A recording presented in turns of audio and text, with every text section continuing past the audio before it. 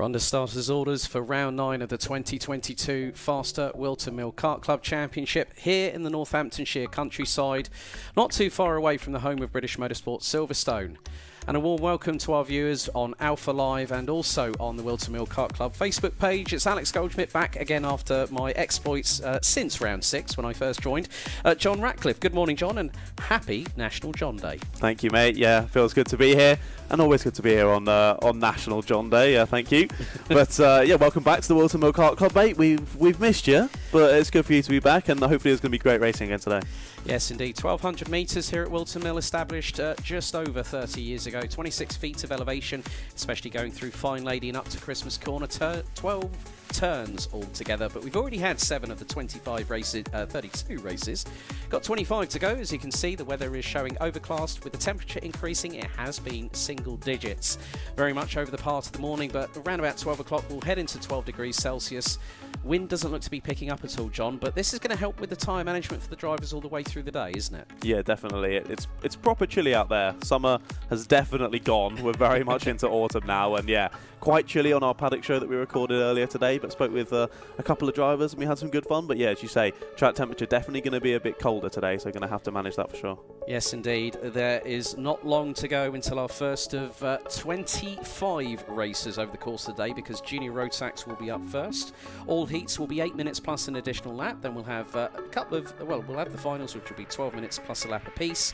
And then we'll also have the Junior Rotax and Minimax B finals, which will be 10 minutes plus a lap. But still a bumper grid here this weekend. Great to see the Paddock, a hive of activity as always, and grassroots motorsport, as it always has been in the United Kingdom, very, very much front and centre. And we have to say our hello to our fellow colleagues over at Paul Fletcher International, because event 11 of the Vera Tools Motorsport UK British Kart Championships host the IAME doubleheader finale. Firstly, John, I have to congratulate you on stepping in here at Whilton Mill alongside Mr. Anthony Jordan, who's rejoined by the voice of Barry himself, Mr. Henry Baudet. Yeah, I was missing the Welsh accent, but it was good to fill in for him. It was great doing British Kart Champs, but Whilton Mill Kart Club is just fantastic, the racing as well, so I'm definitely glad to be back here as well. Yes, indeed, and we are literally just a few seconds away from getting our first grid going.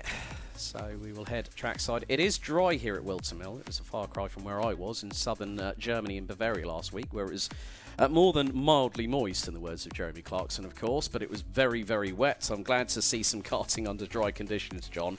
And here today, we said it in the Paddock show, there's a bumper grid of over 200 entries.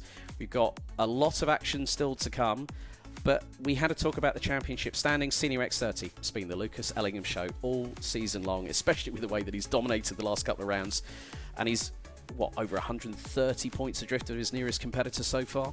Yeah, he's just so quick. Every time I'm on the Whilton Mill stream, like you say, it's always, we're going to move on to the Lucas Ellingham show next. We always have, I believe, Terry is his granddad, I want to say, always in the live chat over in Australia. So, yeah, hopefully we'll see him in the chat again. But again, we'll see how the Lucas Ellingham show gets on. Right, up first, the first of 25 races. It's Heat 2 for Junior Rotax.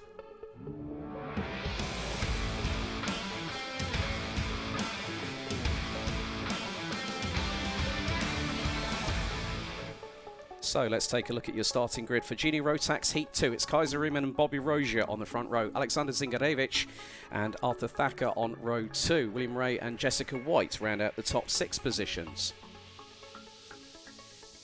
Row 4 is Oliver Sander and Archie Buttle. Ollie Ward and Archie Clark round out the top 10. Harry Linden and Alfie Richards complete row 6. Harry Hurstgrover and Adia Kulkarni round out the top 7 rows ahead of Ewan Thomas and Jacob Dukes. Spencer Brougham and George Allen round out the top 18. Jack Cooper and Ross Tyler complete the top 20. Charlie Hart and William Antrobus on row 11, with Ramarian Ubi and George Donald on row number 12. Then we got Oliver Kerr, Alex Duncan, Zaki Hussein, Holly Mile, Reg Haywood and Gustav Zusakovs, with Reese Lomax and Lord Mac McFarquhar. This has become not a joke. This is actually something that Mac refers to as himself, as the drivers are about to get underway for 8 minutes plus an additional lap of racing. So they come down the hill into Pit Bend. Definitely going to be going on again. Yeah, you can tell that. do the final corner. Straight away. They were not really in 2x2. I think they kind of accepted it before the final corner that we were going around again there. I'm sure there were a few fingers twiddling in the air as well amongst that point. And like you were saying, though, I had Mr. McFarquhar's mother come up to me this morning and be like, are you on the... Oh, we've had a spinner already. That's a big off. That's number 77. Gives a bit of a hand gesture as well. Clearly helped. That's Thule Motorsports' Jack Cooper. He might have been helped off the circuit there a little bit. Wasn't too happy with someone. But we missed the start of that incident, just saw the end of it. But hopefully he can get back underway relatively quickly and get back to the back of the pack. But yeah, like I was saying, with Matt Farquhar's mum came up to me and was like, I'm Lord Farquhar's mother. Pleasure to meet you. That's a hell of an introduction. But looking at the standings at the moment, coming into this championship round, it is going to be Sam Baker that leads the way. Hence of Spencer Brougham and Zaki Hussain, who ran at the top 3. Jess White and Mikey Porter ran out the top 5 in the standings. But yeah, yesterday's first heat was a bit of a doozy. Charlie Hart and Gustav Susarkovs rounded out the top 2, separated by less than half a tenth, with Spencer Brougham rounding out the top 3. Reg Hayward had the fastest lap of the race. Okay, ladies and gentlemen, we're about to get the racing underway here on Sunday. Lights are out, we're off and racing. Good start going into Oblivion and Crook for the opening time. That's a big one. That was a big one, and that was off at Crook. Now, that was probably... Not too sure. Definitely one of our top 2, I'm pretty sure. Might have been Bobby Rozier, I think, because he was already on the grass and rally crossing, because Kaiser Riemann still leads the way. It's Alexander Zingarevich, who got, unfortunately, demoted to 19th position, and he's going for the lead early, going into Ashby's, and I think he's made the move as everyone's battling for track position. It's 3 wide coming out of Ashby's. Oh, and now a second and a half. That was from Harry Linden, the youngster from Wales, and he's already, within the first lap, gone from 11th to the lead of the race. It's not even the first lap, that's the first half of a lap. That's unbelievable. But I think we've seen there at the first corner, as we were chatting about, the lower temperatures just going in a little bit too hot into Oblivion, getting wide, and once you're on that grass, you've got absolutely zero grip. Yeah, Jess White makes a good move on William Ray to take 4th position as we complete the opening lap. And look at the gap already from Harry Linden. Nearly 8/10 of a second as we are into the first, or the second of 8 minutes. Zingarevich up the inside of Kaiser Riemann going through into Christmas Corner. So a nice move from the from the number 16 from Argenti Motorsport. Good to have a quick catch up with Danny Shields earlier on this morning, amongst plenty of other drivers. And also there's a bit of a change with the livery on Jacob Jukes and the number 34. He's gone back to the roots because I know for a fact that ex-kart team boss Matty Street does not like red. And I had a chat with Jacob's dad Dean earlier on. As another nice move there from Jess White, this time to take the position from Kaiser Riemann, who's now down from pole position to 4th and is being hustled by William Ray in the number 41. Is indeed seriously being hustled. What am I saying? I can't even get my words out this morning, mate. You haven't had your 3 cups of coffee I need another one, yes please. Any idea why he doesn't like red? Why is it that red is so so much hated? I'm going to have to ask him in time for round 10 next month, or if I get a chance to chat with him in the lunch break. But William Ray's got past at Riemann, but Kulkarni's there in the mix and looking to go up the inside of 119, makes the move through Ashby's.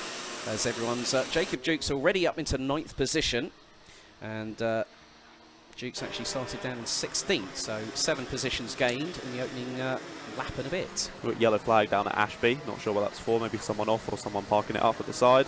Hopefully no mechanicals in this first heat of the day, because obviously there's a lot more heats and a final to come. I think we've got, most of our classes have 3 heats in total across the weekend and a final, and then a couple of them have 4 instead. So the ones with 4 are the Junior Max and the Minimax. We'll be seeing 4 heats and a final. We've got someone going down the inside at Christmas Corner. That is Archie Clark on Kaiser Riemann. So Christmas Corner, that's a nice move from the youngster. From Archie Clark there. Another move up the inside of Ashby's, and then another move. It's like synchronised slipstream and overtake through Ashby's. It seems to be a good corner, as always, here at Whilton Mill to overtake. Now Archie Clark starting to pull away from Kaiser Riemann, and Jacob Jukes now up to 8th and is pushing for 7th. Indeed, moving through the field nicely. It looks like Bobby Rogers managed to make it back to the pits at least, so hopefully not too much damage on that kart, but not the best way to start the day, backwards into the wall, but they definitely won't let that get him down. I know he's very, very quick, so I'm sure we'll see him out near the front in our heats later on in the day. Did see Adir Kulkarni going nearly sideways through Oblivion and through Crook, and that back end on that kart looks to be very, very sideways. Jacob Jukes makes the move on Kaiser Riemann. Side by side, that's the 14 that just went through shot. I think that was Arthur Thacker, and I think that might have been Gustav Yusarkovs that went up the inside in the 189. Yusarkovs was in action at the final round of the Rotax Max Euro Trophy.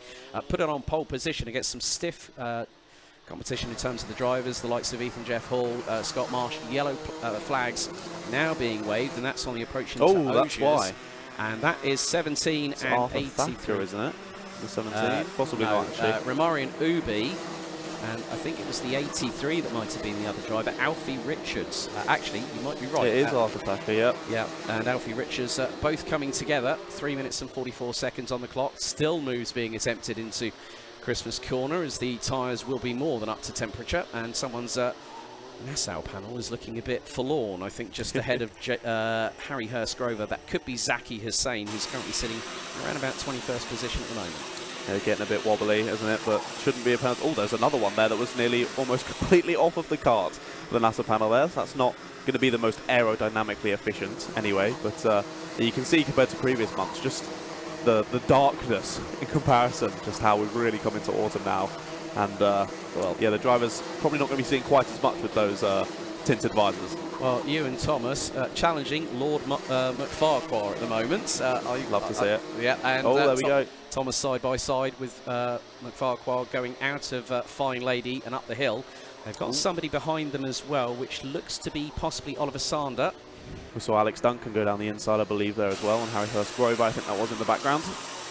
They're still battling. And Reg Hayward gets a mechanical black flag, so the number 73 in 25th position. Yeah, I think that's for the NASA panel that I was talking about there. It's almost almost horizontal rather than vertical on the kart. That's a late one down the inside. Oh, just manages to keep it out of contact, but it's going to lose a few tenths of a second there, having to take that closed off line on the inside. Up to number 39, trying it. Yeah, Sander on McFarquhar there, going through into the top of the boot, but with just over 2 minutes to go. Harry Linden from 11th on the grid is leading the way by just over 1.8 seconds ahead of Jessica White. Adia Kulkarni now ahead of teammate Alexander Zingarevich, with Archie Clark now up into 5th position. William Ray, Jacob Jiggs, Charlie Hart, Spencer Brom, and now William Antrobus rounds out the top 10 in the 53. Indeed. To be fair to Jessica White in second, we saw Harry Linden get ahead pretty early on, but she's kept that gap relatively similar. I think now actually is lapping just a little bit quicker per lap, and as I say that, she sets the fastest lap of the race. 45.85 from the number 37. Oh, sideways again from Kulkarni.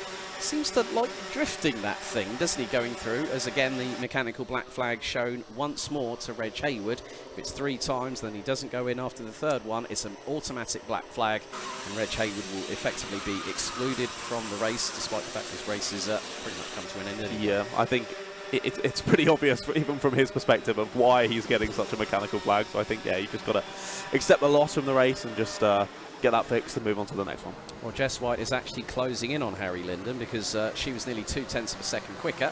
Archie Clark now going into battle with Alexander Zingarevich. This is 4th on the road as we head into the final 60 seconds. And Linden and White already making their way through what will be more than likely Fine Lady as Kulkarni's pulled a gap on Zingarevich, who has had a little bit of a struggle, but Charlie Hart in 8th position in the number 10 has just put in the fastest lap of the race, 45.82 seconds with 38 on the clock remaining plus a lap. Yeah, it's just beginning to close up, isn't it, from sort of 3rd position back, but I think for Jess, she's not quite going to have enough time to close down that gap. Obviously these heats pretty short in comparison to other karting races, and especially compared to the final, so that's definitely where tactics comes into play as well, of how you play a race, as we're going to see move down the inside into the boot here. 143 going down the inside, that's Clark on Zingarevich, and he makes the move stick. Nice battle there for 3rd position as the drivers now head on to the penultimate lap of the race. Keep your eyes on the number 34. There's Jacob Jukes, and he's closing in for 5th position. Finished P21 in the first heat yesterday afternoon as the timer now expires. And Jess White has closed that gap. It was nearly 2 seconds. It's just under 1.3. She was over 0.2 quicker than the number 7 as we head on to our 11th and penultimate lap of racing. 12 laps in all, but great battle with Zingarevich and Jukes still keeping Clark very, very honest. It's going to be, I think, we've got to keep our eyes on Jacob Jukes here in that number 34 kart. Indeed, yeah, he's only going to have one more lap, well, one and a little bit more lap to go of this one to try and get something done. But yeah, Jacob's closing in nicely to the back of this little pack here. but he's got to try and think of where he's going to place this move. I think Christmas Corner is probably the obvious one where he can go up the inside, but whether he's going to be quite close enough, I'm not sure yet. As we can see the battle for the lead, well, the gap between the leaders definitely hasn't closed in enough for any sort of move there, so this is definitely the closest one to watch. Yep, so last lap is well and truly underway. We're nearly halfway through that at the moment because Harry Linden's lead was decimated by 0.3 of a second, courtesy of Jessica White, to just under a second, as they're now making their way going out of Osiers for the final time. The short run down the back straightaway. Not a great exit for Clark there. I think actually on the second part of the exit he got a little bit of a better one, so I thought there could be a move there down to the boot, but not going to happen as we see the number 7. Harry Linden's going to come around the final corner and take the win. A good win to start off the day for Harry. Jess White finishes just under a second behind Kulkarni, Clark, Zingarevich and Dukes, rounding out the top 6. And what's more, William Ray and Charlie Hart ran out the top 8, followed by Spencer Braun and Gustav Susakos. Charlie Hart, on the last lap of the race, set the fastest lap of everybody, 45.59. William Antrobus, Reese Lomax, George Donald, Kaiser Riemann, starting from pole position, ended up 14th, ahead of Ewan Thomas. Oliver Sander in 16th, ahead of Ollie Ward, Mac McFarquhar, or Lord Mac McFarquhar, to use his full terminology. Archie Buttle and Zaki Hussain rounded out the top 20. Ross Tyler, George Allen, Harry Hurst-Grover, Alex Duncan, Oliver Kerr, Romarian Ubi and Jack Cooper round out the 27 finishers that completed all 12 laps. On lap 8, due to a mechanical black flag, we lost Reg Haywood. Then we had the coming together of Arthur Thacker and Alfie Richards on lap 4. And that was on the exit of Osiers, with Alfie Richards, with Bobby Rozier, not even able to make it past the first lap. So, next race up, ladies and gentlemen, it's time for Honda Cadet Heat 2.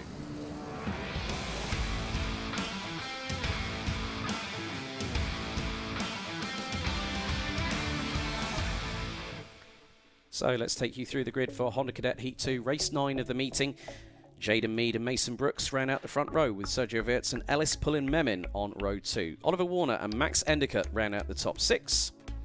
Alfie Mew, Kian Bernard, Cole Denham, Ellis Bell ran out the top 10, with Rocco Shenton, the E-Plate champion, and Arjun Paul alongside on row 6.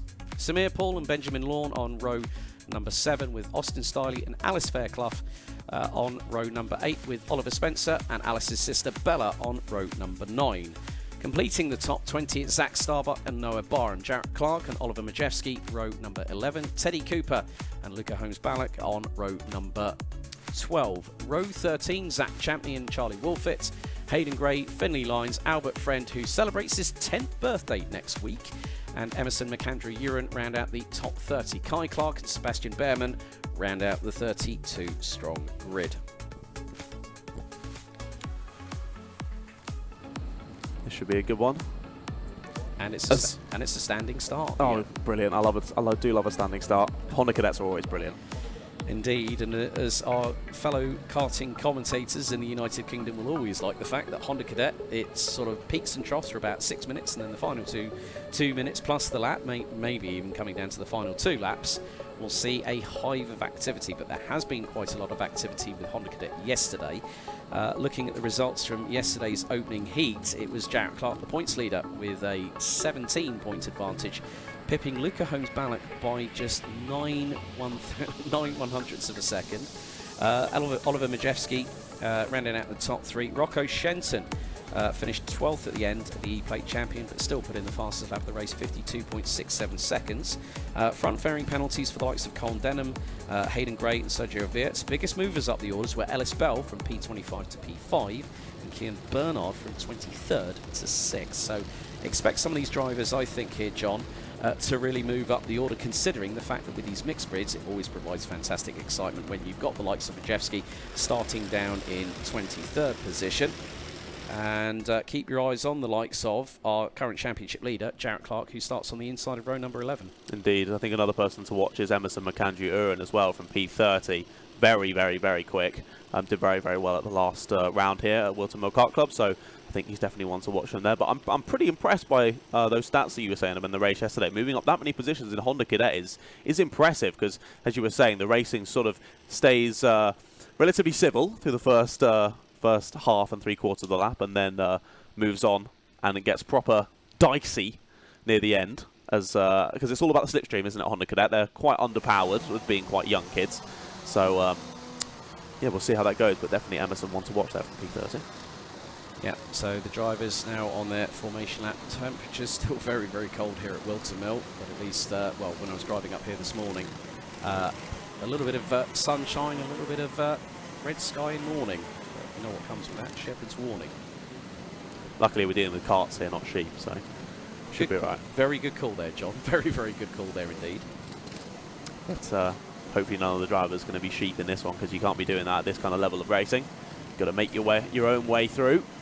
And yeah, the grid's absolutely massive, isn't it, for this one? Always fantastic to see. And a few of these guys I saw out at IKR at Rye House a week or so ago. Oh, yes. And there were a few of them in that. Max Endicott being one of them. He was very, very quick. And if there were a few others as well, let's see if any of them are here as well. Luca Holmes-Balak as well, starting P24 on this one. He was there. He was quick as well, but I think got in a crash right at the end of the final. And that one, so hopefully, isn't going to replicate that today. Yeah, I still remember well, when Max Endicott used to race at Rye House in their IKR championship, still commentate on their IKR, so it's good to see that you're also there. It's a quaint circuit. 5-second board is out, red lights on the starting gantry, and there we go. We're off and underway. Almost 4 wide going into Oblivion there near the front, but they've managed to get back into single file as we exit. They're going to go side by side for second place though. That's the 21 and the 87, I think that was, or the 57. Yeah. Sergio Wirtz. Oh, and we've had a moment. Dear. That's Sergio Wirtz going round at Christmas Corner. Backwards 180 degrees the wrong way. The peloton was quickly torn asunder quite then. Indeed, yeah, not the perfect start for Sergio, but hopefully he's going to get back underway relatively quickly. But yeah, as you say, the circuit goes right, you don't want to be carrying on, going straight on. It's not the quickest line from my experience anyway. Yeah, and Ellis Pullen-Memin looks to have shot up the order a couple of places. He's got the number 13, that's Max Endicott, running with the Synergy crew. And then, well, on cue, Rocco Shenton is there, and Max Endicott, 2 wheels on the grass coming out of the top of the boot. Cole Denham has got them through, and then that is Oliver Warner just behind Endicott going across the line. So Endicott down to 5th place, which is effectively where he started. And Oliver Warner's made his way up to 6th position. Jarrett Clark, oh my goodness me, he's already made up 12 positions up to 8th place, and he won the opening heat yesterday. That is just ridiculous. Another shout out as well to Kai Clark as well, moving from 31st to 21st on that first lap, so some big movers. Luckily not too many people dropping down too crazy or having any incidents, but some slight packs now forming and opening up. We've got the top 6 just beginning to break away. Yeah, led by Mason Brooks, Rocco Shenton on cue, another fastest lap of the race so far. A little bit of a send here, that was from Cole Denham on Ellis Pullen-Memin. Good move there for what is going to be, well, he's going to lose another position because look at how close Max Endicott was going through pit bend. Ellis Pullen-Memin runs wide, Oliver Warner, and there is Jarrett Clark. He's absolutely catapulted that number 55 up the order. That's 14 positions in the opening 2 laps. I'm getting a bit fearful for those in front of him at the moment. We've got to move for the lead. Shenton's just got down the inside at Christmas Corner, through on Brooks. It's only a couple of minutes into this race and already Shenton to the front. But all this battling near the front is just going to allow, as you say, Jarrett Clark to very much start getting himself involved. Yeah, and the gap, well, Rocco Shenton 54.06, and there's been a moment in Ashby's. Oh dear. That was sort of down in the mid-pack. We'll have to wait and see when they come across the line as to who that was.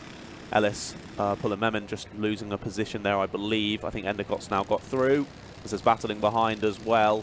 That's Warner getting overtaken by, of course, Jarrett Clark. Oh, and moved the lead as well. Oh no, that's for 2nd place, my apologies. That's Denham through on the 84 of Brooks.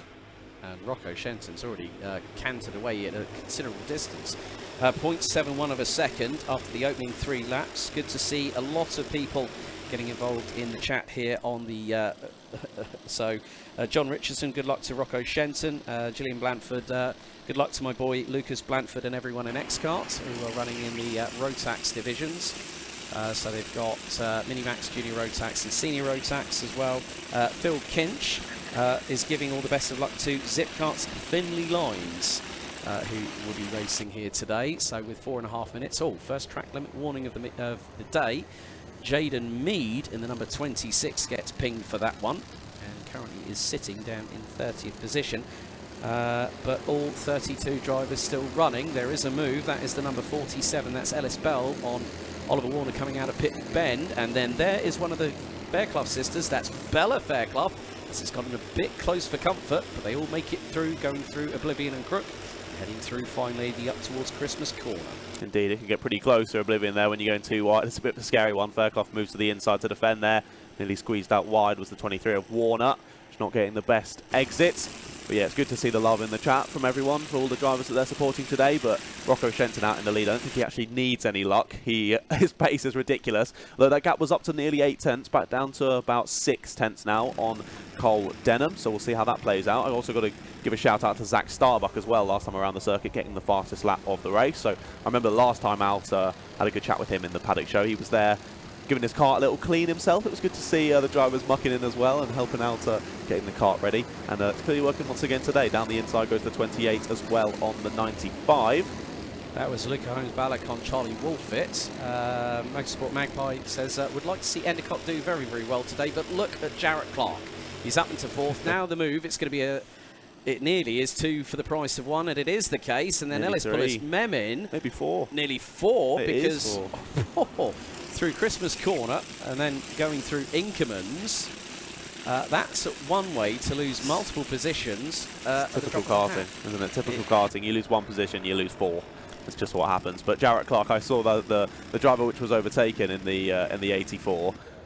Brooks pointed forward to say, let's work together. And Jarrett just went, nope, straight down the inside. First opportunity. Go for it. And that's what you got to do in these shorter heats. It's every man for themselves, or every woman for themselves.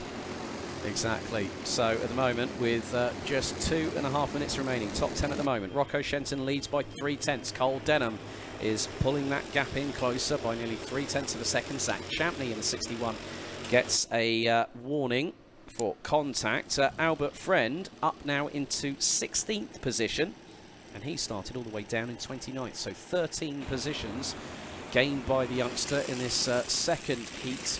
Honda Cadets will have 3 heats and a final. But yeah, very, very close indeed. And you can see now that Max Endicott has closed in on teammate Jarrett Clark, and they are 3rd and 4th. Gap between them and Cole Denham, who is really closing in on Rocco Shenton. That gap has absolutely been decimated. But these two, line astern, the Synergy drivers always work together. Well, that's dependent if you want to go forward, and that's exactly what Jarrett Clark has done. Exactly, and Cole Denham's in a nice spot now as well with that little gap back to Jarrett Clark, because often, as we see, when you make a move, it can really close up on the people behind you as well, and then they can get involved with that lead battle. So we just got to wait it out, keep that gap to the lead nice and large to give him enough time to send a move and not then have 5 other people wanting to get past him for that win. Yeah, Kian Bernard, I think, well, there's a few pressured side of things in terms of the positioning. I have to say, good luck to Sam Light. Steve Wild saying good luck to Finn Leslie and happy birthday to his dad, who is also his mechanic. So there's been a few birthdays that are celebrated this weekend or after this weekend. There are a couple of more when the respective drivers or teams do enter into the fray, and we will have that a little bit later on. But 52 seconds on the clock. Now that gap is nothing now at the lead. It's not 0.2 of a second. It might just be about a 10th. Yeah. As we got that's Shenton. We got a bit of an issue with the timing there. Shenton definitely still in the lead, so not to worry there. If you're out there supporting Rocco Shenton, he's definitely still there in that E plate, giving a good look over the left shoulder, just checking the distance back. And this is where all the tactics come into play. And we'll see whether these 4 behind start battling at all. Jarrett Clark just starting to pull out maybe a 10th of a second across the other 2. But if the other 3 even, if they start battling, then yeah, it's going to mean that Cole Denham and Jarrett Clark will have no issues. Oh, sorry, Cole Denham and Rocco Shenton will have no issues keeping that 1st and 2nd position. As there we go, Shenton is reinstated into the lead. Yeah, keep your eyes on Ellis pulling Memon. He actually went purple in sector number 1. Look at Cole Denham pointing forward, saying, just go, don't defend on me, mate.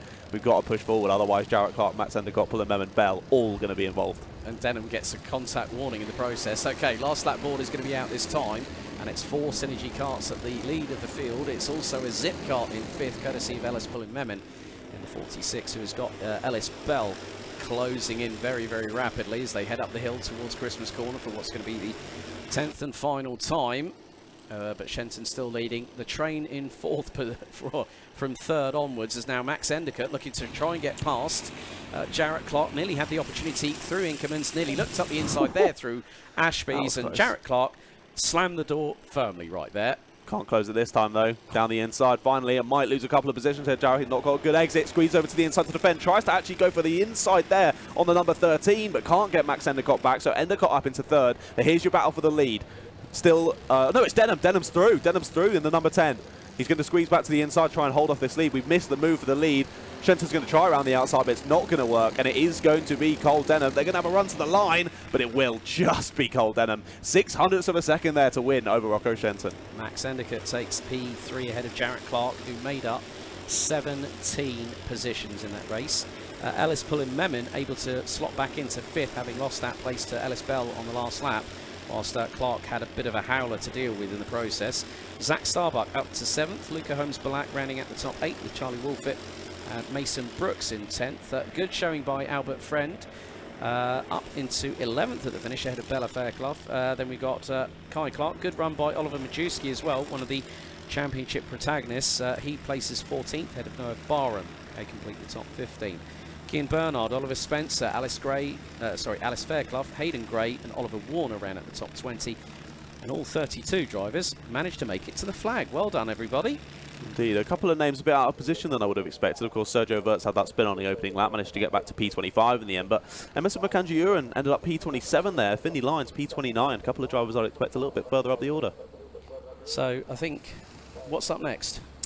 We've got the Minimax up next.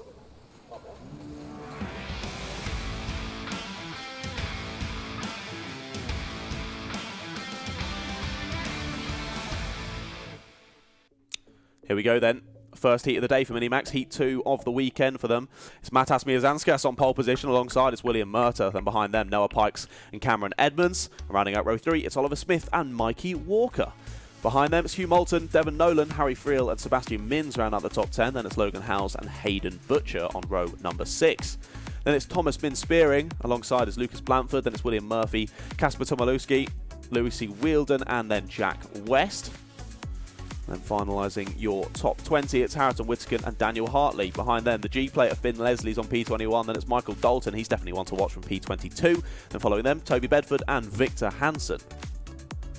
Then 25th place, William Webb alongside Oliver Meek, and it's Maisie Creed, Leon Barlow, Harry Bartle and Oscar Cartmail rounding out the top 30. And then finalising your huge grid of 33 drivers, it's Joshua Smith, Joshua Graham and Jonas Klimas.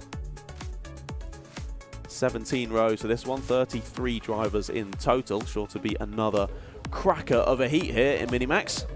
Yeah, Josh Turnbull took the opening victory of the weekend yesterday. Started P6, finished in 1st.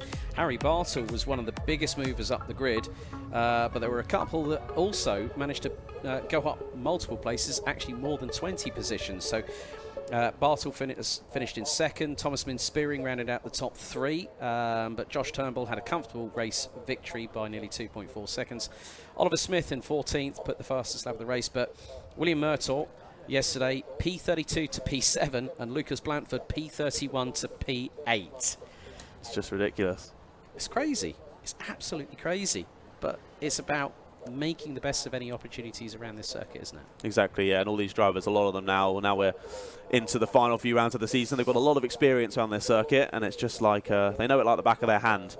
But of course, every round that we come to, slightly different conditions, so it's just who can work those out the quickest. We've seen a couple of spins on the opening laps already, and from both of the heats that we've seen so far. So we'll see how these drivers take to it. Of course, if you're sort of in the mid pack or the rear pack, you've got a lot of battling on that first lap, but you can also see where others are braking and try and find out where the grip is. If you're the ones out there leading on the first couple of rows, it's a bit more of a shot in the dark for a few of them. But yeah, we'll see how they take to it. All these drivers, as I say, with lots of experience, so I'm sure they'll all smash it.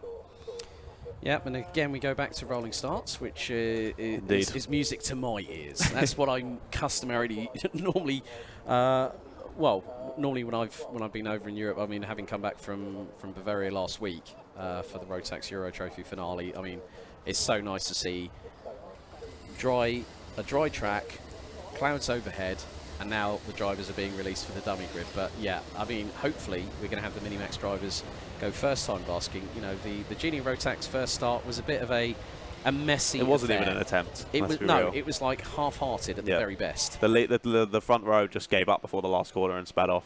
So it's understandable. We managed to get around, and they did it very well second time. So again, as you say, hopefully these guys can get it done first time. Of course, you don't have that issue with the Honda Cadets, with them being standing starts. It's quite difficult for them to mess that up unless someone really jumps out of order before the lights even go out. So we'll see. Hopefully these drivers can get this one done first time. Although you might say they might like having an extra lap, especially with how chilly it is now, to get those tyres warm. So we'll see. But no, definitely going to be a good race. This one, 33 karts out there on circuit, so it should be a bit of a melee, at least for the first few laps, if not the whole race. A melee is in good overtaking, not anyone. Yeah, of course. Of course, not anyone coming together, but we never see that at Whilton World Cup Club. Standard. Right, here we go then. Around the final corner, Mierzanskas and Murta. Mierzanskas in the number 12, Murta on the 27. Let's see who is going to get the lead, whether it's going to be one of those two at the first corner or whether it's going to be someone behind.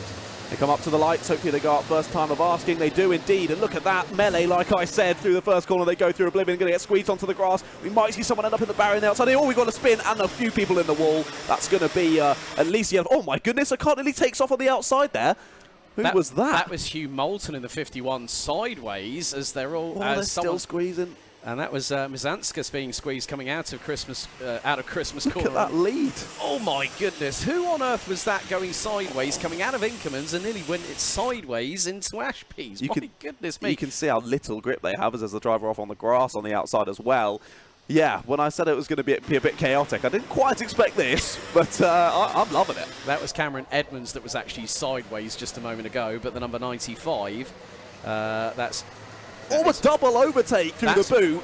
66, there's two of them. That was fantastic. That's Harrison Whitticombe, because now I picked up who the number 95 was. That was Will Murphy, as they head on to complete the opening lap. And yeah, you can just see how close it has been. And look at the gap after the first lap. Will Murtaugh has got 3.5 seconds advantage. It's impressive. He just kept out of all that chaos behind on the first corner, didn't he? To be fair, I'm pretty impressed. I thought that might be a Battenberg flag. There was a lot of impact between about 6 or 7 karts there on the opening corner. So I'm impressed with everyone getting it out of the way. And a big shout out to the marshals as always. They always do a smashing job here at Whilton Mill. Yeah, number 56, Logan Howes now into the top 10. That's the number 99. And that is Lucy Whilton, who at that point was at 19th position. So that was on the approach going through the Exeter Fine Lady and up towards Christmas Corner. Indeed it was. You don't usually lose it yourself in Exeter. There all a bit of contact between the 92 and the 12 there. They both keep it in a straight line though. But yeah, I think probably she was helped around at some point there. You can lose it by yourself. You go a little bit wide, get on the grass, it's difficult to get back on, but often it's a little bit of contact on exit. 2 people start trying to fit through in one, and you end up on the outside. But looks like she's been able to get out, but probably it's going to be near the back of the field. Oliver Smith just overtook William Murphy going into Christmas Corner. I did see Lucas Blanford back in action after what happened to him at round 8, where he was doing really, really well. But then obviously there was a full red flag restart. He was assisted off the circuit by the medical team, unable to compete for the rest of the weekend. But he seems to be running very, very well indeed. Logan Howes is getting very, very defensive. Jack West in 10th position picks up a track warning limit. Limit warning, however. The number 12 of Mierzanskas is losing positions and has just lost one to number 73 of Harry Bartle, as Thomas Min Spearing sets the fastest lap.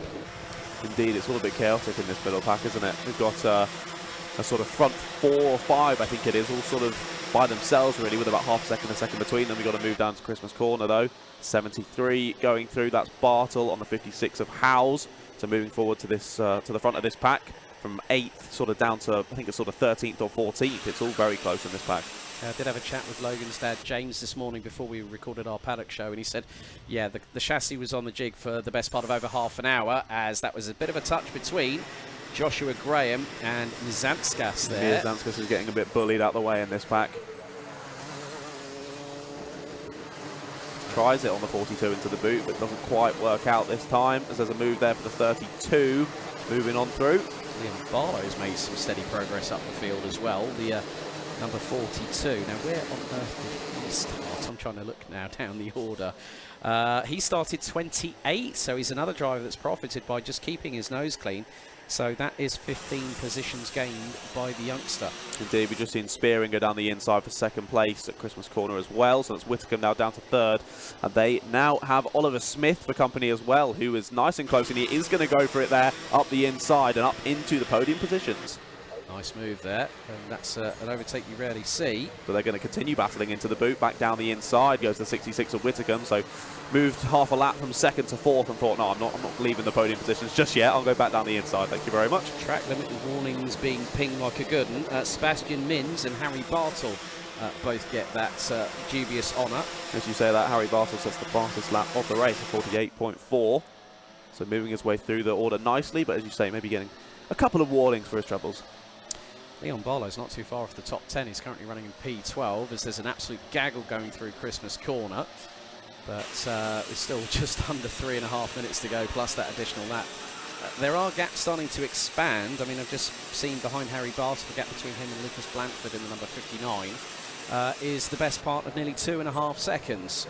And Blanford put in his fastest lap of the race last time around, 49.17. Oh, that was a late one. Goes up the inside though nicely. That was really, really nicely timed from the 59er. That's on the recovering Lucy Whilton, who's currently running out 32nd position after her moment coming out of Fine Lady. Finn Leslie, fastest lap, 48 seconds dead on the nose from the GP plate champion from this year. And now he's extended a gap over Will Murphy by about half a second. So Finn Leslie is starting to eke into that gap between himself and Oliver Smith in the 38, who is in front in fourth position. The second, third and fourth place drivers were Spearing, Whittaker and Smith lapping about 2 or 3 tenths of a second faster than Murta in the lead. That lead, oh, we got mechanical flag for Webb as well. William Webb in the in 27th position at the moment in the 89 kart, getting a mechanical there. But yeah, like I'm saying, Murta was 3.5 seconds in the lead after lap number 1. That gap now down to 1.8 with 2 minutes to go. I think they could have enough time to catch up this gap here. We're going to have to keep watching, but here's the 38 of Smith trying it on Whittaker once again. Oh, that was a bold move back to the inside, just showing the intent there for Whittaker, but not able to hold off the move from Smith there, and that's going to allow for Spearing to just start to pull away.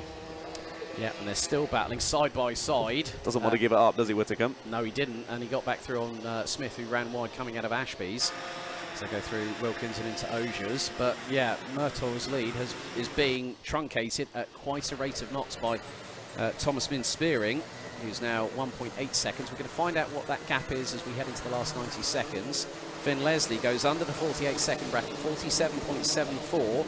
Oliver Smith in the 47.8. Thomas Min Spearing, 47.9s. Gap now stabilising at about 1.5 seconds, but Min Spearing, Thomas Min Spearing took nearly 3 tenths out of William Murtaugh, who still continues to lead. But this battle here is really enticing. Harrison Whittaker against Oliver Smith, as track limit warning now pinged for the number 76 in second position. Indeed, didn't quite close up enough on that last lap, did Spearing. Wasn't involved with the battling behind Whittaker and Smith, but just not quite closing in quickly enough on Murta. So although they've got the pace on him, Murta did so well on that first lap to get that lead.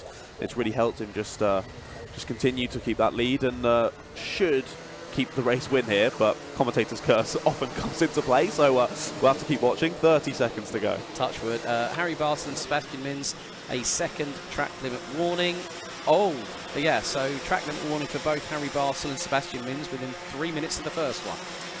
So they've got to watch their P's and Q's. Whittaker drifts wide and rubs wheels with Smith. Oh, they're going to go off. And there's smoke from the left rear of Smith, and that allows Finn Leslie, like a rat up a drain pipe, to get through on the pair of them, coming out of Inkerman's and into Ashby's. So he had the ringside seat weighted, the two in front tangled, smoke ballooning off the sidewalls, and Leslie is through for P3. That's what you love to see when you're just following. You're like, oh, you two have just come together. I'll just take those places. Thank you very much. Big barn doors open at the farm again.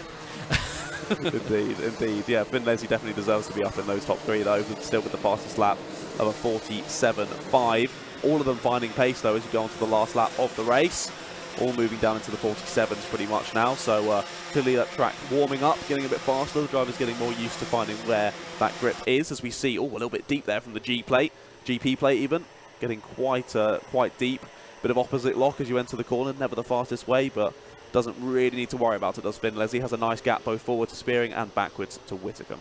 So let's see if we can catch up with our leaders, William Murtaugh and Thomas Min-Spearing. There is the number 27 making his way through. Didn't even know what he looked like. We haven't seen him for so long. No, like literally scarpered away into the distance. No one could know him from Adam, and he's about to come out of Pit Bend and take heat number 2 in Minimax. But I have to give a shout out to Thomas Min-Spearing for closing that gap, and it was bang on a second. At the end of 11 laps of racing, Finn Leslie, Harrison Whittaker and Harry Bartle rounding at the top 5, despite the touch between Whittaker and Bartle, which could have gone ever so long. I think it was Whittaker and Smith. Smith, I believe. Yes, so Smith ending up in 8th place isn't going to be too happy with that one when realistically he was on for 3rd for most of that race, if not 2nd. So you're not going to be too happy with that one, but as racing happens, they were racing rather aggressively, I think is the way to put it. They weren't giving each other very much room, and I think that bit of contact was sort of bound to happen by the end of that one. But still, a brilliant race and very well managed after a brilliant first lap from William Murtaugh. So Harry Bartle rounds out the top 5 ahead of Hugh Moulton, Will Murphy, Oliver Smith, Lucas Blanford and Leon Barlow, who rounds out the top 10. Good showing from the number 42. Josh Graham, Jack West, Sebastian Mins, Mikey Water and Victor Hansen round out the top 15. But it's time for our next race. Next up, Heat 2, IAME Cadets.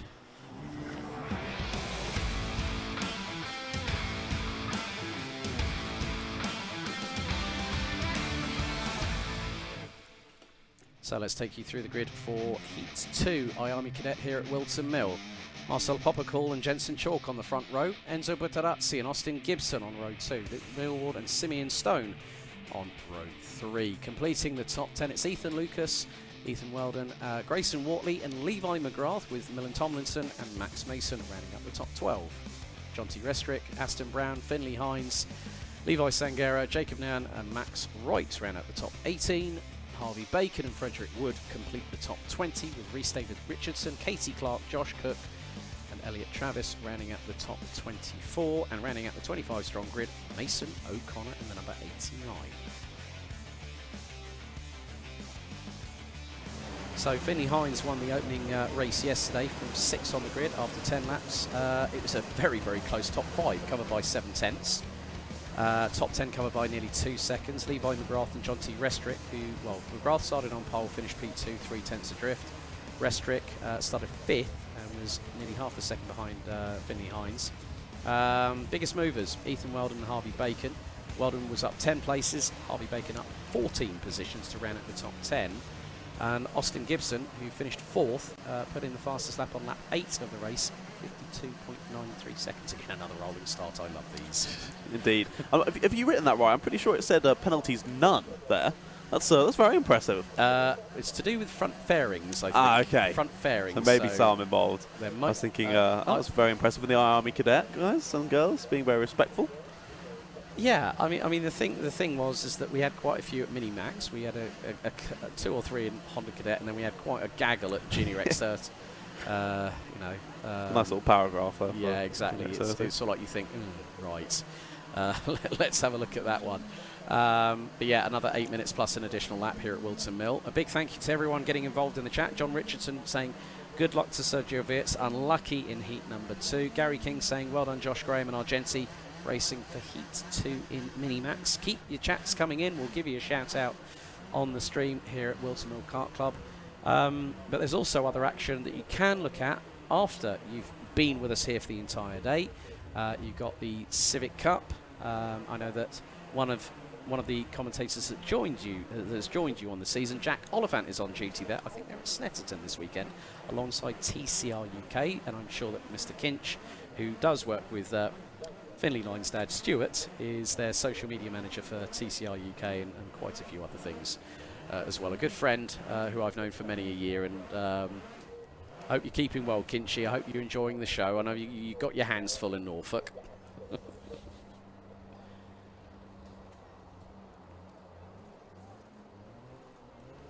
Oh, I think Brands might be at Civic. Yeah, sorry, I'm getting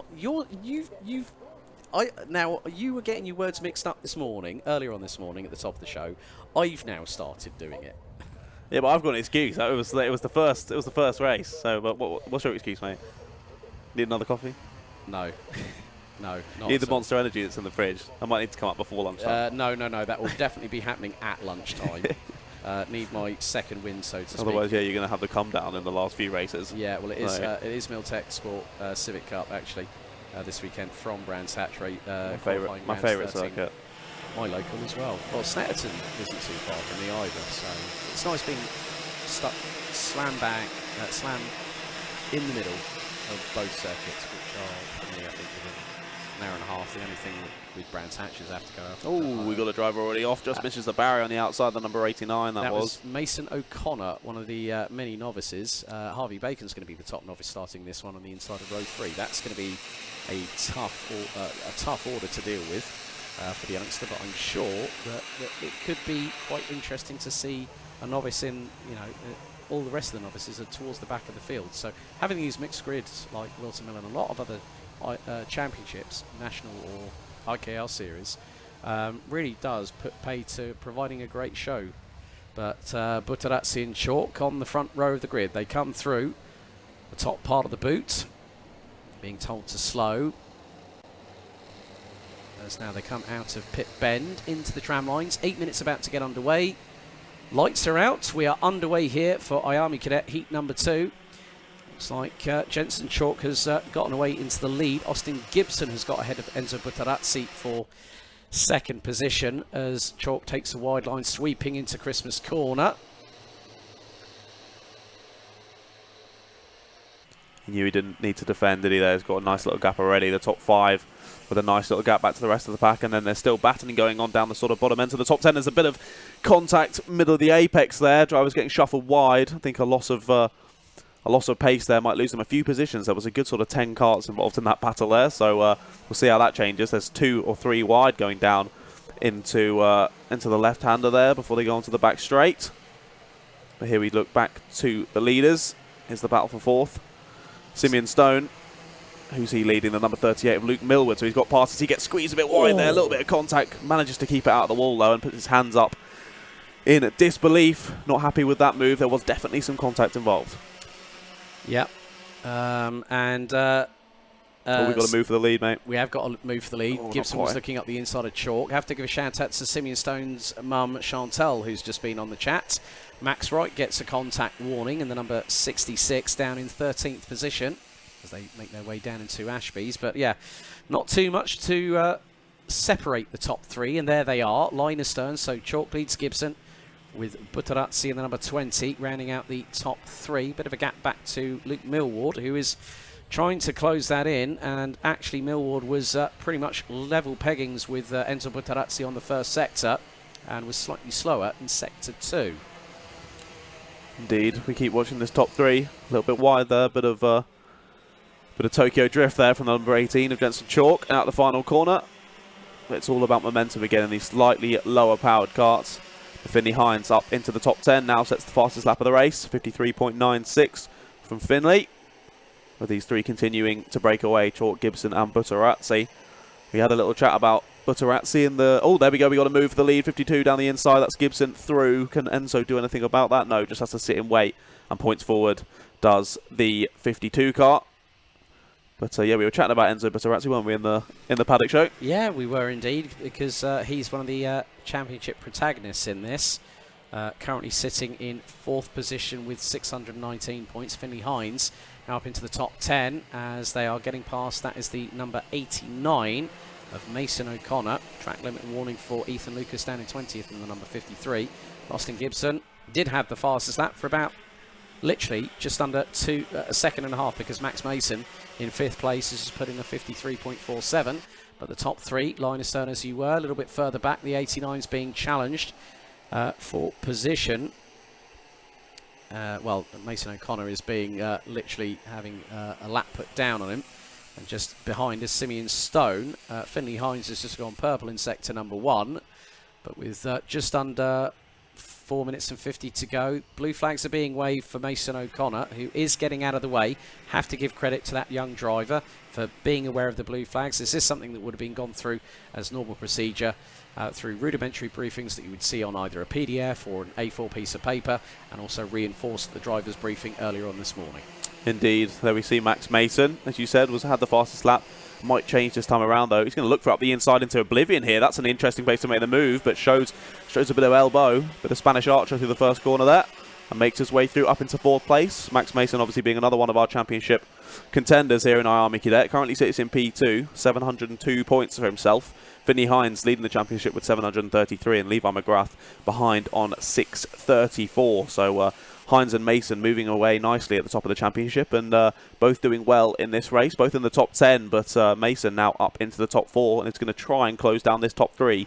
Has he got the pace to close them down, though? We're going to have to wait and see. Well, Jensen Chalk is starting to reignite that second wind because after lap 4, he put in the fastest lap of the race, and that was a 53.08. They're about to come through the final corner. Marcel Popical, who started on pole position, down in 12th position now, has a contact warning.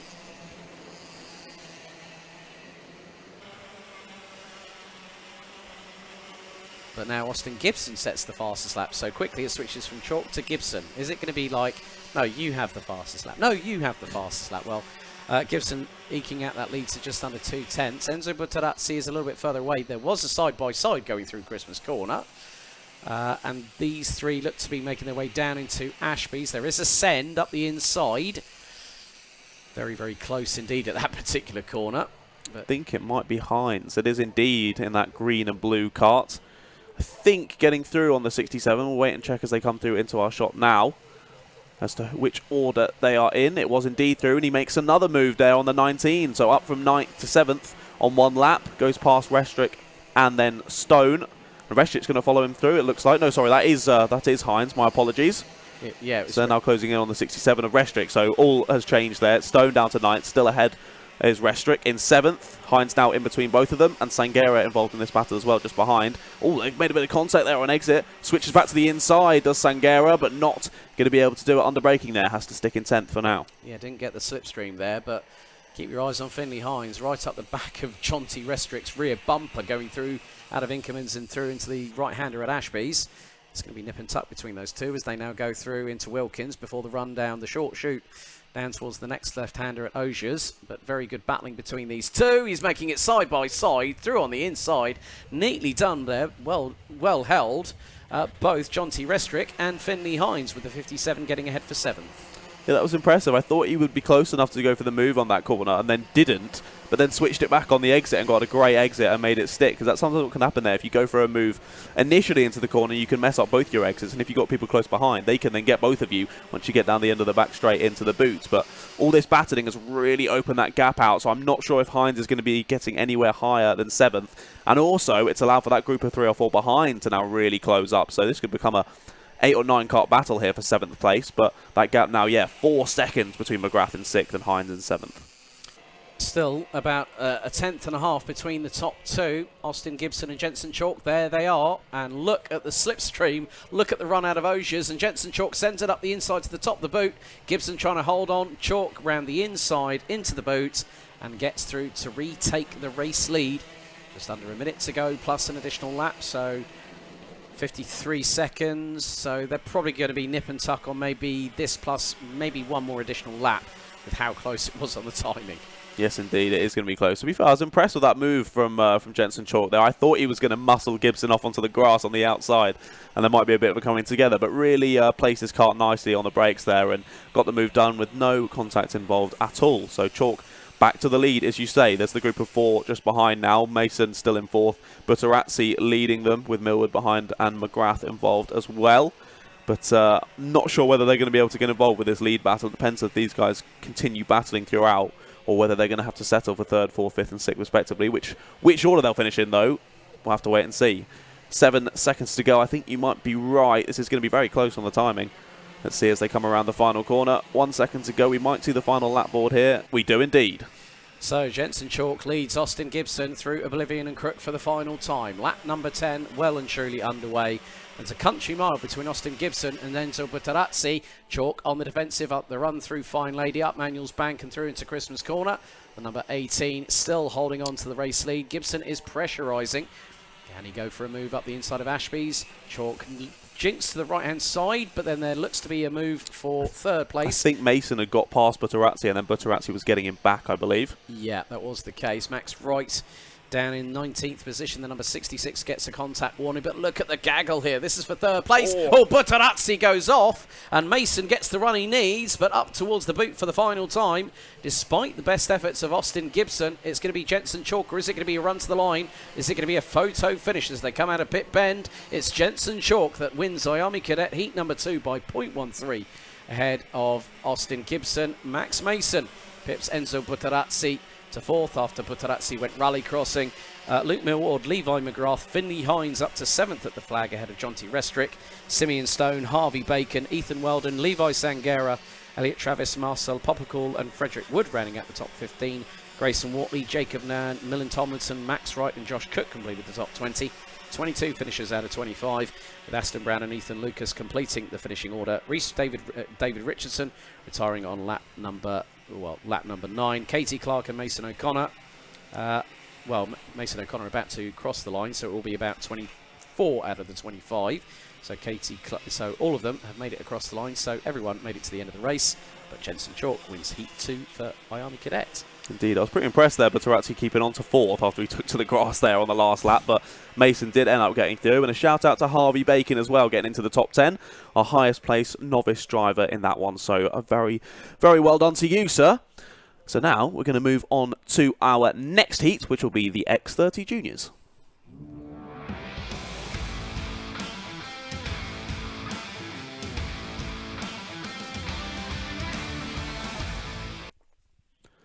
Here we go then, X30 Junior Heat number 2. It's Jaden Gregg who's on pole with George Quartermain alongside. Then it's Harry Ewell and Josh Jones, Harrison Leach and Ollie Cook rounding out the top 6. Then it's Katie Ashwin and James Tester on row number 4. Then Hayden Bailey and Luca Magni round out the top 10. Following them, it's Daniel Gurney and Alexander Zingarevich. Then it's Jack Owen Drawbridge in P number 13 alongside... It's Oliver Harris, then it's Jack Collins, Jack Mowat, Macaulay Guy and Kieran Hamdy. Macaulay Guy we were lucky enough to speak to on the Paddock show earlier today. Then Micah Taylor and Tom Wainwright round out that top 20. Then it's Morgan Hill, Archie Heaven, David Martial and Joseph Smith. Behind them, Thomas Ingram Hill and Henry Gregory. Then it's Will Forber, Nick Dimbleby, then James Shotton and Matthew Morgan rounding out our top 30. And then 32 drivers on the grid. It's Thomas Gray and Dovdas Deglau on P number 32. Yeah, so looking back at Heat 1 yesterday, Archie Heron started on the outside of row number 5 and took the victory after 12 laps. Following that was Micah Taylor from P7 to P2. Jaden Gregg, who started 15th, finished P3. Jack Mowat on the 10th lap of the race took the fastest lap, but there were a hell of a lot of penalties. Alexander Zingadovich, I believe, got pinged for a front fairing penalty, and what's more, broke the formation at the start, so got an additional 5-second time penalty. So the Argenti Motorsport driver was dropped all the way down to 19th position. Kieran Hamdy, David Marsal, Ollie Cook, James Shotton, who was the top novice in 20th, Henry Gregory and Luca Magni. Jaden Gregg, 12 positions gained in the first heat. James Shotton, 12 positions gained. Very impressive. Let's see if they can replicate any of those today. Don't think Greg's going to be replicating that because he is starting on pole, so it'd be interesting if he was able to make up positions from that. But no, we'll see. Definitely want to watch from the pole there, see how well he can do on the first lap. And of course, Alexander Zingarevich, starting in P12, was in our Junior Max heat earlier today, ended up in P5. So we'll see if he can get up into those high positions in the X30 Junior as well. But he's going to be knackered after today. He is indeed. Chantal Stone, Simeon's mum, has just gone top. Yes, Simeon, top 10, baby. That's what we like. We want to hear from you people out there watching along with us. Harry YT goes, come on, George Quartermain. The number 96. DV18_ racing goes, come on, Millen, push out your inner beast. There's a whole host of people interacting with us here, so don't forget, if you haven't already, give us a subscribe here on alphalive, and whilst you're at it, hit the like button, because we see that there's quite a few people watching at the moment. The best part of nearly 200 people, and already 22 likes. That's what we like to see. We love to see it. Sounds like DV18 Racing is sponsored by Monster Energy, though. Unleash your inner beast. Sounds like it. I think a few of the drivers out there. What flavour? What flavour, yeah. Let us know your favourite flavours. We're not sponsored by no. Monster Energy, sadly. No. We always prefer a Rich Energy anyway. So, well, you do. I just need it for the. I just need a Monster Energy for the starts, for the start of the day, and then. Well, I didn't get a start this morning because it was more coffee orientated, which was a good call actually. Just any sort of caffeine that you can get in the body. Yeah. is a necessity, especially when it's all chilly like this. And hopefully a little bit of sugar content to go away. A couple of sweeteners doesn't go amiss. Definitely, definitely. Hopefully some of the drivers have had their caffeine/sugar intake for this one. They're going to be raring to go as they sit on the dummy grid. It's always the worst time. At least in these, you don't have your engine on, because that's what I always hated when you're waiting in the Club 100 karts, is they always have the engines on and they've got that horrible slow rumble that just when you're sitting there nervous and you need a wee and it's rumbling and you're like, this is horrible. I hope John Weigel's not watching right now. Oh no, I love Club 100. Don't you get me wrong, and I yeah. cannot wait to be commentating on BUKC this year because I love that championship. It has a great place in my heart. But yeah, that so rumbling really makes you need to go to the toilet quite a bit. But right, we should hopefully have them leaving the pits relatively shortly. Yes, indeed. Club 100 works in association with Rotax, so... Indeed. Yeah, I remember the first time I ever did Club 100, the test day I did was in the TKMs, just before they switched over to the Rotaxes, and they were absolutely terrifying. So I'm pretty glad it switched over to the Rotax, so they're a bit more manageable, especially for a new karter who's only done, like myself, I'd only really done like Team Sport and Daytona and things like that, and then to move up into those was quite the step anyway, and TKMs were just... mental. Well, we were having a chat before we went on air that you've been getting yourself into race mode. I mean, obviously you're saying about Club 100. Trying to, yeah. How's that all going at the minute? Yeah, it's good. Actually trying to not be a fat slob, which is it's going well. Lost a few kg, but yeah, just trying to get myself down to race pace, and yeah, going to try and do a couple of Club 100 rounds to get me back into it as I'm slowly building up to getting involved in Fun Cup, which should be really good fun. I'm doing that racing with my dad and my brother, so I'm really excited for that. Oh, cracking. That's brilliant. I love Fun Cup. Absolutely brilliant. So good. With the good old VW Beetle silhouettes. Indeed. Lovely. And at least the good thing is, like a kart, you've pretty much got a central driving position. It is completely central. Yeah, it's fantastic. And we've got a flappy paddle gearbox, so my dad and my brother are a bit more used to using an H pattern, so they're finding it a bit difficult to use both feet, so right foot for accelerator, left foot for brake, like a kart, but I've literally only done kart racing, so it's been so easy for me to transfer over to that and use right foot for accelerator, left foot for brake, and just get those extra couple of tenths out of the car. And have a little bit of a downshift whilst you're at it. Oh yeah, love it. Make that engine scream. It's brilliant. And pop and bang if you can. Exactly. Not bang to the point of explosion. No, I don't have the money to pay for that engine rebuild, so definitely won't be doing that. I think you'll get if it did happen on your watch, it would be the fact that you would get the blame, but someone else picks up the tab. I'd hope so. I'd hope so. But here we go then. The driver's finally leaving the pit lane for our X30 Junior heat number 2. Their first heat of the day. And am I right in saying that this is one of our 4 heats? No, I'm not correct. That's the Junior Maxes and the Mini Maxes. My apologies. So we'll see 2 heats from the X30 Juniors today before we go into their final this afternoon. And we've got a spin already going up to Christmas Corner. Oh, those tyres still very, very cold. Number 58. That was Hayden Bailey due to start on the inside of row 5. Gutted. Hopefully, got back underway pretty quickly there, so hopefully should be able to filter back into position.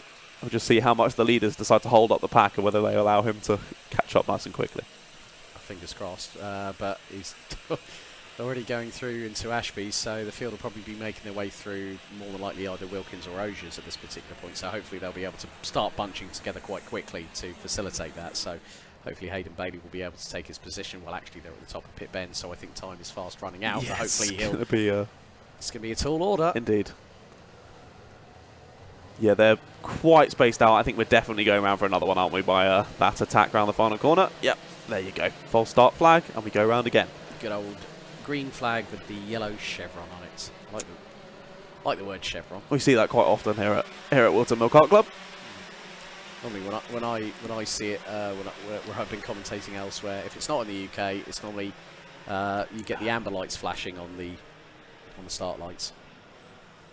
Understood. Well, that allows for our spinner to at least get back in position, so he's going to be quite happy about that abandoned start.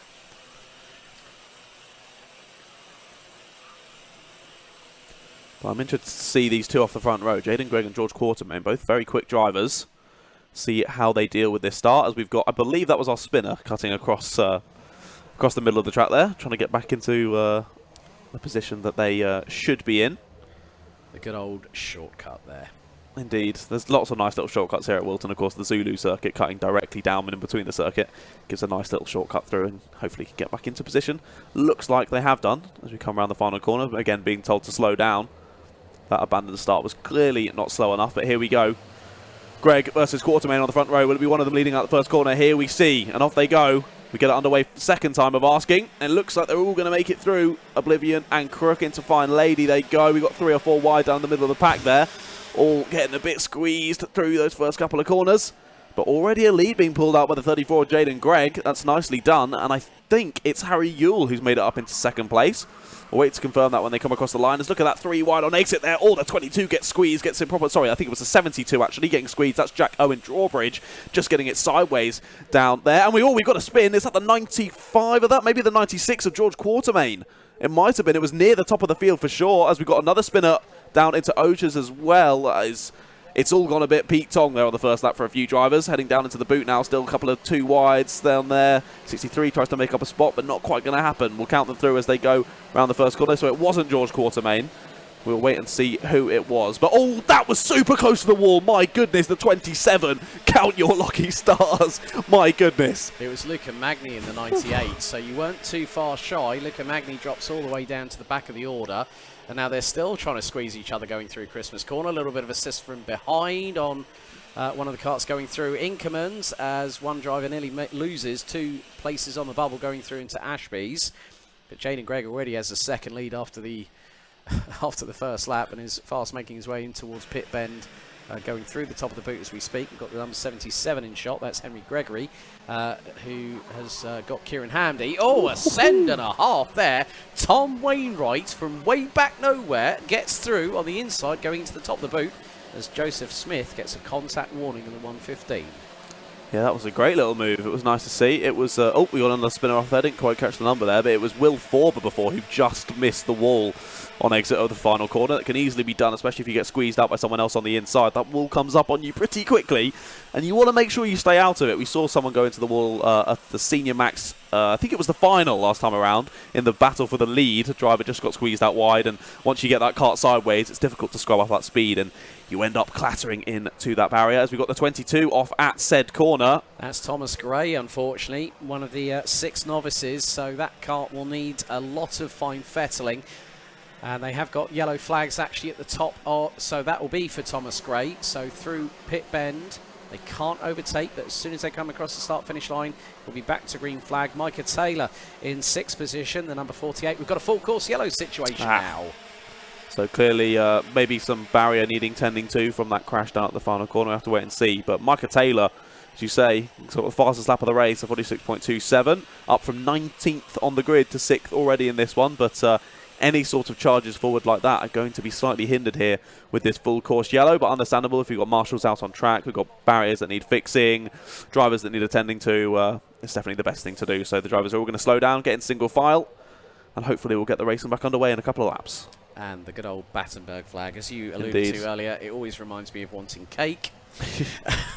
Not quite the same colours, needs a bit of pink with that flag rather than the black. But I think we should have that implemented. Maybe if they get sponsorship. Yeah, we'll get see. Battenberg to get we're going. already underway, green flag, and they're off. But it's closed up all of our leading group here, so now Jaden Gregg under a lot more pressure. A big old peloton behind Jaden Gregg, who's got Harry Yule, Harrison Leach in 3rd, Josh Jones. Quartermain, I think, had Micah Taylor looking up the inside going through Christmas, and I think they might have just been side by side just going out of shot.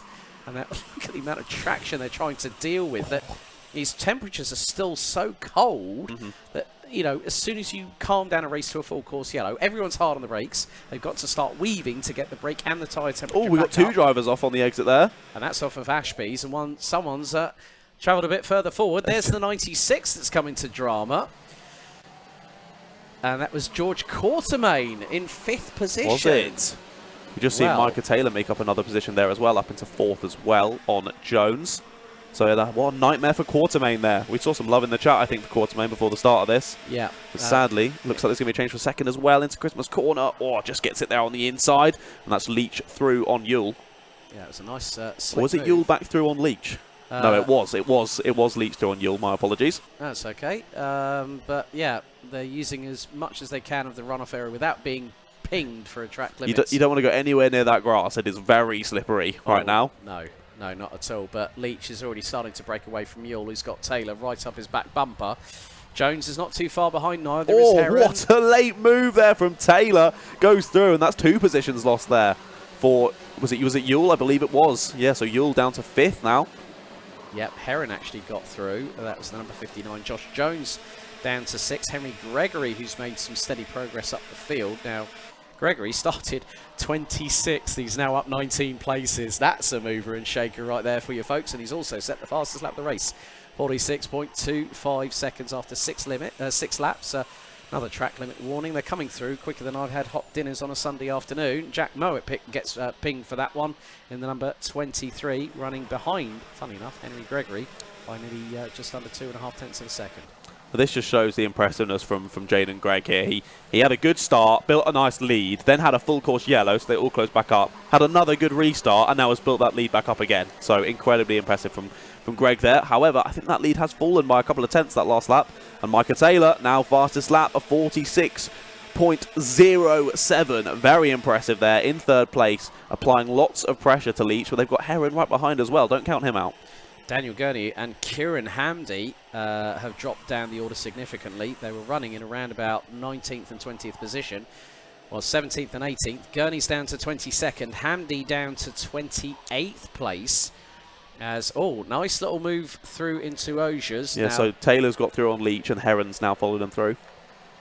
But there is the number 48 of Micah Taylor, who is just absolutely chomping at the bit and has closed that gap to, there's Jaden Gregg just going through his shot. So Heron is still in third place behind Taylor, but Taylor's ramping pace up and he's nearly taken 2 tenths out of Jaden Gregg. Oh, that was a late one. I think that was Gregory down the inside of Leach there at Christmas Corner.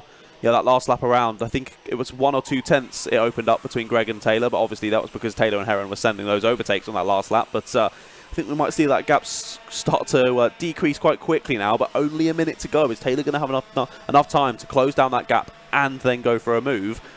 I'm definitely not going to count it out because it is Micah Taylor, but we're going to have to wait and see. Yeah, I think Alexander Zingadevic has also made a move now into the top 10, having started just outside of it. As that would have been on Macaulay Guy, so Zingadevic goes into that position. Jack Collins drops to 13th. Archie Heron in third gets a track limit warning despite setting the fastest lap, the newest fastest lap of the race. Another one as well for Jacko and Drawbridge. They can clearly hear you. They're like, oh, you want some track limit warnings? Oh, we've got someone stopped on the exit there.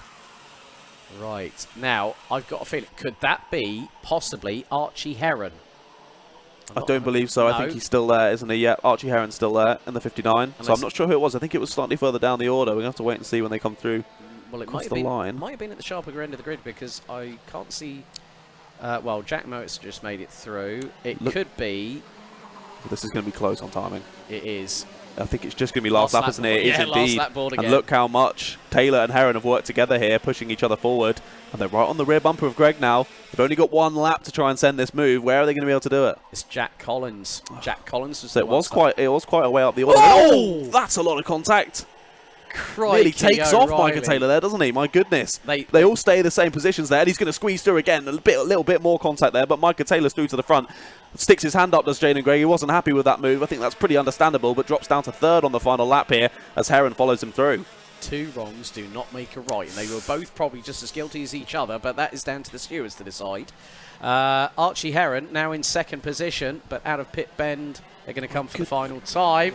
Look at Gregory. He's in 4th position, but it's going to be runs the line. And picking up the win, it's Micah Taylor.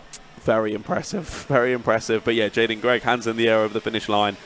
Just like, what's happened there? I don't even know what's happened. And yeah, an interesting final lap there from my X30 Juniors. But as you say, we'll let the stewards deal with that one. I think it's definitely out of our remit. That's why we're in the commentary box, mate. Indeed. We don't need to make such decisions and have whatever decision you make, someone's going to be angry. So luckily we don't have to deal with that. So yeah. Thank goodness. Yes, indeed. So Micah Taylor takes heat 2 ahead of Heron, Gregg, Gregory, Leach, Mowat, Jones, and Zingadevic in 8th. Corley Guy and Harry Yule rounding out the top 10 positions. Well, that's very much the case in point. That's it for X30 Junior. Next up, Heat 2, Senior X30.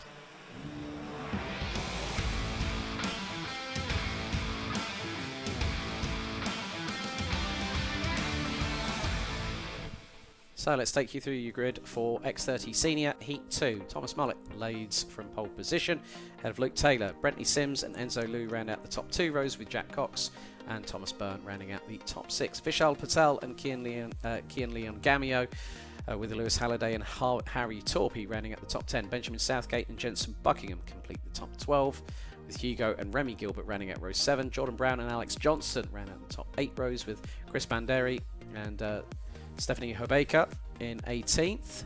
Jake Yanagisawa, Marcel Lashi, I don't know how to say that surname, but Marcel in the number 55 20th, and Jacob Huang rounding out the 21 strong grid. And looking back at the results from yesterday, Harry Torpey started from pole, won the race, and it was 0.4 between the top 3, with Jensen Buckingham, who started 3rd, finished 2nd. Good run by Alex Johnston to take 3rd place, 4 tenths behind in the number 48 from P7. Kian Leon Gamio ran it at the top 7 and put in the fastest lap of the race. Looks like we might be waiting there a bit, mate. The drivers have all got up out their karts. Oh, so race director might be giving some instructions here, I Possibly. think. But front fairing penalties, Jacob Huang, who was 20th, Jack Cox, who ended up 16th, Remy Gilbert in 15th, and Brentley Sims in 19th. Top movers in the first heat was Vishal Patel, up 11 places to 6th, and Kian Leon Gamio from also 11 places gained, from 18th to 7th. Gather round, class. We'll get a bit of a telling off. School is in session, or is it detention? Looks like detention from how they're standing. A couple of arms crossed as they're allowed to go back to their karts. Now, one thing I do want to mention up, I think I've checked it now 3 or 4 times, and I'm pretty sure I'm right. I can't see Lucas Ellingham. True, because despite who might win this weekend, he has enough of a gap. Now, I might have to do a little bit of delving after this race, whether he's decided not to compete or whether he might be at PF. I'm not 100% sure, because entry lists don't always give you the full picture. Very true. Very true. But yeah, as we always said, as we said in the Paddock show, often we call this as just the Lucas Ellingham show, but not here today, it seems. I think he's fed up with the spotlight at the moment. So we'll have a look. But it's always, we're going to see some other drivers that maybe we don't quite see as often near the top. So that will be always good to see. But yeah, 21 drivers on this grid with 2 novices in X30 Senior. It's always good to see more and more people getting involved. Yeah, so Bharat Banderi saying all the best to Chris in the 85 in Senior X30, which is Chris Banderi. Obviously related, of course. So great to see the families that are not able to make it here to Whilton Mill, but able to watch at home. Now, to be fair, a lot of them here also stick the stream on as well in the tents or the awnings and stuff. So yeah, whether you're here or at home, it's a pleasure to have you. It's always the same whenever I'm in Europe. Like the amount of times I go into awnings and there's this big double screen, and like thinking, right, you got the live stream on one and then the timing on the other. And then I had, what was it? There was one particular occasion, I can't remember the team, but they had 3 screens. So they had the live, they had the results, they had the live timing, and they had the live stream. So they That's heard how me, you do it. So they heard me in triplicate. Unlucky them. Yeah. On the stream, in the paddock, in their awning. You're everywhere. An all-seeing being. Thank you, Barrett, for that information. That Chris is all the way from Kenya, known for their marathon runners. Interesting. Good to see a lot of diversity starting to really come into motorsport these days, especially in grassroots karting, and here at Whilton Mill, no exception. It doesn't matter your faith, the colour of your skin, what you believe in.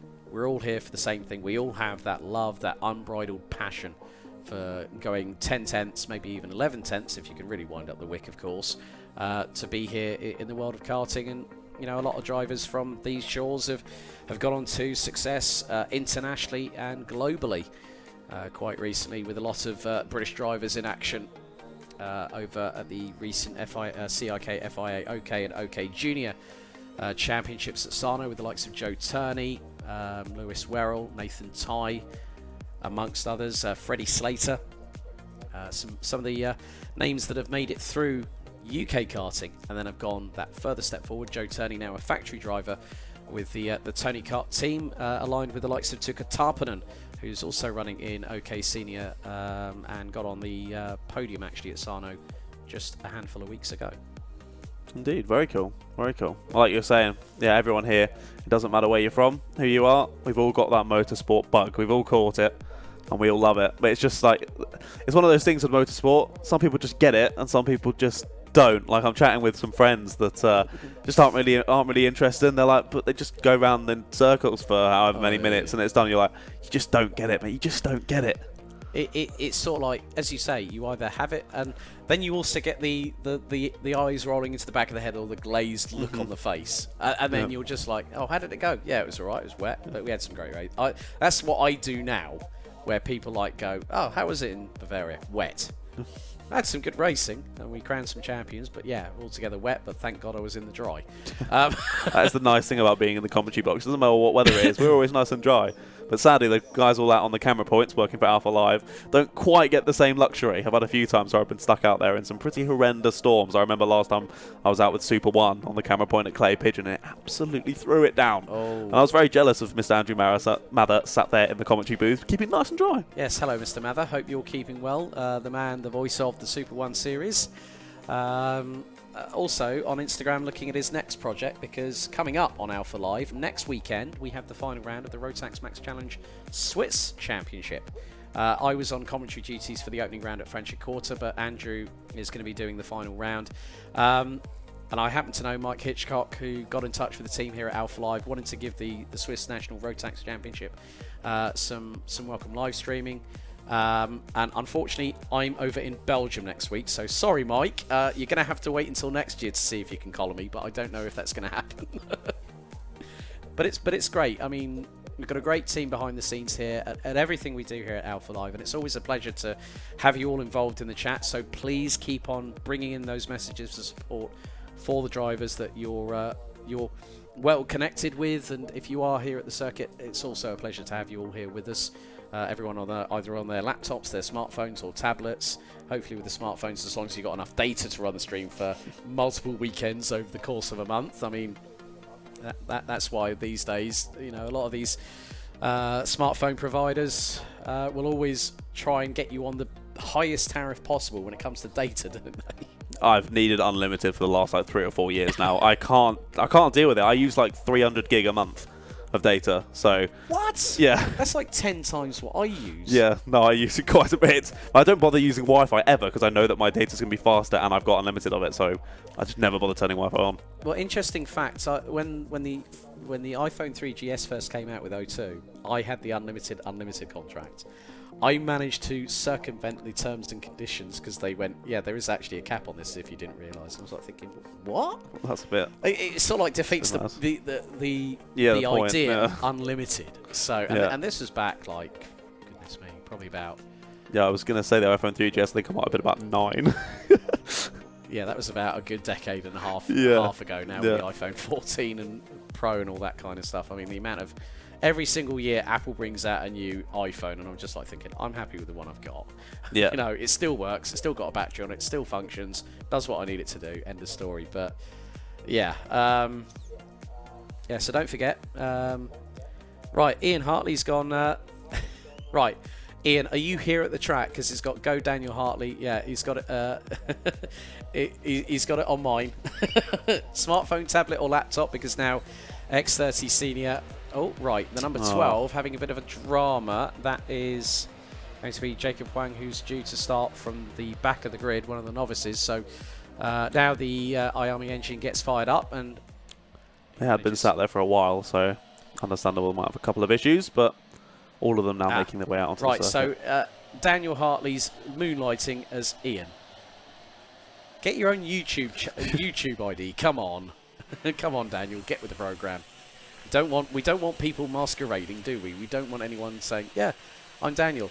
I was on Ian Hartley's thing." We're calling you Ian in defiance. Yes, you are Ian. You are now Ian, Daniel.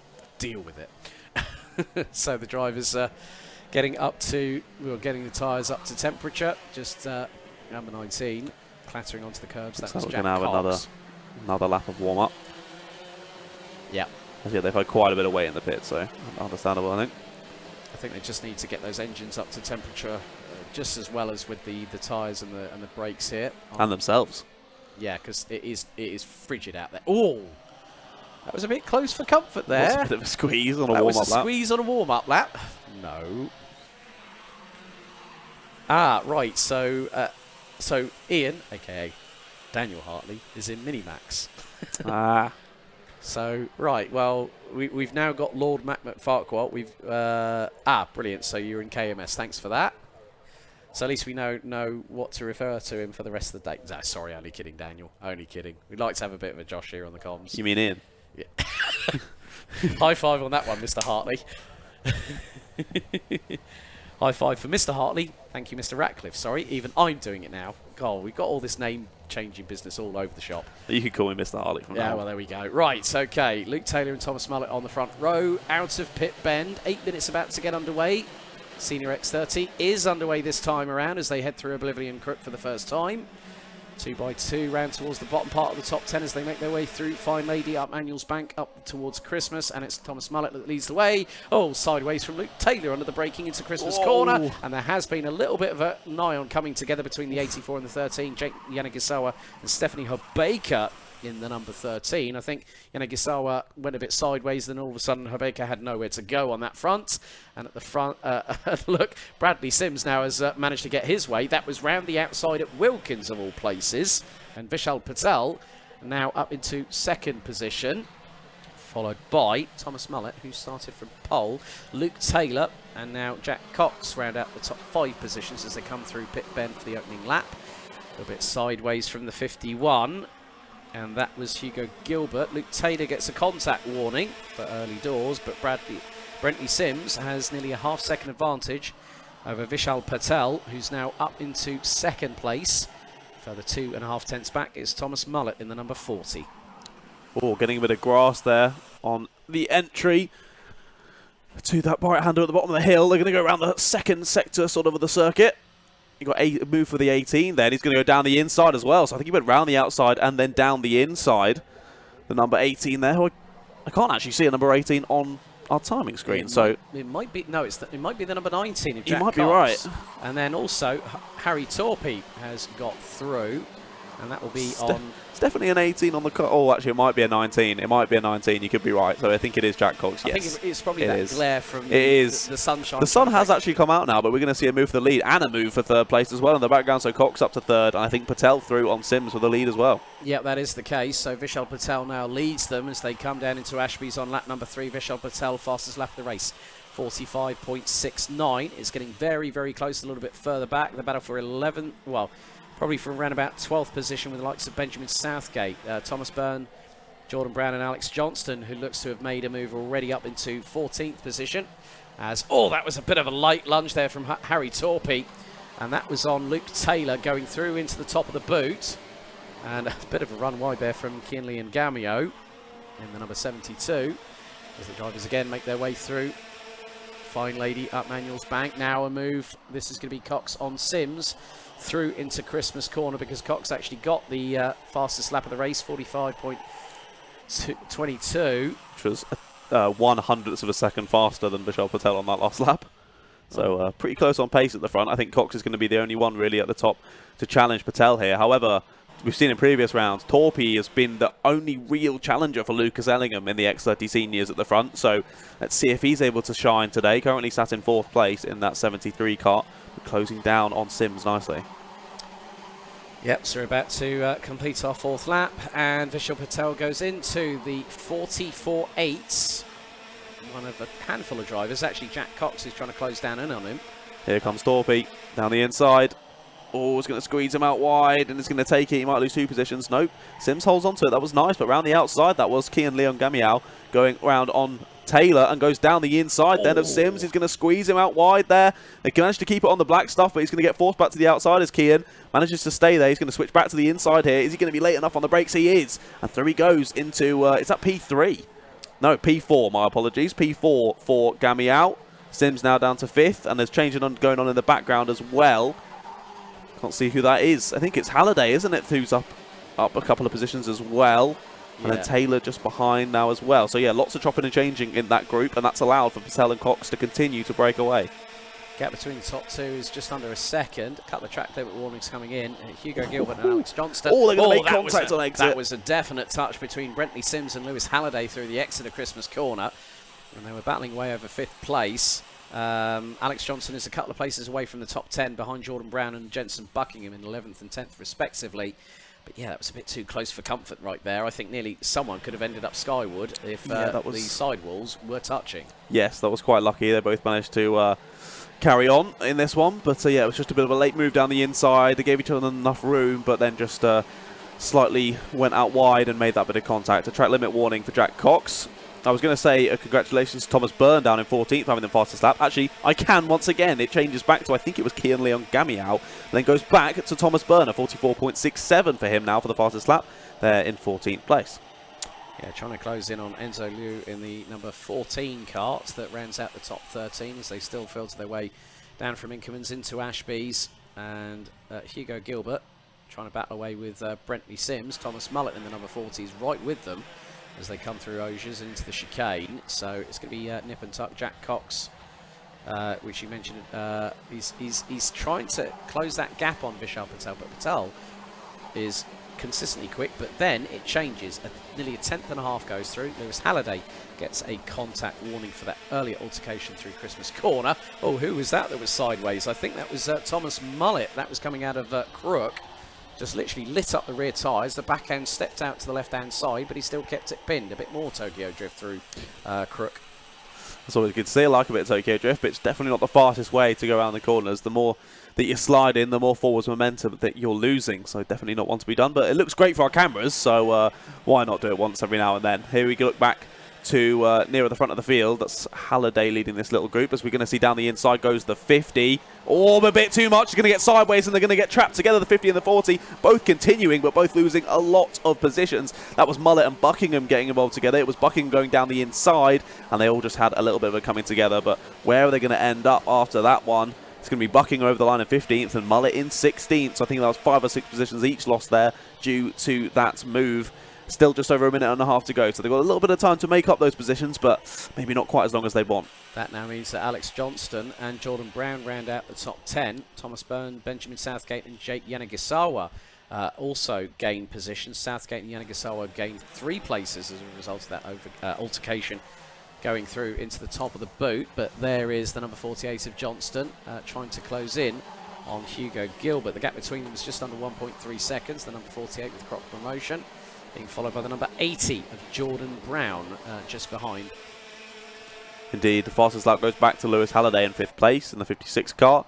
And the warnings are coming in thick and fast. There's another one. So we've got 2 contact warnings for Remy Gilbert and a track limit warning for Remy Gilbert. So he needs to keep himself out of harm's way here for the rest of the race, does Remy, or he could risk himself getting a penalty here. But there seems to be sort of one or two warnings per lap here in the X30 Seniors. But that's more sort of in the middle of the pack, I think. That's where all the battling is going on. Near the front here, it's a bit more spaced out. But Torpy, I do think, is just beginning to slowly eke in on Cox. You can see there that gap has visibly shrunk. But only 25 seconds left to go. So we'll get this one and one more here round Whilton Mill. But is there going to be any changes in the top 3? I'm not sure. They're all so close on pace. But actually, that last lap, Vishal Patel was a little bit slower, a tenth slower than Cox, who was then, once again, about a tenth slower than Torpy. So, could all close up here. I hope it does from a neutral position anyway.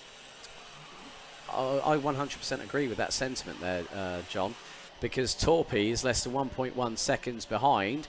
A little bit further back, we've got Lewis Halliday and Luke Taylor still battling away over what is 5th position on the road. And the gaps pretty much have stabilised, I think. Timer has now gone to 0. So we head on to the 11th and final lap of this race. Gap now a second between the top 3. Fastest of them all was Jack Cox, 44.81. Harry Torpy, 5 100ths behind, slower. And Vishal Patel, because he's got no assistance in front, he was nearly on the 45-second bubble with regards to the lap time. But Patel has done a standout job to keep a hold of that lead despite the best efforts of those behind. And there are the top 3. So Patel, Cox and Torpy going down the back straights for the final time. Indeed, we saw Hugo Gilbert in the background losing a couple of positions there down into Ashby, I think it was. But these top 3 have closed up a decent amount on the last lap, but not quite enough, which is going to be Vishal Mattel. Steals away that win. He did a very good job getting through early on in the race and held it very nicely, keeping his pace up very well. Then it was Jack Cox in P2 with Harry Torpy following behind in P3. Then it was Kian Leon Gamiao in 4th place, Lewis Halliday in 5th with the fastest lap. Then Luke Taylor, Brentley Sims, Alex Johnson, Thomas Byrne and Jordan Brown rounded out your top 10. And overall, a brilliant race in the X30 Seniors. A bit more spaced out than we've seen in other heats. The front 3 getting away a little bit there, but I'm sure we'll see lots more battling from them through the rest of the day. Yeah, so what's next? What is next? So we've had the X30 Seniors. We're now going to move on to the Senior Max.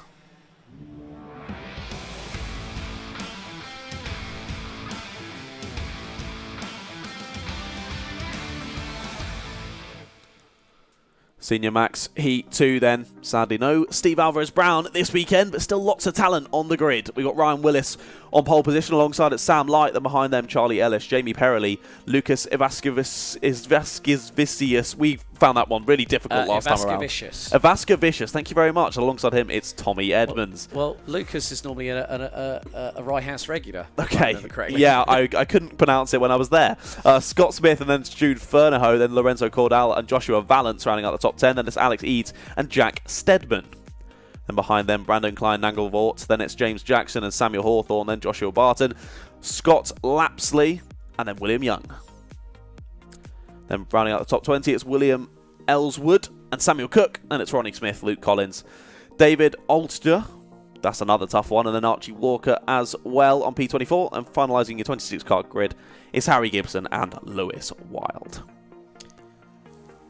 Yeah, when I was at Rye House the other weekend, I went up to Lucas and asked him how to pronounce his last name, and he told me, and I still hadn't got a clue. So I decided to call him Lucas for the whole day. Well, I have to give a shout out to David Outleichner. I found that pronunciation thanks to Henry Baudet.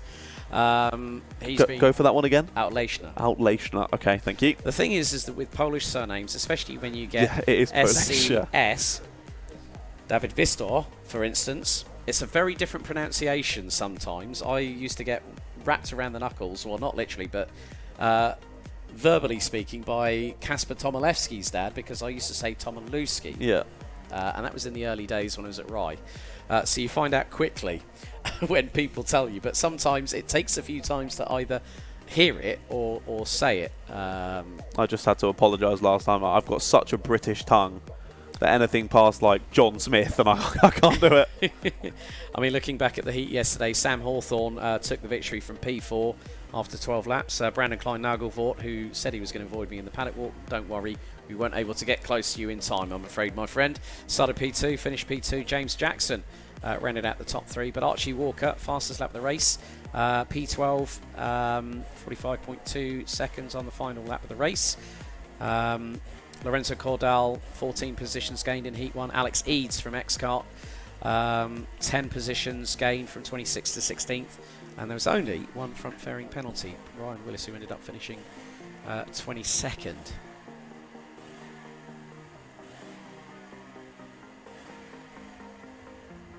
And still, no matter where we are, whether it's on commentary or on a paddock walk, we still hear engines being revved in the pre-grid. Indeed. Luckily, people can still hear us this time, though, unlike in the paddock show, where I didn't hear a word of your first couple of interviews. I had no idea what was going on. Yeah, because I managed to catch up with Jacob Dukes and the man that is known as the Charmander, Ewan Charman. Yeah, he's got a great lid design. He's got, yeah, because he's got, I mean, that nickname has stuck for forever. I mean, I caught up with him and his dad, Charlie. Haven't seen them in quite a while, actually. The last time, I think, was Grand Finals for Rotax at Bahrain last December, which was a fantastic event. But yeah, he talked to me about, having to do, race with Comets this weekend. It's still going to give him good practice for the Vera Tools Motorsport UK British Kart Championships finale for I think it's Honda Cadet and all the Rotax classes in 3 weeks here. So it is a double header on the 15th and 16th of October. But yeah, it's really good to see him sporting the Argenti Motorsport overalls once again. He was in the Team UK outfit in Bahrain. But yeah, should be a very, very good shout out here. And also, yesterday, celebrating his birthday, I did say there would be some being mentioned. William Young's dad, Peter, celebrated his birthday yesterday. So many happy returns, and for all the places you end up at a karting circuit. Where else would you want to be? Exactly. Also have to give a shout out to Jack Burgess from Kart, who's celebrating his birthday this weekend, and he's here spectating and supporting the team. But we're about to get underway. I think No, it's we're gonna not. be no, we're not. We're about to get underway, and I was I was then about to go into, but I don't think we are. Yeah. No, go around once again. And good to hear from Kate Taylor, Kai Bacini's mum, on the chat. Good luck to Will Young, Lewis Wild, and all the Croc promotion drivers. Thank you very much, Kate. Good to hear from you. Give my best to Dan and Kai. The drivers get another excuse to warm those tyres a bit more, warm the engines as well. Yep. A couple of drivers falling off the back of the pack a little bit, maybe just giving them some space to properly go for it. Get nice and warmed up. But another decent sized grid for this one, 25 drivers in total. And with a number of names that we see fighting up near the top of the order, and as you say, with the random grids all sprinkled nicely throughout the pack, so this could be quite an interesting one. Yeah, Jamie Rogers has pinged in the chat. Harry Gibson last to first. Big eyeballs. That's the thing with emojis as well. When they started coming in, I was just like thinking, what on earth are these? And now I've got used to emojis and GIFs, and it's normally a given when it's on a Discord server as well. But I think they're about to get underway, John. Indeed, round the final they come. We've got Willis and Light on that front row, who's going to be leading out the first corner. We do get it underway. Lots of squirming in the back of the pack there, just trying to make up any position they can. All a bit wide there for one of our drivers in the mid-pack as well. Keeps it on the black stuff though, that's all that matters. Some moving over to the inside to defend here. Move for second place as well, that's the 23 and the 11 having a battle. Edmonds tried it around the outside on Ellis, but it wasn't going to work. That's allowed for Willis in the lead to just begin to break away already. Yep, and that's a nice little advantage to have at that early stage of the race. You know, that's probably the best part of 6 to 8 kart lengths, which probably could equate to about 3 to 4 tenths of a second. But Charlie Ellis and Tommy Edmonds really going hammer and tongs down the back straight into the boot. Looks like David Outlashner might have made up a couple of positions, which I was trying to keep my eyes peeled. There is the 65, and he's right behind Archie Walker. Oh, and curb warning, that's the first one, and Outlashner gets pinged for it as they come through. Will Young being challenged by Archie Walker as they go into oblivion and crook once again. Indeed, yeah, like, oh, we've got an incident up at Christmas. I think that was 4th or 5th position. That's the 23 and the 11. No, it was 2nd and 3rd. So Charlie Ellis and Tommy Edmonds both dropping down the order there. Ooh. We didn't see how the move started, but we saw how it ended on the grass. Not great at the top of the crest of the hill. The 26-foot elevation change coming up from Fine Lady up Manuel's Bank. It's quite a rate of knots. It's a good place for slipstreaming. I've just seen that Archie Walker's trying to go up the inside of Will Young for position. They're round about at the bottom part of the top 20, but that might change depending on how far Ellis and Edmonds have dropped down the order. Indeed, he makes some absolute Christmas bangers, doesn't he, Will Young? So good to see him on the kart track as well. That's a terrible one from me, I do apologise. Well, Charlie Ellis in the meantime has dropped right down to the back of the field. And he has. That's a bit of a shame for what was going to be a really good battle for P2 and P3. It was looking good, but that's just allowed for our leader, Ryan Willis, to get even more of a lead. Now 1.3 seconds back to Jamie Perrelly, but he is very quick. So we'll see whether he's able to reduce that gap out to the front. And you were saying beforehand it was Harry Gibson, wasn't it? They were saying they wanted the last to first. Well, he's doing pretty well at the moment, up to 16th already from, I believe it was 22nd or 23rd place on the grid. I have to give a shout out to Chris Adams, Tom's dad. Tom securing KZ2 third place in the Motorsport UK British Kart Championships this year. He said that Lucas Ellingham was standing at the back of the grid, so he's probably in some sort of support capacity this weekend. Thank you very much, Chris, for that one. Good to see that you're watching as well. I hope Tom's well, along with the rest of the family. Yeah, speaking of KZ2s, I saw those last time out at British Kart Champs. They are just mental. I've never seen them in real life, and on the stream it doesn't do them justice how fast they are. They were absolutely ridiculous. But back to Senior Max here at round 9 of the Whilton Mill Kart Club. The number 40 apparently under some pressure from Smith now as they go into the boot. And that gap staying kind of similar out to the leaders up front. They've also got Lorenzo Cordal just behind in the number 20. Sat in 4th place now and just watching and waiting like we've seen before. Two guys battling near the front of the pack. Can often have some comings together. And he's just sat there waiting in the wings to see if something like that does indeed occur. But up through Christmas they go. They've also got Alex Eads and Samuel Hawthorne just behind as well. Samuel Hawthorne sets the fastest lap of the race that last time around. A 45.28 from himself. As we see this battle continuing. It's the 38 at the front of this one, so that's Scott Smith. And he's actually got past Jamie Perrelli, and Jamie Perrelli could lose another position here, and does indeed. The 20 of Lorenzo Cordal goes through, and Perrelli now under more pressure around the outsides, trying Alice Eads, I think. But no, Alex is going to get overtaken. I might get a double overtake here with the 17. No, he's going to get squeezed wide, and he's going to lose it out again. So lots of battling, but you wouldn't be able to tell if you were just watching the timing, as they stay exactly the same as they were the lap before. But a bit of contact involved there through the boot. Yeah, Hawthorne had the left rear wheel on the grass. Alex Eads gets pinged for a track limit warning. But yeah, it just goes to show how hard these drivers are pushing. I mean, Alex Eads has a curriculum V tie, probably as long as his Instagram description. But he's a very he's raced competitively elsewhere. So from that respect, you know, good to see him up at the sharper end of the grid. But now he's really putting Jamie Perrelli in the number 40 under pressure for P4 as they go into the boot. Indeed, yeah, lots of battling going on. I think Jamie Perrelli's probably quite happy that they got in a bit of a kerfuffle there, because it did allow him to keep his fourth position, but still leading this group of four with Eads, Hawthorne, and now Fernahoe, I think it is, behind as well. In that number 53, it is indeed, has joined this gaggle. And that's allowed for Smith and Cordal, who got through on Perrelli only a couple of laps ago, to start to break away. But that gap between now Smith in second and Willis still in the lead is still 1.1 seconds. So that stayed about the same. So Willis managing the pace well. But Smith and Cordal now in free air. So will they be able to close down that gap? We're going to have to wait and see. Just less than 3 minutes to go. That was a late move down in the back of this pack. That was Fernahoe trying it on Hawthorne, I think. We can't quite see them in this shot. So we're going to have to wait and see who ended up making it out ahead. It was the 70 of Hawthorne who kept the place. Right, Charlie Ellis unfortunately retired on lap 1. Luke Collins pitting, as well as David Outlashner on lap number 5. Lap 8 underway. And Alex Eads really, again, putting that pressure. Sam Hawthorne's coming back into the mix, and he was fastest in the first sector on the previous lap. And now, look, it's 3 line astern. That's 4th, 5th and 6th.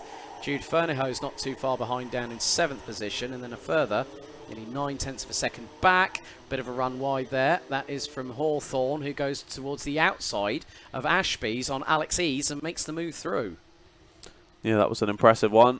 It's all still continuing to change, and that gap to the leader has begun to drop now.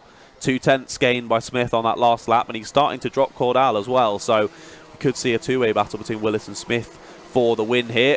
Just less than 2 minutes to go now, as Willis, to be fair, does answer with his fastest lap of the race.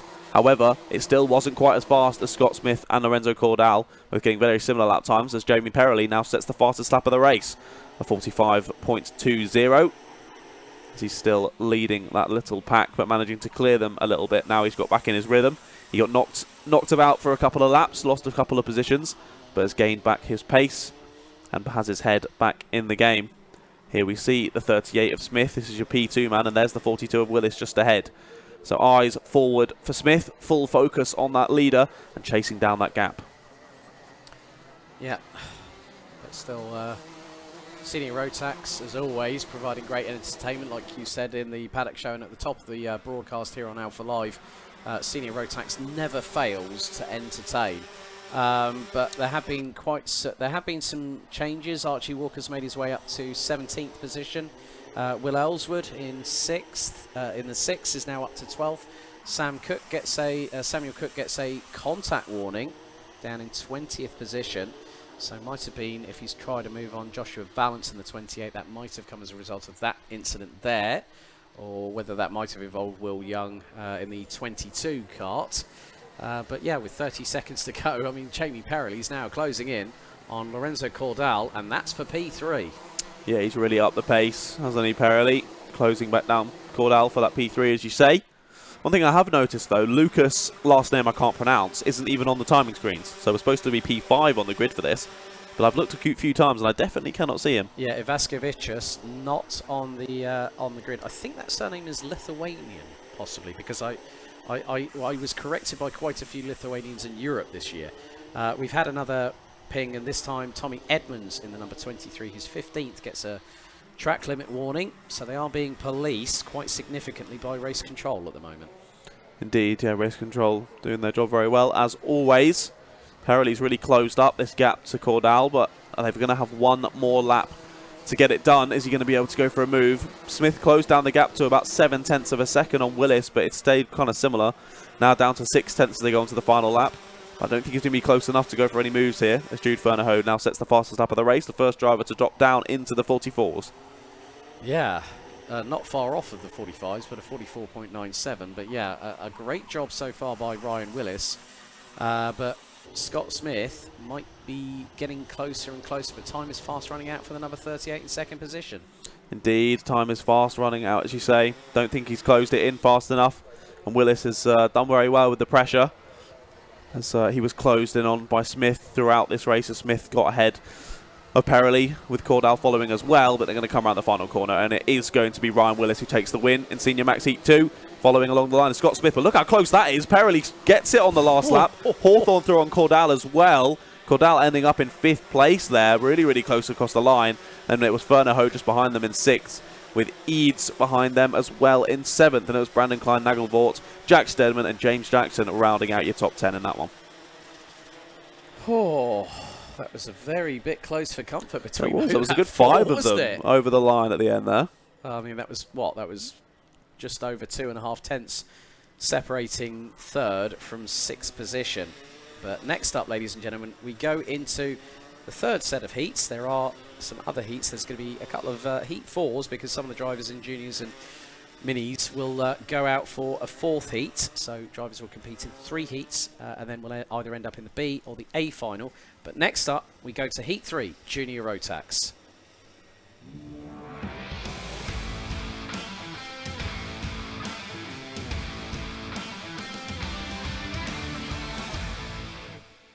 Right, let's have a look at this expansive grid for heat number 3 for junior Rotax. Josh Cook and Sam Baker on the front row, with Cook on pole. Ross Tyler and Joe Lawrence on row 2, with Romarian Ubi and William Pemble rounding out the top 3 rows. William Antrobus and Zaki Hussain, followed by heat 2 winner Harry Linden and Alfie Richards, who complete the top 10. Archie Clark and Reese Lomax round out row number 6. Reg Hayward, Lord Mac McFarquhar round out row 7, with Freddie Ingram and Jessica White on row 8. Jack Spencer and Gustav Susakovs round out the top 9 rows, with Mitchell Mulvey and Bobby Rozier rounding out the top 20. Ollie Ward and Arthur Thacker on row 11, with Ewan Charman, the Charmander, and Archie Buttle on row number 12. Row 13, Neo Clark and Pearson Bullock Carter, Alfie Bray and Aditya Kulkarni, Harry Hurstgrover and George Allen round out the top 30, and completing the grid, it's going to be the number 11 of Ewan Thomas. So the confirmed top 5 were Harry Linden, Jessica White, Aditya Kulkarni, Archie Clark and Alexander Zingarevich. Jacob Dukes rounding out the top 6 ahead of William Ray, Charlie Hart, Spencer Brougham and Gustav Zusakovs. Romarian Ubi, Alex Duncan and Harry Hurstgrover all picked up 5-second front fairing penalties post heat 2. This will be the second one that Hurstgrover that will be in, and this will be the 3rd and final one for the likes of Jacob Dukes and quite a few others, as the drivers are now being released from the dummy grid. So another 8 minutes plus an additional lap set in stone for this one, John. Indeed. Even I got confused there. I was like, hold on, Spencer Brougham, he's not even on the list. And I remembered, oh yeah, they're going to have a heat 4, aren't they? Of course. Yes. So even in the commentary box, making those kind of mistakes. But that's all right. It can get a little bit confusing when we have split grids like this. But it's good to see so many drivers out there wanting to get involved with the class. Yeah, it's all about the bants, isn't it? It's all about the bants. Is that going to be the new header for alphalive? Alphalive, it's all about the bants. Yeah, with the bants having a hashtag in front of it. And a Z. Yeah, whatever the occasion, mate. You know?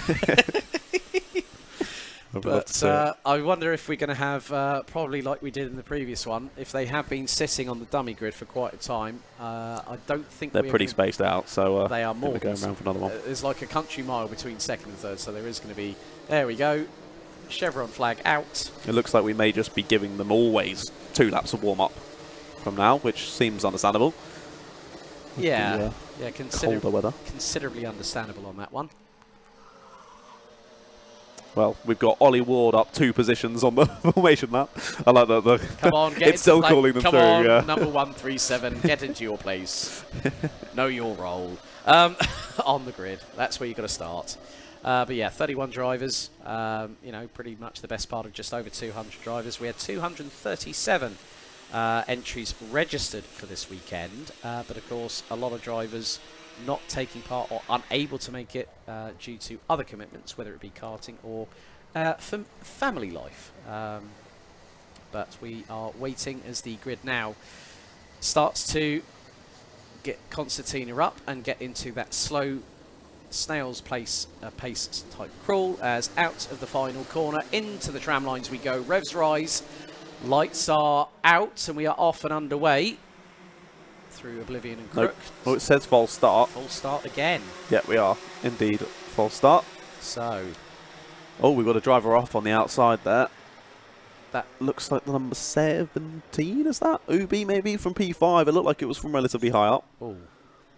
So we'll have to, well, luckily, obviously, with it being a false start, can attempt to get back into position where they'll be allowed through by the rest of the drivers. Ah, the Charman family involved in the chat. Nigel says, watching the live stream in Cornwall, best of luck, Ewan. That's really, really good to see. The Charmander crew. Yes, Charmander massive. I know that Jake Sanson is one of the fan club as well, and he's currently over in Italy for some rental kart thing. Can't remember the name of it, but hello, Jake. But yeah, third, well, you know what they say.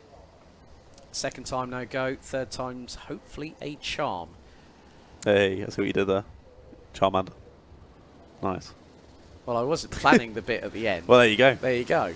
Right, okay, third time of asking. Here we go. Junior Rotax heat number 3, and the lights have gone out this time.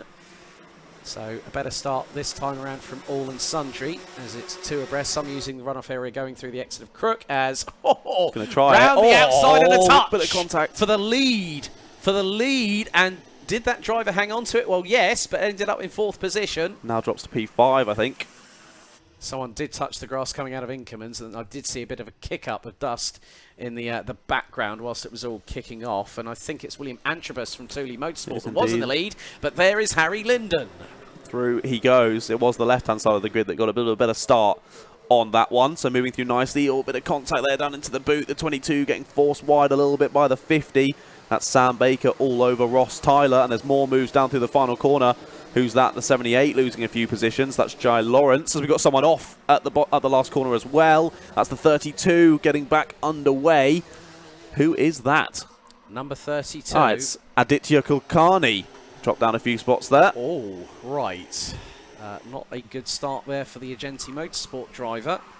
Now, behind X-Kart's Harry Hurst-Grover, who at the last time, the opening lap, was down in, well, was in 29th position. The Charmander's up into P20, but look at the gaggle behind the pair of Sam Baker, and I think that's also Ross Tyler. Well, that was Ross Tyler is a little bit further back now. Good move there from the 52 into the boot to gain a cheeky position. That's Reese Lomax going through, I believe, on Reg Hayward. We'll wait and see. It was not. Makes it through on, I think it was Gustas Uzakovs, actually. Yeah, the youngster from Latvia, runs with Dan Holland Racing in Europe and in the UK, running under the Hunter Motorsport banner with Reese Hunter. Now a team boss as opposed to a driver, which is a very different kettle of fish. The last time I spoke to him was earlier on the season, and he said, yeah, my phone's just always 24/7. Oh! Touch between Antrobus and Linden. That was coming out of Wilkins, and both of them hung on to it. But look at Sam Baker just waiting in the wings to see what happens in front. Shake of the head from Linden after that one. Wasn't too happy with it, but I think it was a bit of a 50-50, that one, as Linden went down the inside, and then they all got a bit squeezed on exit. And as you say, that's allowed for Sam Baker to close back up to this. So very much a three-way battle for the lead now, and then basically everyone else following in behind. And the top three line astern going through Christmas Corner. Just under 5.5 minutes remain. So Baker looking to make the move. Not just on one, but two drivers in front. This is the battle for the lead. They were 2.4 tenths of a second apart last time around. And still they are line astern. Freddie Ingram gets the track limit warning. Driver currently in 5th position, not too far behind Reese Lomax in 4th. Reg Hayward, Josh Cook, Gustav Zusakov's Archie. Oh, he's gone for it. Oh, that's a great move. That's a great move. And he's got through on Antrobus to Sam Baker. And now he goes up into P2. So the Jack Dex Racing kart on the move. And look at how the left front launched off the curbs through Oblivion on the number 50. That was impressive, really going for it through the first couple of corners. But even just one move there opens up the gap to the leader by a couple of kart lengths. But Harry Linden set the fastest lap last time around, but that actually went to Reg Hayward in the end in P6, dropping down into the 45s or 45.95 following Freddie Ingram, who had a 45.97. So those two moving through the pack nicely in 5th and 6th, respectively. But there is quite the gap between these top three and then the pack behind. About 1.1 seconds between 3rd place of William Antrobus and 4th place of Reese Lomax. But yeah, that gaggle very, very close with lots of drivers. Looks like Archie Clark and Alfie Richards might have had a coming together. They've taken a while to come through that sector 2. So we'll see as they come across the line whether they do start dropping down the order. They do indeed. So Alfie Richards and Jessica White have had a bit of a coming together. And Alfie Richards seems to have come off with the, yes. the shorter end of the stick on that one. Down to the bottom of the order goes the number 83. Has not finished sector 2 on that last lap, so I think we can assume has pulled off of the circuit as there. I think we can see his cart being dragged across. Good effort as always by the Marshall crew, the men and women in orange here at Whilton Mill for their expedience in helping to get things cleared up. But 3.5 minutes to go of this 3rd and penultimate heat. Oh, that's a send and a half up the inside. That was Reg Hayward on Freddie Ingram. And there comes Gustav Zusakos up the inside. Neatly done, and there's Archie Clark waiting in the wings in 8th position. Couldn't get it done first time, could the 73 of Reg Hayward, but then waited nicely, cut back and made the move stick. Gustav's followed him through, but it's now going to lose the position. Maybe 76 tries it, going to squeeze him off to the edge, but no, can't get it done. He's actually going to get a bad exit and could allow for that 143 car. It is of Archie Clark to have a go. It does have a go, tries it down the inside, but doesn't work out once again. Yeah, looks like there's been another incident out on track. Jessica White's dropped 3 positions. Neo Clark all the way down in 30th place. So a disaster for the number 5, but Harry Linden still keeping his lead, but it's fractional, less than 2.5 tenths of a second. Sam Baker puts in the fastest lap of the race at 45.69. That's now gone to Reg Hayward in 5th with a 45.58. Gustav Zusakos not too far behind, probably less than 5.5 tenths. So the young Latvian, now based here in the United Kingdom these days, his dad Yanis normally mechanics for him over in Europe. Oh, that's close. Oh, bit of contact there it was between the 2nd and 1st. And he's going to go through. Oh, Harry Linden gets forced off onto the grass, drops down to P3, but keeps it going nicely. Well held over the very slippery grass there today. So, well held from Linden, but drops from 1st to 3rd with a little bit of assistance from Antrobus. But Antrobus now up into the lead. It was initially Linden was defending pretty heavily from Baker, but it's Antrobus who's got the lead now as we're continuing to see changes there as well. So that's Hayward now up into 4th and Linden relegated down to 5th. He's got Zusakos right up his back bump and right now going up through Oblivion and Crook, through Fine Lady, up Manuel's Bank. So you can see the Hunter Motorsport colours on the 189 with the race suit. And not too far behind them is Archie Clark. But yeah, I think also one of the other things on that battle between Antrobus and Linden was that Baker was looking through the outside on Ashby's, but had to sort of give way. And there goes Linden up the inside of Zusakos. They nearly bang wheels. Sarkos has to slot in behind, and he loses a position to Archie Clark in the process. Going down the back straight in towards the boot as we're just over a minute away, plus an additional lap. Zusakos loses another place, this time to Freddie Ingram in the 76, who's on the comeback trail. Indeed, you can really see how the momentum switches. Linden was out leading, then got forced back a bit, and as you start to go backwards, you keep going further backwards because people see a bit of chink in the armour and just go for it on you and can send it through and try and make up that position while they can. But Linden then forcing his way back through, keeping the position from Uzakovs, and then forces Uzakovs down a few positions as well. So just over 30 seconds to go now. Here's we've got the number 52. That's Reese Lomax trying to defend from Reg Hayward here. And then just ahead you can see Antrobus and Baker as well. As he looked for it, makes a bit of contact down into the boot there. Was a bit of a late one. Going to try and switch it back around the inside and does that very nicely, does Reg Hayward. But a little bit of contact on that initial attempt at the overtake, but ends up making it through cleanly. 2 drivers from the Coles Racing awning. I like it when teammates try to tangle inadvertently. Might be a bit of chatter after this one. Debrief. On that particular occasion, but it was nearly sideways on that particular time of asking, going through Christmas corner from Reg Hayward as Reese Lomax still holding on to 4th. Harry Linden is trying to close on in.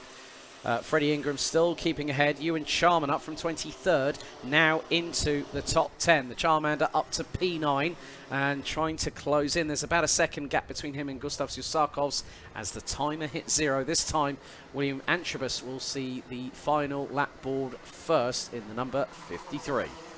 Indeed, yeah, made his way through a little bit earlier on in the race, but has kept that lead and has kept that gap at a nice level as well, so there's not too much pressure. He's not going to need to defend across this last lap. He can take the best line, checks over his right shoulder and knows just that.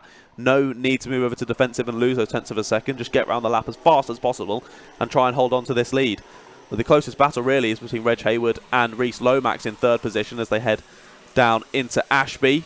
Moving over to defenders, that I think that was Ingram or possibly Clark there. Clark under pressure from Uzakovs now across this last lap.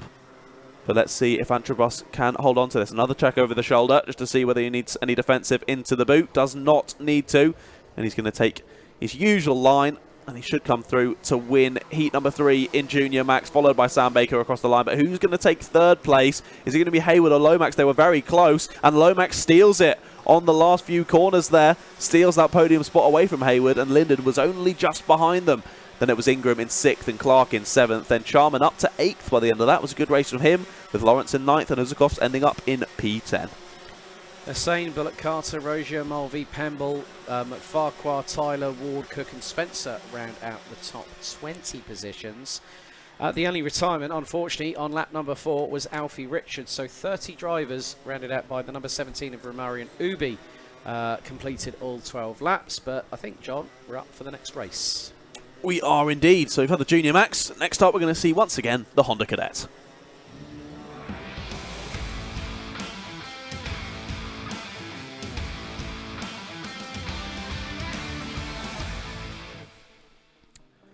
Here we go then.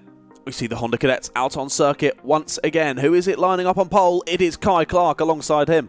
It's Austin Stiley, then it's Bella Fairclough and Emerson McAndrew-Uren. Then it's Alice Fairclough just behind and Benjamin Lawn. Can Bella and Alice work together at all there from 4th and 6th position respectively? Then it's Albert Friend in 7th, and Samir Poole in 8th, and rounding out the top 10 it's Finney Lyons and Ian Poole. Behind them, Hayden Gray and of course Rocco Shenton on that E-plate. Then it's Charlie Wolfett on Unlucky for Some, number 13. Then it's Ellis Bell in 14th, Zach Champney and Cole Denham. And then it's Kian Bernard and Alfie Mew on row number 9. And finalising the top 20, Luca Holmes-Ballack and Max Endicott. Then it's Teddy Cooper and Oliver Warner, Oliver Majewski and Ellis Pullen-Memon. Then it's Jarrett Clark and Sergio Wirtz on row number 13. Then Noah Barham and Zach Starbuck. Then followed by Mason Brooks and Oliver Spencer. And a huge grid this one, 32 karts out there. Jaden Mead and Sebastian Behrman round out those 32 drivers.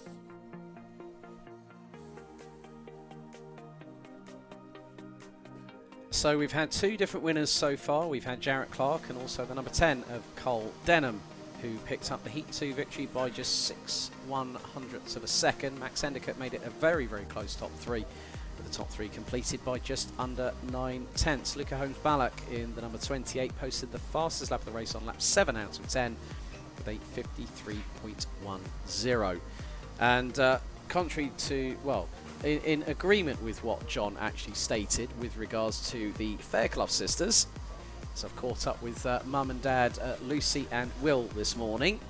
They're looking forward to being at the sharper end of the field, and we have seen some great performances from the Faircloughs in previous rounds, especially at round 6. Yeah, indeed. You always see them up near the sharp end of the field, as you say. So, but yeah, from 4th and 6th, it could be interesting to see how they start here and whether they are able to work together. Because you would hope that sisters would want to work together, but it's never a guarantee.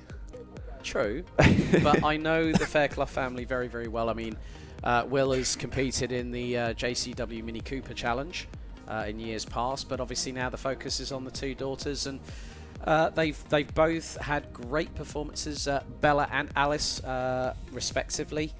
Alice, I think, I'm trying to remember now, Bella was actually in action at the final round of the Bambino Kart Club that was here in early August, and that was I think the longest break I've had this season for a very, very long time, where I haven't been at a kart track. It then was 5 weeks, which ended up being last week, of course, when I was over in Europe. So it's great to catch up with so many good friends and familiar faces in the paddock. But coming on to Albert Friend, who's starting in 7th position. The good thing is that he, along with 2 British drivers, headed over to the Rotax Max Challenge Grand Festival in Kerpen in Germany. And along with Albert Friend, I have to give a shout out to Jacob Ashcroft, because both Albert picked up the ticket for Team UK for Micromax and Jacob will run in Mini at Portimao later on this year. Looking forward to being back at what is effectively one of the greatest events in karting. Every single driver qualifies for that event. There is no standard entry procedure. If you win a one-off event, if you win a national, domestic or internationally based one-off event or a championship, you qualify. Last year we had the best part of just under 380 drivers from 60 nations that headed to the Persian Gulf. And for the first time in its history, the grand finals actually ran under nighttime skies, which was doubly cool because you get to see the glow of the circuit in the night time, but then you also get to see the karts roaring around, and it was just absolutely fantastic. But yeah, Honda Cadets now going on, and then we're back to your good old standing starts, aren't we? Indeed we are.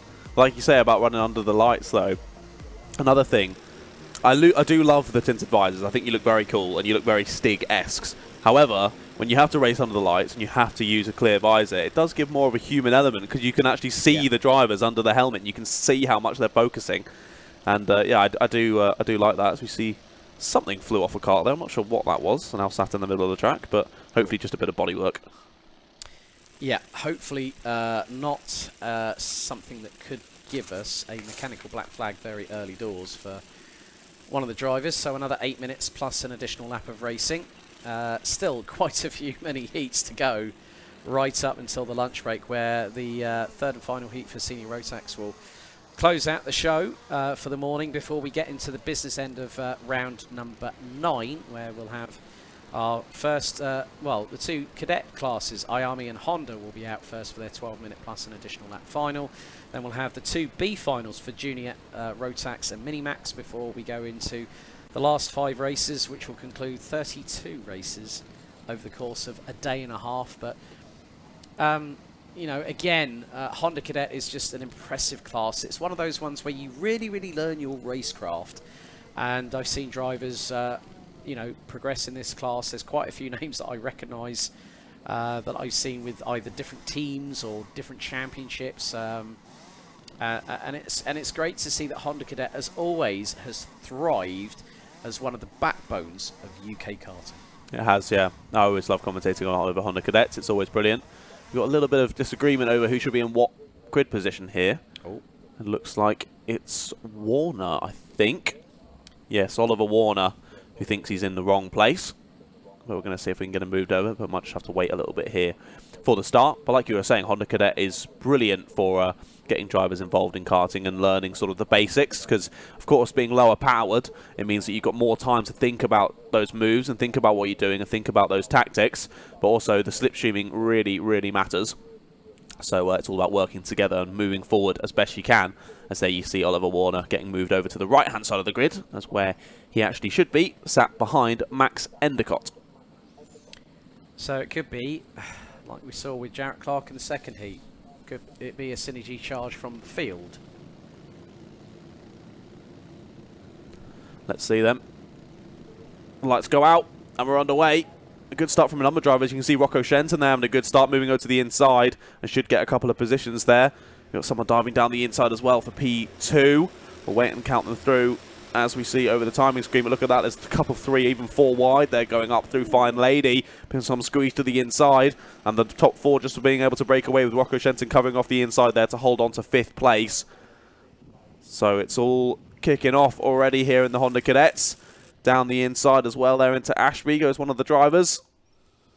But it looks like, I think it is still the 67 of Kai Clark in the lead. It is indeed. Then behind is the 33 of Emerson McAndrew-Uren. So he's made up a couple of positions on this opening lap. Of course, a little bit, I don't think you'll mind me saying, a little bit of a lackluster performance in the first heat of today in the Honda Cadets, but started up nicely in a good position in this one, did McAndrew-Uren, and has moved up 2 spots already on the opening lap. Yeah, just keeping an eye on who is actually in 3rd position. That is Bella Fairclough. Great start from her. Rocco Shenton on cue, fastest lap after the opening tour. Of course. 56.20.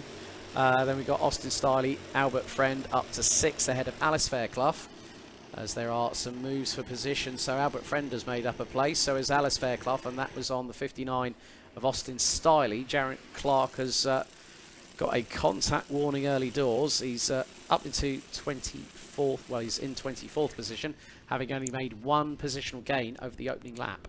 Rocco Shenton's got through on Bella Fairclough there down at Ashby.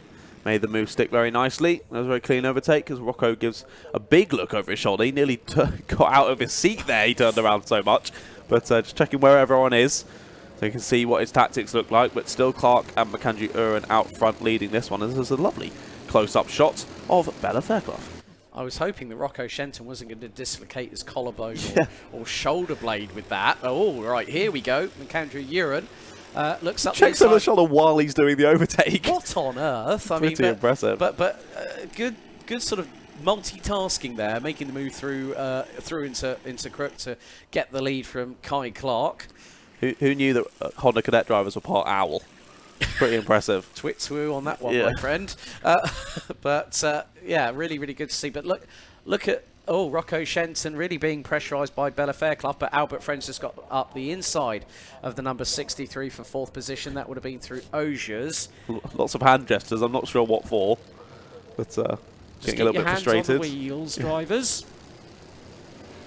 Yeah, they're not afraid to move around in the karts, are they? And yeah, giving some hand gestures, not too happy, but Rocco Shenton continuously checking over his shoulder. We know he's very quick, but I always find that once you start looking backwards, that's often where you go. So it's better, especially if you've got 2 karts right ahead of you, just keep those eyes forward. As we see a look back from Kai Clark, my apologies. Just looking over to see where Rocco Shenton is, and he is right behind him. Right on the rear bumper is Rocco Shenton, and he's looking for the move. I think he might have got it. Yes, he has. Nearly squeezed to the grass, and of course goes for the usual overtake and then tap the head. Let's work together. No. That's normally the think tactic. Sometimes like, they try and... Normally you hope that the driver behind you, if you are under the same awning, sees it. But sometimes that's not the case, because the tunnel vision that these drivers have really do pay dividends at some points. But when you're trying to just concentrate on what your race is going to be like, what you've got to strategize over the next 4 minutes and 20, and Albert Friend up the inside. That's a neat little move from the youngster from SFR Motorsport up into P3. Indeed, it looks like that might be a move for the lead here. Shenton is looking for it on Macandrew Uren and does indeed make it stick through Christmas Corner. So there we see Shenton back to the front of the pack. And also right at the back of this one, the 2 Fairclough sisters now getting involved as well. It's down the inside. Oh, there was a bit of contact there, wasn't there? There's a lot of contact, and there's 4 drivers involved. They all managed to get back underway, but none of them happy about it. Right, and that means that both Bella and Alice Fairclough are effectively leading. They are. It's a 1-2 for the Fairclough sisters at the moment. Albert Friend was nearly off of all 4 wheels, courtesy of what happened there, and I think that was Rocco Shenton trying to bang his Nassau panel into place. Yes, just using what he can is at disposal, his own hands, to try and knock it back into place. But forget a hammer, give it a good smack with the left hand. Yeah, I think that's fair enough. But yeah, let's count them through. It's Ellis and Bella in the top 2, as you say. Then it's now Cole Denham in P3, followed by Charlie Wolfit, then Luca Holmes-Ballock, and then finally Rocco Shenton ending up in P6. Oliver Miewski now in P7, Emerson Macandrew Uren down to 8th, Ellis Bell in 9th, and Albert Friend down to P10. Very, very lucky moment there, I think, for all 4 drivers, as now Cole Denham gets his way past Bella Fairclough with just under 3 minutes to go, plus an additional lap. Then there's Charlie Wolfit, Luca Holmes-Ballock up into P5 now, as Albert Friend closing in on Ellis Bell for 9th position. And I think that would have been another one where the 2 sisters were waiting in the wings and then just saw the incident happen and went, oh, thanks very much, guys. Thanks for doing that. We'll take the top 2 positions. After you. Yeah. But now Cole Denham closing in on Alice Fairclough, but also Bella's in the mix as well for this top 3 squabble, as Albert Friend is ahead of Ellis Bell. That's the battle for what is now 8th position. I've just seen, just trying to keep an eye on where is Ellis pulling Memon. I mean, he dropped all the way down to 30th. As a result of that tangle, that 4-kart squabble, and which ended up in an altercation going through the corner. They're going through now, 3 wide between the Synergy karts. Nearly a repeat of what we saw earlier. Oh my goodness, and Luca Holmes-Black manages to get through. Oh, there goes Rocco Shenton down the inside of the 28. They're all getting squeezed up on exit as well. The 40 of Miewski's getting involved with Friend as well, and look at the hand gestures continuing. Well, Cole Denham now leads with just 1 minute and 45 on the clock. The 2 Fairclough sisters, Alice leading Bella, rounding out the top 3. But keep your eyes on Charlie Wolfit. He's just had a contact warning Oliver Majewski now behind Luca Holmes-Ballock has, oh, look at that fight, a gaggle of 5 across the line. Close. It is way too close to call, but Rocco Shenton has got that second wind, but can he close in and pass the 3 in front to retake the lead?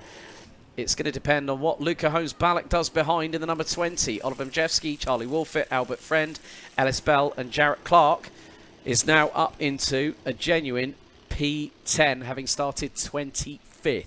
It's very impressive. Yeah, sorry, not Jarrett Clark. Rocco Shenton still has the fastest lap of the race and pushing forward onto these top 3. And it was Luca Holmes-Ballock behind, pointing forward as Rocco Shenton checked over his shoulder to say, I'm not going to go for it on you, mate. Just get forward to these top 3 and we could steal away a couple of positions here. But obviously, Alice and Bella Fairclough are going to want to stop them from doing such matters. As Rocco Shenton, another fastest lap of the race, 52.71 now, and this battle for the lead has now become 5 drivers long. Yep, and in the meantime, Charlie Wolfett trying to close on in. Looks like Majewski got past on the 95, who now returns the favour, going through Christmas Corner with Albert Friend and Ellis Bell just behind. And Rocco Shenton has got past both Alice and Bella Fairclough, and now that's Luca Holmes-Ballock that's just got through. But I have to give Alice and Bella all the credit in the world for hanging on, you know, getting that initial lead, and still, despite the fact they've got Synergy Karts in front of them, they are battling, they're keeping pace. That's exactly what Will and Lucy, their mum and dad, wanted to see. Exactly, they've done a great job of it, and they were there, right place at the right time, and made up those positions when others threw it off the circuit. So, no, doing very well and still very much there in the top 5 as we go on to the last lap of the race. Look at this battle continuing in the mid-pack. Yeah, Charlie Wolfett now has got Albert Friend behind, who's managed to get past Oliver Majewski. And Friend goes for the move, very neat and tidy. Oh, and Wolfett goes wide.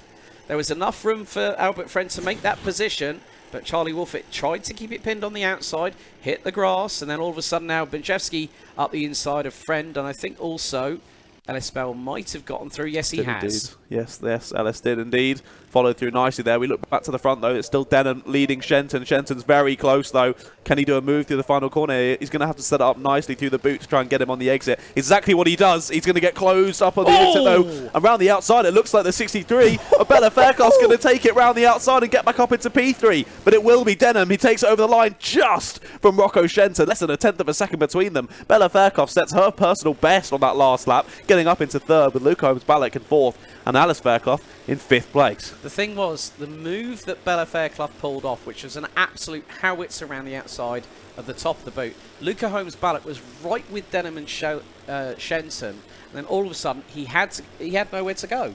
So he was literally left as a sitting duck at the back end of the trio. So Bella Fairclough, all credit where credit is due. Great to see the two sisters 3rd and 5th respectively, but Cole Denham takes another victory. Yeah, Bella read that perfectly. She saw exactly what was going to happen. You could see the move coming from a mile off from Rocco Shenton. Cole Denham closed it off nicely on the inside, and then, as you say, just went straight into the back of them, didn't Luke Holmes-Ballock. Basically was just trying to keep it in a straight line and keep it on the circuit. Did just that, but ended up losing a position because of it. Well, next up, after Honda Cadet, we go to our penultimate heat, Heat 3 for Minimax.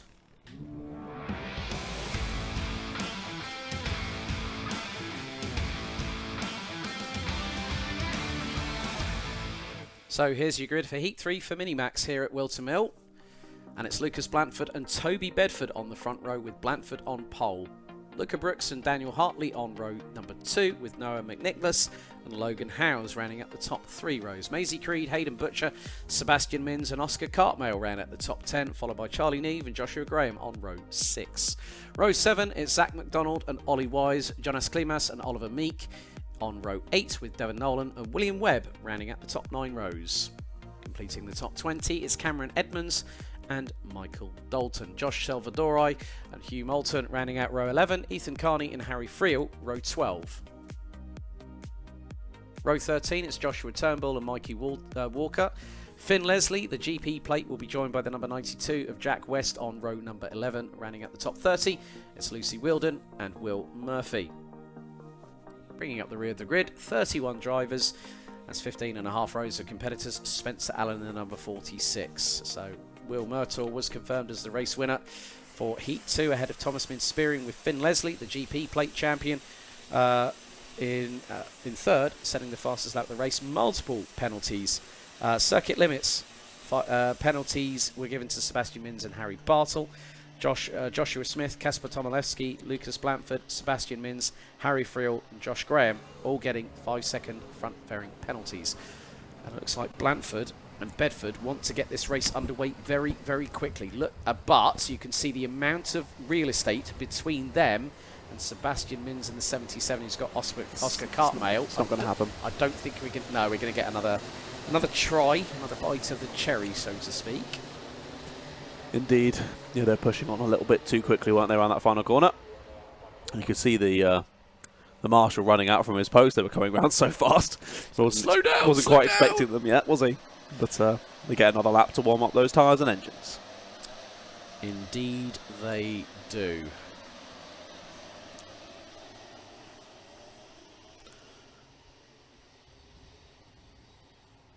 So the drivers again having that another fortuitous opportunity. God, that's 2 long words in a sentence on a Sunday, isn't it? To warm up those tyres and warm up those brakes at the back axle. But yeah, I think, you know, with the pace that we saw with Finn Leslie in the previous heat to end up P3, it's going to be a very, very tall order. He's starting down in 27th, but Lucas Blanford, who is third in the championship, equal on points in... I think it's 2 points separating the top 3 positions, if I remember correctly. So Josh Salvadore's got something to do, but I'm not too sure if the lights are going to go out. They are. I think the red lights were still ignited. No, it is a false start, yeah. Yeah, that was a bit messy. P2 moved over to the leading side of the grid, didn't he, as we know the line, I think it was. Yeah, because it's an odd one. Until the red lights go out, you cannot break formation. And Toby Bedford was way too across. Oh, as the 84, Harry Friel has a hand gesture in mind, which is gesticulation. Right hand off the steering wheel. You have to say, what on earth was that? Yeah, getting squeezed onto the grass and ruining all that time and effort you put into warming the tyres. So, understandably unhappy with that one, but we'll see the drivers close up once again and hopefully stay in order this time around. So it's Blanford on pole, Bedford alongside, followed by Brooks, Hartley, McNicholas, Howes, Creed, Butcher, Minns and Cartmail. That is your top 10 for the penultimate Minimax heat. We've got another one to go before we decide the grids for the B and the A final. This looks to be a little bit better this time around as they come out of the top of the boot and head towards Pit Bend. So Blanford in the 59 X-Kart chassis will lead them out onto the start-finish straight. Let's see, lights do go out this time, and already Blanford solidifies keeping that pole position by swiping across the front going into oblivion. Good tactic because he had enough room to do it, and it's 2 by 2, hurrah, up the hill, up Manuel's bank, but in second position is Luca Brooks, Noah McNicholas and Daniel Hartley rounding out the top 4 as they come down into Ashby's for the first time of asking. Some moves being attempted. I think I saw Oscar Cartmail going up the inside, but someone has just been fired off. Exit stage left. Oh, and that was from actually the inside line going in towards Ashby's. So someone has literally been, inadvertently had their ejector seat button pushed. It literally was. It was must have been the rear right that was forced off and then ended up going on the grass on the left. But no way they could slow that one down. As you see a move there, they're going side by side around the last corner. That's always a scary one. You said before, that wall comes up on you pretty quickly on the outside, but I think it stayed as it was before that. To be honest, I was I didn't think that, oh, there we go, it looks like they're going to move the lead, not quite late enough on the brakes with the 75 of Brooks there. But yeah, I was a bit amazed that they actually got that one underway. I thought it was more messy than the previous one. But anyway, Blanford's going to be happy about it because he's retained the lead after a couple of laps around this circuit. And the top 3 are already starting to build out a nice gap. You got Blanford followed by Brooks, followed by McNicholas. And then there's almost about a 1.5 second gap back to Howes in 4th place. And then basically everyone else following in behind him. Likes of Hayden Butcher, who he was squabbling with. Now here's Sebastian Minns. That is going to be on Logan Howes. So it looks like Hayden Butcher has got through. Contact warning for Hugh Moulton. So 2 contact warnings very early doors in this race as we go on to lap number 3. Lucas Blanford now extending his lead over Luca Brooks to just under 4.5 tenths of a second, but Brooks able to close that in the braking zone for Christmas Corner. There's Joshua Graham looking up the inside of Hayden Butcher, and that's for 6th place. So has the Argenti Motorsport driver made the move? I think he has. Yes, he has there, as they go down to Ashby's out of Inkermans. Yeah, we're missing Toby Bedford on the timing screen in the number 93. I was looking at that, I just couldn't see him. He's down in 31st, but he's definitely not, because we can see him ahead of the 77 here of Sebastian Mins. So everyone from Sebastian Mins downwards, drop them down a place for now, but I'm sure our timing crew will be on that issue very, very shortly. But it looks like the 93 of Toby Bedford under quite a bit of pressure now from Sebastian Mins. And Logan Howes also waiting in the wings there to see if anything goes wrong. Yep. Mins running with the KR Sport crew, run by Ash Orchard. And he's looking to close on in as they go into track limit warnings. Are really, really... It's just constant flashing on the live timing. It's just like more times that you can shake a stick at. That's a good late move. That was a lovely move up the inside through Ashby's, and that was on the 93 of Toby Bedford. Exactly. We can't see on the timing. Again, yep. But the thing is, we know that the team here, the timekeepers, will be manually counting if there is a transponder issue for Toby Bedford, but we can see it clear as day. So Sebastian Mins definitely up to 4th position now. Logan Howes battling away over what will be 6th position with Joshua Graham, and their line of stern going across the start finish line. Josh Salvador gets a track limit warning, so that's 3 in as more than 60 seconds. But yeah, Josh Graham gets through on Logan Howes to take that position, so that's 6 on the road, and Mins going for another one, and that was on McNicholas, I believe. Yeah, they closed down McNicholas really quickly there. Over sort of half a lap, they closed in quite a decent gap, so Mins pushing forward well, and then we see Toby Bedford is reinstated in the standings that we have on the left-hand side of your screen. Back into 5th position as he set his fastest lap of the race last time around, and he goes for it down the inside to take 4th place away. Very nice move. That was a perler, that was. Neatly done, and Josh Graham won't be that far behind. So great work there by Toby Bedford, now up into 4th place, and we'll start to chase down Sebastian Mins. But keep your eyes on the gap between Lucas Blanford and Luca Brooks. There is a Kart stricken, yellow flags out. Oh dear. So, and that's at the top of Christmas Not Corner. ideal. That is Jonas Klimas, I believe, in the number 19 that is stricken on the outside of Christmas Corner. So yellow flags are out. No Battenberg flag out at this particular juncture. Another send up the inside that was going through Ashby's, as Josh Graham and Logan Howes trying to close in. And that is on Noah McNicholas. So, and now Graham looks for the move. Oh, nearly touches the back left of the number 81 of McNicholas. That nearly gave the opportunity for Logan Howes, but look who's behind. Zach McDonald, Ollie Wise. Yeah, it goes wide. Yeah. That was through. Oh, they're going to go too wide through the first couple of corners, though. It's going to be close between them, but I think he is going to have to relinquish the position, because we've still got a yellow flag, of course, up towards Christmas Corner, so no move's going to happen up there. Yeah. But you saw the driver there as he made the move there, made a bit of contact with the front right wheel, and then just looked down after just to be like, oh, I hope it's all okay. And luckily, seems to be. Yeah. Yeah. The front fairing looking to be in its rightful position. I've seen it where drivers have been involved in incidents where you've actually seen the front fairing literally dragging on the ground, and you know for a fact that that's had a pretty solid whack on the back on it. So Ollie Wise at the back of this train, and leading it at the moment is Noah McNicholas. Logan Howes again coming under pressure from Josh Graham, but the number 56 base not too far outside of Snetterton. Oh, he's going to try it. Oh, that's a brave move, but Howes got the opportunity. Switch back from Graham, and he's going to get the run up Manuel's bank. Oh, no, it's yellow flags, though, guys, still. I think they've just about kept it in the same position. I think they just about realised before they went for those moves. They were like, oh, no, yep. no, got to slot back into position. Clench. And so we see a move down the inside. I think that's McDonald possibly losing a place, but just about gets it back on exit. And always going to take a chance of that. That's Turnbull, I think, getting through on Wise. It is indeed. So Turnbull up into 9th there in the 83 kart, but all of the positions stay relatively similar in this pack. But this gaggle definitely giving us our best battering as Blanford continues to extend the lead out front, now up to 0.6 of a second. Yeah, McDonald and Turnbull now really on the back bumper of Logan Howes, who's done a sterling job of defending. Michael Dalton down in 15th position, the number 44 gets a contact warning. as we head into the last minute and a quarter. Turnbull's looking up the inside of McDonald through Christmas corner. Too wide and gets through.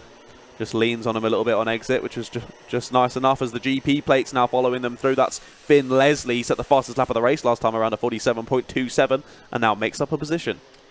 Yeah, I did say just keep an eye on him, and now Finn Leslie started 27. Bit of a late dive bomb there from, I think it was Turnbull on McDonald there through the left-hander, so they go onto the long back straight. But we'll wait and see who ended up making it out ahead.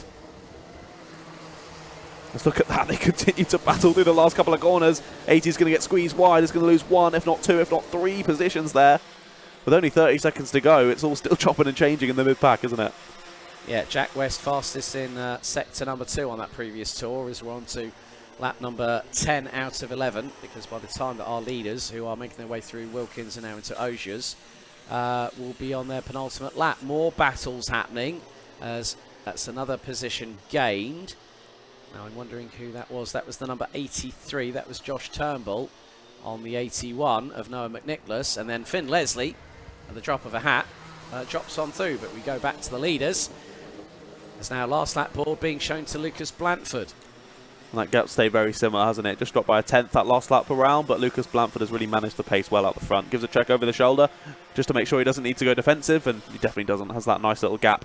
But look at the track limits warnings coming through. It's ridiculous. It's like ping, ping, It's just ping. constant. It's like getting WhatsApp messages in a group chat. Like literally, you get one, they all come through at the same time. Oh, nice little switchback, bit late on the brakes there. Oh, I don't think they ended up making contact, but my goodness, that was close. I think that was between Mins and Bedford going through. I think you're right. But we concentrate on our two leaders, as it's going to be back to winning ways once again. Lucas Blanford at the top of the boot. Comes down into pit bend for the final time. The number 59 from Kart makes another victory, and there's a bit of applause from the crew on the right hand side of your screens there, folks. Luca Brooks takes second, 6.6 tenths behind, and Sebastian Mins, it was on Toby Bedford, and the KR Sport driver makes it into P3. Finn Leslie up to 5th at the end of that. If he was a couple more positions up the grid, I think the leaders could have been worried. Josh Graham, Josh Turnbull, Hugh Moulton, Logan Howes taking 9th, and Ollie Wise rounding at the top 10. Noah McNicholas, Michael Dalton, Oscar Cartmel, Daniel Hartley, and Jack West round out the top 15, with 30 of the 31 drivers completing a full 11 laps. Right, John? That was a great little race, and of course, FastR. They, of course, sponsor Whilton Kart Club and do indeed sponsor Lucas Blanford. You can see it all over his car, all over his race suit, so they should be very happy with that win as well. Indeed. Right, what we got next, buddy? Here we go then. We've got the IAME Cadet coming up next.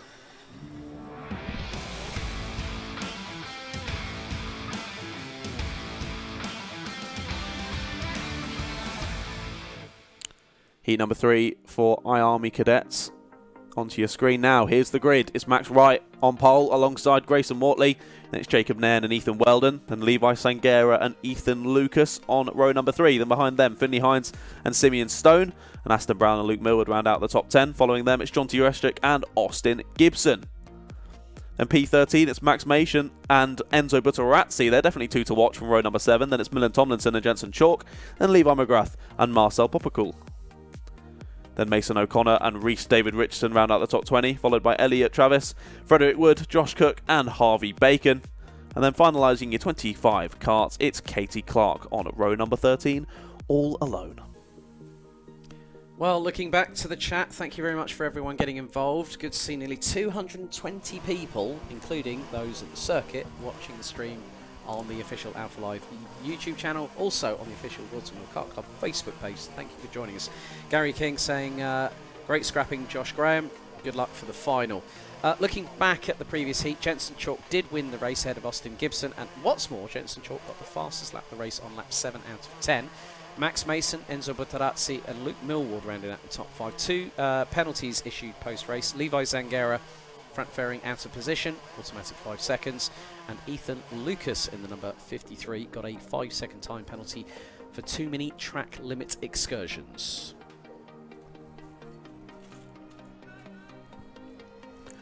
Yeah, far from ideal that, but all things to learn and take into this next race, and the drivers can push on. and try and do the best they can in this heat number 3. Third heat of the weekend, second heat of the day for the IAME Cadet drivers. And all just waiting there in the pits, making sure they're all comfortable in their seats. Getting the final talkings to from Dad/mechanic. And then I can't quite see the number of that, but that's a beautiful Ayrton Senna lid. I believe that's what he's going for there. Right, okay. I think it might be the 39, is it? If there is a 39. It's something with a 9 on the end for sure. I'm trying to make... well, it looks like an 8. That's possibly Mason. An 8. That will be Mason O'Connor starting 19th on the grid. One of the novice plates. For those new to karting, if you're on your novice plates, it is black background with white lettering, and with the more learned drivers, it's white background with black lettering. So Mason O'Connor is going to be the top starting novice in 19th position, and we've got 6 novices on the grid, the 25 strong grid, which is rounded out by Katie Clark in the number 77. Reminds me of his old McLaren days back in the late 80s. Yeah, exactly. He's going to want to be channeling Ayrton Senna through his driving, is Mason O'Connor. If you don't go for a gap, you're no longer a racing driver. Exactly. Definitely an aggressive style. So we'll see if that works out. And from the back of the grid, well, from 19th anywhere on the grid, that's kind of what you need. You need a bit of aggression, especially at the start. Make your way through nicely, but also keep it on the black stuff. Yeah, not too far behind Mason O'Connor. You've got Elliot Travis in the 37 and the 75 of Josh Cook there on the left-hand side of your screens. As I think, what have we got up next after this one? We have got Junior X30 for their final heat. Kevin Blackburn, which says, which corners are track limits applied at? Multiple. Yes. Is the answer to that one. Pretty much, there will have been in the driver's briefing earlier on this morning what they can, or no, what they can't get away with. And that's very, very much the case.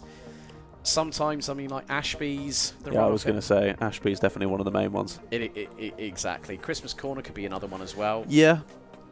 Oblivion and Crook, you know, you've got that big amount of runoff just by the tyre barriers on the left-hand side. You know, yeah, Ashby's, Wilkins, Osiers. I mean, even going through Pit Bend, you can cop a track limit warning coming out of there too hot. I mean, if you're not controlling your apex speed, and you run wide, you can pick up a track limit warning like that. I think we've seen a couple on the exit of the boot as well, haven't we, today? Some drivers just getting squeezed out wide a little bit and getting some track limit warnings. But here we go then, the drivers getting their engines started and leaving the dummy grid. And we're going to get heat number 3 of IAME Cadets underway very, very shortly. You can see some other drivers as well there. I assume the guys who are out next, possibly, in the X30 Juniors, I think it must have been having a little chin wag at the end of the pit lane. A little bit of a natter. Maybe a bit of talking tactics. Right, so if you get me here, then we'll follow each other. But if I do this and you do this and you know, whatever, we'll see. Yeah. Also, Levi McGrath gets a shout out from Gillian Hall. You can do this, son. That's what we like to hear. Great bit of motivation, even though the drivers will be watching this all back to see how many shout outs they got. I mean, apart from us two, but whether there were family members or friends or close friends and relations that have been watching. It's great to hear from you all today. Keep your comments coming in over the course of the action. We have got this and also another 5 more races until we go to the lunch break here at Whilton Mill. Not that you're counting. Like to count. We're going around again, apparently, according to a few of the drivers, and I think that seems pretty fair. I saw that straight away. Yeah. I saw that straight away. Oh, the 25 takes to the grass. He's still on the grass. Careful, Jacob, man. Don't want dirty tyres going into a start. That whole right-hand side is completely full of grass now. And then he lost a few positions there as well, so it might be a bit out of position. Needs to get back to... Oh, we've got a crash! Look at that! That 360 was mega from the 75. Who was that? The 75 of Josh Cook. That was the best save I think I've ever seen. That was fantastic. They had a bit of coming together there on the exit, and then he did a nice little 360 and then carried on.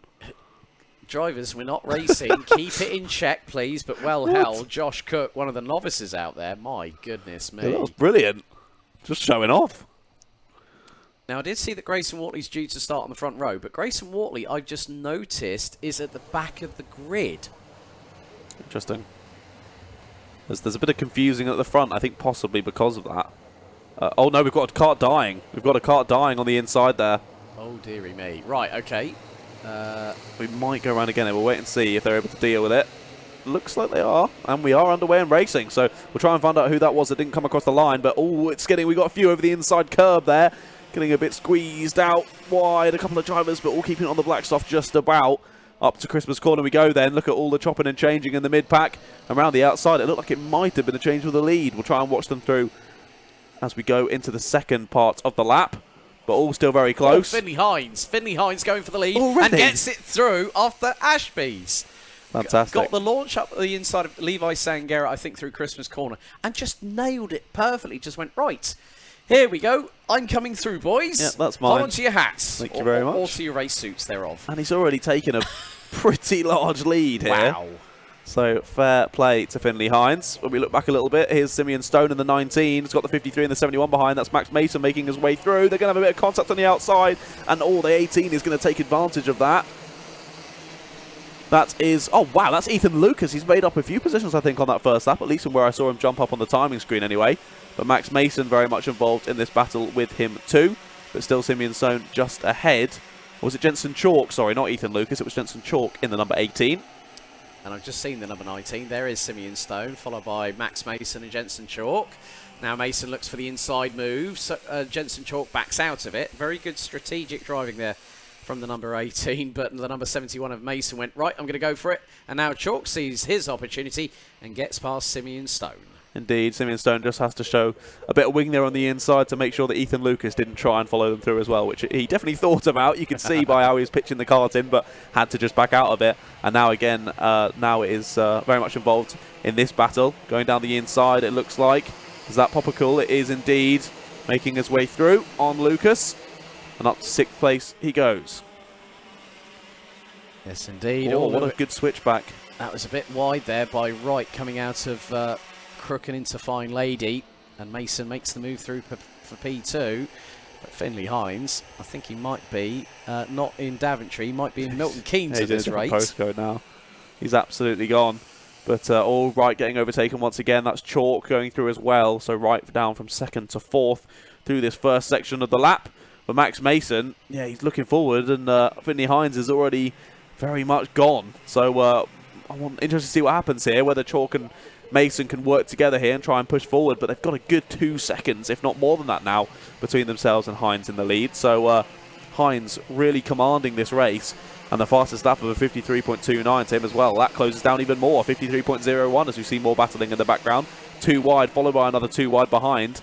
This is in a big gaggle slightly further down. It's 53 leading the 52, so this is 8th downwards to about sort of 15th, I think. Levi Sangera's in that. Enzo Butarazzi looking up the inside of Sangera through Christmas. It's 3 wide and there's a touch. There is a touch. Ethan Lucas and Levi Sangera come together on the outside of Christmas corner on the exit. Ouch. Yeah, it was just a bit of a squeeze wide, wasn't it, from the driver on the inside. Maybe didn't realise that they were 3 wide at the time, but just left no black stuff on the outside. And the 2 on the outside just coming together. So not ideal, but a bit of racing incident that one, I think. Josh Cook, that 360 must have really warmed up those tyres because he's up into 17th place, 2nd highest place novice. As we see the number 68 of Levi McGrath battling away with Simeon Stone. There's the number 52 of Austin Gibson, who now gets through on the number 19. There's the number 67, John T. Restrick. Now going side by side, they clash, and Restrick is off. Oh, that was a scary moment, that one, because there's a tyre barrier right on the right-hand side there, but they both missed it, and he carries on okay, but you can see the side of the kart there has a bit of a wound, but dropping right back to the back of the pack is John T. Restrick, but lives to fight another day. That's the main thing. Grayson Watley, who was due to start on P2, has now made it up into what will probably more than likely be at least 17th position. After that moment for John T. Restrick, who might need to just check his race suit after this race, after that one. I mean, that's not great when you have 2 karts side by side across the start-finish line and you're going to oblivion at a big rate of knots. You're just about lifting off. But here's the 66, Max Wright, up the inside. That was on the 68 of Levi McGrath. There is Austin Gibson in the mix and gets through. I think that was defending the position, wasn't it? Yeah. For Wright, trying to keep ahead, but does so just about for now anyway. As you say, Gibson going through and might go for another position here. They're going to go 3 wide. He's diving to the inside. Oh my goodness, close again. They're going to make contact on the outside. Squeezes the 66 wide, but Wright losing 2 more positions there. And through goes Gibson and McGrath. I think Stone nearly went through as well in the process in the number 19. So it's all flotsam and jetsam. Everyone's trying to battle for real estate on the tarmac, as now the 68 of Levi McGrath looking very briefly coming out of Wilkins on Austin Gibson for 6th position. And there they are back again. It's a good move here from Levi McGrath. He's going to send it. He's got through even before they've hit the apex. Nice that was nice. The 52 of Gibson checked over his right shoulder, didn't see anyone, and then looked to his left and realised that he was already going past him. So a great move from the 68 of Levi McGrath there. Up into the top 5 he goes. We look back to our P2 battle here. This is Max Mason and Jensen Chalk. Still working together though. You can definitely... Jensen Chalk was definitely close enough there to go for a move, but decided against it. He's still working with Mason to try and push forward to Hines in the lead, but that gap is staying pretty stagnant, if not actually getting bigger, with Finney Hines still at the fastest lap, the only driver to drop down into the 52s. To be fair, a 52.99, as something flew off a kart there as well on the outside of the circuit. A little black dot on the outside, not sure what that was, as we've got a stricken kart down at the boot as well. Yeah, Jacob Nana's got a contact warning from race control. Looks like it might have been Simeon Stone who was involved in right. that. There is a kart. I've just seen it. That was a bit of a send and a half there, Max Wright. And there's the number 38 is coming into the pit lane. That is Luke Millward, who is running 7th. Got Luke it. Millward with technical drop. So that might have been where the bit of that maybe kart they were in off. a similar position, weren't they? Yes. As Levi McGrath gets a mechanical flag. So that's another one from a top position having to leave this race. So lots of kerfuffling going on and possibly some incidents creating some non-finishers. I have to give a shout out to Elliot Travis and Josh Cook. Look at them. They're battling away, and we've had a red flag stoppage. Red flag stoppage with 1 minute and 15 left to go of this 8-minute plus an additional lap race. So looks like we are going to have a slightly lengthier delay before we get underway with our next race. Indeed, yeah. Not sure why we've got the red flag, but we'll try and update you when we can. But yeah, like we were saying, a lot of the drivers from near the top of the order there just having to leave. I think Simeon Stone, it was him who was pulled off at the side of the circuit. Then Luke Mill will be talking into the pits, and then also Levi McGrath gets a mechanical flag just before that red comes out. So, I mean, that's basically nearly 85% race time distance. Yeah. But what we're going to do here on the Alpha live stream for round 9 of the 2022 FastR Whilton Mill Kart Club Championship, we're going to go to a brief ad break, folks. We'll be back as soon as we can.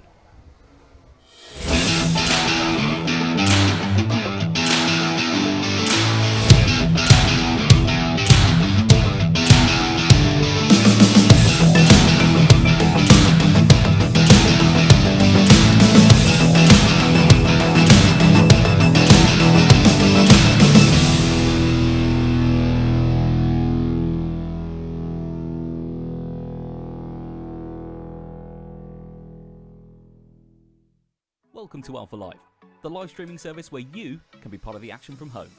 You can watch via your smart TV, phone, tablet, or even your gaming console. We've got you covered. Just head to the YouTube app on any of your devices and search for Alpha Live.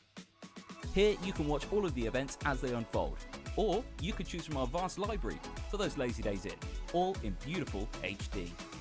Be sure to hit that subscribe button and click on that notification bell so you don't miss out on any future videos.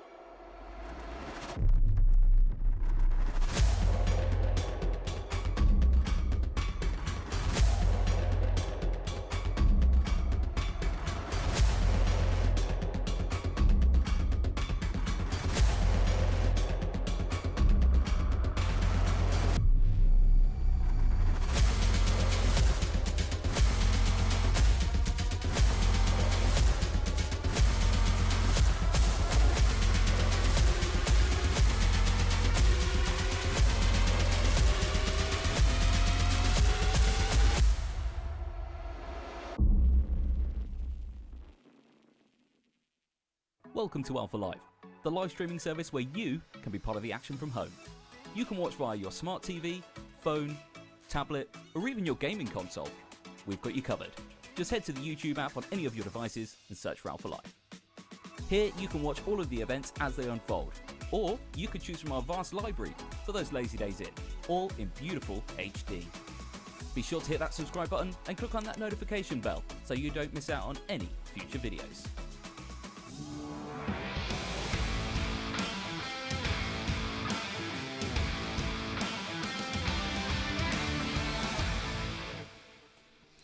Well, we're going to get straight back to the action. Thank you very much for bearing with us, ladies and gentlemen. Here's the starting grid for X30 Junior Heat number 3. Heat 2 results yet to be fully confirmed, but it's Henry Gregory and Alexander Zingadejevich on row 1, with Gregory on pole, Thomas Ingram Hill and Daniel Gurney on row 2, with Joseph Smith and David Marsal on row number 3. Completing the top 10, it's Luca Magni, Archie Heron, Hayden Bailey and Morgan Hill, with James Tester and Tom Wainwright rounding out the top 12. Katie Ashman and Micah Taylor on row 7, with Ollie Cook and Kieran Hamdy on row 8, with Harrison Leach and Macaulay Guy rounding out the top 9 rows. Completing the top 20, it's Josh Jones and Jack Mowat, with Harry Yule and Jack Collins on row 11, George Quartermain and Oliver Harris on row 12. Jaden Gregg and Jack Owen Drawbridge on row 13, ahead of Dovidas Deglau, James Shotton, Thomas Gray and Nick Dimbleby on row number 15. Matthew Morgan and Will Forber due to start on the 16th and final row. 32 drivers, John, and they are getting themselves ready. I think we might have another formation lap, as it has been... bit of time. Right. I was gonna mention that. Well, it says Mac YT. I can only assume that that's Mac Farquhar in the YouTube chat, saying apparently the track limits are only applied at the last corner for safety because of course, the wall on the outside. But the amount of track limit warnings we've seen, if that's all from the last corner, then the driver's clearly not following it crazy intensely. But but that's all right. It looks like we're already getting the go round again for a few drivers. So. Another lap looks to be in order. Twiddle the fingers, drivers. It looks like they're casting a spell, doesn't it? Oh, dearie me. No Harry Potter sayings, please, in chat. I wasn't even thinking of that. Well, I was thinking of that as if, please don't do it. And now that I said, please don't, someone will. As long as it is a pun of some sort. Like a Harry Potter spell mixed in with, like, send it or something. Wingardium Sendiosa. There we go. There we go. Karting and magic spells combined, folks. Some of the moves we've seen today have been pretty magical, to be fair. They have. But it's going to be another interesting one. This is the third and final heat for Junior X30 before they go into their final. We are running a little bit behind schedule, around about 15 minutes or so. After that red flag that we've had, of course. Someone else, George Barker in the chat says, when's Junior Rotax? It is straight after this one. We will be going into their heat number 4, isn't it, for Junior Rotax? So you might have missed their heat 3 earlier, which was half of the drivers, and then the other half are going to be in the one straight after this. But of course, you can scroll back on the stream whenever time and rewatch any race that's already happened today. Exactly. So the Junior X30 field with Henry Gregory and Alexander Zingadejevich on the front row. This looks to be a very good start here into the tram lines. Revs rise, lights go out. We are underway, and a good start already by Gregory and Zingadejevich. Well, no, Zingadejevich gets pipped to oblivion by Thomas Ingram Hill in the number 122 as they head up the hill for the first time. A lot of track positioning, joculation. Zingadejevich gets back past Ingram Hill for second position through Christmas Corner. Oh, we got the 98 off at Christmas Corner. And that was Luca Magni, who started 7th, so there must have been a little bit of a touch. With how he's ended up on the outside there, there must have been a bit of contact involved, I think, to end up pointing the opposite direction to where he was hoping to go. Yeah. So we're going to get towards the business end of the opening lap as there is another position gained. So Ingram Hill loses another position.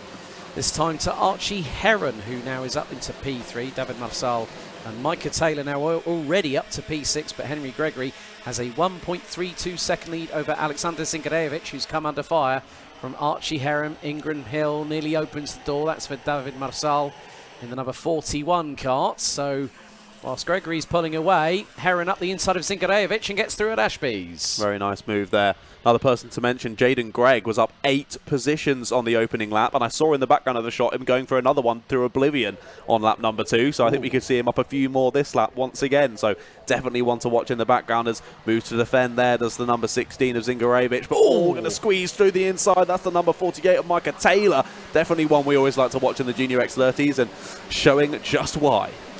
Yep, and with them looks to be Morgan Hill. That was proper sideways in the background. Got squeezed onto the curb. Was that the 38? Sorry, 36 of Tom Wainwright. And there's a yellow flag still up at Christmas corner, so no moves there. But that was a scary one. Got almost sideways over the curb on the inside there, but just holding together. And when you're almost flat out around that corner, that must be a bit of a scary moment. I'm sure that hopefully the driver's not thinking, shutting their eyes and thinking the word brace at that particular moment, because that's not going to be very good. But there is a move. Zingarevic gets sort of like robustly overtaken by Micah Taylor as Morgan Hill is battling away with the number 16, who's now down in 4th position. So, yeah, Luca Magni is Kart still stricken at the top of Christmas corner as we go on to another lap. Lap number 4 underway. Archie Heron is starting to close the gap to Henry Gregory. The gap was just over 1.7 seconds. It's now to 1.55, and Archie Heron on cue. Fastest lap of the race, 46.32. Dogman R says, why have they started doing the 2 sighting laps? Well, they are colder conditions. So the tyres need to get up to temperature, and I would imagine with the fact that the drivers want to eke out the best performance out of the tyres over the course of the race, that's very much within their thought process. Yeah, definitely. We saw a good move from Morgan Hill on that last lap around the circuit. I think it was on Zingarevic that he got through. Yes, it was indeed. You can see him now leading Zingarevic through the boot. But battles continuing throughout this one, just less than 5 minutes to go. There's Jaden Gregg in the number 34, having got past Joseph Smith for 9th position. Up into the top 10 already. Light the fires, guys. I'm coming through. And Jaden Gregg started down in 25th position. So that is a gain of 16 places over the opening 4 laps. And his pace is absolutely lightning fast at the moment. He did a 46.19. Just under 2/10 quicker than the fastest lap of the race so far by the driver in 3rd, Micah Taylor, who is starting to close in on Archie Heron, who in turn is closing in on race leader Henry Gregory as we come to the conclusion of lap number 5 as number 41. That's David Marsal bumping over the curbs into the boot, and that is Jaden Gregg in not too far behind. He's taken nearly 2/10 out of the number 41. Yeah, closing in nicely already, isn't he? Yeah, Micah Taylor's 2/10 faster than anyone else out on circuit. Wow. Drops down into the 45s, a 45.77. I think closest other time is a 45.91 or 45.85 even from Morgan Hill just behind. So still a 1/10 of a second quicker than anyone else out on circuit, Micah Taylor. So expect him to get very much involved with this lead battle very soon. There's a move down the inside, the 34 making their way through. That's, of course, Jaden Gregg, now up into 8th spot past David Martial. However, does get a track limit warning for his troubles. So does Kieran Hamdy in P12 as well. These track limit warnings, I think we'll both be sick of the sight of them, as will be the race control. It's like, yeah, track limit warning, track limit warning. I hate to think how the radio chatter's going on between Clerk of the Course and also timekeeping right now. Warning for Jack Owen Drawbridge. That is actually the first bona fide warning flag that we've given. Not for contact or for track limits. And that's for the number 72, who's currently in 20th position. But yeah, I mean, looking at the differentials in terms of overall delta lap time, Micah Taylor was over a 1/10 quicker than Archie Heron, and Morgan Hill was faster than Micah Taylor, and that's not something you say that often. No, that's very impressive from Morgan Hill. He's really turned up the wick, pressing on towards those top 3. So here, who's this we're looking at? The 58, is that? I'm not sure if there is a 58, so I'll have to relook at that as they come across the line to start a new lap. It is. It's Hayden Bailey ahead of Kieran Hamdy. Now who on earth was that sideways? That was the number 17. Kieran Hamdy was sideways through Crook and now goes for the move. The back end nearly steps out again to the left-hand side on the braking approach into Christmas corner, but manages to make the move through on the number 58. So Hamdy up to 11th. It's amazing how much control these drivers have under brakes of the car. You can see them getting it all slidey and sideways under braking, but making those moves stick, as there was another one in the background there as well. think that would have been between Jack Collins and Macaulay Guy, possibly, in the background there. That gap's coming down. Gregory is being reeled in, and Micah Taylor again puts in another fastest lap, but that's the number 24, that's Mowat, that has ended up on the grass on the right-hand side of the chicane coming out of Osiers. And Mowat was down in what was 16th position and has dropped outside of the top 20. But look at this gaggle here, a send and a half from the number 12, that's Jack Collins, through into Christmas Corner, battling away with the likes of Joseph Smith, Kieran Hamdi and Hayden Bailey of all people. Yeah, Hayden Bailey getting a bit bullied out the way there in that group, wasn't he? Drops from the front to the back of this little pack. But here we go, we look back to the leaders. It's still Gregory leading Heron, leading Taylor, but look at the gap now, it's practically non-existent. Jack Murray gets a contact warning. Just under 60 seconds to go, and get 3 more laps of this then. Yeah, and I think the remainder of the top 3 are within striking distance, and there they are. Look, it's line astern. Gregory, Heron and Taylor down from Inkermans into Ashby's. It's about who's going to be blinking first and going through. I think it could be Heron on Gregory or Taylor on Heron.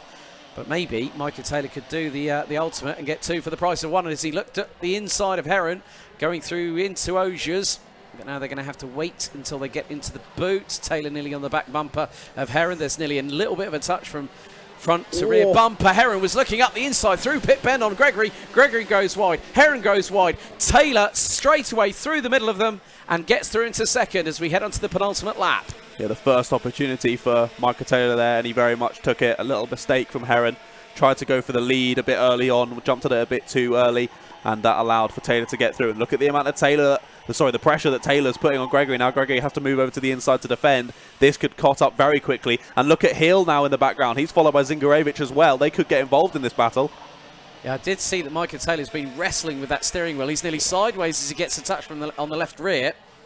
And now look, they're all starting to concentrate. It's 4. Now it's 4. It could be 5. Taylor's going for the move on Gregory.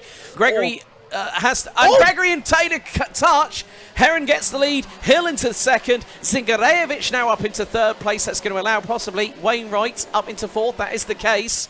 As the final lap board goes out, Zingarevich has an opportunity if he can get past Hill and Heron. That's going to be easier said than done. Hill and Zingarevich up the inside of Heron through Christmas Corner. Now the run down. And Heron, what on earth was that from Archie Heron? He still gets the lead coming through Inkermans. Brilliant stuff. That was absolutely fantastic. He read that situation perfectly, went wide, cut it back in, and took them both again round the outside to keep that lead for Archie Heron. All goes wide, does the driver in third place. I think that was Zingarevich, was it? Yeah. It was indeed going a bit wide, so he drops down to fourth. Wainwright now up into third, but look at this top 2 battles. We go into the boot, tries it around the outside, does Hill. Not going to happen. He's going to have to try and get a good exit here. Heron does go a bit wide, but he should just about keep it, and he does so. Across the line they come, and Heron does indeed take the win. It's going to be Hill in second, Wainwright in third, and Zingarevich in fourth. Then Taylor ends up 5th, Gregory ends up in 6th. So I think Taylor actually did overtake Gregory at the end of that, with Greg ending up in 7th, then Martial in 8th.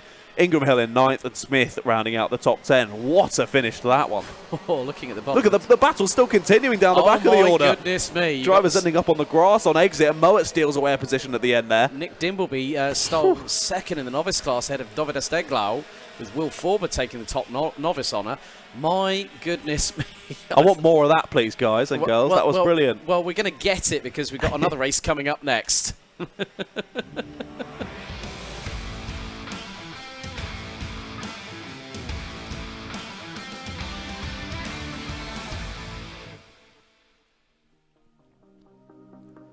Here we go then.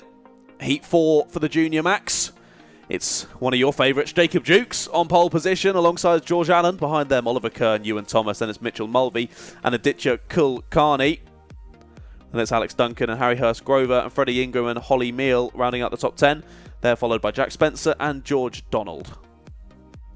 And row number 7 is Alfie Bray and William Ray. Row number 8, Zaki Hussain and Oliver Sander. Then Alexander Zingarevich and Ewan Charman. Then it's Neo Clark and William Antrobus.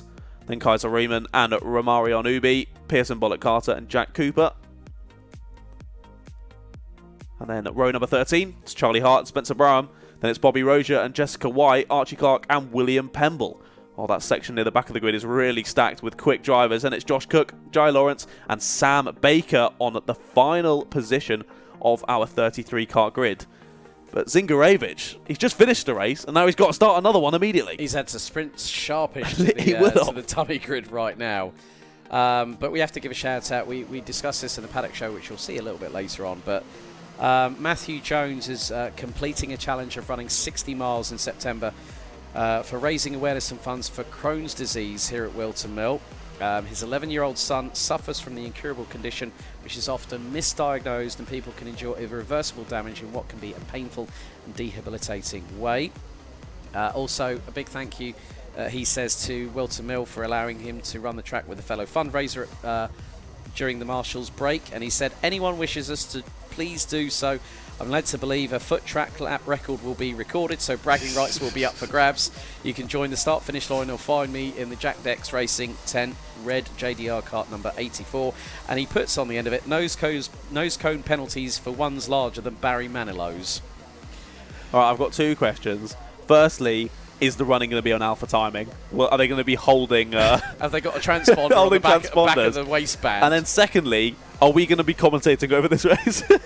I think really, to be honest with you, we'll be doing enough talking anyway today anyhow. But True. Really good to hear from Matthew Jones and to do it. I mean, I've got personal friends who have been suffering with Crohn's or colitis. I mean, Rick Parfitt Jr. suffers with that, and he's racing this weekend at the British Touring Car Championship. So good luck to Rick. It's quite a common condition. I know quite a few people as well with Crohn's, and it's really a tough one. But someone's not got underway in the pit lane. Could be William Pemble maybe in the 99. I think I might. I think you might be right. Yeah, pretty sure it started with a 9.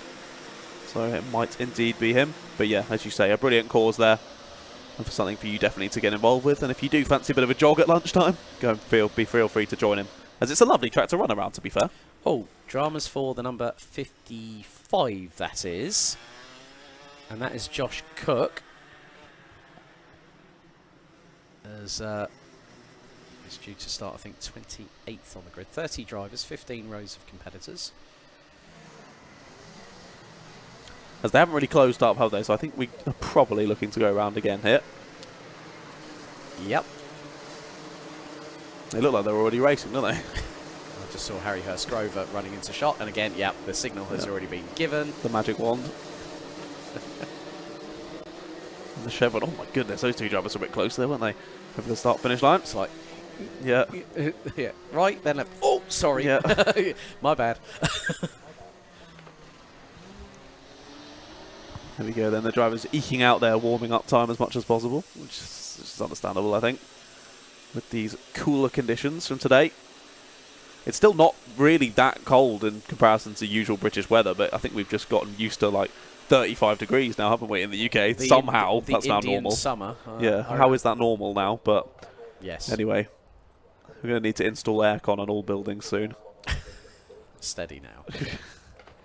I'm in a top floor apartment, mate, so it was just ridiculously hot. I felt like I was in an oven. Mate, I have the same problem where I live. My bedroom's on the top floor, and like literally when it gets 25 plus degrees, it's like a sweat box. No, it's ridiculous. Finished sauna.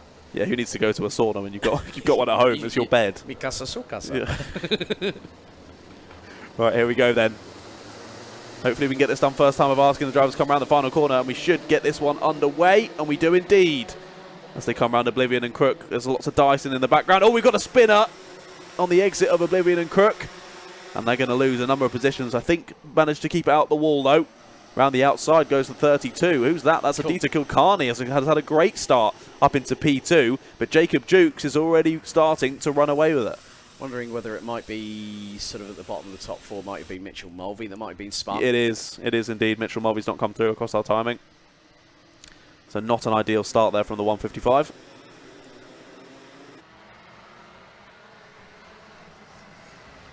But Kilcarney already trying to line up a move on George Allen, the 48, who's... Well, I see two Argenti karts, actually. So Alex Duncan, I believe, is in this 63 kart that's running at the top four. Oliver Kerr drops to 5th place. Kaiser Riemann has dropped to the back of the order as well in the 119. Oliver Kerr's losing another position there up into Christmas. Might even be 2. The 116 started to squeeze his way through as well. That's George Donald. But Freddie Ingram is through on Kerr up into 5th place. As there's more battling going on down through the second sector of the circuit. As we've still got the 116 ahead of this, who's now actually got through on Kurt. So that is also George Donald through. So Kurt down from 5th to 7th on that lap around. Not been an ideal start for him. As the number 48, George Allen, his NASA panel is wobbling a little bit. But I think he's dropped position as well. I think Alex Duncan's moved through and got 2 diving down the inside at the final corner as well. All hell is breaking loose at that end of the pack with Kurt involved. I think it's Freddie. No, it's not. It's George Donald leading that little gaggle.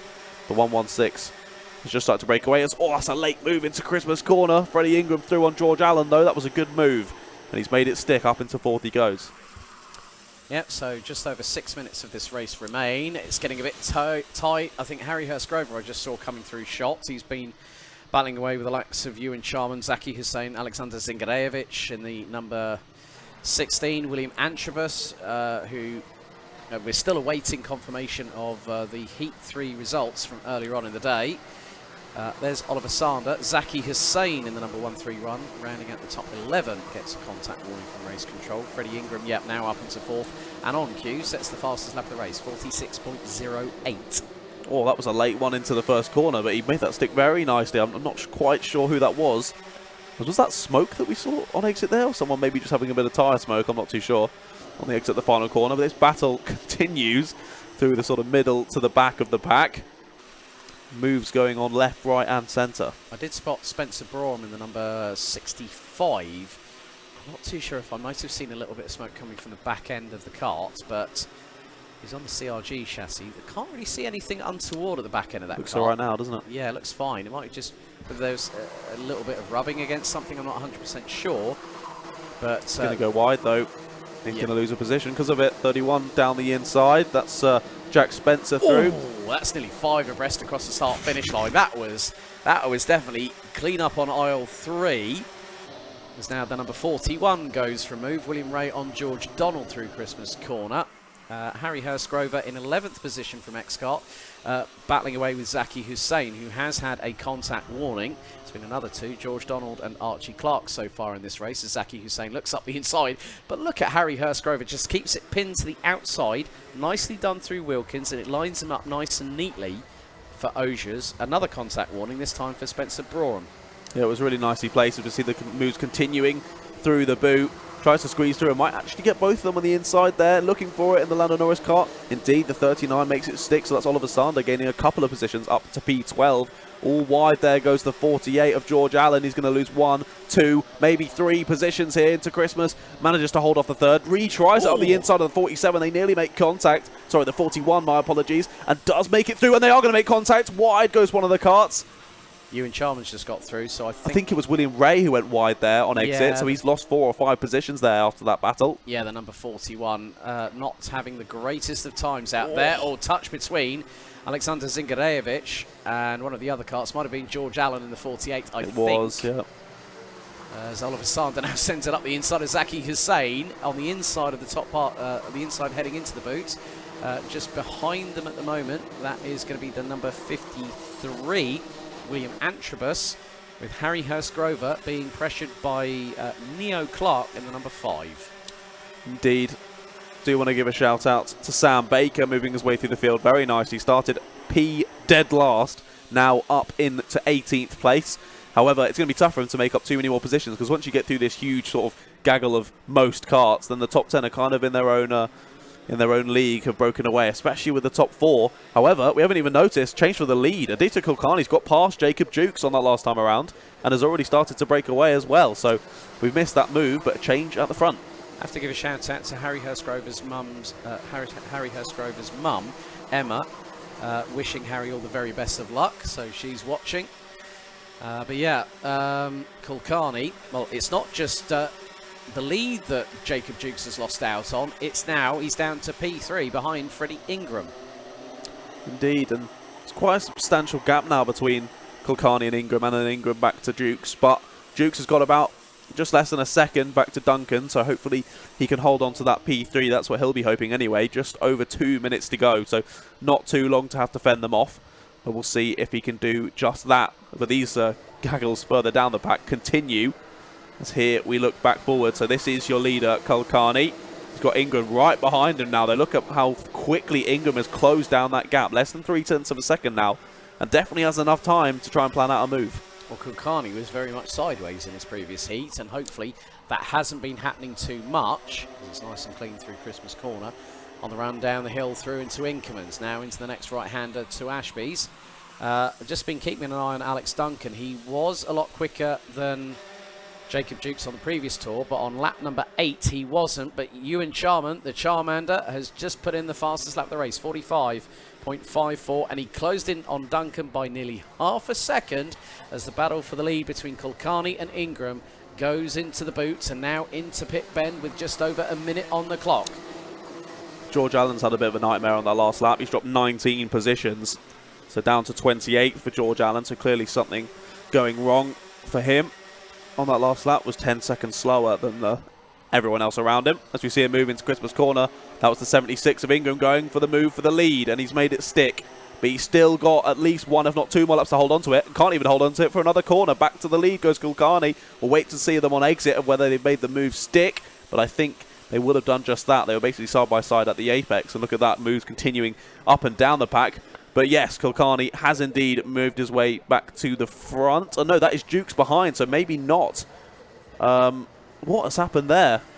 Where is Ingram? Well, Ingram is not coming through. There he is. In fifth, because you've got Alex Duncan and Ewan Charman. So something's happened out of camera shot then, hasn't So it? maybe if there was a little bit of a touch between Kulkarni and Ingram whilst battling for the race lead. This has given the opportunity to Jacob Dukes, who's now in second. Ewan Charman up the inside of Alex Duncan to now take P3 from his teammate at Argenti Motorsport. Freddie Ingram waiting in the wings, but Jacob Dukes is within half a second of Aditya Kulkarni because Dukes was on a 45.9, Kulkarni 46.3.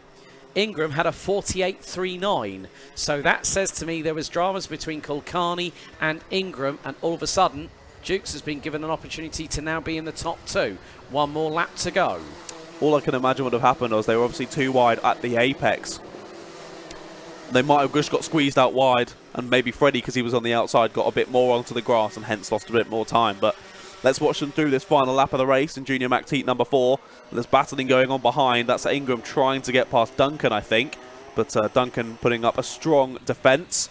But still leading is Kulkarni. Dukes has closed that gap, as you say, down to 0.3 at the start of the lap. But I'm not sure if Dukes is going to be close enough to send a move. Well, Ewan Charman is not too far behind them otherwise, and he looks to take a solid third-place finish. But into the boot for the final time, it's Aditya Kulkarni from Argenti Motorsport, followed by X-Kart's Jacob Dukes. That will be our first and second place finishers. Great job by the Charmander, Ewan Charman, to take P3. Alex Duncan will pit Freddie Ingram to the line by 17 hundredths of a second. George Donald, Alexander Zingarevich. Good work by Oliver Sander, up to 8th at the flag, ahead of Oliver Kerr and Neo Clark, who round out the top 10. That was very impressive. Very impressive indeed. Yeah, Ewan Charman started 18th in that one. So 15 positions gained for the Charmander. Indeed, indeed. Well, we have got our fourth and final heat for Minimax coming up next.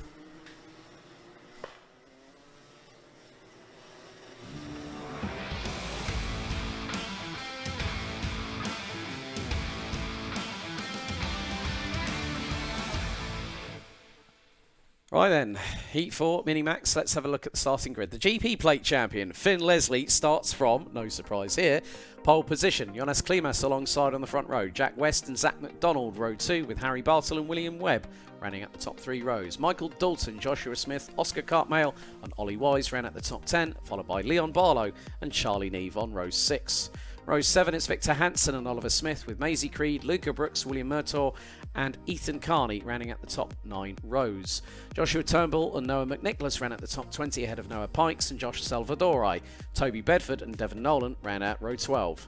Row 13, it's Kasper Tomilewski and Cameron Edmonds, with Harrison Whitcomb, Sebastian Mins, Thomas Mins-Spearing and Matas Mizanskas and Spencer Allen rounding at the 31 strong grid.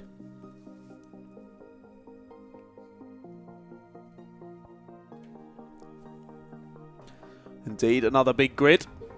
It's great to see so many drivers across 2 grids as well for the Minimaxes as well as we head into our second of only 2 heat number 4s for today. And then we'll have a couple of heat number 3s following after that. It'll be X30 Seniors and Senior Max.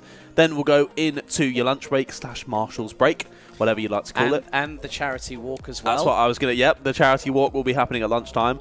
Also, if you're not at the track, you probably aren't going to be able to run around the track. But if you're at home, you can watch our Paddock show, which we recorded earlier today before the action all got underway. It was while lots of the drivers were out there just practicing. We got to chat to a few of them and a few dads and a few mechanics and all that as well. It was great, wasn't it? Yeah, quite funny how Jensen Chalk was hiding from his dad Mike, and he was due to go out for his 3-lap practice session this morning. It just goes to show that some drivers are happy to get in front of a microphone and a camera. Some just want to go, I just want to concentrate on driving. Well, youngsters, you got a big lesson to learn, because when it's alphalive and we're on a Paddock show, everyone is fair game. Yeah, I've had a few people where I've gone to chat with them, they've just gone, no, just no, I'm not doing it. Computer says no. Yeah, indeed. But no, there are a few that are always up for it. Like I chatted with Macaulay Guy earlier on the Paddock show. He's always up for a chat, so it's always good to speak with him. He's always happy and friendly. I collared Archie Walker when he was reclining back in his chair in the KR Sport awning. Had a quick hi to Joe and Darren, his mum and dad. Then I also spoke to Jensen Chalk's dad, Mike. And then we had a nice little chat saying, yeah, we want a ticket to go somewhere, and I knew exactly where he was going because Jensen has been racing in Europe. He also competed in the Euro Trophy this year. He also competed in the Rotax International Trophy at Le Mans late last year, where Mr. Baudet was back in action with those dulcet Welsh tones. But yeah, 31 strong grid, another 8 minutes, and then it decides B and A finals for this afternoon. Indeed. Yeah, that should be good to see. So the drivers want to make sure they get up as many points as possible to make sure they get into that A final. However, of course, if you're in the B final, you do still have a shot to get through into that A final. Yes. I believe top 4, if I remember correctly, from the B final will move through. Okay, well, the driver's now being released from the dummy grid. So we're going to see how much of a gap Finn Leslie can open up very, very quickly. Yeah, he's perfectly placed, isn't he, for that? Oh, yes, and poised. Indeed, a lot of alliteration in 2 sentences. That's a good shout on a Sunday afternoon. You love to see it. Oh, yes, we love to hear it too. Well, we love to hear it. I don't know about everybody else. But thank you very much for those still watching with us here on the alphalive YouTube channel and, of course, the Whilton Kart Club Facebook page. Keep your comments coming in, folks. We'll give you as many shout-outs as we can. I think we've kept up to date with them so far. We have. But, yeah, I mean, Finn Leslie... You know, the way he's just literally, that's why he's the Kart Masters Grand Prix champion from this year. And Kart Masters this year, a fantastic event, at the home of British karting. And again, this seems to be de rigueur now. It's like, yeah, you're going around for another lap, folks. Indeed. Yeah, like you say, Kart Masters is always fantastic. I always enjoy watching it if I'm not there helping on the cameras myself. But, yeah, the races were brilliant. Really, really good at Kart Masters this year, as I mean, they always are, because it's often like this where you're not... Obviously, there is a championship that you're battling for, not in Kart Masters, but in this. But it's literally just every man and woman for themselves, just absolutely going for it. So no one really ever creates a huge lead. It's usually the top 10 all just constantly battling for the entire race. I still remember when I was working alongside Henry, 2019, fantastic event, Junior X30 final. Oliver Behrman, who's now a FIA Formula 3 driver. His younger brother Thomas is competing in karting still. They've kept that link with KR Sport well and truly active. Oliver started alongside Jamie Day on the back row of the grid, and after the race, he went from stone dead last, 36 on the grid, to P4. And now he's racing in one of the major support classes of Formula 1.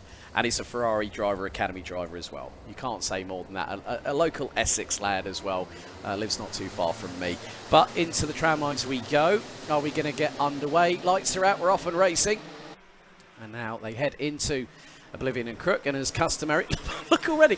Like literally the minute that Finn Leslie just hit the throttle, the tyres like literally purchased on the tarmac. And he was like a scalded cat on a hot tin roof. He got away and everyone else is battling for real estate. Indeed, lots of battling going on. A few getting squeezed to the inside curb there, and also the grass all to the outside. There goes a couple of drivers making up a few positions. That's nicely done, but a bit more contact through on the exit. The battles continue up and down the pack though, but as you say, Finn Leslie already getting a nice little gap out in the lead. Yeah, Victor Hansen actually went a little bit wide coming out of Ashby's and still kept the throttle pinned. Battle here for... Oh, right, okay. It's all handbags at dawn. That was the 89 of William Webb, I believe, as the number 55 of Ollie Wise ended up sort of being on the receiving end on some robust manoeuvring through pit bend. He did indeed, yeah. Oscar Cartmail followed William Webb through there at the final corner, making their way through up the order nicely. Michael Dalton was definitely one to watch. He's made up a couple of positions on that first lap in the number 44 kart. Lewis Hamilton-esque there as we see a move going through the left-hander. Another one in the background there as well. That's the 82, I think, getting shuffled wild of Oscar Cartmail. It is indeed. He loses one, if not two positions there to Oliver Smith and possibly Ollie Wise as well. There is Leon Barlow, I've just seen in shot, the number 42. Oh, wow, that was a robust move. That was from the number 66, Harrison Whitcomb, and the number 27 nearly gets squeezed. William Murtaugh, as they come out of pit bend. You got Sebastian Mins in the mix with all of that, and the number 77, Devon Nolan, Jonas Klimas, keeping an eye on Kasper Tomilewski, who started 25th. He was shuffled down the order on the start, and now he's making up some positions. Nice bit of intricacy on the back of his race helmet. He's sponsored by Breck, which is a Polish brake company. And it actually has a brake disc and a caliper with a set of pads on the back of his skid lid. That's a nice touch. Yeah. Good sponsor activation there. Yeah, very nice. Getting in all the photos, I'm sure. But here we continue watching this battle. Who's at the front of this one? It's still the 83, or the 21's looking for a move on the 110. It's Victor Hansen looking to go through on Josh Salvadori. Or Josh Salvadori, I think, was ahead of him. And now, sorry, did get past him and now has been re-overtaken. Harrison Whitcomb and William Murtaugh nearly coming to blows on sidewalls coming through the top of the boot right there as they head up the hill once again up towards Christmas Corner. And there's a cart being pulled to the right of our shot. That looks to be the number 80 of Zach McDonald, I'm afraid. Indeed, yeah. Not an ideal end to the race for Zach. Something going wrong, but considering he's the only one out, we can assume it's probably something mechanical rather than a coming together. And he started on the outside of row number 2. When we started things off just over 3 minutes ago, but the trains are starting to really concertina. That accordion effect really coming into provenance. Leon Barlow's trying to get on terms with the two in front as the 21 tries to look up the inside, and Leon Barlow nearly centred up the inside of Josh Salvadori, who got passed by Victor Hansen going through into the boot. They're all chopping and changing like nobody's business. And William Murtaugh now ahead of the number 42 from X-Kart, Sebastian Mins from KR Sport, and Harrison Whitcomb. There goes Mins up the inside of Barlow. Whitcomb looking to try and get through on the run down to Inkermans, but no dice for the number 66. Great little battle this, isn't it? Constant overtaking. Salvadori was robust with that defence, wasn't he? I think it was it Barlow at the time, or was it Mins at the time? I'm not too sure. I think it was, he was battling away with Victor Hansen. And so Hansen sent it going through into the approach into the boot. Salvadori managed to get through. Barlow nearly went through as well. That's a late one. Again, this time he loves on that move, Murtaugh. Murtaugh's gone sideways, and that's opened the floodgates. So he's probably at least lost. That was 8 positions. So from 12th to 20th. At the snap of the fingers. Yep, one little mistake, squeezed out wide, and you lose 8 positions. Look at that, they nearly went 3 wide into Christmas there. 53's getting forced out wide, might lose 2 positions there. Nope, just the 1. Thank goodness for them anyway. That's Devon Nolan just losing 1 position. Nearly lost one to Leon Barlow. Nearly lost one to Thomas Min-Spearing, who now rounds out the top 15. And, well, Devon Nolan has lost further positions. As there is, I think, there is Kasper Tomilewski. I've just spotted him, and there's Oscar Cartmail rounding out the top 17. Someone took to the grass there on exit, cutting the corner a little bit. I think forced out wide by another driver. The track limit warning still coming through thick and fast as well. We've got another one flashing up for William Webb and for Josh Salvadori. I'm keeping my eyes on the battle because Jack West has got to within 2/10 of the race leader, and the change has happened. West is leading the way. So, or is that not the case? No, I think you're right. Yep. So they have got a kart in front of them. There is one kart stricken to the right-hand side of the circuit. That will be number 93 of Toby Bedford. Finn Leslie's no longer on our timing screen. So you might. So I think it's Finn Leslie just ahead, isn't he? So this is actually the battle for second. Well picked up there. There is Finn Leslie just going out of shot. So Michael Dalton on the Croc Promotion chassis, bouncing over the curves through Pit Bend, closing in on Jack West. And Jack West keeping hold of that second place thus far. Jack West showing as the fastest driver on the circuit so far. But the thing is, with Finn Leslie, he's showing down at the back. He's showing down in 29th, but I think that might be a transponder issue. But we will await to get the overall classification before we go into the B finals a little bit later on and the A finals after the lunch break. But yeah, great battle here between Bartle and West. They are literally nose to tail thus far, coming out of the chicane, down the short chute of the back straight into the boot. Indeed, it looked like the car they were following was a bit too quick to be a map marker, so thought I'd check the timing screen, and yes, indeed. Well, now it has been reinstated, so Finn Leslie back to the top of your timing on the left-hand side, but Harry Bartle sets the fastest lap of the race, a 47.15, so despite being caught and overtaken by West, he could be looking for a re-overtake here, with, as you say, just less than a minute and a half to go. He's got a bit of time to do it, and they've got a huge gap back to Dalton in fourth, nearly 5 seconds between this top three and then fourth, and basically everyone else behind.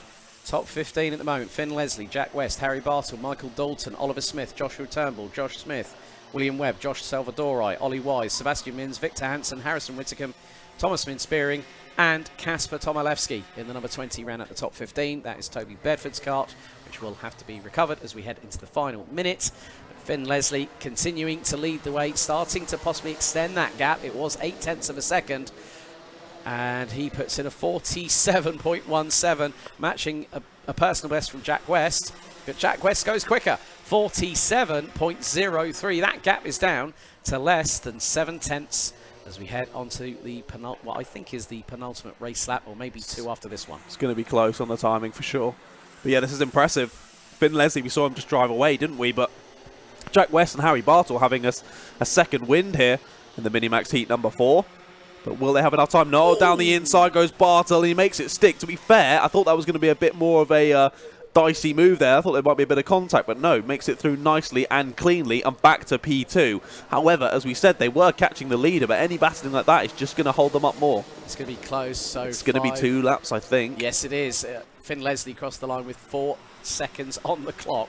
That's how nip and tuck it can be. I've had it where races have been put onto the final lap with 2 or 1 seconds to go, but with 4, 5 seconds, you can negate an additional lap. So we're now on to the penultimate lap. So it's going to be a full 12 laps here at Whilton Mill, 1,200 metres, established back in 1991.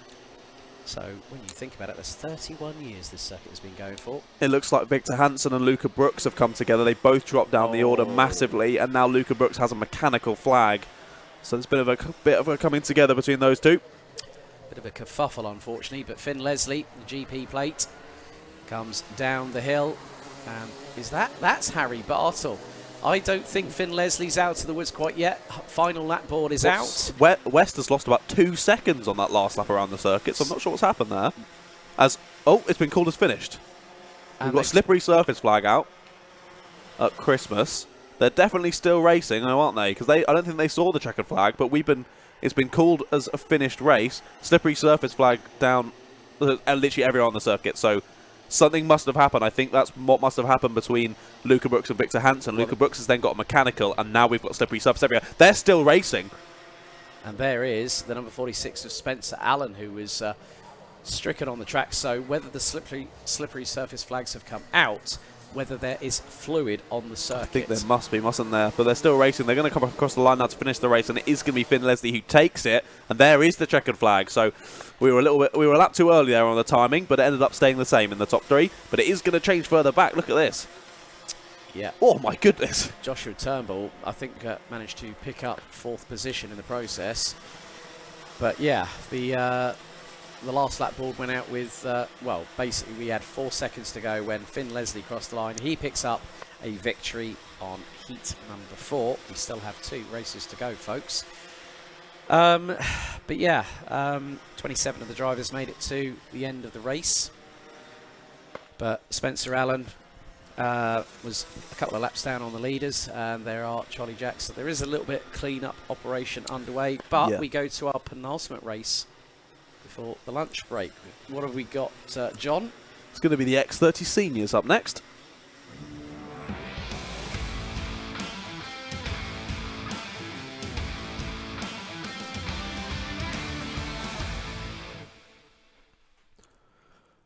Here we go then, for the X30 Senior grid.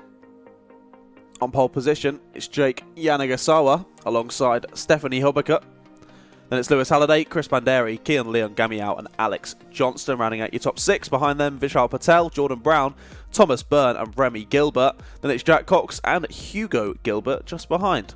Then Enzo Liu and Jensen Buckingham, Brentley Sims and Benjamin Southgate. Following them, Luke Taylor and Harry Torpy. One to watch there from 18th place. Then finishing your 21 kart strong grid, it's Thomas Mullett, Jacob Huang and Marcel Laziski. Right, so Vishal Patel took heat number 2 ahead of Jack Cox and Harry Torpy, with the top 3 covered by just over 9/10 of a second. Multiple penalties. Jacob Huang got a 5-second time penalty for gaining an unfair advantage. Alex Johnston, Remy Gilbert and Hugo Gilbert both got pinged with a 5-second circuit limits penalty. With Benjamin Southgate, Jensen Buckingham, and if it wasn't enough, insult to injury for Remy Gilbert, a further 5 seconds for a front fairing out of place, with Brentley Sims, Jake Yanagasawa and Luke Taylor also having 5 seconds added to their race time.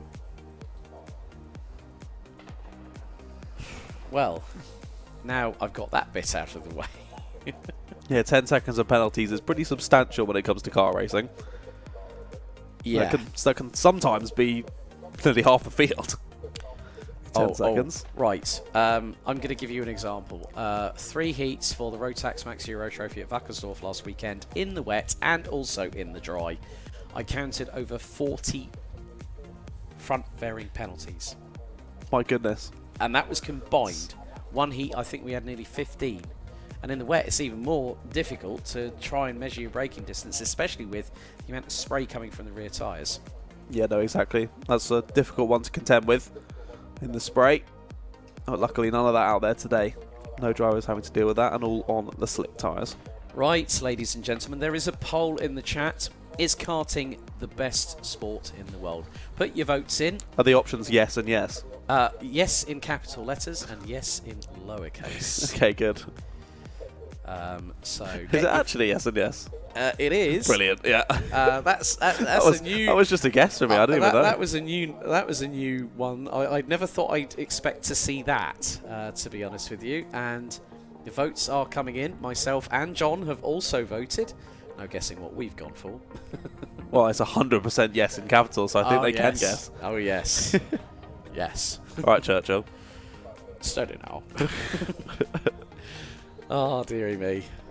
But yeah, as we say, I think it is going to be a little bit of a longer wait, this one, especially with the slippery surface flag out. Considering it was around the whole track as well, I think they've had that coming together, drop some sort of liquid, and then tried to get back to the pit lane and ended up putting that liquid everywhere. It depends on whether it's water from a radiator, or if there's been an incident whereby the engine has been compromised, if one of the seals has gone, if that's dropped oil on the track. That's and one of the things that these drivers will probably they may have to be mindful of, because you can see the kart on the left-hand side, the far right-hand side of your screen, folks. That is Jake Yanagasawa, as they are now going to release them. That was quicker than I expected. So well done to all the Whilton Mill staff. Thank you very much for getting those back underway so quickly. But yeah, if it's oil or something on the circuit, it's no laughing matter. It needs to be dealt with as soon as possible. I like that. Our moderator in the chat, the alphalive YouTube channel has gone, any other options would be pointless anyway. 100% agreed. So very true. Yes in capital letters, folks. Come on, get your votes in. They are climbing. We want to be over at least, we've got 8 votes at the moment, and they are coming in. Now we're into double figures. So folks, get your votes in. Indeed. Everyone's very spaced out once again, so it's looking like we'll have 2 warming up laps once again here, next 30 Senior. But yeah, like I was saying, if it's spilled oil, that's a no laughing matter. It needs to be dealt with immediately, because I've had my own crash on oil, and it's not very fun. It's quite scary. No. It was Mama's first corner at Sheddington. flat out left-hander. Oh. Someone had blown up a couple 100 engine, dropped oil on the entrance, and I just happened to turn in a little bit later than everyone else, got my front right on the oil, and went straight onto the scene of the accident. And even missed the apex for Cafe Corner in the process. Mm-hmm. And that's not nice. That's not nice at all. I've commentated at Shennington before, and that is a... If there is a fluid on the circuit, oil or water, it doesn't matter. It is still very, very difficult to combat, especially if you are on slick tyres. I'd never had anything like it before. It was crazy. I turned in, nothing happened. I went on straight, and I was like, oh my goodness, I'm going to crash here. Slammed on the brakes, nothing happened. I went straight through the barrier. The barrier went over my head, Oy. and then I went up the hill on the other side, and I ruined my ankle. I ripped all the tendons in it. It was lovely. So you got yeeted and had an injury to boot after that one. I did. Luckily, I wasn't driving home, thank goodness. But here we go then. Let's hope first time lucky. We are indeed underway. Here we go for the X30 Senior Heat number 3. All making it round the first couple of corners. Keeping it on the black stuff. And we'll see who can make up a few positions. Some diving to the inside, some diving to the outside. Oh, a bit of contact in the mid-pack there, wasn't it? I think they've kept it on. No, I can see a lot of dust in the background. There's definitely someone off. It's the 66. That is Brentley Sims. I did see that there was a little bit of muscling going through the start for Chris Banderi, who was stuck right like Piggy in the middle. Got another yellow flag as well. More people off, some more dust being kicked up. And that's off of the approach onto Ashby's. Oh, that was an interesting move. 95 gets squeezed out wide. He's just going to keep a couple of positions, though. Might get overtaken around the outside and puts his hands up in disbelief. The 95 of Vishal Patel there, dropping down a few positions. He nearly got a touch from Alex Johnston in the 48, not too far behind as they went into the boot. But Jake Yanagisawa, right, who was that was going nearly two? That was Yanagisawa, actually, on the brakes, sideways, left rear wheel, clips the grass on the entrance in, but we're going to see ascend here. That's the number 80 of Jordan Brown. That will have been on Jack Cox, I believe. Jack Cox gets absolutely swallowed up by the rest of the pack, loses 5 positions in the process. Ouch. But not ideal. But Chris Banderi still going for moves, and that was up the inside. Nice little lunge on the inside of Alex Johnston in the number 48. Luke Taylor in 11th position in the number 174 gets a contact warning, but they are closing things up. Brown trying to close in on Cox. Stephanie Hobaker gets a warning flag, the second one of today. I believe she was the other driver that went off on that opening lap. I think that was who went wide at Ashby. And hence dropped down the order a little bit, did Stephanie. But those battle at the front still continuing. And Lewis Halliday has the fastest lap of the race in the pocket. The driver in the number 56 closing in on... Well, I think he has got part. He is now into in the lead, so Yanagisawa down into P3, but it is now Leon Gamiao. Sorry, it's Gamiao in the lead. My Gamiao now in apologies. the lead. It was Yanagisawa that's in third, but Lewis Halliday has split the pair of them. Vishal Patel, who has picked up a contact warning, now sets the fastest lap. The 95 in sixth position with the 45.07. Clearly a bit enraged that they got shuffled down the pack earlier on in this race to no fault of their own. But now Vishal showing their pace, 45.07 as you say. I'm sure we're going to see some drop down into the 44s soon enough. As there's a move, a cheeky late one from the 74 was that. Thomas Byrne. Was that actually Vishal Patel losing a position, or was he already moved forward? It was on the 80. No, which was Jordan Brown. So Vishal Patel and Thomas Byrne both moving their way past Jordan Brown on that lap. 5th and 6th respectively as we head into the final 5 minutes. Plus an additional lap. Jack Cox is the first driver to dip under the 45-second barrier. And now closes in on Jake Yanagisawa, who is in third, was nearly 0.3 of a second quicker. You can see the charging trio from behind. That's Patel, Byrne and Brown. Alex Johnston, it's a little bit further back, about 0.6 of a second is the number 48, but he's closing in. Hugo Gilbert and Chris Banderi round out the top 11 ahead of Benjamin Southgate, Jensen Buckingham, Thomas Mullett, Enzo Liu, Harry Torpy all the way down in 16th position, but might have got past Enzo Liu for 15th. Marcel Lagziki and Jacob Wang, the only 2 novices on the field, running at the top 18. Brentley Sims and Stephanie Hobaker rounding out the 20 strong. Remy Gilbert, might have a transponder issue here, the number 54, showing down on 1 lap. and the last lap we're showing is 1 minute 30. Yeah, definitely a transponder issue for Remy. But yeah, Harry Torpy didn't have as good of a first lap as I would have expected, and not a brilliant start from Harry. I don't think he gained any positions except for, of course, on Brentley Sims, who had that incident. But Harry now making his way through all right, as you say, up into 15th past Enzo Liu. But we'll keep an eye on him, but hopefully he can gain a few more positions for his sake anyway, to put him in a good stead for the final this afternoon. We look back to this battle. Who's at the back of this one? So this is Jack Koch, Vishal Patel and Thomas Byrne battling over 4th place. Dogman are on YouTube being effectively Harry Torpy's cheerleader in the number 73, who is closing in on 14th position, side by side, a little bit further up the order. So Cox has just been passed. That's by Vishal Patel. There is Thomas Byrne just behind, and Byrne now sends it up the inside through into Ashby's and gets through to take that place. Nice and neatly done. Used that swing of momentum well, did Byrne. Moving his way up into the top 5. But yeah, Remy Gilbert definitely out of position there. Gets a track limit warning as well, does Remy. We'll try and spot where he actually is on the circuit in the 54. Vishal Patel definitely has got the bit firmly between the teeth and has the fastest lap of the race so far after 6 laps. So 44.6. He's now closed the gap to Jake Yanagisawa in 3rd to just 6/10, as there was a move attempted a little bit further back. Now Alex Johnston might have gotten past Luke Taylor or retaken that position back, because they were battling over 8th and 9th place. They were indeed. Battles continuing throughout. But Gamiao has created quite a nice lead now over Halliday, 3/4 of a second. Yanagisawa still following pretty closely behind though, but here is the 84. Takes a lot of curb on the inside there, does Yanagisawa. And this is Patel right behind, now getting very much involved. So 3rd all the way down to sort of 5th and 6th, all in a line now. And any sort of battling could get many more involved behind as well. Yeah, so positions have been changed. Remy Gilbert, again, we think it's a transponder issue, dropping down the order, reinstated to 14th position. Thomas Mullett and Harry Torpy rounding out the top 16 places. A couple of moves down into Ashby there, in the sort of lower end of the top 10. I think that was all. We got the 74 round.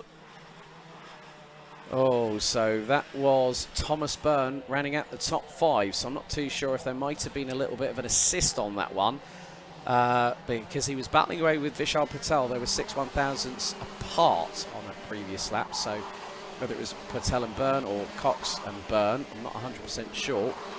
Ah, yeah, Byrne's dropping down the order quite heavily. So yeah, Thomas Byrne and Alex Johnston dropping down to 14th.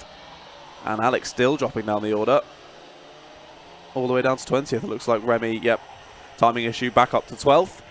So Alex Johnson dropping all the way down to dead last. I've just seen yellow flags at Ashby's. So, and there is Alex Johnston's kart. That's why. No timing issue there. Mechanical issue for Alex Johnston. And he will not finish this race. A real shame for the 48 as we head into the final 30 seconds plus an additional lap. And here is Vishal Patel. And he's with Mr. Halliday in the number 56. Battle for P2 very much on. Gamiao's got enough of a cushion, I think, over these next 2 laps, but Patel's going to go for the move up the inside and gets through before they even hit the apex at Christmas Corner. Yeah, nicely done. Loses the least amount of time as possible, and Patel's going to hope that he can try and chase down Gamiao now, but not very long to do so, and Gamiao's got a nice little lead. Yeah, so the timer hits 0, so 1 more lap to go after this. Lap 11 out of 12. Kian Leon Gamiao leading the way by a comfortable margin. It could be the best part of north of a second. But Patel and Halliday still embroiled in that battle as the final lap board goes out. Indeed, let's see if Patel can do anything about it. He's already eked out quite a nice little gap over Halliday, but still a second between himself and Gamiao in the lead. I'm not sure if that's going to happen. Buckingham got past Southgate to get to P10 that last lap around, but also gets past more karts to get up into P9. Looks like Remy Gilbert's his timing is going wrong for him once again. So we'll kind of check out where he is. Chris Banderi lost a few positions on that last lap. 6 positions down to 15th on that last time around the circuit. Thomas Byrne just coming back after the incident up into 14th. We'll see if he's able to take any more positions back As they come around the final corner, though, it is going to be the 72 of Kian Leo Gamial taking the win here in X30 Senior Heat number 3. Vishal Patel, a brilliant drive through after not an ideal first lap, getting bullied out the way by a few drivers, makes it back up to P2. Then it was Lewis Halliday in P3, Jack Cox in P4 with Jake Yanagasawa P5. Then it was Jordan Brown, Luke Taylor, Hugo Gilbert, Jensen Buckingham and Benjamin Southgate rounded out the top 10, with Harry Torpy, to be fair, getting up to P11 by the end of that one. Some good battles there in Senior X30, but we have one more race before we go to a break here on the Alpha live stream. Thank you very much for everyone that's joined us so far. Next up, it's race 23 of the meeting, Heat 3, Senior Rotax.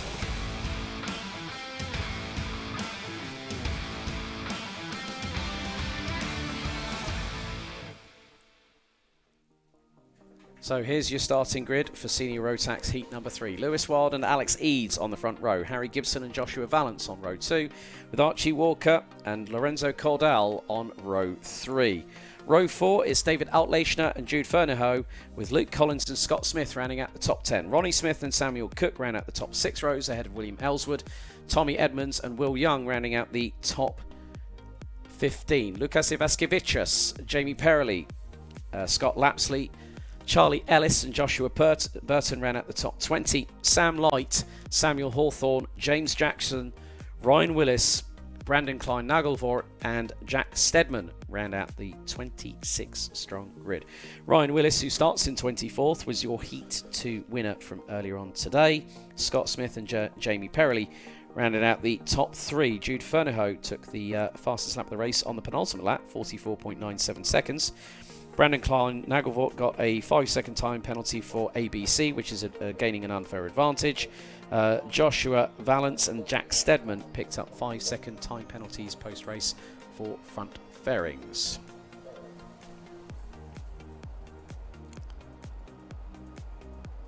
So, thoughts ahead of this one? Should be a good one. There's a few drivers slightly out of position than where they maybe should be in the race, so we'll see if they can make it through the pack. But yeah, I'm getting pretty hungry now, I can't lie. I'm ready for lunch. I think a lot of us are. It's been a busy, busy morning. I mean, we were both here at the crack of dawn. Well, we were here after sunrise, but I have to say, is that your red Volkswagen up I've seen with that lovely little personalised plate on the? Of course, mate. Nice one. Has to be done. Has to be done. Got to get the rat involved. And I've got a circuit sticker on the back as well. You need to go and try and guess what it is, because I don't think I've ever had anyone be able to guess it. Can you give me until the end of the day to think about it? Okay, yes. I will be nice. Good. I will have a think. If not, give me a nudge and make me remember, because there's been a lot going on today. Yeah, I think we all need this lunchtime break, don't we? Not only the marshals, but us as well, and probably the drivers too. Yeah. Well, they will have had opportunity between races. Yeah, true. But then for the entire camera crew and our production staff behind the scenes, big thank you as always to the Alpha Live team. But the drivers now make their way, and I can see Alex Eads just lighting up the rear tyres of the number 61X Kart. He'll be one to watch. Keep your eyes on Will Ellswood, who will start outside of the top 10. Archie Walker in the 93, who will line up alongside number 20 of Lorenzo Cordell. Hopefully David Outlashner will not have an issue this time. I do know that his dad, Arcadius, or Arx as he's more commonly known, will hopefully have made sure that Tony Kart chassis will be firing in the right direction rather than ending in pit lane. It's not been an easy one for the youngster. Actually based out of Wales. Going to be more precise, hopefully. But does, yeah, again. This is just going to be commonplace. Because of these colder conditions, I think it's actually a very, very good call to just help them get that extra bit of temperature in the tyres. And it means that we get a better start and good quality racing as a direct result. Because Rotax in Europe, you have a sighting lap and then you have a formation lap. Whereas normally when we were here for round 6, it was that bleeding hot. I only needed one lap to warm up the tyres. Today, with the track the air temperature only going as high as 16 degrees, I think, is the highest at the present time. And well, when we were here for round 6, the tyres just needed to be outside and they were already basically up to temperature. It's like, yes, I can adhere to the tarmac. Right. So Lewis Wild and Alex Eads on the front row of the grid. Crop Promotion versus X-Kart. Let's see if we get a good start this time around. Into the tram lines. Revs rise. Lights are out, so we are underway. Good start by Archie Walker, already getting himself up into 3rd position ahead of Alex Eads, who drops to 4th. As it's 2 by 2 at multiple points. Archie Walker around the outside. That was on Harry Gibson. Nearly made the move through Christmas Corner. Sideways for Luke Collins as they bump over the curbs through increments, and someone has definitely caught the biggest slide on an opening lap. Of course, the number 75 of the young novice that had the 360 spin. Name will come to me in a few moments. But now David Outlashner up the inside of Alex Eads into the boot, and then just behind them is the number 20 of Lorenzo Cordal from KMS as they filter their way through. Will Young making a nice little move up the inside. That was on the 64, and that would have been on Luke Collins.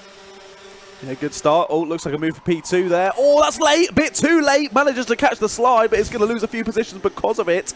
Ooh, that was an interesting one. Really sent it there, but a little bit too much than what the tyres could actually do. Like you were saying earlier, the tyres are going to be at a much lower temperature. Maybe at round 6 that move could have worked, but not today. No, that was nearly high, wide and handsome. It was high, wide and sideways for Archie Walker, but he lost a bag full of positions, and now he's got Will Ellswood, his teammate at KR, a little bit further. Well, there is Will Ellswood. There's one of the Argenti karts. That is the number 70. Squeezed onto the grass on exits. That is the number 40. That's Jamie Perrelly.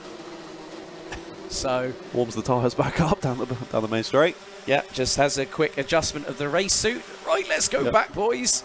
But it has been a bit wild, but there is a driver at the front of the field, Lewis Wild, who is leading the way ahead of Harry Gibson. David Outlashner now rounds out the top 3. Lorenzo Cordal, Jude Ferniho, Alex Eads, Joshua Valance, Scott Smith, Archie Walker, and Ronnie Smith ran out the top 10. Not too far behind Will Ellswood, Sam Hawthorne, Tommy Edmonds, Samuel Cook, and Jamie Perrelly. Through that moment coming through into the entrance into pit bend, now drops down into what is effectively going to be 16th position because Ryan Willis has just got past him through the boot. Indeed, it's not been a great couple of laps. Jamie Perrelly there, losing a couple of positions, but continues nonetheless, and we know he's pretty quick, so can't imagine that he'll be staying down that end of the field for too long. There is a decent gap between themselves of Ryan Willis and Jamie Perrelly up to Samuel Cook in 14th, though. Decent couple of seconds there, so whether they'll be able to close that down, we'll have to wait and see. Still over 5 minutes to go, though, in this one, so plenty of time to send those moves. And although Lewis Wild has been pretty quick, he was initially extending that lead, which now it's kind of staying a bit stagnant between himself and Harry Gibson. And it's now Jude Ferniho in 5th place with the fastest lap of 45.53 for Jude. Outlashner is closing in on Gibson. There are some changes of positions happening at the top part of the boot. Number 11 is in the mix. That is Ellis, Charlie Ellis, I think, in the number 11, showing in 23rd position. But Outlashner closing in on both Gibson and Wild. Outlashner was quicker than the pair in front by the best part of nearly 0.2 of a second. So Outlashner could be gunning for a heat victory. Lewis Wild still leading the way, not by much ahead of Harry Gibson. It was 0.66 between the pair. And there is Outlashner. And behind him, who is that? That is Harry Gibson. Outlashner on the move, but Ferniho from nowhere. He did the Daniel Ricciardo lick the stamp and send it. Overcooked it. And now loses. That's Lorenzo Cordal that's just gone through. Gibson's just gone, right, guys, let's just go. Let's push. Lorenzo Cordal gets a track limit warning for running a little bit wide coming out of pit bend because of obviously the proximity of the wall to the outside. But now Outlashner has a chance. Lewis Wild, you better watch your back bumper because Outlashner was 0.2 of a second quicker on that last lap. Yeah, I can understand that slightly desperate move from Jude. He's clearly very quick and wanted to get through as fast as possible, but just didn't quite. Was a little bit too far back even for that kind of send. It was impressive, but not quite this time around. Still just has to follow Harry Gibson for now anyway. And as you say, that's allowed for them to build a slight little gap for Lewis and David out in 1st and 2nd place at the moment. but about a tenth of a second quicker was David in second there. So just closing down that gap, and as you say, still a bit to go, over 3 minutes. So even if it's just a tenth per lap, it's only at half a second right now. So all he needs is 4 or 5 laps to close down that gap. There was nearly a moment there for Jude Fernihoe trying to go up the inside of Harry Gibson through Christmas Corner, and Outlachner is within striking distance. Archie Walker looks to be getting a little bit of a wriggle on. He's now up into 7th, might even have made that 6th place. He's got past Alex Eads, and he has done so. There's the 93, followed by the 61. Just behind them will be Josh Vallance, and there is Will Ellswood in the number 6, closing in on what will be Josh Vallance there. Just behind them is Sam Hawthorne, who was looking up the inside of the number 6 at the top part of the boot. Out of pit bend, Ellswood still able to hold on to what is now 10th position. Indeed, yeah, just didn't quite have the waft out of that final corner, out of the boot even, to then go for it onto the final corner, and you need that to send it up the inside there. And also that doesn't mean it's done, because there's so much runoff on the outside after that final corner that they can still then re-overtake you as they're then on the inside for the next corner. Bit of bumping and barging there down into Ashby between a few in the back of the shot. Not sure who it was exactly, but someone getting nerfed out a bit wide. Well, that was Ellswood and Hawthorne going into battle, 6 versus 66 there, as Archie Walker now really closing in on Harry Gibson. So it's now going to be a 4-kart, maybe even make it a 7-kart squabble for what will be 3rd position, as it's the Jude Fernihoe train at the moment in 3rd place, who sets a personal best. So does Lorenzo Cordell. Oh, he's gone for the lead. Outlachner up the inside, through on Lewis Wild at the top of Christmas Corner. And the number 65, racing under his national flag of Poland, of course, with a little bit of Welsh thrown in for good measure. But he was closing that gap. He took nearly a quarter of a second out of Lewis Wild, waited for the opportunity, got the run-up manuals back, and it was pretty clear that Outlachner had the waft to get through and had that slipstream assist as we head into the final minute and 10 seconds. Plus an additional lap. Scott Smith in 8th still holds on to the fastest race lap of the heat so far, 45.21. Archie Walker is threatening to get into the top 4 because he's trying to close in on Lorenzo Cordell, but he's also bringing along Harry Gibson, Alex Eads, Scott Smith, amongst others, with him. Indeed, that group behind is getting bigger and bigger, isn't it? More drivers getting involved. But if Gibson's going to go for it on Walker on Cordell could allow Fernihoe to get away. But I do think that David and Lewis in P1 and P2 here have a nice little gap back to Jude. I don't think, even if they start battling, that Jude is really going to be able to close that down with less than 30 seconds to go now. So likely this going on to the penultimate lap now, and then we'll have one more lap after that. I like the touch on the back of David Outlachner's race helmet. The Polish flag colours intermixed with the Welsh dragon. Nice. That's a great little touch. That's cool. We are now on to our penultimate lap of the morning's action. I think Jude Fernihoe could hear me. He's just put in the fastest lap of the race, a 45.2. 3 tenths faster than the 2 ahead of him, and he's closed that gap down by a decent amount. Close to 1 second, that gap now. So if they do battle, maybe he could get involved there. Well, I think the thing is, Outlachner's got the right of way when it comes to the racing line, but whether Lewis Wild is going to serve something up as we are on to what's going to be very shortly our final lap of the morning's action here at round 9 of the 2022 FastR Whilton Mill Kart Club Championship. Out of the final corner, last lap board is out. Outlachner's lead now extends to nearly 3 tenths of a second ahead of Lewis Wild. Jude Fernihoe, Archie Walker, fastest lap of the race on cue, 45.11, and he's very, very close to Lorenzo Cordell. So expect the fireworks for 4th position to be lit imminently. Indeed, indeed. I think it definitely will be. We're still watching at the front, though. Oh, there's a move down. I think that's for 5th. Doesn't quite work out. Harry Gibson, I think, just got passed by Alex Eads in the number 61 kart. But David Outlachner brings them out of Osiers. One more run down into the boot they go. Lewis Wild waiting for an opportunity, but Outlachner keeps it pinned through the apex using the curbing very nicely. Jude Fernihoe will try and close, but David Outlachner becomes a race winner here today and pips Lewis Wild to the flag. Walker got it. Walker got it by 8/100ths. Nice one, Archie. Nice one, mate. So David Outlachner takes the victory. Lewis Wild, Jude Fernihoe ran at the top 3. Archie Walker, Lorenzo Cordell, Harry Gibson, Alex Eads, Joshua Vallance, Will Ellswood, and Scott Smith ran at the top 10. Sam Hawthorne, Tommy Edmonds, Ryan Willis, Jamie Perrelly, Ronnie Smith, Brandon Klein-Nagelvort, James Jackson, Samuel Cook, Jack Stedman and Scott Lapsley ran out the top 20. William Young in 21st ahead of Joshua Burton, Charlie Ellis and Sam Light. They all made it to the checkered, and unfortunately on lap number 2 we lost Luke Collins in the 64. Right.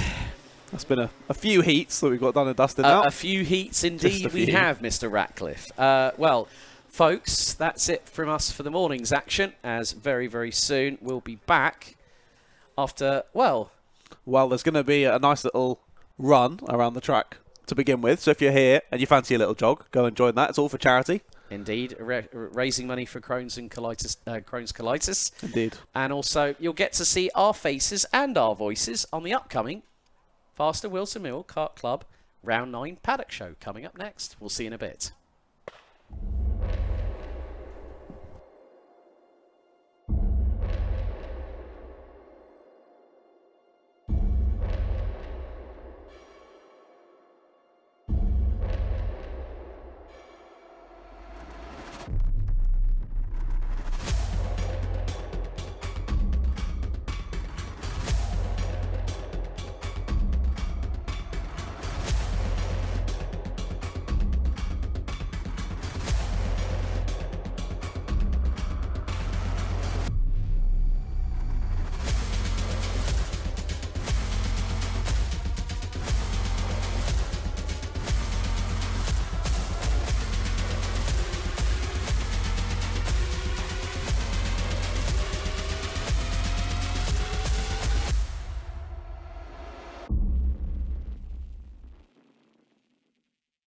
Welcome to Alpha Live, the live streaming service where you can be part of the action from home. You can watch via your smart TV, phone, tablet, or even your gaming console. We've got you covered. Just head to the YouTube app on any of your devices and search for Alpha Live. Here you can watch all of the events as they unfold, or you could choose from our vast library for those lazy days in, all in beautiful HD. Be sure to hit that subscribe button and click on that notification bell so you don't miss out on any future videos.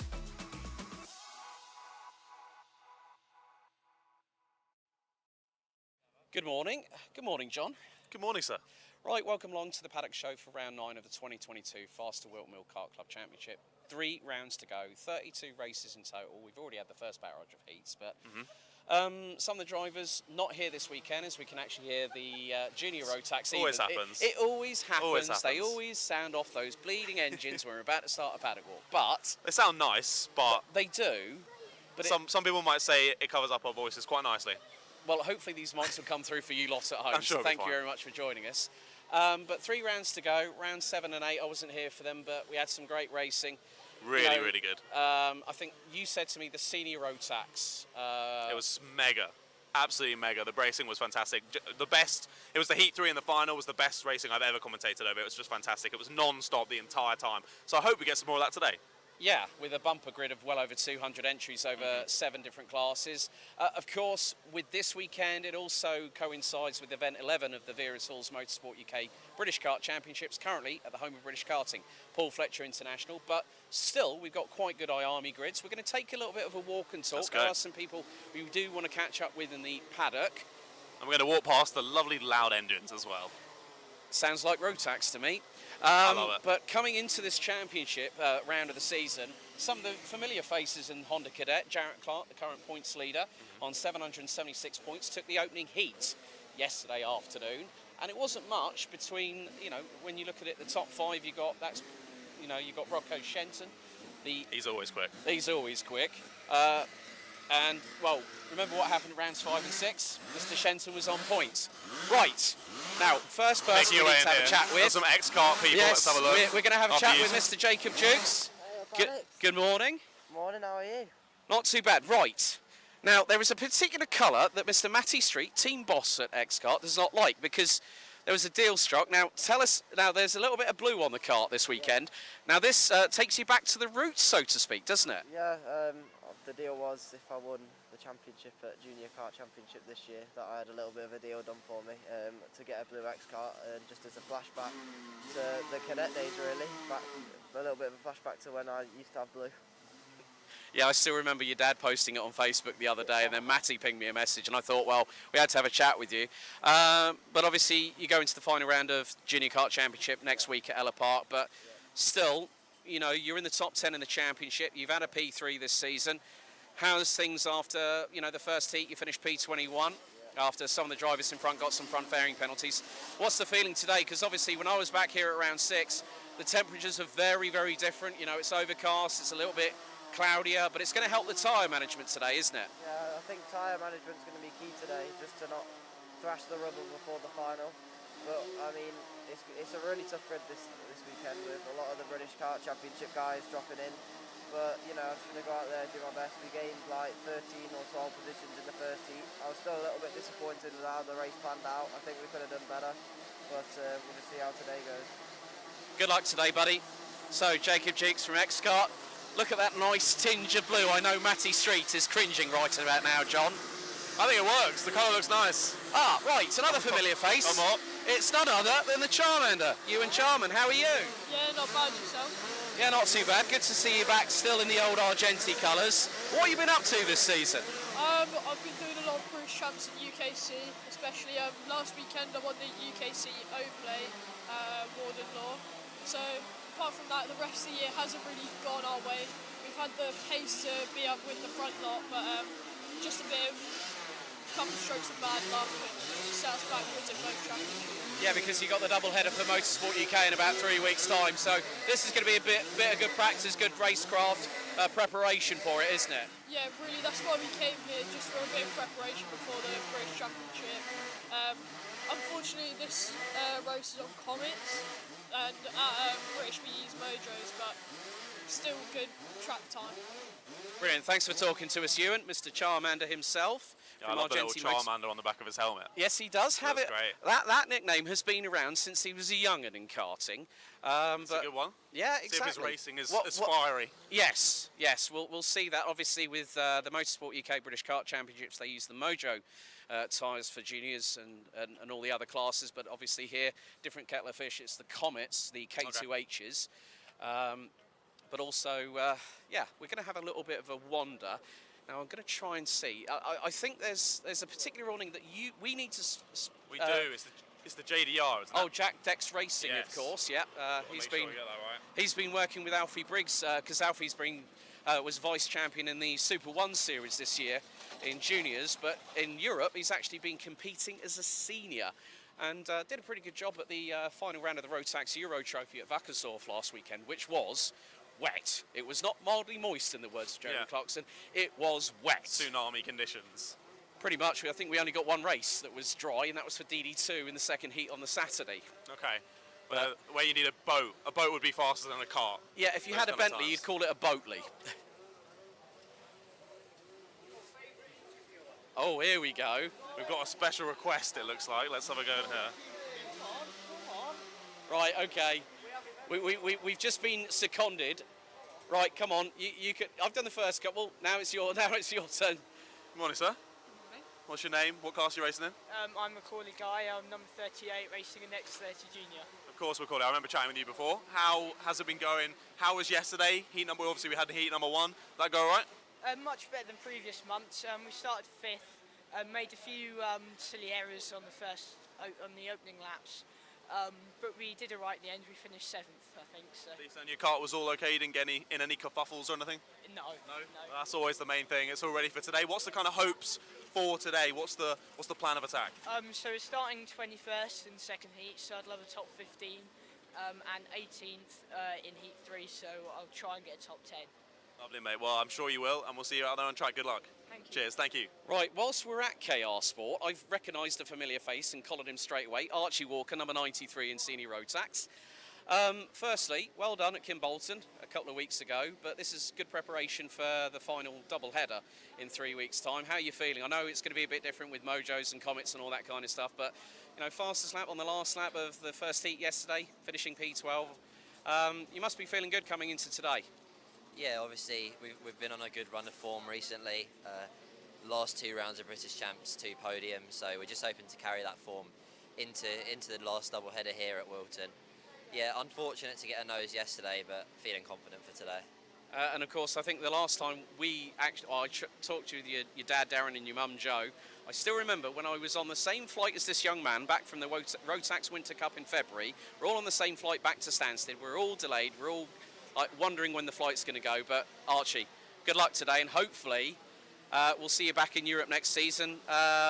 Obviously in senior Rotax, but good luck today and good luck at Motorsport UK in 3 weeks. Yeah, thank you very much. So, also congratulations to KR Sports' Sean Butcher, this year's Rotax Max Euro Trophy Senior Rotax Champion, after several years of trying. Have to give a shout out to Ash Orchard, Jordan Chamberlain and the whole team behind the scenes, even Jay Southern, his mechanic, who currently, well, when I saw on his Instagram feed earlier on this week, he's in, I think he's in the UAE.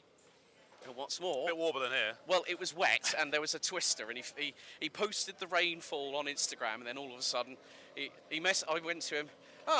He went, come to Abu Dhabi, they said. And I said, reminds me of Wackersdorf last week. But congratulations to Ash, Jordan and Sean and the whole team. Great effort from that crew. They're going to be strong next year. They're always as strong as ever in the Motorsport UK British Kart Champs. Here will be no exception for round 9. So I think we got a bit sidetracked, didn't we? We need to find A little bit. Jack Dex Racing. We can have a little walk around. We'll see if we find them during our 20 minutes. Maybe they're a bit further up. I'm not sure. No, we'll have a look. That was actually the first of your interviews which I could actually hear, which was lovely. I know. No it's roaring so car nicer. engines. It's so much nicer when we're not on the dummy grid or by the dummy grid, and all hell breaks loose when they rev up those 125cc Rotax Max Evo engines. I mean, it's lovely, and the smell of a kart track, just what always brings me back. It's fantastic. The 2 strokes. As we say that, there's another one warming up here, but Yeah, that's the one of the that's the number 51. I think looks to be in the mini class there. You can just.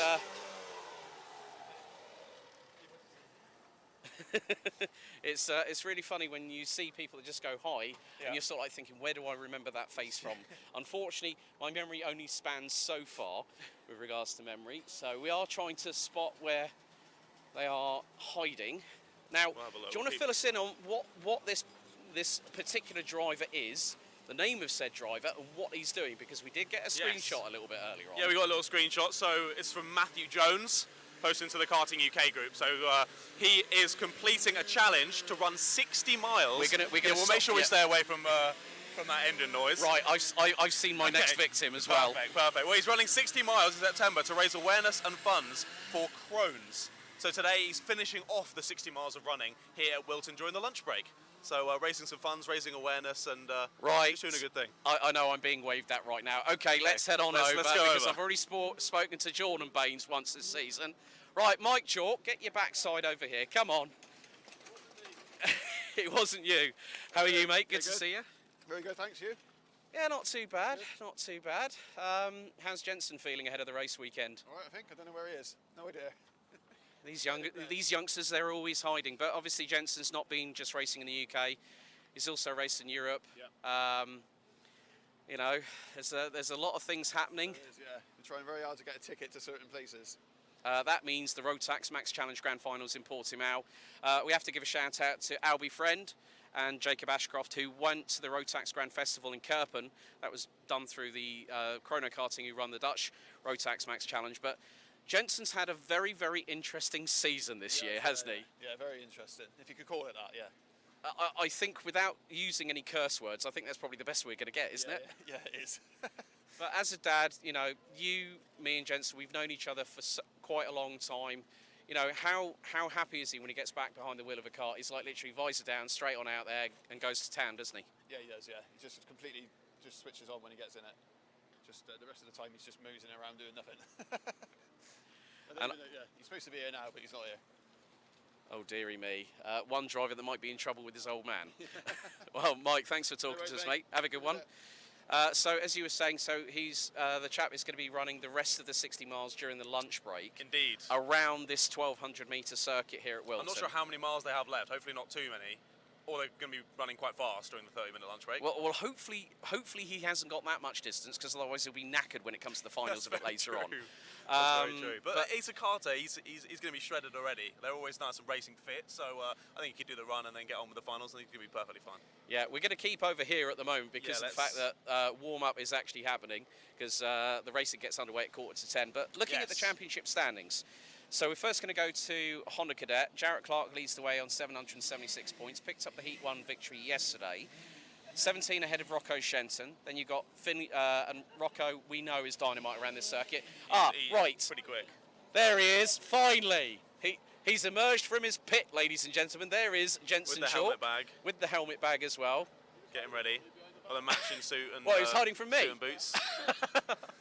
It's understandable. Well, when it's drivers that I know very, very well, some of them are very, very photogenic, or some of them are completely and utterly camera shy. Yeah. But Rocco Shenton, you know, clean sweeped both rounds 5 and 6. He's currently second. Finney Lines not too far behind. He's on Very 710 quick as points. Oliver Majewski and Max Endicott ran out the top 5. But currently, the driver that was the class of the field was Emerson McAndrew-Ewan, both at around 7 and 8, winning the final on both successive Absolutely rounds. dominating. And picked up 3 heat wins, the 2 finals, and also a second in the process. Yep. Actually didn't place outside of the top 5. Finley Hines leads an IAME Cadet, 31 points ahead of Max Mason. Then we've also got Levi McGrath, third. Enzo Butarazzi, who never fails to excite round this circuit. We've seen it before.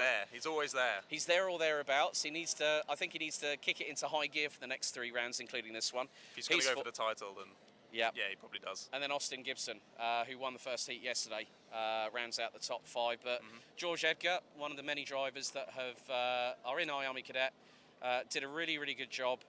Won the final at round 7, and then round 8 it was Will Green that won every race, with Joseph Smith and Harry Clark rounding out the top 3. However, Joseph Smith is here, so could advance in the championship standings. Yeah. Minimax, Josh Salvadori, leading by 1 point. It's super close. It is super close because both Michael Dalton and Lucas Blanford are tied on 707. I know for a fact that Lucas is going to be making the move up to cars very, very soon. Yes.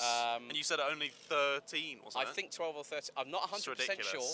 But the talent that that young man has is incredible. It's worthy of it. I mean, obviously, last time out he did not compete in Heat 3 or the final because he picked up an injury, didn't he? Yes. On Heat 3 because they had to red flag and then restart the race. He was I remember medically. He was assisted by the medical team here at Whilton off the circuit and couldn't compete for the rest of it. And then you look at it from that time. I mean, Dalton won the final at round 7. Oliver Smith, who's 10th in the standings, won the final at round 8. Junior X30, Henry Gregory, 10 points ahead of Micah Taylor and Kai Bacchini, who I did not see on the entry list this weekend. No. I think he might be avoiding me when I'm actually here, because we will, Mr. Bacchini, get you on a paddock He can't walk. say that he's camera shy, though. No, he can't. No, considering the fact he definitely was working alongside a good friend, Chris Stevens, for the doubleheader for the London XL for Formula E this year. Okay. So. Very impressive. And he's still doing commentary at the moment, so he's enjoying it, but he's also enjoying his racing. That's why he's P3 in the championship. And he's got a good stable over at Croc Promotion. It's always the joke that if someone's good in the commentary box, they're never usually that quick out on track, but Kai Bacchini definitely breaks that rule. That's very, very true indeed. Junior Rotax, Sam Baker, leads by 27 points ahead of Spencer Braun. Spencer's been on a charge. He back picked up the the Heat 1 championship. victory yesterday. Interesting. So he's only 27 points behind. He could close in and maybe pass Baker. Yep. Zaki Hussain rounds out the top 3. Then you got Jess White and Mikey Porter completing the top 5. Right. Rogers won both heats in a final back at round 7. That was Jamie Rogers, and Braun took the final ahead of Sam Baker and the man that we caught up at the top of the paddock show, Jacob Dukes, who rounded out the top 3. Gotcha. And congratulations to Jacob and his dad Dean, and also to Matty and the team at X-Kart for getting the Junior Kart Championship win last time out, which I think was at Hooton Park. But Senior X30, it's been the Lucas Ellingham show, hasn't it? I mean, he's 134 points ahead, and he's going to very much easily, if he hasn't wrapped it up by this round, he'll wrap it up at the penultimate round of the championship. And it's not like it's an easy championship either. Like, there's some really, really quick guys in there. We've seen brilliant racing as well, but yeah, every time we watch him, it's always we see Lucas Ellingham just flying through. And to be fair, I think I'd forgotten. I think the round before last in the final, he only came second, but previously, since then, he's then done many, many wins, and he continues to extend his lead, as you say. Yeah, I mean, Harry Torpy and Alex Johnson ran at the top 3 in that championship. Yeah, I think it was Harry Torpy that just pipped him in round 7, I think it was, at the end. But other than that, he's not really had too much challenging stuff at the top anyway. Yeah, and then Senior Rotax, last but by no means least, Scott Smith, 2 points ahead of Harry Gibson. Ryan Willis rounds out the top 3 on 656 points. So top 3 in that are quite close. But then you've only got a further 28 points separating the rest of the top 5, because you've got Alfie Brooks and Jamie Perrelly. But then, you know, Jamie Rogers, who was a new entrant for, I think, last time out at round 8, took the Heat 2, Heat 3 and the final victory, so took a very, very big score. And those races were ridiculous. Like we were saying at the start, they were just crazy. Like the top 20 going to the last couple of laps, any of them could have won. It was ridiculous, the amount of changes. And last time out, we also had Steve Alvarez-Brown on the grid, which was brilliant. And he had some really, really good overtakes. I was very impressed, but I don't think he's here today. No, he's not here today, because I know for a fact that Steve, on his social media, under the alias @SuperGT, sorry, had to do that one there, well, that's what everyone knows him as. You know, he's quite recently, he was invited to go over to the Total Energies 24 Hours of Spa to work with Fanatec. Yes. But he's also racing Radicals this year. So you're seeing drivers that have come from the sim racing world, like Steve, like, say, Jimmy Broadbent, who have made the transition. Jimmy Broadbent with Gordy Much in the Praga Cup this year, which runs alongside the British Endurance Championship. Under the Brit car side of things, is a proven race winner. And it just goes to show that, folks, if you do get into sim racing, karting and real-life racing aren't that far away, are they? Yeah, especially nowadays. Like, the technology is just getting so much better. It gets so much more realistic. And the only thing that they're really missing on the sims now is the feeling in your body of the movements and the G-forces, but they are starting to get to that as well. I've seen there's been a couple of products which have started to try and do it. Haven't quite got it yet, but I'm sure in the next like 5-10 years it's going to be almost unknowable whether you're driving a sim or whether you're driving real life. Well, that really wraps up the Paddock show here at Whilton Mill Kart Club for round 9 of the championship. So let's get back to it. Let's go racing. Sounds good.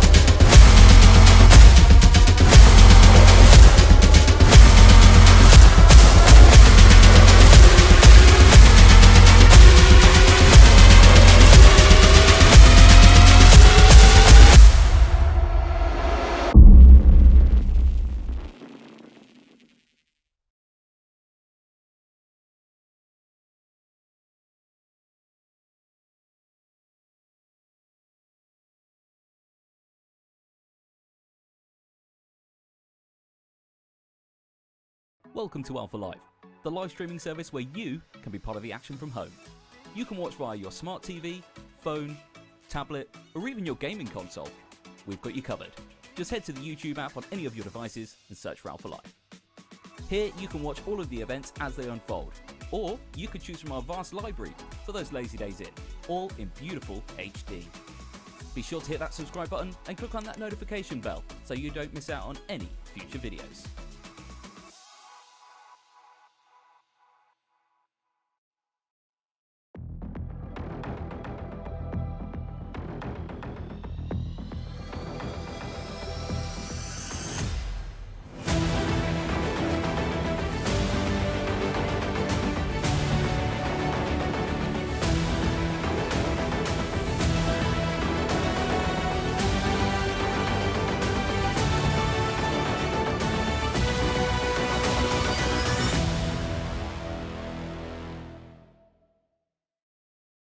Welcome to Alpha Live, the live streaming...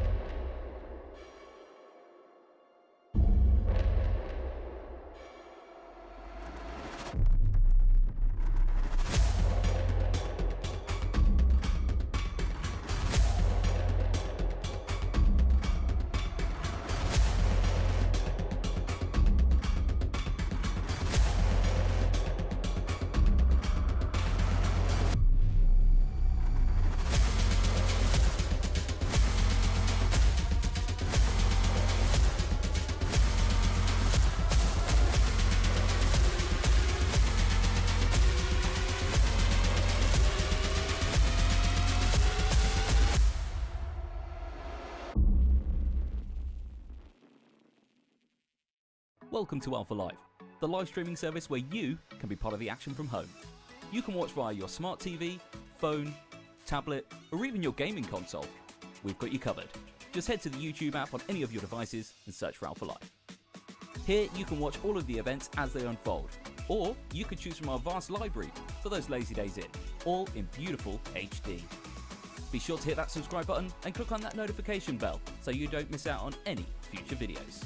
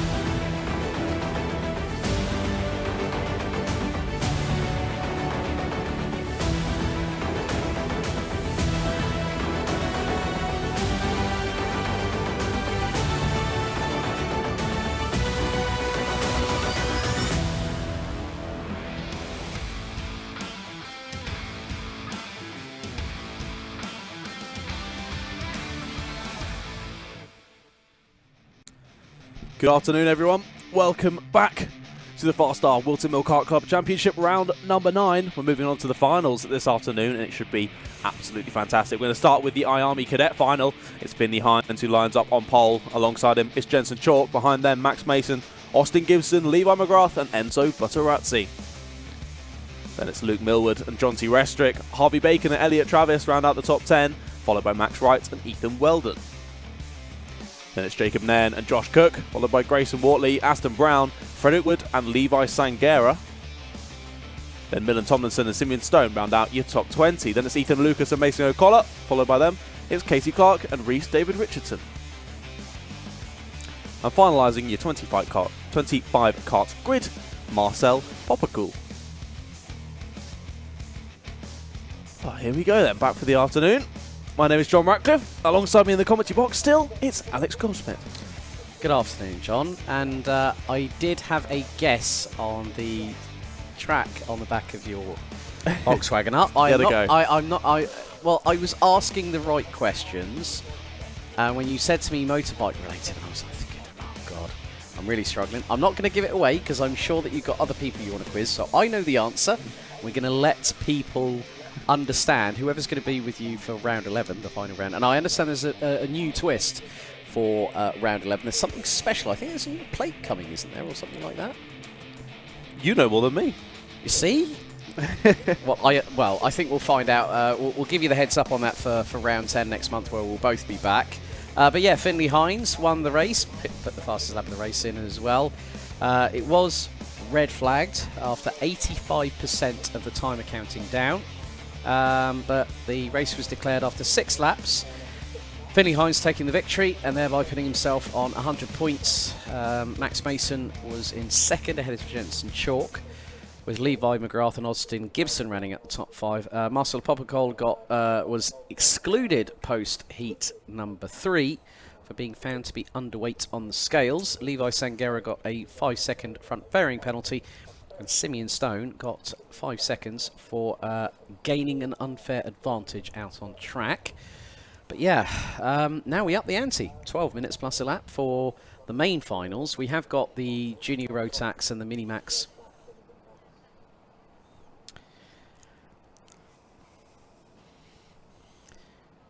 So, well, we are going to go to some advertisements because racing is we were due to start round about now. We got a bit too excited with that, didn't we? Well, we were ready for the racing to get back on the way. Chomping at the bit, weren't we? But folks, we're going to be back just before 10 to 3 here at Whilton Mill as we will kickstart everything with race 24, the IAME Cadet final here at Whilton Mill.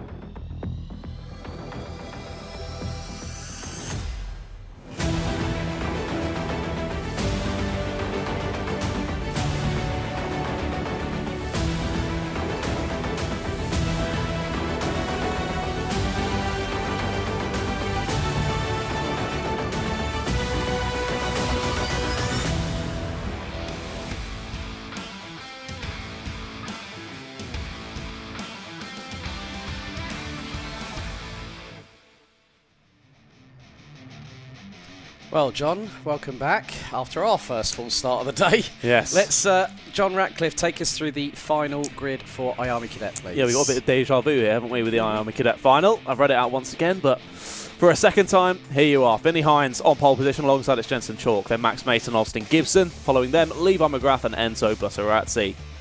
Then it's Luke Millwood and Jonty Restrick, Harvey Bacon and Elliot Travis rounding out the top 10. Behind them, Max Wright and Ethan Weldon. Then it's Jacob Nairn and Josh Cook, followed by Grayson Wortley, Aston Brown, Frederick Wood and Levi Sangera. And then finalising the top 20, Millen Tomlinson and Simeon Stone. Behind them it's Ethan Lucas, Mason O'Connor, Casey Clark, Reese David Richardson. And then finalising your 25 kart grid, Marcel Popacool. Oh, right. Coming back to that poll, is karting the best sport in the world? We've got 66 votes. We now. have 66 votes, and I can tell you the majority is going to yes in capital letters. Which is great stuff. Thank you very much for everyone that's voted for that. Of course, the upcoming final round, the 2022 FastR Whilton Kart Club Championship, will host the WM Plate. That's the 26th and 27th of November. The prizes include the right to run the WM Plate for the whole of 2023 membership, premium trophies, a WMKC cap, a Stretton canvas, and Formula Model shop vouchers.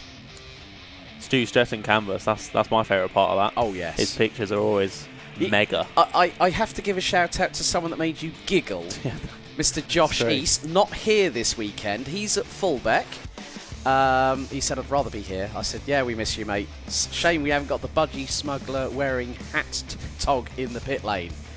But we've been kind today. We haven't taken the mick out of anyone else in absence of himself. No.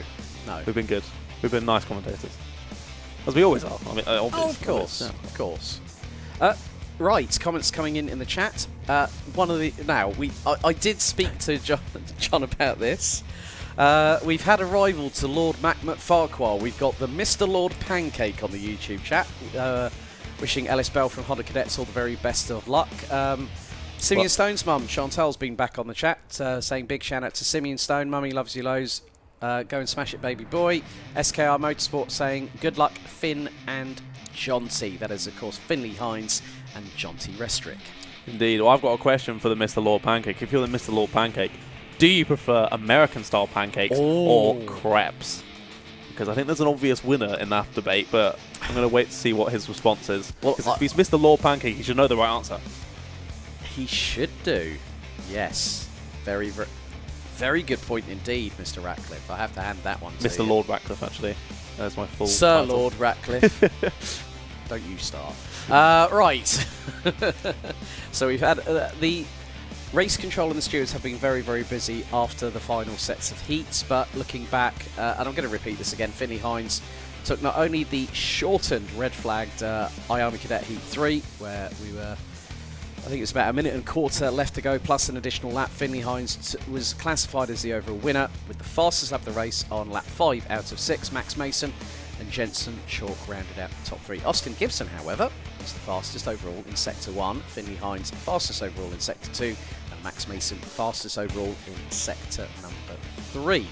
Indeed, it's good to see Max near the top again. He can get from round to round. It can be a bit different for Max. Like sometimes he's right up there, and other times he gets a bit stuck in the mid pack and doesn't get the points he needs to for the final, and just ends up getting stuck in that mid pack battle, which we always see across all of these classes today. But it's good to see him up in P3 for this one. I know that he's one of our championship contenders as well, as the drivers finally leave the pit lane, and we're going to start the finals for the afternoon. Yes, looking forward to this one. So, as we said earlier on, when we had our first full start, and that got promptly told by our producer Darren, but we were going to be starting a little bit later. But it meant you could have your sandwich though, so that's true. Because yes, perks indeed. Let's look at that. We've got our new camera angle down at corner number 1, as our cameraman down there trying not to get shot. So moves down from the camouflaged camera point. Yes, because we have heard the good old clay pigeon shooting. There's loads of activities to do here at Whilton, one of which being clay pigeon shooting, but and our camera point probably not quite in the best place for that clay pigeon shooting. No, not at all. You don't want to get want to be hit by any 12-ball buckshot. No, That's for sure. I've been up there before, and there's really nowhere to run. Nowhere to run, nowhere to hide. No, exactly. Like these drivers have nowhere to...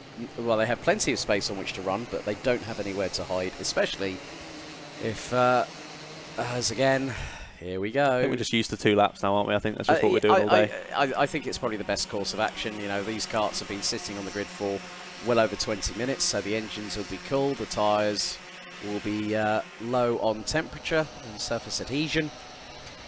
But, yeah. There's that centre helmet once again for the number 89, Mason O'Connor. And the number 75 that had the 360 spin is in this race. Nice. Josh Cook. So no 360s No now, please, Josh. 360 no scope. No, 360. That's what the clay pigeon shooters are doing, 360 no scope. Yeah, ball! Well, my dad used to do a lot of clay pigeon shooting quite a few years ago. I think he still has his 12 balls locked away, and you do actually have to have a UK firearms licence for that. Interesting. Right, here we go then. Let's hope they get underway for the first time of asking. Here for the IAME Cadet final. Finley Hines versus Austin Gibson on the front row. Who's going to take it through the first corner? Are we underway? Yes, we are. So here we go then. 12 minutes plus a lap for this final. Oh, I like that new camera. Really get a sense of speed through the first couple of corners there for these drivers as they make their way now up towards Christmas Corner. Look at that. It will dive into the inside. Bit of kerfuffling. Oh, half spin there in the middle of the pack. That was the 68. That was Levi McGrath nearly spinning around there. And forced onto the grass on exit there is the number 20. That's Enzo Butterazzi having not the best start. Someone on the outside as well on the grass. Oh, it's pandemonium already. It's exit stage right and left all at the same time through Inkermans. But at least they're all back on the black stuff, which is where they should be.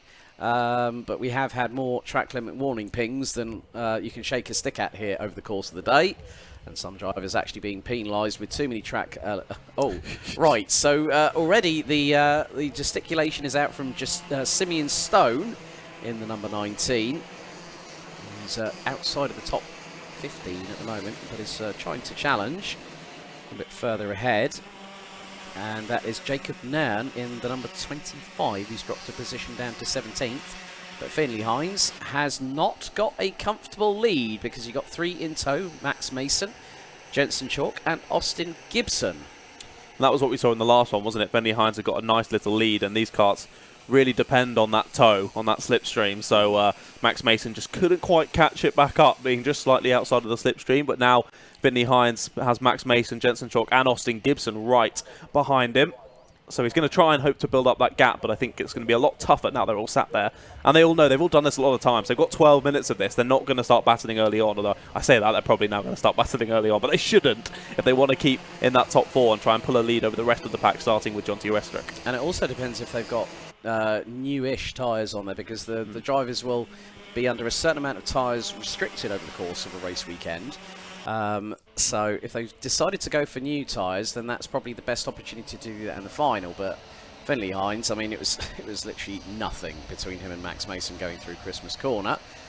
As a few of the other drivers, Millen Tomlinson going, slotting in front of Simeon Stone on the run up to Christmas Corner, so managing to defend going into that apex. Austin Gibson has been given a contact warning. Oh, might have had a little bit of a touch with Jensen Chalk. Yeah, quite possibly. It was getting quite close in that lead pack. But here's sort of the biggest battle out on track. You can see near the back of it, we've got the 25 having a little battle with the 79. So I think Marcel Poppercool has got past Jacob Nairn there for 16th position. And Jensen Chalk now up into P2 ahead of Max Mason.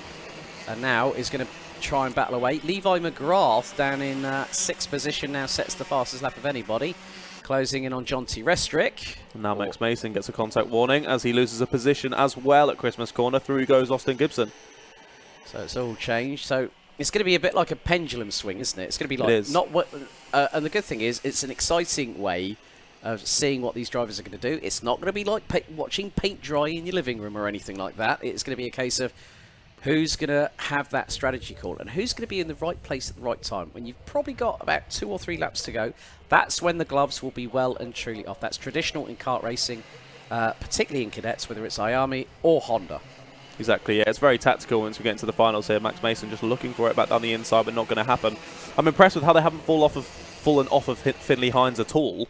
really, despite those few overtakes in the packs behind. But I'm pretty sure Jonty Restrick and Levi McGrath working well nicely in 5th and 6th at the moment. Just trying to push on ahead back to those leading four. We might have a change for the lead here. We do. He might have down to 3rd place for Finley Hines. Does indeed. So Finley Hines getting shuffled backwards. And again, it's just going to allow for Jonty and Levi to continue to catch this. We have a change again to the lead. Tries for Austin Gibson. Gets squeezed out wide. Does Jensen Chalk. And it changes once again. So it is indeed Austin Gibson to the lead, followed by Jensen Chalk. Then Finley Hines and Max Mason now just behind. That gap back to Restrick and McGrath has fallen to basically nothing. They're going to continue battling here into the boot. Back up to the front goes Jensen Chalk. And I think that's how it's going to stand by the end of the lap. Max Mason's going to try and get past Finley here, and does indeed down the inside. But is he going to give enough room? Not quite. They make a little bit of contact on the outside. And look at Jonty and Levi getting involved now as well. Yep, it's all concertinaing between 3rd, 4th, 5th and 6th position. But Chalk and Gibson have bolted initially. But Finley Hines doesn't need to worry now, because there's still a lot of this race to go. You know, we're nearly 5 minutes deep into this 12-minute plus an additional lap race. So Hines doesn't, you know, he can conserve tyres a little bit. He doesn't need to always be like 3rd, 4th or 5th. He could be 6th, and he can still have that slipstream. And now you can see how close the top 6 are. When they crossed the line last time, it was just over 7 tenths. Now these gaps have closed quite considerably, as now McGrath up the inside of Restrick going into the boot and gets through. That was actually on Mason, I believe. I think it's Mason down to the back of this pack of 6 now. So he's been shuffled right to the back of the order on this one. But yeah, as you say, to be fair, I'm surprised that they closed up that quickly. Finley Lyons with the new fastest lap of the race of 53.13, but they're all very similar on lap times through this pack. I was thinking the top 2 might try and get away, but that opportunity is very well and truly gone now, as our 2nd place Austin Gibson points forward to Jensen Chalk to try and move forward. But I think they're working together. I'm not sure if that's going to work anymore. They're all a little bit too close. The thing is, what I've just noticed out of the top 6, there's one exhaust that's providing a little bit more smoke than the others, and that's actually Austin Gibson's kart. So I'm not concerned. It might just be a little bit of oil being burnt off. You know, he would hope so. I would hope so as well. We've just seen Max Mason go back through, and I believe it was Levi McGrath. Back into 5th place for Max, and that's allowed for a slight gap to open up to these top 4, but as we've seen, it only takes a few corners for that to close back up. So we're well past half time now. We're into the last 5 minutes and 40 seconds. Jensen Chalk continues to lead. Lovely. I love that new camera shot. Yeah, that is our cameraman Ryan is really loving it. So are we, and I'm sure that all the fans and all the watchers, whether they're on their smartphone, tablet or smart TV, if you are at home, of course. Thank you to the alphalive infomercial that we had a little bit earlier on in the stream during the multiple commercial breaks. Was that the one with your favourite man, Mr. DJ? DJ, yeah. That was a little hello, DJ. Advertisement. He won't be able to hear us now, will he? He'll be at... no, he's at PFI. He's too busy commentating alongside Bodette. Nothing wrong with that at all. But 5 minutes to go. Jensen Chalk now leading. It's the Jensen Chalk train. Forget Jarno Trulli, folks, if you might remember back in Formula 1. We used to lead quite a few cars. Now it's karts. But top 6 covered by 6.5 tenths as Max Mason sets a personal best and actually is the quickest of the top 6. Oh, he's moving over to defend now. Look at this. Might be a change for 2nd place. Down the inside goes Finley Hines. Takes away 2nd place. Going to try and follow him through as our 4th place driver. But no, might actually lose out to Max Mason here. It's all getting very close now. But it's quite early on to be defending. 4.5 minutes still to go. And Max Mason does end up getting past Restrick. And McGrath, I think, trying to follow him through. But on the outside here for the left-hander, so probably is going to have to wait it out once again. Now, I was going to say, it looked like Ethan Weldon was closing in, but he's in no man's land, so he has no one to help him through. However, with all this battling, he's going to close up relatively quickly if they keep it on like this. Top 13, after 8 laps, were covered by just under 10 seconds. Rounded out by the number 20 of Enzo Butarazzi, who needs to make a little bit of inroads, but it's going to be a tall order, because between Josh Cook in 11th and Marcel Poppercool in 12th, there's a gap of nearly 2 seconds. But Jensen Chalk is actually controlling how the race is unfolding, but it's now dependent on who's going to bolt. Here comes Finley Hines up the inside to take the lead through Christmas Corner on lap 10. Really nice move that, perfectly weighted on the brakes, just squeezes Chalk to the outside there, takes the position. Motorsport Magpie, shut up about the weather. I think it actually does look worse on the cameras, to be honest. It looks a lot more foggy and a lot more, grey and dark, but actually in real life it's not so bad. It's not supposed to rain today at all, so we should be good. But then again, we could commentators curse the weather. So well, I'm not going to commentators curse the Paddock show, because people might have been thinking, why was there steam coming out of your nose and mouths, guys? Well, because it was freaking cold. It was single digits this morning. Yeah. But 3 minutes to go. Finley Hines now having a slender lead, and but when I mean slender, it did say 0.22, but Chalk's got the slipstream, and now is he going to try and attack? He is going to attack, and up the inside on the very next lap, through the very same corner, goes Jensen Chalk back into the IAME Cadet final lead. I'm not sure what's happened on that last lap. Restrick's fallen off of this pack ever so slightly. Now has Weldon right behind him, Ethan Weldon. And it was Levi McGrath who set the fastest lap on the last time around the circuit at 53.11. So fastest, but only by a couple of hundredths to Finley Hines' fastest, and to Max Mason's fastest, and to Jonty Restrick's fastest. Yeah, so the train continues on its merry way around this 1,200 metre circuit here at Whilton Mill, down out of the boots, the top part of the boots, into pit bend. Tighter line taken by Austin Gibson on that particular occasion. But line astern, it's bumper to bumper between Jensen Chalk, Finley Hines, Austin Gibson, Max Mason and Levi McGrath are very much in here. Ethan Weldon has just gone 53 dead on the nose on that last lap and has got to within 3/10 of Jonty Restrick. That's incredibly rapid from Ethan Weldon. He was quick by himself, but now he's got someone to slipstream. He's gone even faster. That slipstream counts for everything, especially around this circuit. You know, coming out of pit bend, going into Oblivion and Crook, you know, you're going to get a hell of a tow coming out of that. You've got a lot of time being completely flat out, so that slipstream does really help. But now we're into the last minute and a half. This is where tactics properly come into play here in IAME Cadet. Right, late one. McGrath trying to go through on Mason, might get the switch back. No, he doesn't, has to slot in behind, going through into pit bend. That's going to lose them both time. Michael Smith says on the YouTube chat, yep, we're going to give a shout out to KKC, who are on site here looking after everyone this weekend. So a great job by them as always. But here comes Gibson. Looked up the inside of Hines. That nearly gave an opportunity for Chalk to scamper off into the distance. That's cost Gibson time. And what that's also done, that's actually impeded, I think, Max Mason and Levi McGrath. They're a little bit further behind now than what they were just a few corners ago. Indeed, they have any sort of little bits of battling, and that just opens up that gap ever so slightly. But literally a couple of corners, and that could be brought to zero once again. But I think he has got through now, hasn't he, Levi McGrath on Max Mason into fourth place. So that's probably why that gap has slightly opened up there back to fourth. But now we've got Weldon and Restrick right behind them as well, with 25 seconds to go. So 2 more laps round this Whilton Mill kart track as Restrick sets the fastest lap now, down into the 52s. 52.93 for Jonty Restrick. And look at this, they're moving all around the shop up towards Christmas Corner, but no actual changes in positions just yet. Also, the other driver to get into the 52s, Ethan Weldon, 52.96 as the timer hits zero as they come out of Ashby's. Jensen Chalk has kept himself in the prime position, but now with just under a lap and a half remaining, the gloves will come off, folks. The Chinese fireworks will be lit up, and there'll be plentiful explosions, but obviously in a clean way, but we want to see this decided out on track. Jensen Chalk leads them into the boot. Finley Hines very close behind. Gibson nearly got sent one up the inside, courtesy of Levi McGrath. And now we go on to the final lap of the IAME Cadet final.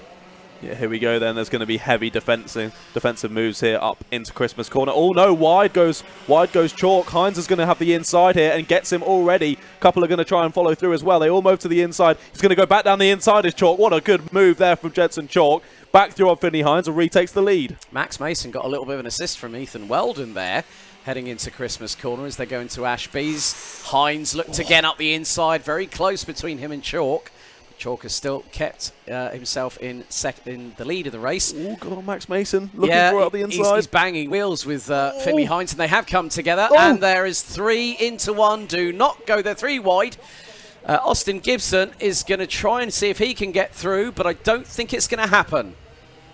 What a final lap there. But that's just allowed for Jensen Chalk to get 3. It's Mac Mason alongside with the number 98. Who's going to have it out of the corner? It's Jensen Chalk who takes the win. Who's going to come second? It's Ethan Weldon. Steals it from Max Mason at the line. Following was Austin Gibson, Levi McGrath and Finley Hines. Ends up in 6th. Just goes to show how much it can change on the last lap. Last 3 laps as well, because there was a lot of chopping and changing.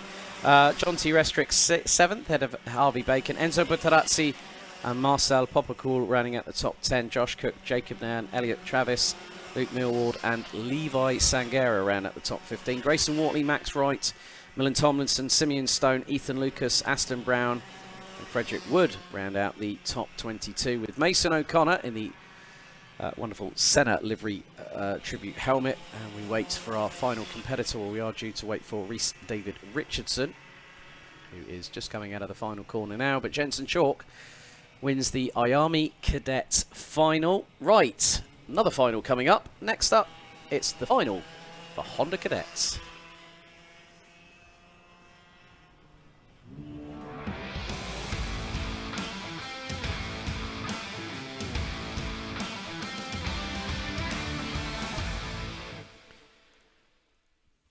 So not only did Cole Denham, the number 10, take the win in heat number 3, but also secures pole position for the final. Alongside him, the current points leader coming into this round of the championship, Jarrett Clark in the number 55 on the front row. Luca Holmes-Ballack and Rocco Shenton rode 2. Oliver Majewski and Max Endicott ran out the top 6, with Albert Friend, Ellis Bell, Kai Clark and Charlie Wolfett running at the top 10. Noah Barham and Zach Starbuck ran at the top 12.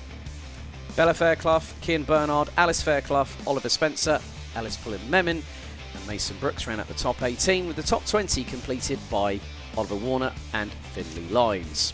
Emerson McAndrew-Uren, Hayden Gray, Alfie Mew and Jaden Mead ran at the top 24. Zach Champney completes the top 25, with a grid of 32 Honda Cadets being rounded out by Teddy Cooper, Benjamin Lawn, Arjun Paul, Sergio Wirtz, Austin Stiley, Samir Paul and Sebastian Behrman. So the Heat 3 result showed that Cole Denham was the race winner, ahead of E-Plate champion Rocco Shenton by less than a tenth, and Shenton picked up the fastest lap of the race. Bella Fairclough in 3rd position. Great showing from her and also sister Alice, but they were split by one particular driver, and that's the driver on P3, Luca Holmes-Ballack, in the number 28. A couple of front fairing penalties for Honda Cadet, Alfie Mew and Ellis Bell, unfortunately having those post-race. Now there have been a few comments in the chat. Right, Stuart Wiggins wishing, I think that's Ellis, well it's going to be Ellis, I don't know whether it's Ellis Pullen-Memon or Ellis Bell. But also Stuart Wiggins has wished Cole Denham the very best of luck. Mr. Lord Pancake, we're going to mention that name again. Let's go privateer Ellis Bell Honda Cadets. Well, the Mr. Lord Pancake, we will hopefully see what happens. You didn't even answer my question. Yes, American pancakes or crepes, Mr. Come on. Look, if you can be bothered to put in a comment in the chat. You can be Mr. Lord Pancake. You have to be able to answer this question. No, it will be, if he gets it right, it will be the Lord Pancake. Yes. Scrub the Mister. Or Sir Lord Pancake. Sir Lord Pancake, perfect. Yeah, I'm well excited for this final. That last heat of the Honda Cadets was epic. So if this can be half as good as that, this is going to be a really, really good race. I'm really excited for this one. Like, I think anyone, I was going to say the top 10, I think even further than that, maybe even down to the top 15 could be in with a shot of winning this. So just depends how it goes to begin with, whether they're nice and clean on the first few laps. Maybe just outside of the top 20. I mean, Finley Lines, we've seen him in action. Yeah, true. Yeah, Emerson McAndrew. Oliver Warner's been in the mix. So, but you can't count out, you know, the whole host of Synergy drivers that are here this weekend. And they're here in 3 weeks for the season finale for the Vera Tools Motorsport UK British Kart Championships. It is a double header on the 15th and the 16th of October. Back here at Whilton Mill. So a lot of drivers, you know, if they're not battling for the championship, this is great preparation. It's 3 weeks away, and to get it under real race conditions is the perfect scenario for any driver. Exactly, yeah. Just private testing can definitely help and bring you a long way, but actually being able to practice in those race conditions can help huge amounts. And our good friend Motorsport Magpie thinks that Max Endicott deserves a win finally this season. Well, he'll have a good run into oblivion because he's starting on the same row as our pole sitter in 5th place. Well, he's due to start in 6th. But if he gets a good launch off the standing start, that could be very, very crucial. But it's also dependent on what happens. Again, like IAME Cadet, the strategy is going to be crucial. They've got to really wait until they know that everything's 100% okay with the karts as the grid has been cleared. We've got Cole Denham at the front slapping his rear tyres. Is that how he's keeping them warm before the start, I think? I don't know, but the red light's on the starting gantry. 12 minutes set to get underway, and the lights are out. We're off and racing in the Honda Cadet final. Let's see who gets a good start as Rocco Shenton again trying to force the issue going through into oblivion and crook as the field makes their way through. Looks like they're going to go up the hill into through Fine Lady, up Manuel's Bank, and look already, it's 2 abreast for around 5th position, and there is a little bit of bumping and boring. The 47, Ellis Bell, caught up and managed to save it as they all filter their way, 2 abreast at points up and down the order, nearly 3 wide going to Ashby's. Ladies and gentlemen, if you don't want to watch, close your eyes right now. Oh, we got 2 drivers off on the outside there. Couldn't pick out numbers, but a couple of people just getting shuffled wide there. 22's going down the inside of one of the Fairclough sisters. I think it was Bella, wasn't it, in the 63? But yeah, moves on through. That was Noah Barham in the 22, actually. Yep. Made the move stick. Indeed, yeah. The number 42, very much in the mix. Oliver Spencer battling away with Alice Fairclough. Bella is currently a little bit further ahead of her sister. It was Alice, my apologies. Yeah, Alice. Bella's dropped down to 17th in the meantime. But Cole Denham has got nearly a 0.2 of a second advantage. But here comes Rocco Shenton up the inside on Jarrett Clark through into Christmas Corner. And I see that the number 55 is down to 3rd. Indeed. They've already got a good gap back to Max Endicott in 4th, though, leading this much longer train of drivers. But did you see Rocco Shenton saying to Cole Denham, come on, let's go, we want to pull a gap. Exactly. Denham, Clark and Shenton all need to start working together here if they want to pull away from this pack further behind. And look at them. They all know it. They're like, no, let's not fight here. Let's all work together. As the 67 doesn't agree with any of that. Kai Clark going through on, was it Oliver Majewski, I think, there? Yeah, Majewski, who was fastest in Sector 1. Rocco Shenton on cue. Fastest lap of the race, 53.74 seconds. And it's nip and tuck between the pair. There is Albert Friend battling away. That is with Max Endicott in the number 13. And just behind them, they have got Luca Holmes-Ballack in the number 28 with Kai Clark. Ellis Pullen Memin, the first one to get a contact warning thrown his way in the early 2 and a bit minutes of this race. But Cole Denham, I think, might be looking over his shoulder quite a bit, but I'm not too sure if Rocco Shenton might be ahead. As that was nigh on Travis Pastrana Gymkhana style there for the 42 of Oliver Spencer, currently sitting in 11th position.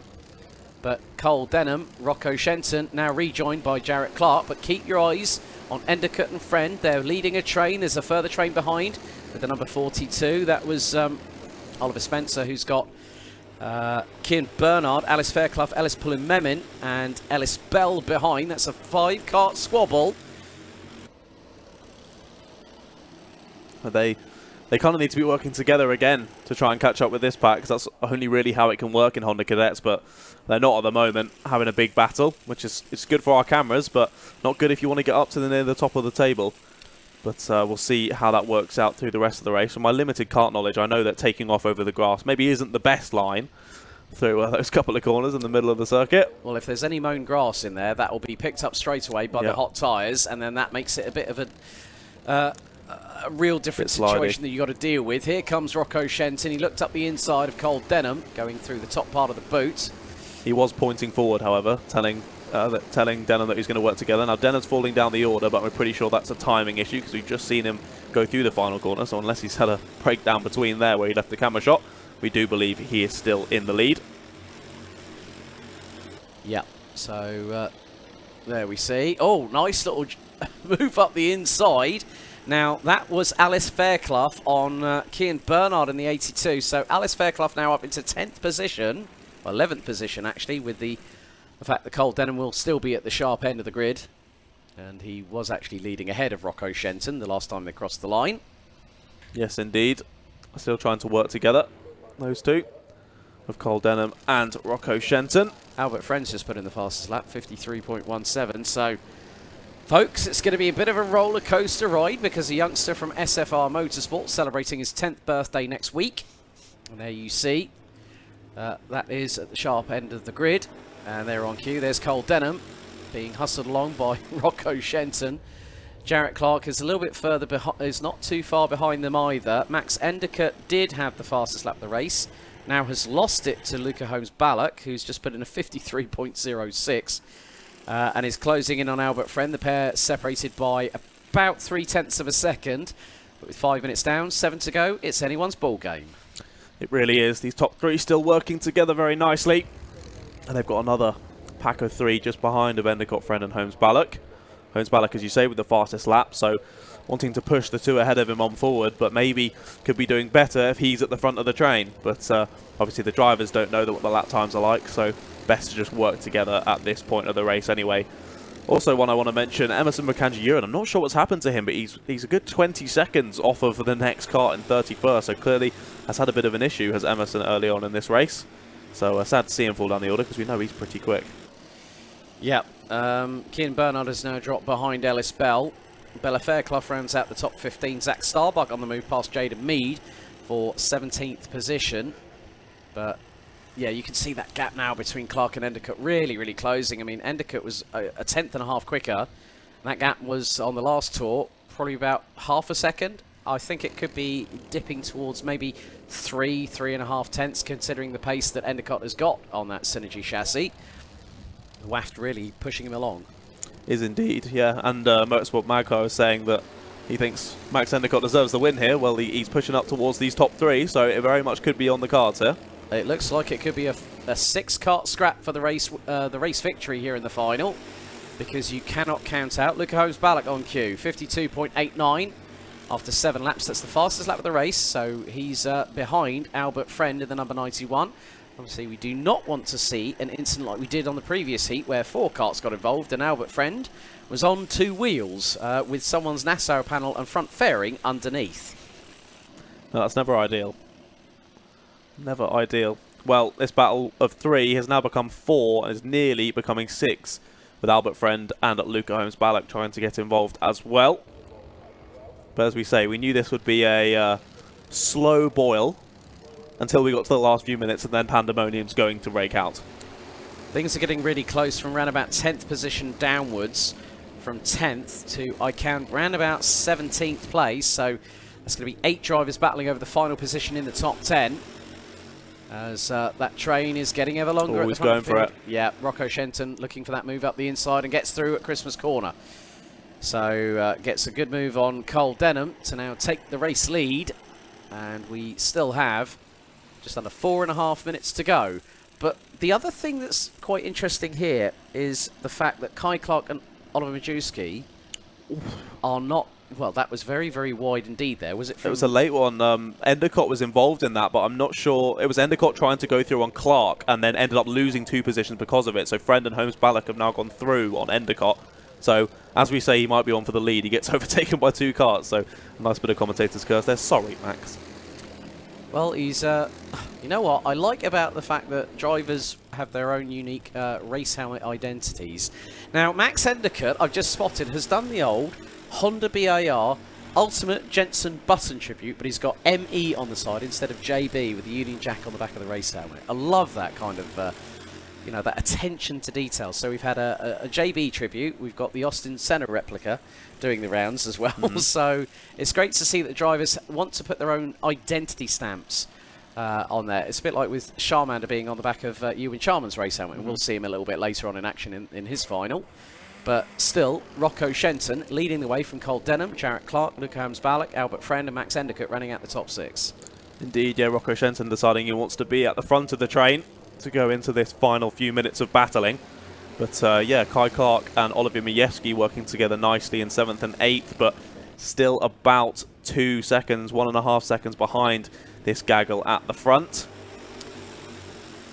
They're pushing the limits, aren't they, out there, these top 6? And when you look at the gap between... Oh, right, change for the lead. Lots a lot of contact. There was a lot of oohing and ahhing and a bit of barging alongside it. Oh, Rocco Shenton nearly ended up in the side of Jarrett Clark, who now gets one sent up the inside, courtesy of Albert Friend, and I think maybe Luca Holmes-Ballock has also gotten through. Not quite, I don't think. I think he managed to just about close the door on Luca, but there's more changes nearer the front of the pack.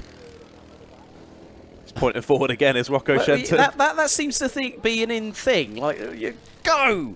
Like, point forward. Jarrett Clark did that on the previous lap. Now Rocco Shenton's at it. Albert Friend's just doing what he needs to do. Just calmly get on with business and see if he can push. If people actually followed it, I'd understand, but no one ever does. No one ever pushes forward and doesn't overtake. I mean, it's obviously not motivation just for themselves, like, right, let's push. But it's sort of like, well, you can do that by saying it to yourself. Zach Champney gets a contact warning, currently down in 29th is the number 61. But you would think, well, hang on, I'm just going to get on with business. And here goes Albert Friend up the inside. That is going to be for third on the road. So keep your eyes on Albert Friend, folks, in the number 91. He's definitely making some strides forward with a minute and a half to go. Definitely, and Jarrett Clark followed him through as well. So Luke Holmes-Ballock back down to 5th. Still Max Endicott in 6th. Here we've got a nice close-up shot of that number 10 of Cole Denham. Currently leading the race once again. Sorry, look at that drain. It was just over 0.6. Oh, we've got 2 drivers off in the background that are coming together there. I think Arjun Paul might be one of them. If that's that's Noah Barham. Noah Barham in the 22 is off the circuit, and that was actually coming out of Osiers. So it was with Alice Fairclough as well. So those two having a little bit of a coming together. But look at this. It's really hotting up now. Drivers going properly defensive. That was Albert Friend getting shuffled back down the order once again. He's back down into 5th. And who's taking the lead now? It's the number 10 of Cole Denham still in the lead. Then it's Rocco Shenton behind. Then it's the 55 of Jarrett Clark now in 3rd place. And behind, I do think it's Luca Holmes-Ballock in the 28. It is indeed. Then it's Albert Friend. Then it's Max Endicott. Right. Battle stations, folks. Red alerts as it's all kicking off. Contact warning from Rocco Shenton, and he nearly got up the inside at the top of the boot. Now here comes the number 28 of Luca Holmes-Ballock. The E-plate gets a contact warning.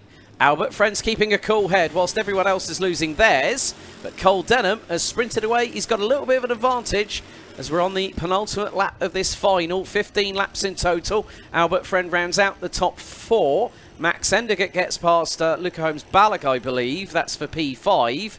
But now Cole Denham has an opportunity to pull away.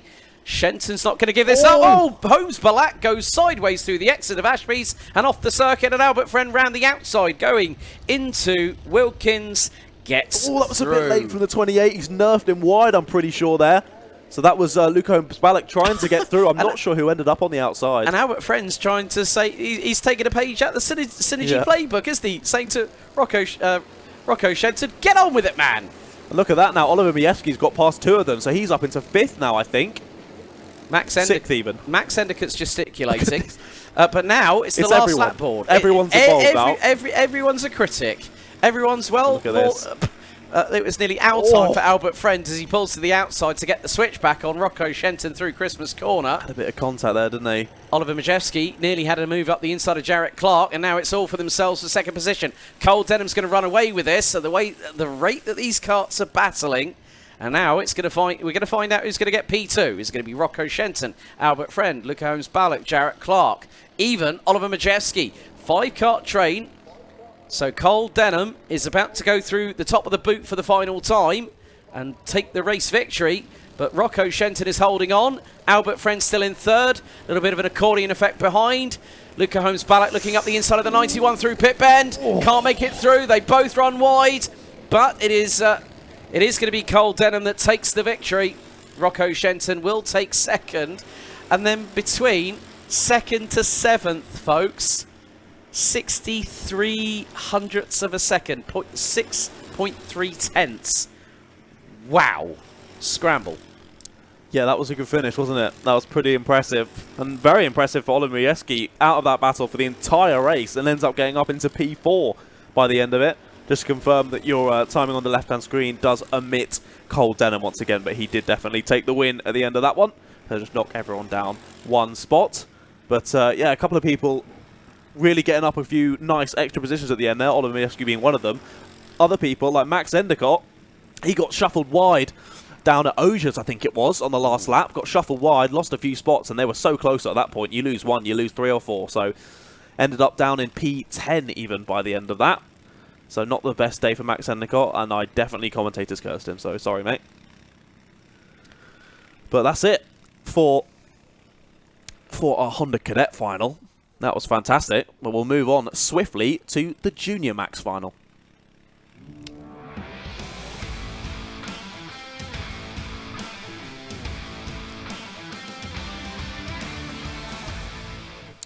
Of course, Junior Rotax having a split final. We've got so many drivers involved here today.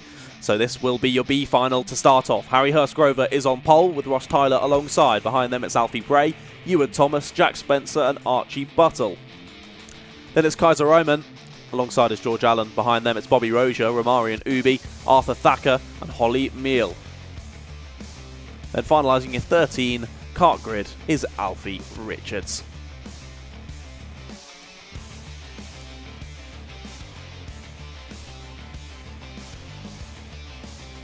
So what was it you were saying, top 4 I think go through? I believe so, yeah. I believe it's the top 4 will go through to our A final slightly later on this afternoon.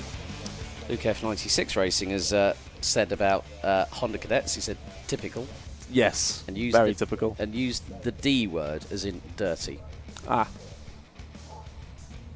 But the thing is, Honda Cadets, IAME Cadets, it's the same thing. These things do happen. It is part and parcel of racing.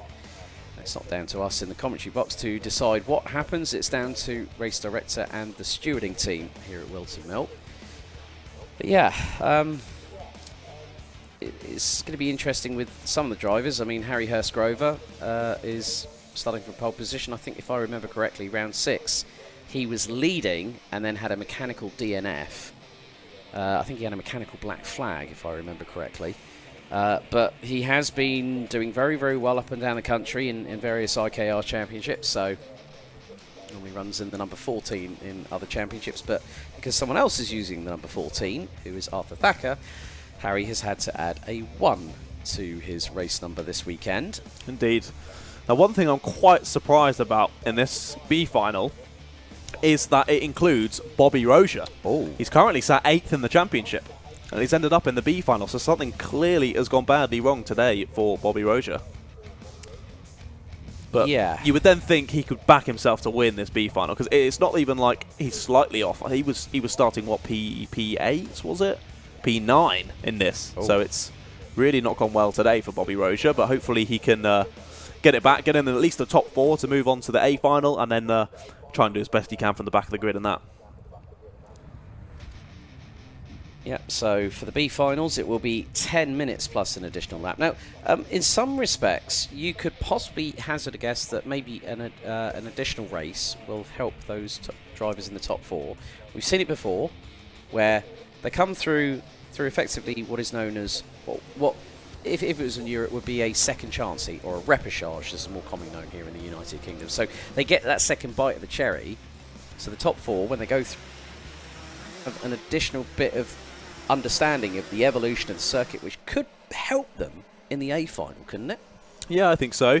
Give them a bit more, as you say, like the track's changing throughout the day with the changing temperatures and the changing weather conditions. It's still dry, but yeah, very cloudy overhead and really not too warm. So they'll get a bit more. They'll have a much more fresh. They'll have it much more fresh in their mind of what the circuit is like and how it's changed throughout the day. But equally, they will still be starting from the back in the A final, so it still will be a mighty difficult challenge to get anywhere near the front in the A final from the back, but crazier things have happened and you never count it out. 100%. I couldn't agree more with that, John. They're definitely going to have a second warm-up lap once again, so we'll watch them go around once more. We'll see how they go.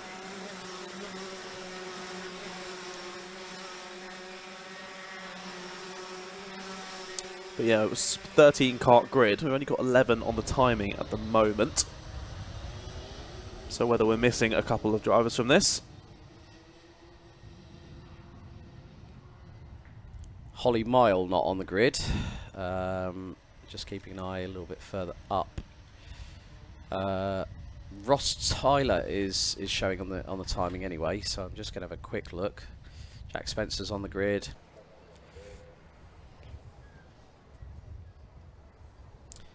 Yeah, so 11 out of 13 drivers, so... All right, it's Bobby Rozier. Bobby Rozier is the other one who's not there. Might use this as a drop round. Yeah, I think maybe just deciding I'm not going to bother. But hey, we'll see. They're going to come around the final corner, and we're going to get this Junior Max B final underway. A little bit wide there from both of the drivers on the front row. And it looks like, oh, we are underway. There we go. Timer starts cooking down. No, we are going round again. I thought so. I saw teasing us. You got, yeah.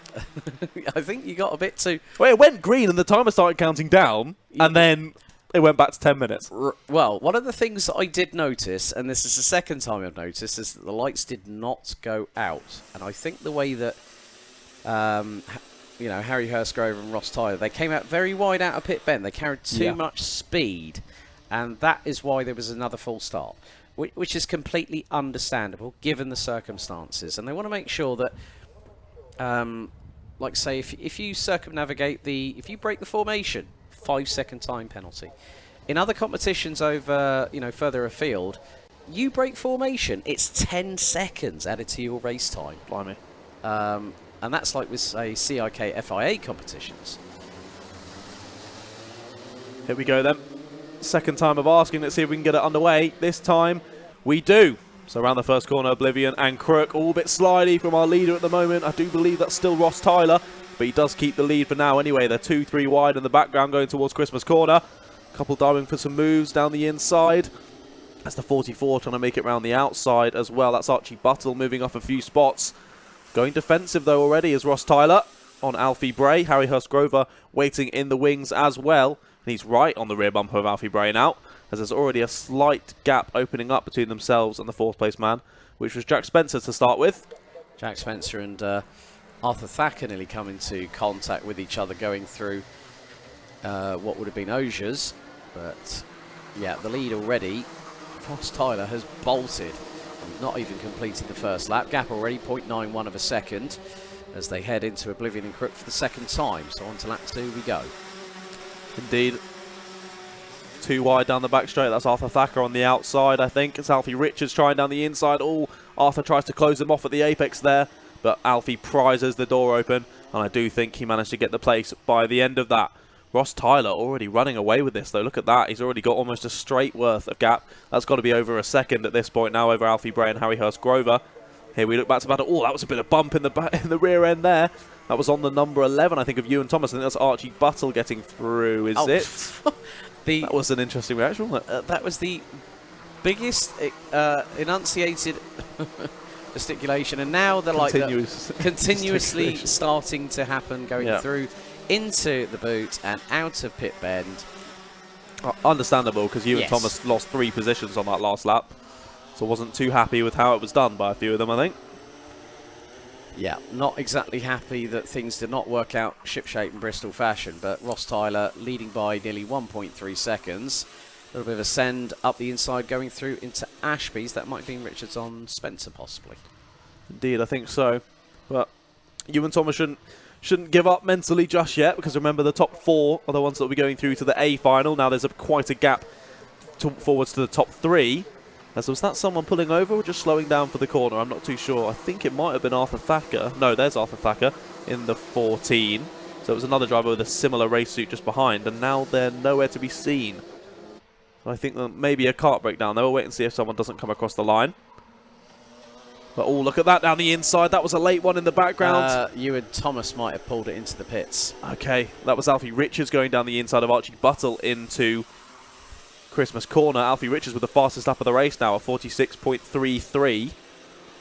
So yeah, you're right, Ewan Thomas pulling into the pit lane. So maybe those loss of positions were down to the kart rather than people just sending it down his inside. Possibly something wrong with the kart. That's probably why that sort of big gesticulation of knowing that something was wrong. Yeah, I think so. I think that was the biggest telling point.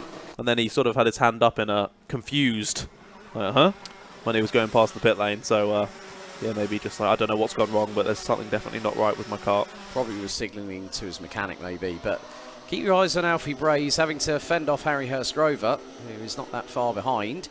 And both Bray and Hurstgrover set their personal best last time around. No improvements on personal best. Well, Alfie Richards, he's just equalled the fastest lap of the race in 2 laps. Done 2 laps back to back that were identical. 46.33. Nice. That's the only time we've seen that today. I don't think it'll happen again, but here is Hurstgrover trying to close in on Bray. Hurstgrover loses a little bit of momentum at the top of the boot, but then manages to get it back through as he carries the kart through the corners. And Alfie Richards now basically right behind them. Sets another fastest lap of the race of 46 dead for Alfie Richards. That was 4 tenths faster than anyone else out on the circuit that last lap around. Alfie Richards is absolutely flying. And he is indeed, and closing in on both Hurstgrover and Bray, who is still battling away. Now it's a 3-kart scrap for 2nd position. However, they need to think about this, because remember, the top 4 go through, so all of them currently going through. If you send a silly move, you take each other out, then you're both not going through. So obviously you want to make your way through and you want to get up the positions, but you don't want to throw it away. Exactly, especially when it's past half race distance, because if you throw a spanner in the works by late braking or overcommitting to a corner, you can really put yourself in that firing line, because Archie Buttle has a gap of about 1.1 seconds ahead of it's 0.85 ahead of Archie Buttle, as now it has changed. Richards passed Hurstgrover through Christmas. Can I just say that Alfie Richards has just done a 46.33 again. So he had a 46 dead in the middle, but he did 3 identicals in 4 laps. 3 times in the last 4 laps, and going to put a 46 flat in there. And now he's gone for 2nd. Nice. Hurstgrover trying to get through, and they both get past Alfie Bray. I will also mention that behind them, Archie Buttle and George Allen did a 46.34 and a 46.34. So all 3 of those within 100th of a second of each other. Are they conspiring or something like that? So they're like some kind of hidden Morse code. Yeah, you do that, I'll do this. We don't know. We don't know what drivers talk about. Oh, a little bit sideways there on the left rear for Archie Bray coming out of Oblivion and Crook. And now Archie Buttle now very much involved in this battle for 2nd as well. The top 4 going through. So the front 3 in this battle will be going through. The rest of them will be out. There's a move to the inside in the background as well. I think that was possibly Kaiser Riemann going past Jack Spencer in the background. I think you might be right. That's for 7th position, but they are fast running out of time. Archie Buttle is there or thereabouts, because Alfie Bray has got to watch his 6, because there is Archie Buttle, the number 44, across the line. They were literally line astern, 0.12 separating 4th and 5th as we head into the final 3.5 minutes. And here goes Buttle up the inside of Bray for the move for 4th. He gets it done. So there you go. Bray was sat chilling in 2nd place only a few minutes ago, whereas now he's outside of the top 4 that will be going up to the A final. Unfortunately, folks, the B finals are never a comfortable Sunday afternoon drive in the countryside. They never are. No, never, never, never. Who's that now getting involved as well? We've got George Allen. He's got a contact warning on that last lap around the circuit, but he's now getting involved with this battle there in the number 48. And now he's right behind the 43 of Bray. He's just got to make sure that the 44 of Buttle doesn't get away too far. He's only got just less than 3 minutes now to try and get up into that top 4. Oh, Alfie Richards just pumps in the fastest lap. He says, Archie Buttle, if you can do one, I can do one better. Yeah, fair play. Dropping into the 45.93 seconds. But it's very much been stationary. Ross Tyler has now got a 2-second advantage over Alfie Richards. Harry Hurstgrover rounds out the top 3 with Archie Buttle in 4th, trying to close in on the 114 from X-Karts. But George Allen's just gone through on Bray there. Oh, the old think gesture. Oh, he spun it. The 43 is round. That's Alfie Bray. He just went a little bit too deep, hit the rear end of Allen and just couldn't hold it. Spun around, and that's any chance of getting into the top 4 gone for Mr. Bray. Oh, the Air Motorsport driver, unfortunately, not going to make it through to the A final. But we're into the final 2 minutes plus an additional lap. Top 4 covered by just over 3 seconds. Archie Buttle has just put in a personal best, 46.05. 5 1,000ths out of the fastest lap whirling dervish of the race so far, Mr. George Allen, who's done a 46 flat on the nose. But Alfie Richards still holding on to 2nd position and also the fastest lap. You can just see how bumpy that undulation going into the top part of the boot with Ross Tyler, who crosses the line. Gap now 1.5 seconds. Did you mention that Alfie Richards also did the fastest lap twice in a row? It was 45.93 and then 45.93 again. And he's done a 45.96. Yeah, pretty close. What are you?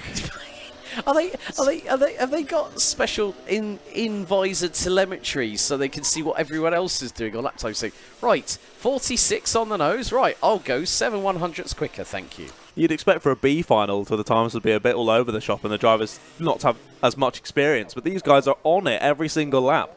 But as we've seen, being incredibly close every lap on lap times. So here we look back to our leader of Ross Tyler. Still has a nice 1.5 second gap, but Alfie Richards is definitely closing in about 3 or 4 tenths a lap faster.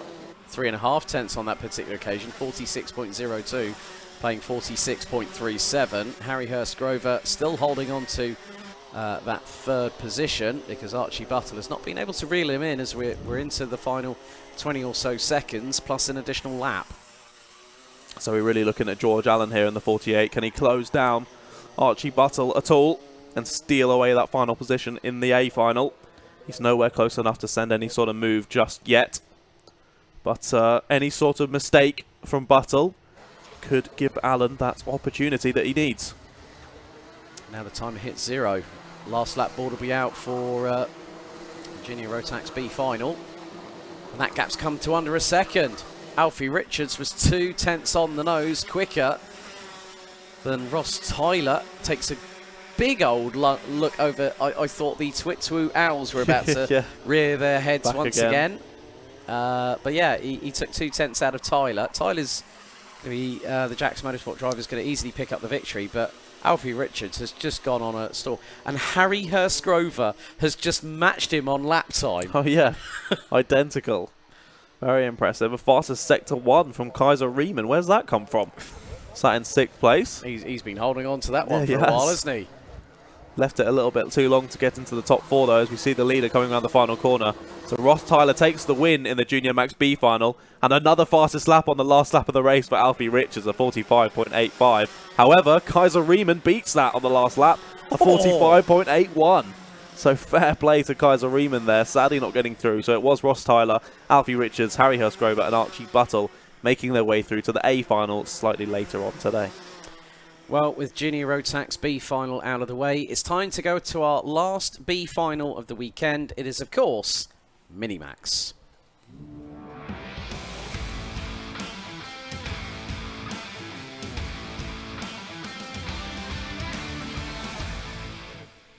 So let's have a look at the grid for the Minimax B final. Top 4 will advance to the A final, and the Minimax drivers will close out the show this afternoon. So it's Matas Mierzanskas and Ethan Carney on the front row. Noah Pikes and Jonas Klimas on row 2, with Noah McNicholas and William Webb on row number 3. Lucy Wilden, Hayden Butcher, Harry Friel and Maisie Creed round out the top 10, with Oliver Meek and Spencer Allen rounding out the 12th strong grid.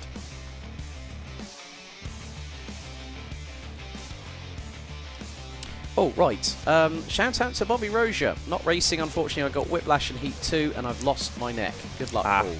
That was why we didn't see him on the grid for that one then. Well, good luck. Well, get well soon, Bobby. Indeed. Get well soon, mate. And that makes sense as well, why I was so confused as to why he was in the B final. That makes sense. If he had his neck ruined in Heat number 2, then couldn't compete in Heat number 3.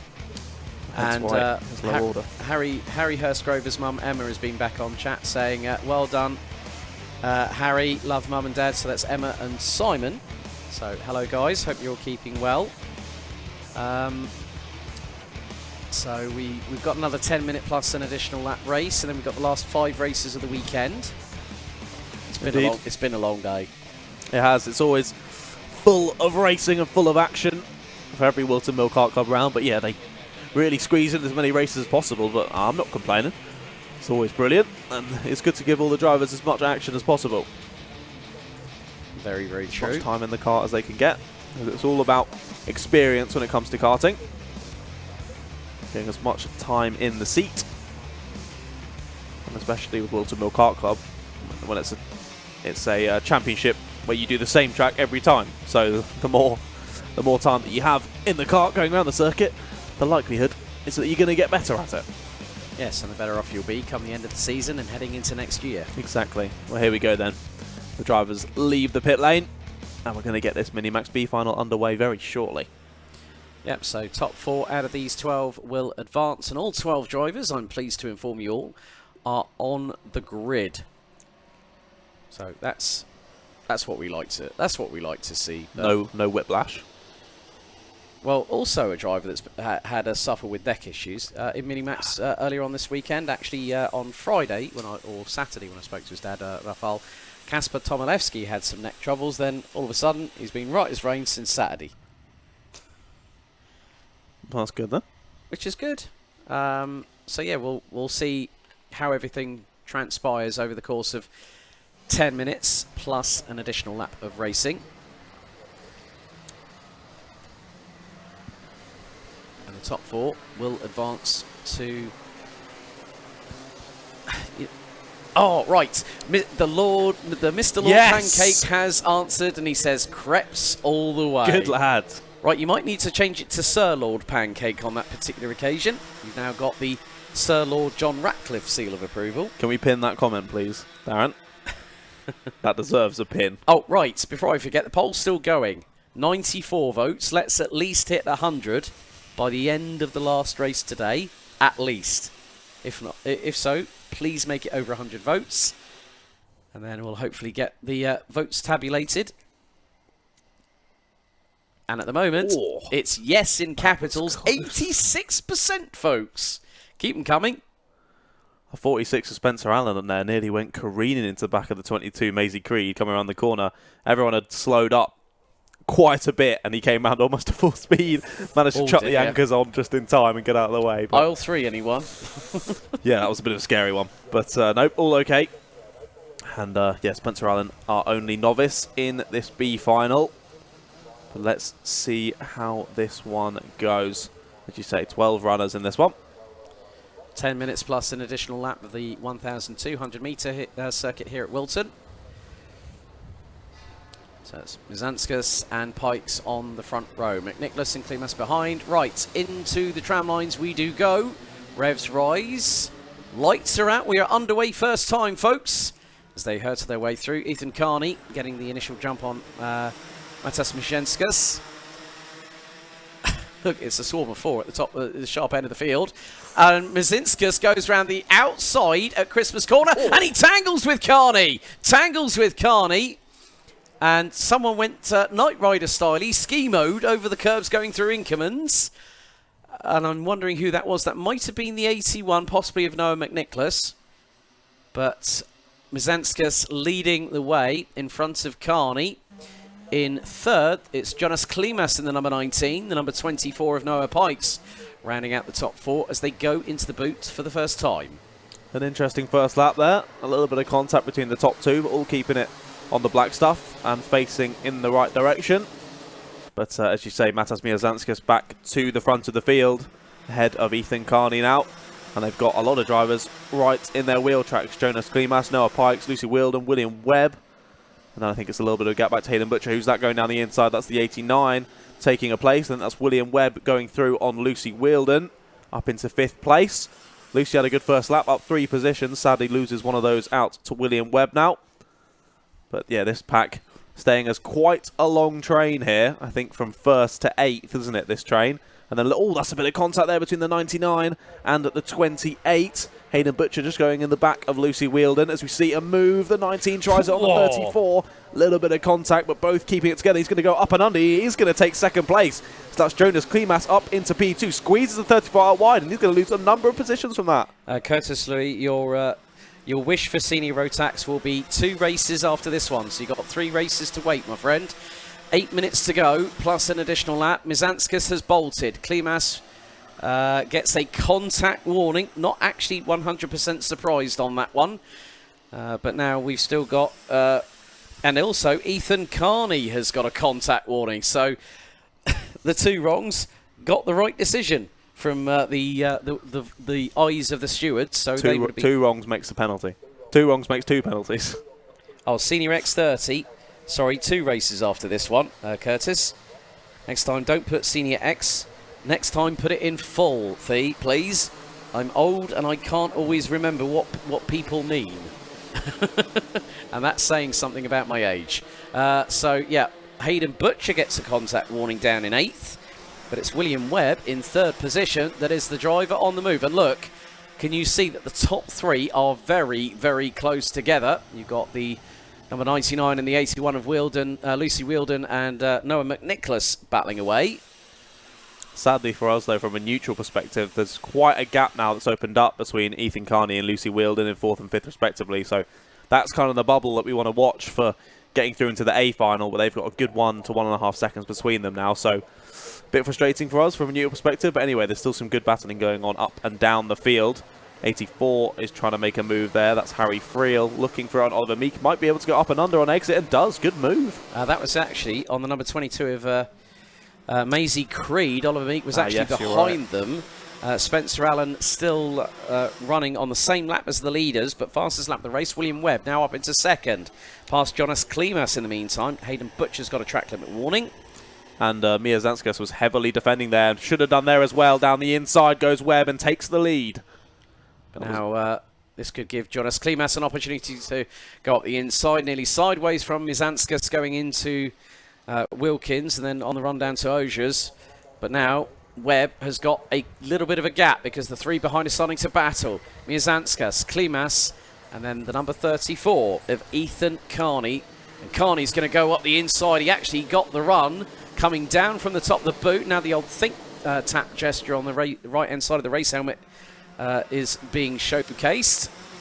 But Klimas is just keeping calm. And interesting race helmet on the back of the number 19. It's got Roblox, I think, on the back of it. Nice. Gotta respect that. Bit of Roblox action. Now, interestingly enough, we saw Harry Friel making a few moves. He's actually set the fastest lap of the race that last time around, a 48.15, sitting there in 9th place. So could see Harry moving a bit further up the order, but I think probably a bit too late to try and challenge these top 4. But it's going to depend on how much they start battling. Matas Miazanskas moves to the inside to defend, but it's not going to stop the 34 of Ethan Carney. Trying to get him on exit. 19's now going to try and get 3 wide into the last corner. Oh, that usually doesn't end well. Up and under tries Miazanskas. He's going to try and get them back, and he does so. And he's saying to Jonas Klimas, what are you doing? Let's just go. But the thing is, when they're 3 wide coming out of the top of the boot into pit bend, Klimas had the run. Now he's got the run on Mizanskas into Christmas corner. Takes 2nd position. You said about that gap. There is Lucy Whilton and Noah McNicholas. So it becomes, and now the train has really started rolling out of the station, and like a TGV in France, it's picking up high speed. Yeah, for us, this is brilliant, because now it means that battle for 4th is well and truly on once again. William Webb did a great job of getting through these few drivers, and then immediately has managed to get away. 2.5 seconds last time around in the lead he was, and he was in the 47s, whereas the rest of them were in the 49s due to that battling. And yeah, he did a 47.82, then that last lap, a 47.92 in the lead there. Well, steady as she goes. Steer that ship in the right direction, Mr. William Webb. But the train behind has really started. There's more carriages than you can think of right now, but they're all starting to battle at the back of the train. There is a little bit of a partition between a couple of the drivers. I think possibly Noah McNicholas and Hayden Butcher, there might be a gap starting to expand there. So Will A, number 12, saying Junior Rotax A final. When is it? Well, it's after the Senior Rotax A final, and it'll be the penultimate race of the day. But again, Carney trying to get onto level terms with Mizanskas and gets through. He's done that before. He did that on Jonas Klimas earlier on in the race, and now has done it on to Mizanskas. And now Lucy Whilton has got a real prime side seat, maybe even getting let alone into 4th, maybe even into 3rd, if the 2 in front start to battle, which they have done. And Lucy Whilton goes wheel to wheel with Ethan Carney and has to relinquish that position back. She nearly had the opportunity, but they could have touched. It could have sent both of them off the circuit. Yeah, that was really smart from Lucy there, just giving up the position there, because she's so close to getting into this top 4 to move on. Whereas if she had said, no, this is my corner, I'm staying here, she could have got first off onto the grass. And all the drivers are so close behind, they would have all just gone absolutely barreling through. So smart decision there to relinquish that single position rather than losing 5 or 6. Yeah, in the meantime, Noah McNicholas has actually ended up, I think, a little bit further down the order. Is actually currently behind Harry Friel. And the number 81 drops into 9th position as Ethan Carney has got its Neo blocks going. Go on, Ethan. And Ethan is in that danger zone because Lucy Whilton might have another opportunity. She's got just 2.25 minutes plus an additional lap. She plays her cards right. She plays it cool and waits for the opportunity. And there is a drama. That's Ethan Carney slowing on the circuit. Oh, when the 22 spins behind. That was Maisie Creed trying to take avoiding action and spins it herself. So, yeah, not a great ending. But, yeah, 34 of Ethan Carney. Really not happy with that. Oh, that's a lot of contact, isn't it, between the 20 and the 99. That's Lucy Whilton. And now through is going to go Pikes and also Harry Friel. And all of a sudden, Hayden Butcher drops to 7th place. Lucy Whilton now finds herself in 4th. Butcher picks up a contact warning. 1 minute and 38 seconds. The battle for 4th rages on like a good one as Pikes and Friel both tried to get past the number 99 of Whilton, but she stays in 5th at the moment with Pikes having gotten through. You were saying about similar lap times, mate. Look at the top three. 47.97, 47.97, 47.94. All matching each other, those top three, but they're all at a nice distance between each other where they don't need to really worry about each other. It's here backwards that we need to watch. From 4th place, it's now Noah Pikes in that 4th place. Lucy Whilton just behind, and it's the 84 of Harry Friel and Hayden Butcher now involved as well. So these four are going to go at it for this last space in the A final. Less than 1 minute to go. Right, hold on, ladies and gentlemen. It's going to be a bit of a roller coaster ride as these drivers make their way up Manuel's Bank. 4 karts line astern. Pikes leading the way in the battle for 4th position. Lucy Whilton, Harry Friel, and also the number 28 of Hayden Butcher. Very much in the mix of this. It's all dependent on who keeps a calm head on young shoulders. Harry Friel was looking up the inside going into Wilkins on Lucy Whilton, but the 99 holds a line.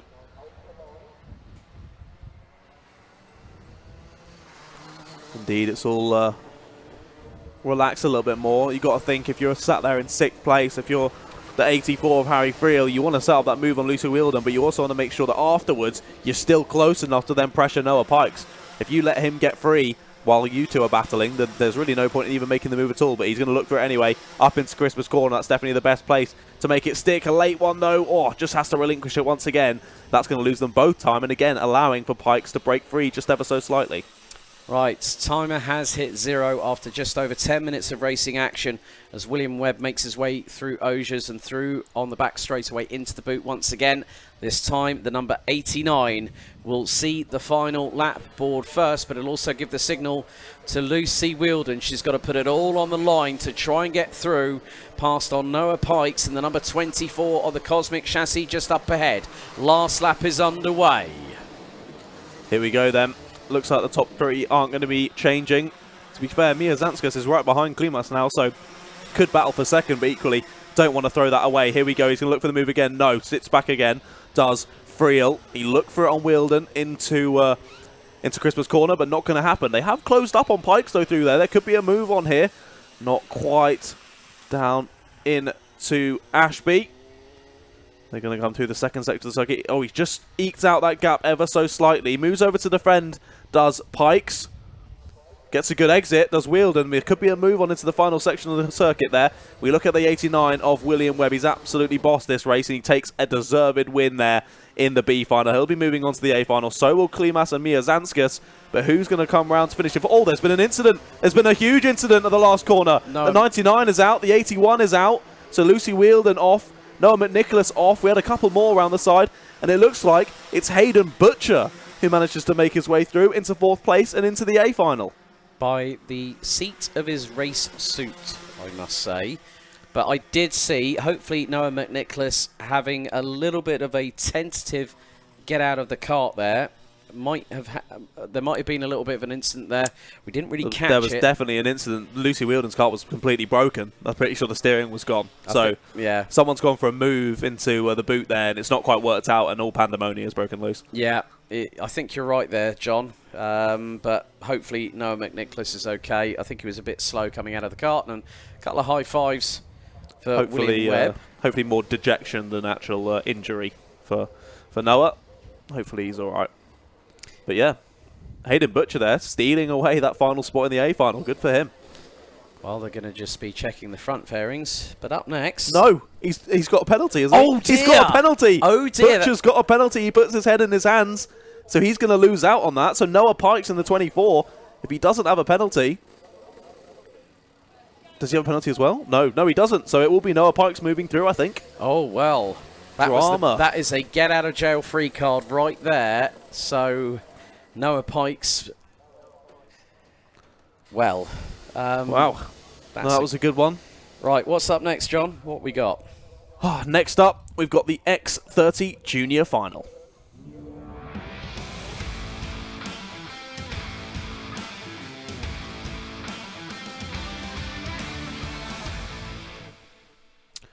No longer a B final this one, so we've got another absolutely packed grid.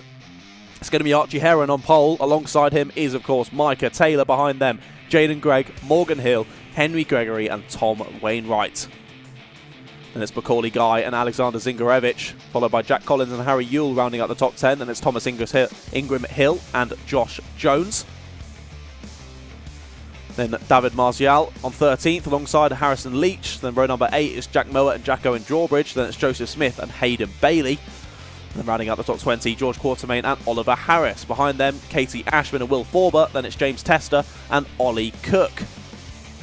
Then Nick Dimbleby in 25th, Daniel Gurney in 26th. Then it's Kieran Hamdy, Matthew Morgan, James Shotton and Dovdas Deglau rounding out the top 30. And then finalising your 32 kart grid is Thomas Gray and Luca Magni. So another huge grid this one, 32 karts involved.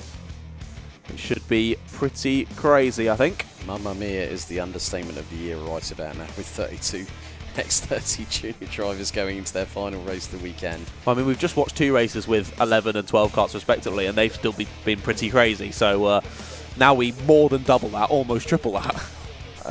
Yeah, I think someone's got the lighter for the fireworks that are going to be literally exploded. It's going to be an implosion of overtaking, close quarter battling, wheel-to-wheel rubbing possibly.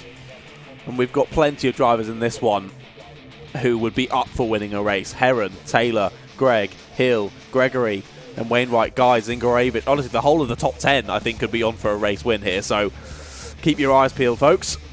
This one could get interesting. Yeah, now the funny thing is, 3 of the top 5 aren't here. No Luke Sintler, no Kai Bacchini, no Fred Green. In the championship. Yeah, in the championship. So this could open up things, I think, possibly for 3rd place. So I'm going to have a look and see who is in the positions not too far behind. Right, this gives an opportunity for Kian Leon Gamio, possibly, if he's in this one, which he isn't, I don't think. He was in Junior Rotax early, wasn't he, if I remember correctly. Right, let's have a look. Jaden Gregg, top 10 at the moment, 574 points. He's 103 behind Bacchini. So if Jaden Gregg brings in some pretty good result today, it could help him. He's been doing well so far, hasn't he? Pretty sure he got a race win in one of our heats earlier. So, see if he can replicate that here in the final. Starting in P5, I believe. Indeed he is. So it will be on the right-hand side of... Sorry, the left-hand side of the grid.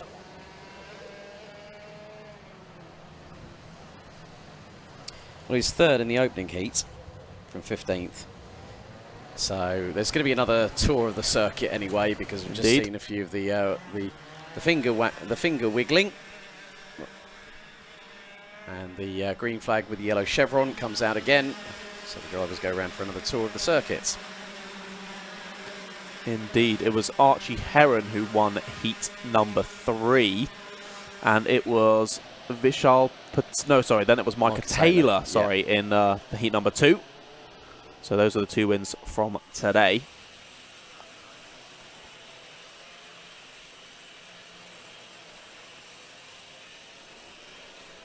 No, battles have been really good in X30 Juniors as well. We've got the 22 off already. Is that from this grid, or is that from Thomas Gray? Gray? Wouldn't be from earlier. Thomas Gray, one of the novices. So it'll be down to 5 novices. So already someone out of this final, which is gutting. You don't even make the start lights. Well, Jaden Gregg got P3 in heat number 2. I think it was P6 in heat number 3, if I remember correctly. So not quite getting a win, but he's been very much up there battling in the top. Spot on there.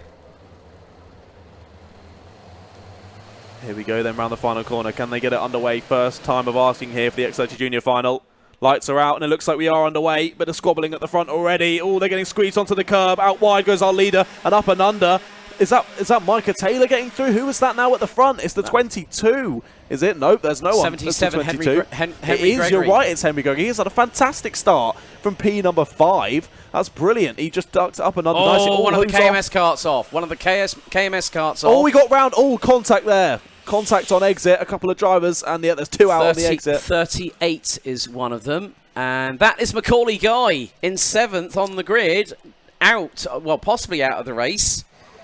And I say that with the biggest trepidation possible, but 2 carts were involved there.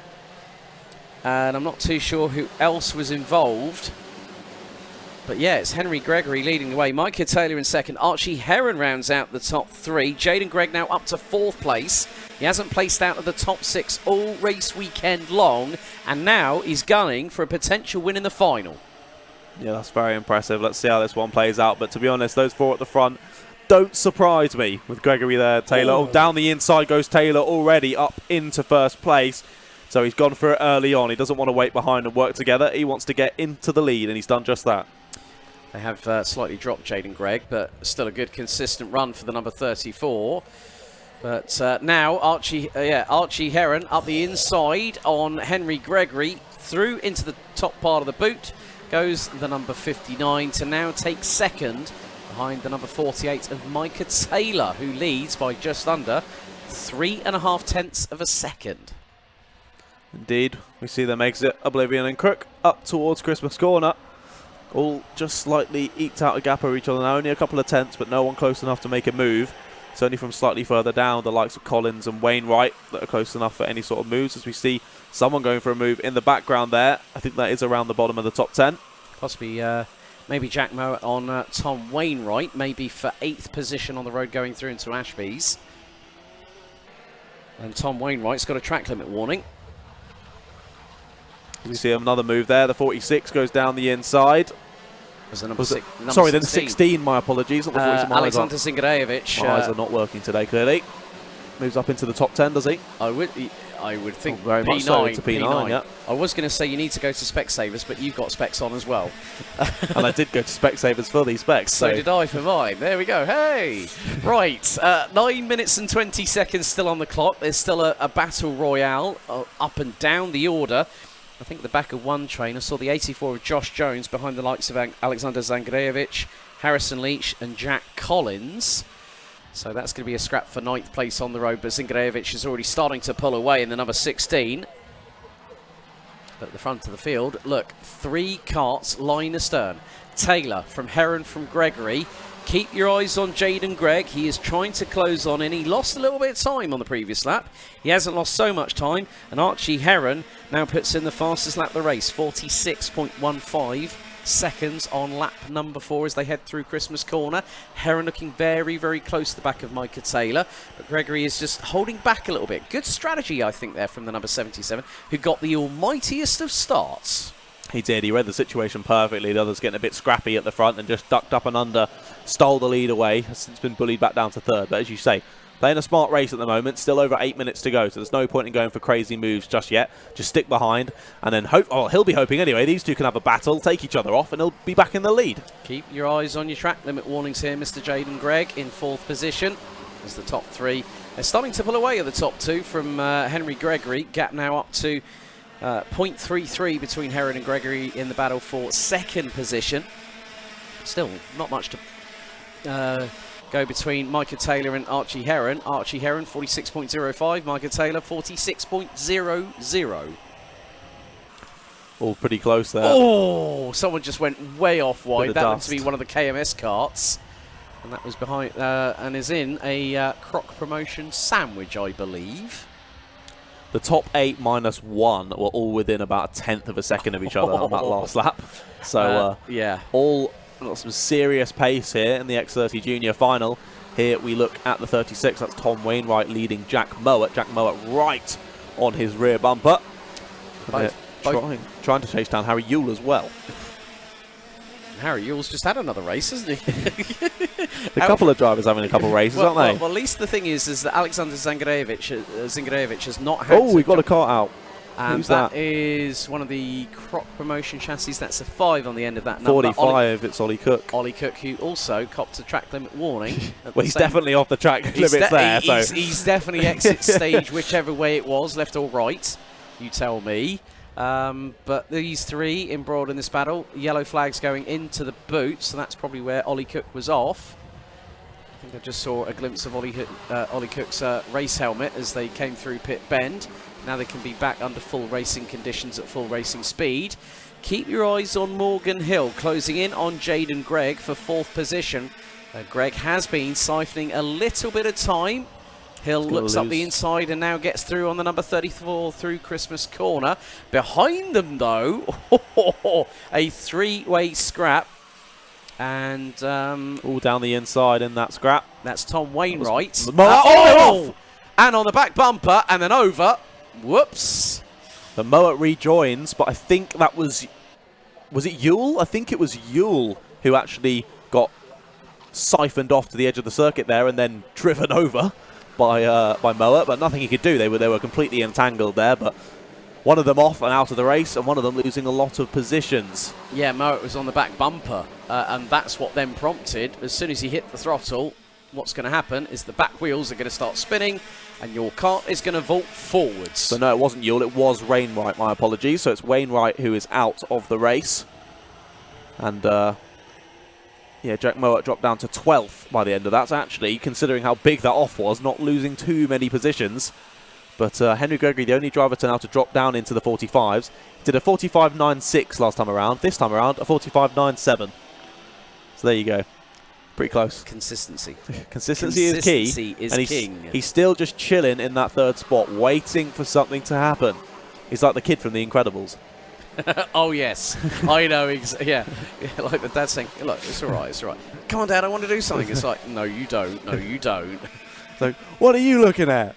I don't know. Something amazing, I guess. Right, the lead has changed in the meantime, though. Yes. Archie Heron and Henry Gregory they now both got through. Micah Taylor. So something amazing did happen, and there you go. They're through.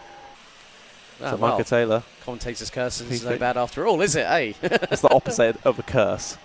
A blessing. A commentator's blessing. There you go. But here we go. We look back to the leaders now. Indeed, Archie Heron now leading this one. Henry Gregory behind, and Micah Taylor shuffled down to P3. But that's always what happens. Once one goes through, they all go through. Luckily, only in a train of 3, so all he could lose was 2 spots. But here we go. Round to start. Lap number 10. Just over 4 minutes to go. And look at that. They've now got Hill and Gregg right behind them. Any more battling, and they're definitely going to be involved with this. Hill took an absolute country mile out of the distance between himself and Micah Taylor. Taylor looking to go through on Gregory, who went wide and sideways through Christmas Corner. I think he was helped a bit wide there, to be honest, by Micah Taylor.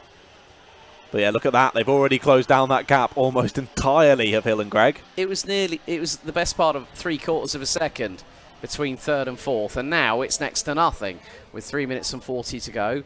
Jack Owen Drawbridge in the number 72 gets a track limit warning. So has George Quartermain had one, and now it's a 5-kart scrap for the race lead because Hill and Gregg are coming, and they are the cavalry, folks. Here we go then. Hill sets the fastest lap of the race, 45.94. And Jaden Gregg behind on a 45.95. So working together nicely. Oh, wide goes Heron. Gregory tries to get up the inside, but doesn't quite have the traction on corner exit. I'm not too sure if he might have had a little bit of an assist, but Gregory up the inside for the move, for the lead. Gets through on Ashby's on Heron. Taylor nearly had a run of his own going through there, but then look at yellow flag.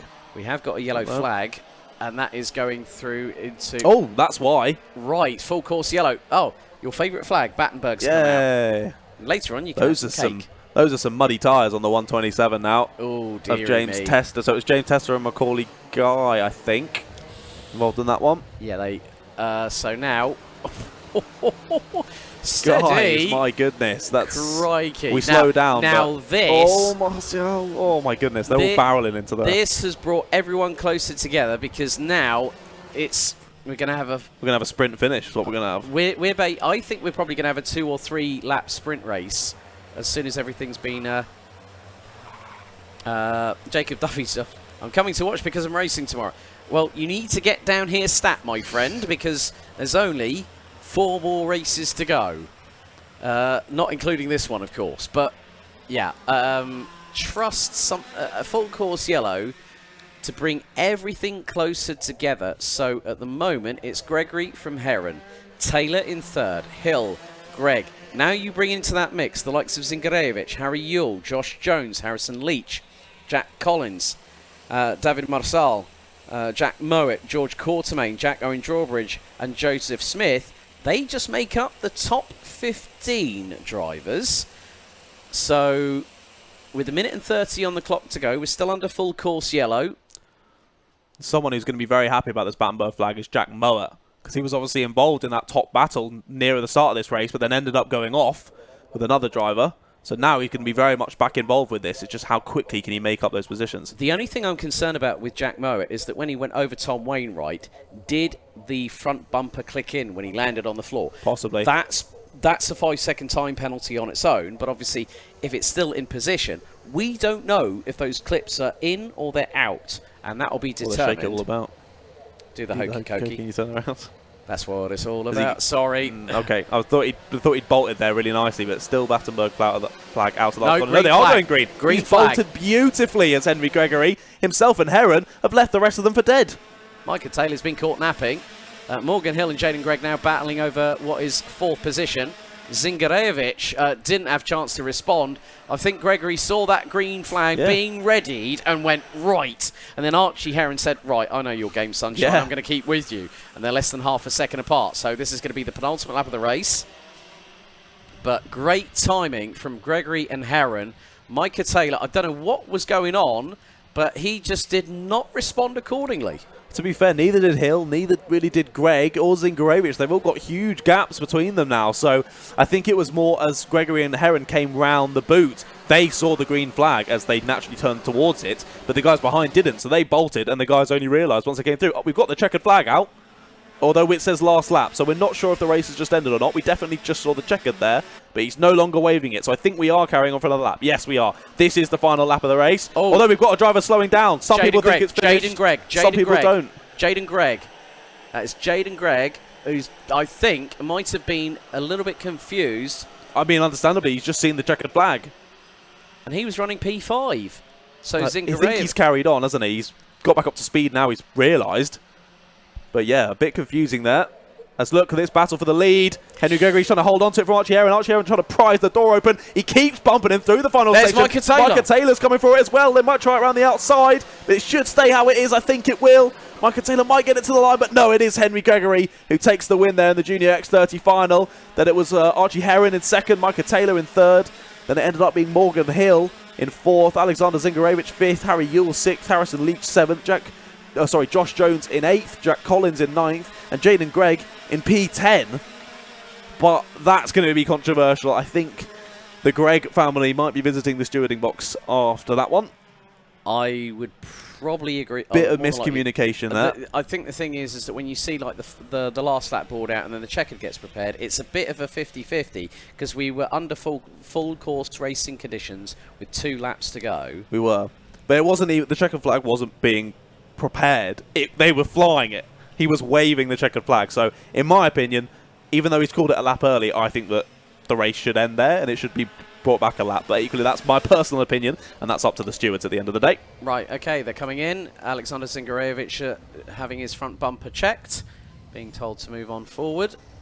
Then the number 65 of Harry Yule just wheeling it forward. But that ends the racing action for Junior X30. Next up, it's the final for X30 Senior.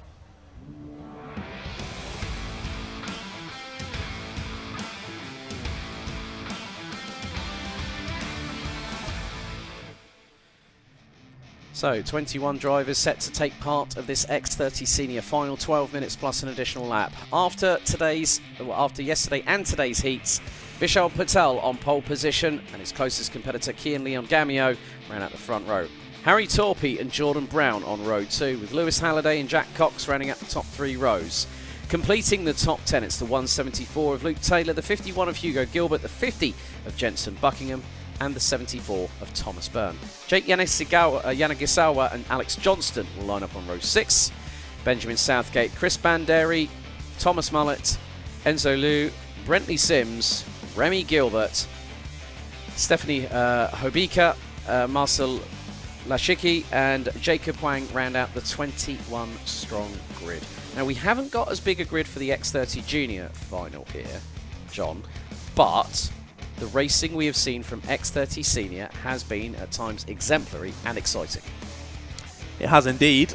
It's been brilliant so far, despite us lacking Mr. Ellingham, who we usually see near the front of the field. But he's probably standing at the back of the grid again. Yeah, he probably is, just chilling, having a watch. But Vishal Patel has been fantastic today, and deservedly so, on that pole position.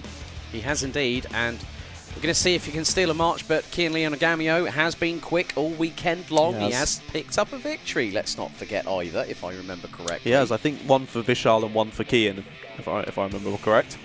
And Harry Torpey won Heat 1 yesterday. So the top 3 pretty close, but Harry Torpey, I think his points overall being a bit let down by that. I think it was the third and final one where he started right down near the back, if not completely last.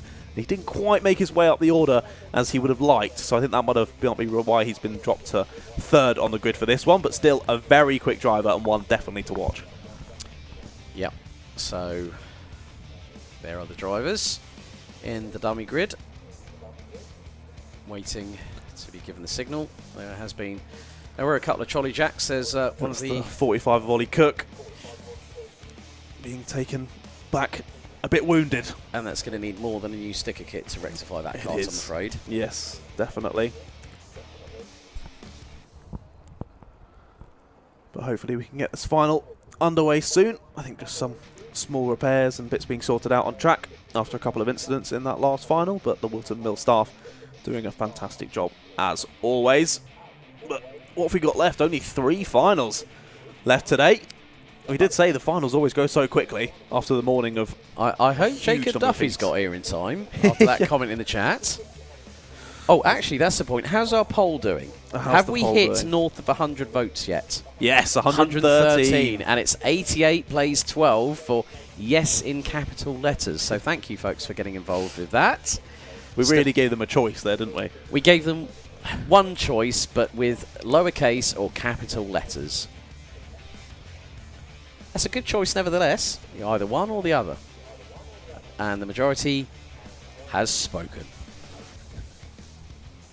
Real democracy here at alphalive, giving you the option of yes or yes. I was just about to say. Oh, don't you dare. No, I wasn't going to say that. I was going to say like a vote in North Korea. Is what I was going to say. But I've had some other country mentioned in my ear, which I shall not mention. And we will never mention. You know what? I like the way that you segued out of the particular country that we will not mention. Well, I was already thinking of North Korea in my defence, so yeah, a real democracy there in North Korea. Meritocracy, depending on the pecking order, of course. But yeah, nevertheless, we do digress. We are patiently awaiting for the senior X30 drivers that will be led by Vishal Patel in the number 95, having done a very, very good job all day long and also over the course of the race weekend, but with 3 different race winners over the previous 3 heats. It is going to be a tough one to call, really. It is. We've said that for a lot of the finals now, haven't we? That loads of them near the top could be in for a chance. We always do. It's a standard commentator practice, isn't it? Very true, and specifically at Whilton Mill Kart Club, there's so many good drivers that it's difficult to call it at the start of the final. I have a difficulty, especially when I have 36 senior Rotax drivers going to race at Karting Genk, which I'm going to experience next weekend, and even that's difficult to call. That's a nice track, Genk. I've done that on Kartcraft a couple of times. It's well fun. Right, okay. Thank you to Dogman R saying that Mr. Ellingham is now on the grid with Jake Yanagisawa. Can you hear us? If Lucas Ellingham can hear us, give us a wave. We've got no wave, so I assume he can't hear us or he doesn't like us. He might be on the other side of the grid. He might be. We might not be able to see him. But anyway, good to see Lucas still here, even though he's not racing. I think this is the first time ever where I've been doing a WMKC stream where I haven't seen Mr. Ellingham in the chat, his granddad. Probably because Lucas told him, I'm not racing Yeah, this weekend. yeah, it's fair enough. It's understandable. And he's in Australia as well, so he has to watch it at some weird times. Thank goodness for World Clock on smartphones, eh? I don't know what part he's in. I can't remember. Well, it always depends. It always depends. It always depends. It might have been Brisbane. It might have been Melbourne. Something like that. I can't quite remember. Well, anyway, g'day. G'day, mate. Yeah, let's not do accents. we're just going to offend someone. Look, you told me off for Churchill earlier on today. That's fine. That's a dog. We can take the mick out of the dog's accent. Talks. And is very British. We've been told in our ear we're going to get in trouble. You're probably getting in trouble. What? I never get in trouble. Liar. Yeah, I am. Chris Banderi, given all the very best of luck. Thank you to Paddock for getting in touch once again via the stream. So a big thank you to everyone that has watched all the way through the day. Over 200 people watching the stream at the moment, or 200 devices. Oh, was I wrong? Was it Tennessee, USA for it was definitely who was it then? There's someone always in the chat from the USA, and there's someone always in the chat Dogman R said Tennessee, USA. So maybe I'm wrong. Maybe it is Tennessee. There's someone else from Australia who's always in the chat as well, but I can't remember who it is now. Anyway, it's good to see people always coming back month on month. Oh, yes, indeed. Watch and enjoy the Whilton Mill Kart Club from wherever they are in the world. Yes. Good morning, good afternoon, or good evening. Indeed, that used to be my YouTube intro, so there you go. Yep. Yeah, welcome everybody. I'd say both in probably Tennessee and Australia, it's probably a little bit nicer weather than it is here in Northamptonshire. Well, unlike continental Europe at the moment. Well, funnily enough, we were talking during the Paddock show. Jay Southern, Sean Butcher's mechanic from KR Sport, is in the United Arab Emirates at Al Ain Raceway, and it was raining and there was a twister. That's one thing I don't expect from UAE is rain. Brilliant. Go-Kart Bob from Oregon, so hopefully just outside of Portland, I think. Jamie Rogers, Ian Sisson and Nathan Herbert talking rubbish at the front of the grid as per. Nice to see when people like watching, literally like people watching and then just call them out and then straight away it's in the chat. Love to see it. Well, it's all about the bants with the Z. It is all about the bants.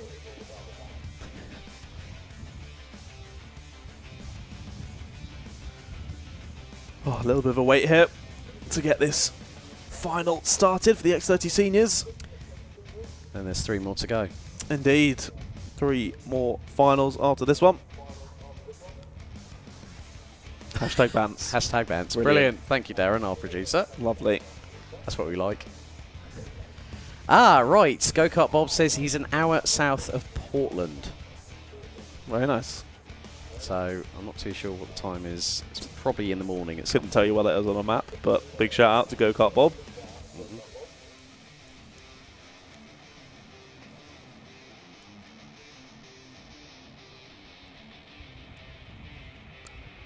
Some of the engines definitely on. I saw one of them smoking there. That's a bit of throttle was given.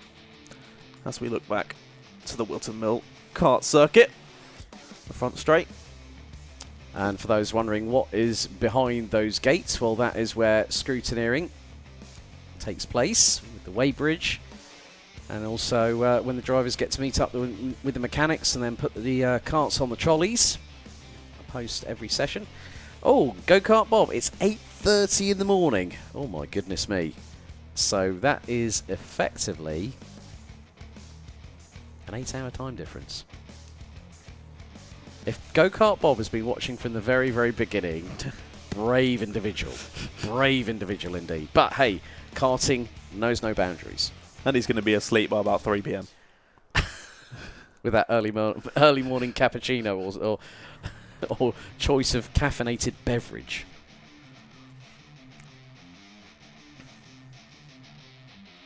You can see a few tents in the background as well. The Cop Promotion tent, just behind Scrutineering. Yeah, I've even seen there's a camper van just trying to get off the site. Meander its way out. Obviously someone from our previous finals, which have already finished. Hopefully not someone from final we got to come, or they've really given up. But I'm sure no one will do that. It must be someone from a previous Oh, final. we just had the V sign from Go-Kart Bob with the cool shades emoji and the checkered flag. That's what we like to see. Bit of emoji action in the chat.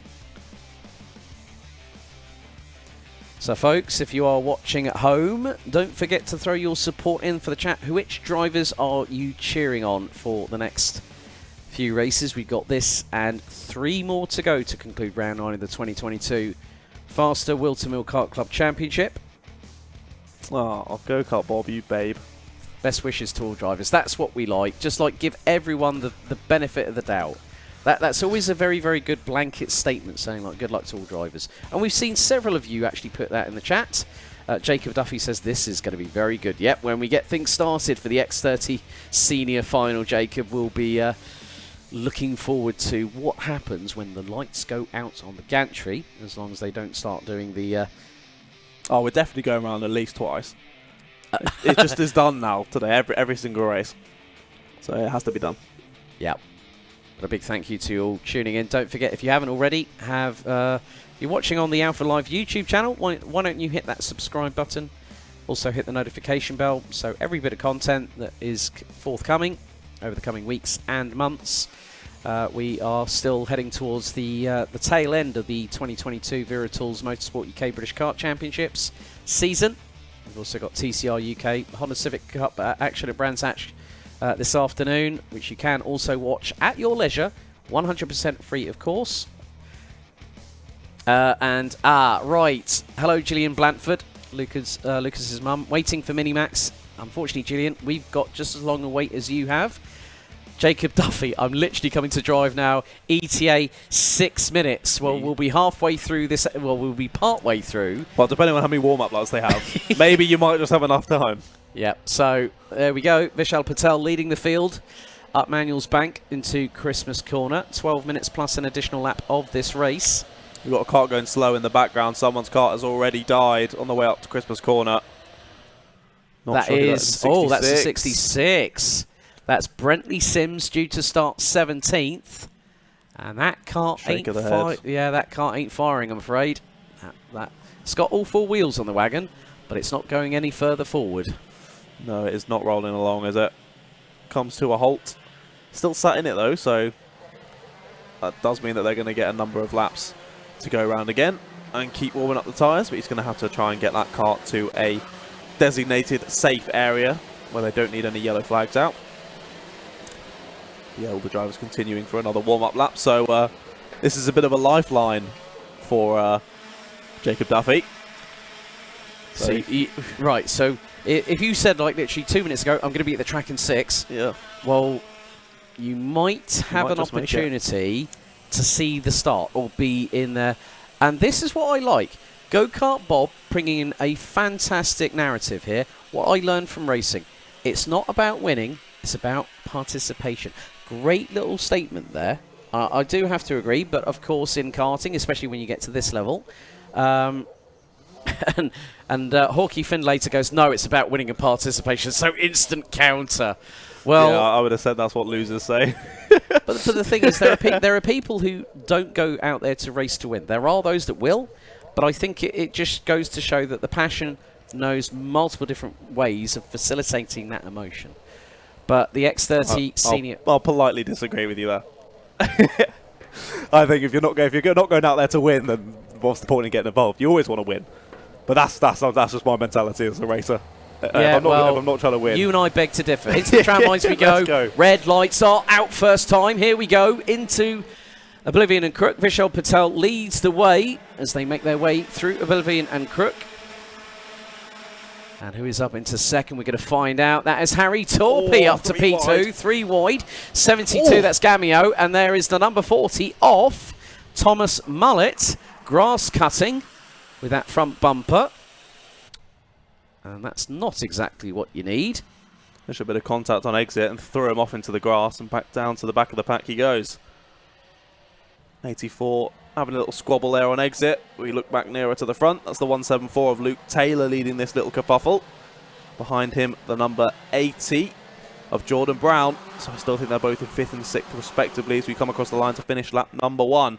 Still Vishal Patel in the lead. Harry Torpey just behind. Then it's Halliday, Cox, Taylor, Brown, Gamiao, Gilbert, Buckingham and Byrne rounding out the top 10. But it's a 4-kart scrap at the front of the field because Jack Cox is behind Lewis Halliday. Vishal Patel has set the fastest lap of the race on the opening lap, 47.08, as the chat seems to have been exploded about winning. But everyone has their own opinion, and I truly respect everyone's opinion on that front. Irrespective of whether you think it's about participation, there is a car stopped on Ashby's. We'll find out who that is momentarily. There is Luke Taylor, who's now closed in on the top 4, so he's right up the back exhaust, right up the exhaust pipe of one Jack Cox. There's the 85. So it was Hugo Gilbert and Jensen Buckingham that got together, and Hugo Gilbert has not come round to finish the lap. As that was a bit of a squabble, wasn't it? That was more than a squabble. That was like a hornet storm right there. Jack Cox got mugged by Lewis Halliday, I believe, going through into Christmas Corner. Luke Taylor set the fastest lap of the race, 45.44. But the top 2 have started to break away early. So Patel leads from Torpey. And then there's a bit of a gap between Torpey and Cox. Halliday running out the top 4. But it's Luke Taylor. He's going to try and look to see if he can get the run coming out of the top of the boot. He does not on that particular occasion. And there's the number 80 of Jordan Brown, closely followed by Gamiao with Byrne and Alex Johnston running at the top 9. Jake Yanagisawa, but it's Thomas Byrne now 45.16. That's the fastest lap of the race. On that last lap, 3 different drivers setting fastest sectors. It was Kian Leon Gamiao setting the fastest first sector, then it was Thomas Byrne fastest second sector, and I believe it was Jack Cox doing the fastest third sector, so a lot of them going very quickly. But a track limit warning for Kian Leon Gamiao. They're in 7th place, a really quick driver, so one to keep an eye on there. Currently at the lower end of the top 10, but all these drivers still very, very close with 9 minutes still to go. So it is all closing up, and looking at the top 10 covered by 3.5 seconds after 3 laps. Now make that the top 9 covered by 2.3. Alex Johnston, 45 seconds dead on the nose, fastest lap of the race, and he is currently in 9th, not too far behind Jordan Brown. And look at the gaps. No one is not any more than half a second behind. Not even half a second. 4/10 is the biggest gap, and that's between Kianli and Gamiao and Thomas Byrne. And Jacob Duffy has just said, I've arrived. Right, you got in time for the majority, well, the remainder of this race, as now it's getting all elbows out. And that is between Gamiao and Byrne. Byrne's trying to go for the over-under. This could open the door for Brown. Through pit Bennett, it opens the door for Johnston. Good move there, well read by the guys behind. But Kian Leon Gamiao just getting absolutely blitzed there in the 72 plated car, as there's more movement going on up at Christmas Corner, and the 80 of Brown gets forced back down to 3rd in this pack. And he was passed by Alex Johnston there, so that was a change for 7th position on the road. Remy Gilbert gets a track limit warning. 7 3/4 minutes still to go. Vishal Patel not clawing a gap away from the likes of Torpey, Cox and Halliday. Top 4 last time around after 5 laps covered by 9/10. Super, super close at the front of this field, and to be fair, all the way down it as well. You say the biggest gap still between Taylor and Byrne there in 5th and 6th respectively. About 8-9 of a second between the two of them, but could very easily be closed back up once again and create a 9-kart battle for the lead shortly, as we do have a change for the lead. Down the inside goes Torpey, and he makes it stick. Well done, sir. That was a good move. And all might get squeezed down to 3rd there. That's a late one down the inside for Cox. Can't make it stick. Vishal Patel holds on to it for now anyway.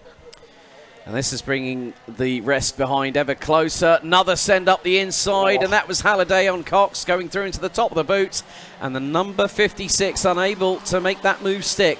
The room was very, well, the door on the room and the inn was very fast closing, and it was shut in an instant. It was. He was nearly up on 2 wheels there, Halliday, over the curb on the inside as Alex Johnson sets the fastest lap of the race at 44.95. Down the inside goes Cox, finally on Vishal Patel, and makes it stick this time around. That's let Torpy get about half a second out in the lead now. He's going to want to just try and get away here, get away from all this fighting and seal the victory early on. But it's all going to depend on whether Cox, Patel, Halliday, Taylor start working together. Do they? No, I don't believe so.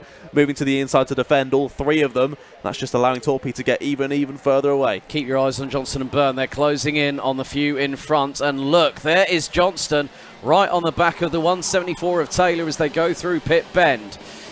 Halfway down, halfway to go. Still very much the case as Harry Torpy's opened up a lead of 7/10 over Jack Cox. Vishal Patel losing time. He's hemorrhaging time at the moment as there was a little bit of a lunge there. That was from the 174 of Taylor on Halliday. Nearly opened the door through Christmas corner for Alex Johnston, who now sends it through Ashby. That was a clean overtake that's going to possibly let Thomas Byrne go through, and he might have done so. He has. No, he hasn't. Now he does. Down the inside. No, that was Taylor re-overtaking, I think. Possibly. We'll wait and see confirmed by that when it comes over the timing screen. Or the 58 of, 56, my bad, of Halliday continuously looking for it on exit there into the boot. But not worked out. Right, let's count them across the line. So no, it was Byrne going back down the inside. You were right there, up into 6th place. Taylor down into 7th and gets a contact warning for his troubles. Oh, slap on the wrist for the 174. But Jack Cox and Vishal Patel are picking up the pace. Patel was the quickest of the top 3. Torpy did a personal best. Nevertheless, it was 6/100ths between the top 3 from 1st to 3rd in terms of the lap time delta. So I would think that Cox and Patel now need to start chasing. They've got just over 4.5 minutes plus a lap to close in on Harry Torpy. So that lead is being bitten into a little bit by a little bit, but how much can they really move out of that gap and close it to Harry Torpy? Well, that gap is now 0.81 between the top 3. Alex Johnson, another fastest lap of the race.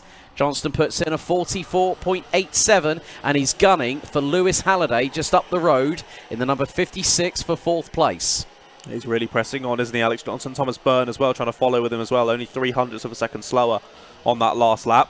So they're trying to follow each other through and get up the order as quickly as they can. But as you say, this is now Cox trying to chase down Torpy for that lead. It's always easier to chase someone, though, than it is to be chased. Jacob Duffy is giving us a running commentary. I've perched up next to turn 1, so you're going to get a better view than we do when they come through Oblivion and Crook. So enjoy the show, Jacob. You've got here just in time. 3.5 minutes still to go. Lead now down to 0.42 seconds. So both Cox and Patel have put the hammer down, but not only them, because you look at those behind, including the likes of Halliday, really being pushed along by Alex Johnston in the number 48. Thomas Byrne now is the driver with the fastest lap, 44.82 seconds. And the top 6 covered by 1.6 seconds. I expect that to concertina even more as we go into the final 3 minutes. Yeah, the battling's going to start commencing, isn't it now? As Johnson and Byrne very much up within this pack. 48, Johnson looks for it. Out of the boot, but not close enough to make a move on Halliday just yet. But I think it's all just a matter of time as Johnson's been setting fastest laps along with Byrne now as well. Byrne just a little bit further off this pack as we've got to change to the lead. Down the inside goes Cox and he makes it stick. Through on Torpy he goes, and that's it. That's changed for the lead. And 95 of Vishal Patel now right with them as well. A slight gap back down to 4th. Oh, he looks for it back down the inside. Did Torpy. Wasn't able to make it stick though. Just showed a bit of nose cone, but stays in 2nd place for now anyway. So now it's Cox leading Torpy, leading Patel. Halliday, Johnson and Byrne waiting in the wings. So still many a chess move to be made, and that was a great move by Vishal Patel. And then Halliday looked to go around the outside, well, looked to go for the move. Johnston's got through, he's nearly got through on Torpy through pit bend. So Alex Johnston now puts himself into direct competition for at the very least a top 3 finish. He read that well, Johnston, through the final corner, just saw where people were going to lose time there and manages to make his way through. And now he's highly pressuring Torpy through Christmas corner. Torpy's not got a great exit. Is he going to be close enough to go for a move? Not this time around. And the carts behind look to move over to defend. That was Halliday defending on Byrne, I believe, for 5th place, just behind. But yes, Cox now in the front. And there we go. Oh, late dive. Up for third place. They're going to get tangled. Someone's going to end up on the grass there. Torpy. Oh, the squeeze was back off. Oh, my goodness. And the 56 just about gets through. That's Halliday, isn't it? But look at that side. Side pod. It's like he's about to take off at the moment, and he did, going onto the grass on the back straightaway. Well, Everyone fasten your seatbelts for takeoff. It's going to be a bumpy ride. Expect some turbulence, because we've definitely seen that some of the drivers have experienced that, particularly Lewis Halliday. Look at this, how many drivers we've got in this chain now, but it has sort of allowed for Cox and Patel to get a slight lead out front now. However, it was Johnson who was setting fastest lap after lap, now chasing down. I'm not at all surprised, Jacob Duffy, that your mum's petrified by the speed of these carts fly past you. You put yourself at the right place, mate, at turn 1 at Oblivion. But Cox and Patel now embroiled in that battle. If they start battling away, Patel took 2 tenths out of Cox on that previous lap. If they start battling, Alex Johnston will be in contention for the victory. But it all depends on the likes of Halliday, Torpy, Byrne behind. Can they start closing in? Because we're fast running out of time. Yeah, 2 more laps to go here in the X30 Senior Final, and it's still anyone's race. Vishal Patel now chasing down Cox. He's right behind him now, only about a tenth or 2 between them. But can Alex Johnson do anything? He's got about a second gap now. We saw him setting fastest lap after fastest lap earlier. Now, not quite on the same pace as the carts ahead, but I'm talking like 1 or 2 tenths. Oh, here goes Patel! Here goes Patel! Oh, he's got it through, though. That was impressive. That door closed very quickly, but Patel makes it through, but then everyone else now is closed up. Johnston's there. Johnston is there. Timer has run out. 1 more lap to go, folks. Hold on to your hats. It's going to be a bumpy ride, as now Alex Johnston in the slipstream of Jack Cox as they go through Oblivion and Crook for the 17th and final time. Patel takes a look over the right shoulder, not once but twice. Up the inside, late. Cox goes through to take the race lead. Johnson is there. Patel's going to try and hang it around the outside and switch back through, and they're going to tangle. This could give Alex Johnson the opportunity he needs, and he gets through on Ashby's as Alex Johnson to take the race lead, and now Lewis Halliday's back in it all. Oh my goodness. He read that beautifully. You could see that coming a mile off, and oh, they're all wide, getting all sideways. A few different carts. We'll have to check who that exactly was, but Johnston from 3rd to 1st on the final lap read it beautifully. Cox and Patel got together, but it was Johnson who picked up the pieces and is going to take the win here in the X30 Senior Final. What a race win for Alex Johnston. It's Samuel Hawthorne who is on pole position. Alongside him, it's going to be Harry Gibson, and behind them it's Jamie Perrelly and Lorenzo Cordal, and following them it's Lewis Wild and Scott Smith. Then from 7th position it's James Jackson, alongside it's Archie Walker, and behind them Alex Eads and William Ellswood. He finalises the top 10. Then behind them it's Brandon Klein Nagelvort and Ryan Willis, then it's Jude Fernahoe and Ronnie Smith. Then David, last name I cannot pronounce, Outleichner. Thank you very much. Then it's Jack Steadman and Samuel Cook, followed by Tommy Edmonds. Scott Lapsley and William Young round out the top 20. Then it's Sam Light and Joshua Burton. They're followed by Joshua Valance, Charlie Ellis, Luke Collins and Lucas. Last name I can't pronounce. Ivaskevicius. Thank you very much. Well, there we go. That's your 26 kart grid for the Senior Max Final, race number 30 of the weekend. And it's definitely looking a bit darker, a bit more grey out there, isn't it? It is indeed. The 3 heat winners. Sam Hawthorne picked up Heat 1 yesterday afternoon. Heat 2 earlier on today. Ryan Willis was the victor of that, and David Outleichner with the Welsh Dragon, bathed in the colours of the Polish flag, won Heat number 3. So he's got a win, but he's starting down in 15th in this one, so clearly not going his way in some of the other finals, but one to watch there from sort of the mid-pack. Yeah, quite a few others to watch out for. The 2 from KR Sport, Archie Walker and William Ellswood, in 8th and 10th, so they'll be on the inside of rows 4 and 5 respectively. But yeah, it's going to be an interesting run to the start, as everyone is at a slow crawl as they head down into Pit Bend. Indeed. Here we go. Let's see if they can get it started for the first time of asking. And it looks like they do. I didn't see the timer start though, so let's wait as they go through the first corner. Leader has pulled a massive gap through that opening first section, and yeah, we have indeed got this one underway. Look at this battle for second continuing. It looks like our leader has really pulled a massive gap. Was that Samuel Hawthorne from pole? I think it was. He's just fully got ahead through this first lap. Yeah, a few drivers trying to make some positions up the order. Archie Walker keeping out of the way. Someone's gone off, and that's Alex Eads in the 61 going, that's on the outside of Ashby's. as they filter their way through Osiers and, Wilkins and Osiers. So Alex Eads already compromised, and he drops down the order out of the top 10, maybe even out of the top 15 with the amount of grass he was mowing just then. He was doing a bit of grass mowing, not the fastest way through, as someone comes into the pit lane after lap number 1, and their race is already over. We've now finished lap number 1, and we continue round the circuit once again. No live timing at the moment, so just need to watch out on our screens as to what is going on. A bit of pushing down into Christmas corner there from a couple of karts. As the 38 getting pushed through. 99 of Harry Gibson rounds out the top 3. Yeah, it was Scott Smith there getting pushed through Christmas corner. Well, I think it was James Jackson behind, but I will confirm that once they come through once again. There's still lots of packs forming in the Senior Max Final. Always the case with Senior Rotax, but then, like with any other karting class, over the course of the race, you know, some drivers will be conserving the tyres, and then when they see those gaps are starting to close a little bit, they will start to push and move forward. But there's the number 20 of Lorenzo Cordal leading a 4-kart train.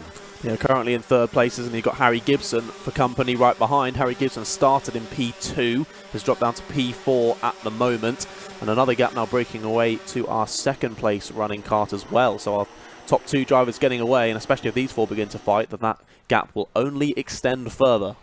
I did see initially Archie Walker was starting on the outside of row number 4. He might have dropped behind teammate Will Ellswood in the number 6 kart, but a good move there. That is from Harry Gibson. Now past Lorenzo Cordal for what is P2. And immediately points to the head. Think about it. Yep, exactly. Scott Smith is just behind, and then there's the number 89 of Lewis Wild, who is in the mix for one of the heat victories. Then you've got the number 39 of Brandon Klein-Nagelvort. I'm used to seeing him in different livery. He's rocking the old LN kart race suit and also the race kart itself. Indeed, being powered by Lando Norris at the moment. Will that power him towards victory, though? Probably with a bit of waft from Time Racing engines, no doubt, because that is the kart that's currently used by Dan Holland Racing, not just here domestically, but also on X30 and also across Europe. Indeed. He's pushing him forward nicely now. He's catching right back up to the rear of this train of karts. So let's see if he can do anything about it here. And Harry Gibson, after getting through there, is starting to push forward away from this pack. He's got a couple of kart lengths out ahead of the following driver, the number 20 of Lorenzo Cordal. But still quite the gap up to 2nd place. He's going to have to do a lot of work if he wants to chase that down. Looks like we have a move into Christmas corner, though. The 89 goes through. That's Lewis Wild up into 4th place now, past Lorenzo Cordal. And will that momentum shift push him further back? No, he manages to keep it for now. There's another move down into Ashby as well. That was Will Ellswood. I did see a little bit earlier on that Jude Fernahoe made the move up. So Fernahoe on the move, Ellswood on the move. But this battle here, Brandon Klein-Nagelvort is keeping in close proximity to the 3 in front as they all concertina. Going through the top of the boots and into now Pit Bend, the final corner on the race circuit. And they are starting to catch Harry Gibson. Indeed they are.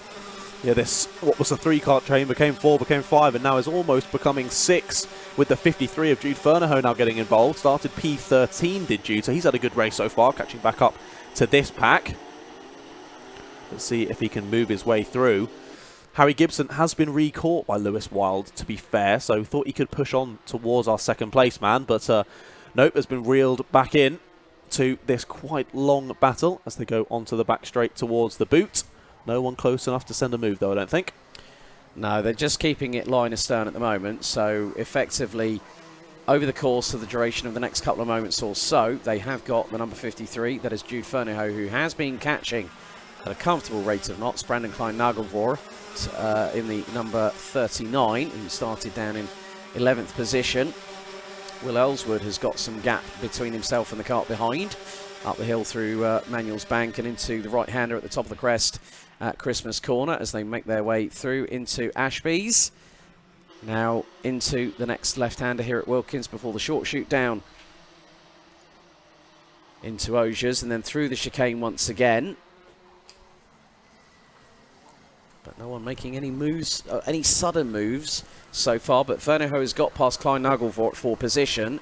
So this battle right now, John, is quite heavily escalating, but it's about strategic chess pieces. 6 minutes and 50 still to go, plus an additional lap.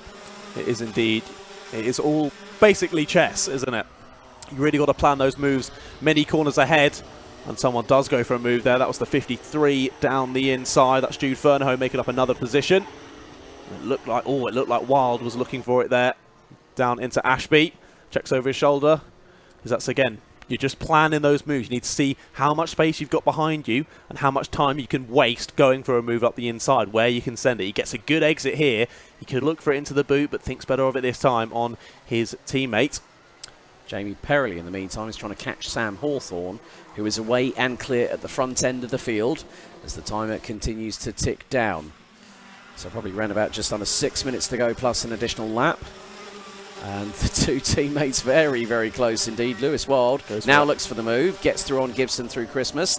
Nice, neat exchange as Cordell was looking. Well, I don't think Cordell was looking. I think Fernahoe got past. Indeed, yeah, Fernahoe went through as well. And now it's right on the back of Gibson already. So can he now try and prise the door open on Gibson as well? That momentum working against Gibson at the moment as he just drops a position to Wild at the moment. So Wild up to third, Gibson fourth. Fernahoe now in fifth. And right on the rear end of these two. As we continue round to start another lap here at Whilton Mill. So 5 minutes and 20 still to go, plus an additional lap. And this battle is really intensifying. Fernahoe's really got some waft here, and up the inside he goes. And that was through on Harry Gibson. That's now fourth position for the number 53. And Sam Hawthorne still leading ahead of Jamie Perrelly. And that's the first and second place drivers as we speak, as we are under the 5 minute mark to go. Indeed, yeah, that was a good move from Fernahoe. Just placed the kart really nicely under the brakes and got it done. And Harry Gibson, who he overtook, was smart about it as well. He could have resent it down at Ashby. He had enough waft out of the corner. He got a better exit, but decided not to, as I think that would have just held them up more and just allowed Lewis Wild to fully get away at the front of this straight. Yeah, so the timer fast ticking away as the sunlight is starting to fade a little bit. We're about 50 minutes or so away from sunset here at Whilton Mill. Fernahoe up the inside. This time on the 89 of Lewis Wild. So up to P3 goes the 53. Nice work so far. Now with the pace that he's got, Jude Fernahoe is going to have an opportunity to really close on in at the two in front. Indeed, yeah, he's moved his way through nicely. He's been calm and collected with those moves, made them stick when he needs to, and he's not gone for any crazy sends. They've been just perfectly balanced under braking and sent through, and he's up into those podium positions. But this battle behind continuing as well. Harry Gibson only just ahead of it now, with that is the 20 kart just ahead, of course, of Lorenzo Cordell, sorry, just behind Gibson, I should say. And he's getting lots of pressure from Brandon Klein-Nagelvort now. He is indeed. So that battle wages on like a good one, and expect Klein-Nagelvort, who has also raced in Europe not that long ago. So yeah, it's going to be interesting how it develops over the next just under 3.5 minutes. And yeah, there's been a lot of moves up and down the order, but Sam Hawthorne leading the way and still keeping ahead of the number 40 of Jamie Perrelly. Jude Fernahoe, let's see what the gap is going to be between the 53 and the 40. But he is bringing along Lewis Wild for the journey as well. Lead gap is now 0.75 of a second. We've got 3 minutes on the timer to go. There you go, no questioning it now. I'm seeing it on the screen. 3 minutes to go, and that battle that was once sort of 3 or 4 karts, now more like 7 or 8 karts. And they are closing in, aren't they, to those leading two? Well, if they were 2x2 side by side, they'd be going into Noah's Ark round about now. David Outlachner now rounding out what looks to be the top 10 in the number 65 on the Tony Kart chassis. But Brandon Klein-Nagelvort still keeping ahead of Scott Smith, waiting for an opportunity to get past Lorenzo Cordell, but with just under 2.5 minutes to go, plus an additional lap. That train is being led by Harry Gibson in the number 99. There's once again another lap in the books. Indeed, yeah. Jude Fernahoe still with the fastest lap. as I say that, it's just changed. It's your man David in 10th place. Outlation up. 45.39.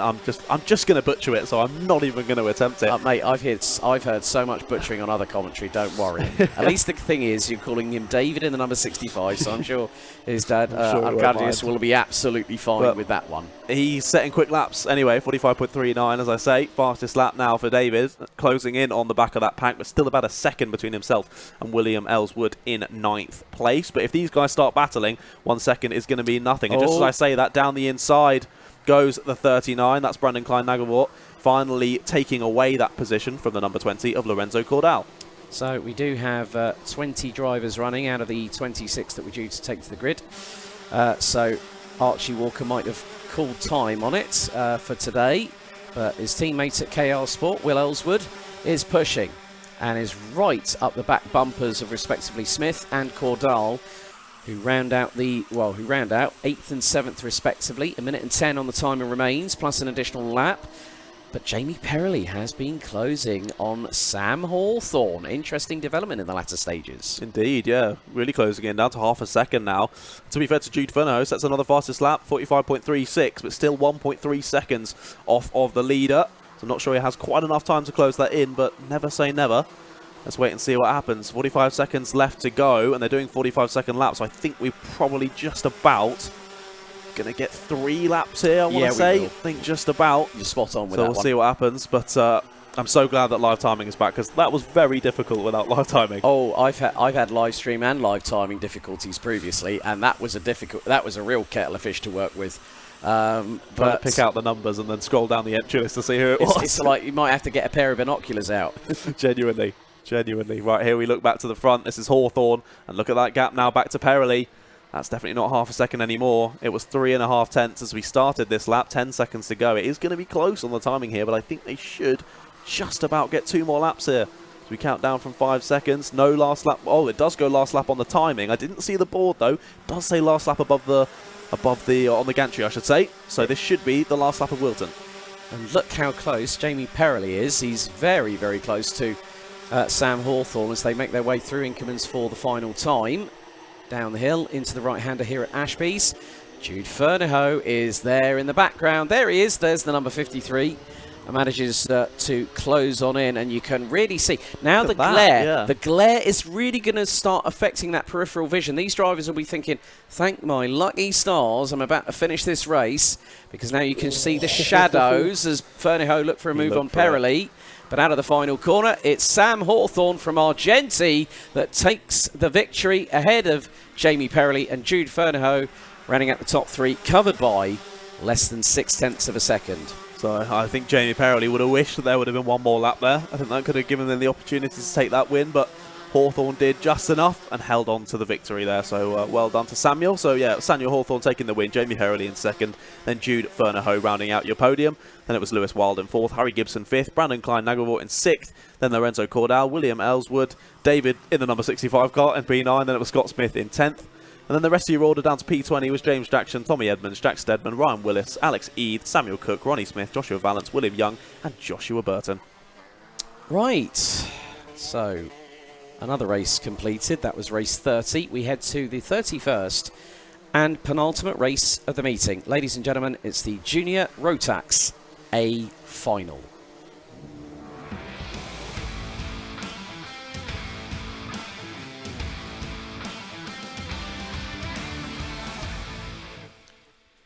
"34 drivers in all taking to the grid here at Whilton Mill for the Junior Rotax A final. Let's run it through for you. Harry Linden and the Charmander, Ewan Charman on the front row of the grid. William Antrobus and Gustav Zusakovs row 2, with Reece Lomax and Sam Baker running at the top 6.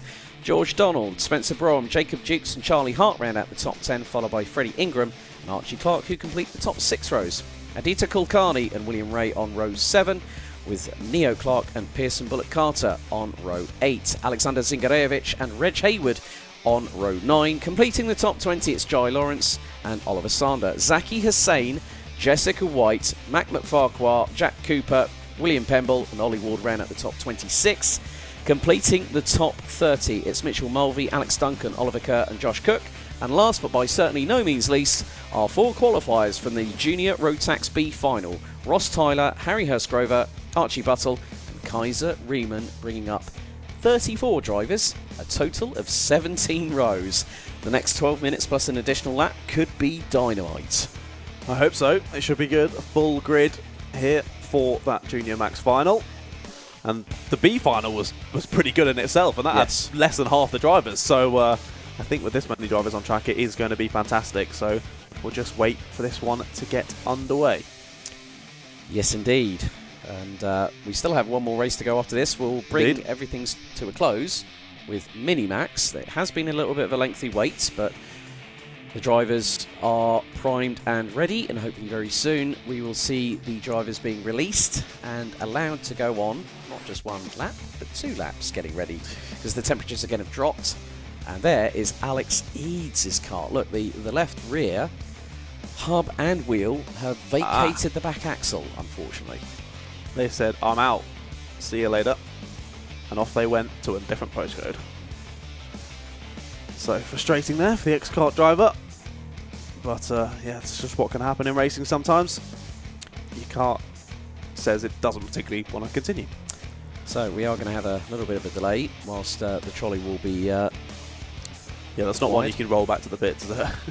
No. I mean, yeah, I mean, it's not easy. I mean, looking at that, you know, there's a lot of side pod rubbing, you know, so the number 6 is pretty much evaporated due to the sidewall eraser mark that has been put alongside it. Indeed it has. He made it to the end in 15th though, so you would assume that this happened after the finish. I would have thought so. I very much would have thought So so. whether that And was due there to is the wheel and the hub contact? in Alex Eads' left hand. So contact after the finish seems odd, so maybe just a random issue that happened to happen after the finish. Well, if he's had contact during the race and it was in the latter stages, maybe that could have bent the back axle, and he's driven to the end, and then all of a sudden the wheel and the hub have just let go. Yep. Yeah, no, that's a very good point. And there you see a few of the Minimax drivers. I see Lucas Blanford, Ewan Charman, Josh Graham. There's one of the other X-Kart drivers on the far left-hand side of our screen that we're watching at the moment. I think that is Leon. Yeah, that's Leon Barlow, I believe. Just looking at Alex Eads on the live timing, his last lap was very much on the pace, so a very, very odd one there, but hopefully we'll get that situation sorted as quickly as we can here. The Whilton Mill Marshall's always doing a fantastic job. And we'll try and get this one back underway, but you know why I'm excited, mate? Oh, Lord Farquhar's back. Well, I've just seen a familiar driver to the immediate left of Mr. Harry Linden. That looks like Kai Hunter to me. Not wearing his traditional baseball cap. That's when he has long hair. Right. But it's great to see these drivers still going out there to compete. And 34 junior Rotax drivers. We've then got the Minimax crew up next. Which again will be 34. Mamma mia. So that should be interesting.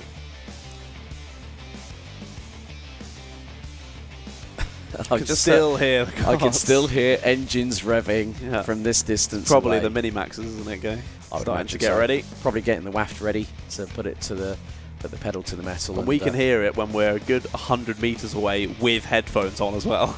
That's quite impressive. That is impressive. When we were doing the paddock walk earlier on today, when we got in that far corner, we couldn't hear a thing. No. It's just like nice and calm. Amazing. We could actually hear each other. Unlike the 2 interviews that I did with Jacob Dukes and Ewan Charman earlier on in the paddock show. I'm pretty sure they see us with the mics and go, "Oh, we'll whack the engines on now." Just crank it up. Yeah. Full throttle. Yeah. Full throttle. So whilst the clear up operation continues. Some drivers just hanging out, having a bit of a chat. We have. So I assume there's definitely too many drivers to karts there, so I assume that's a lot of Minimax drivers as well waiting for their next heat. One just chilling, sat on the floor, just relaxing. Respect that.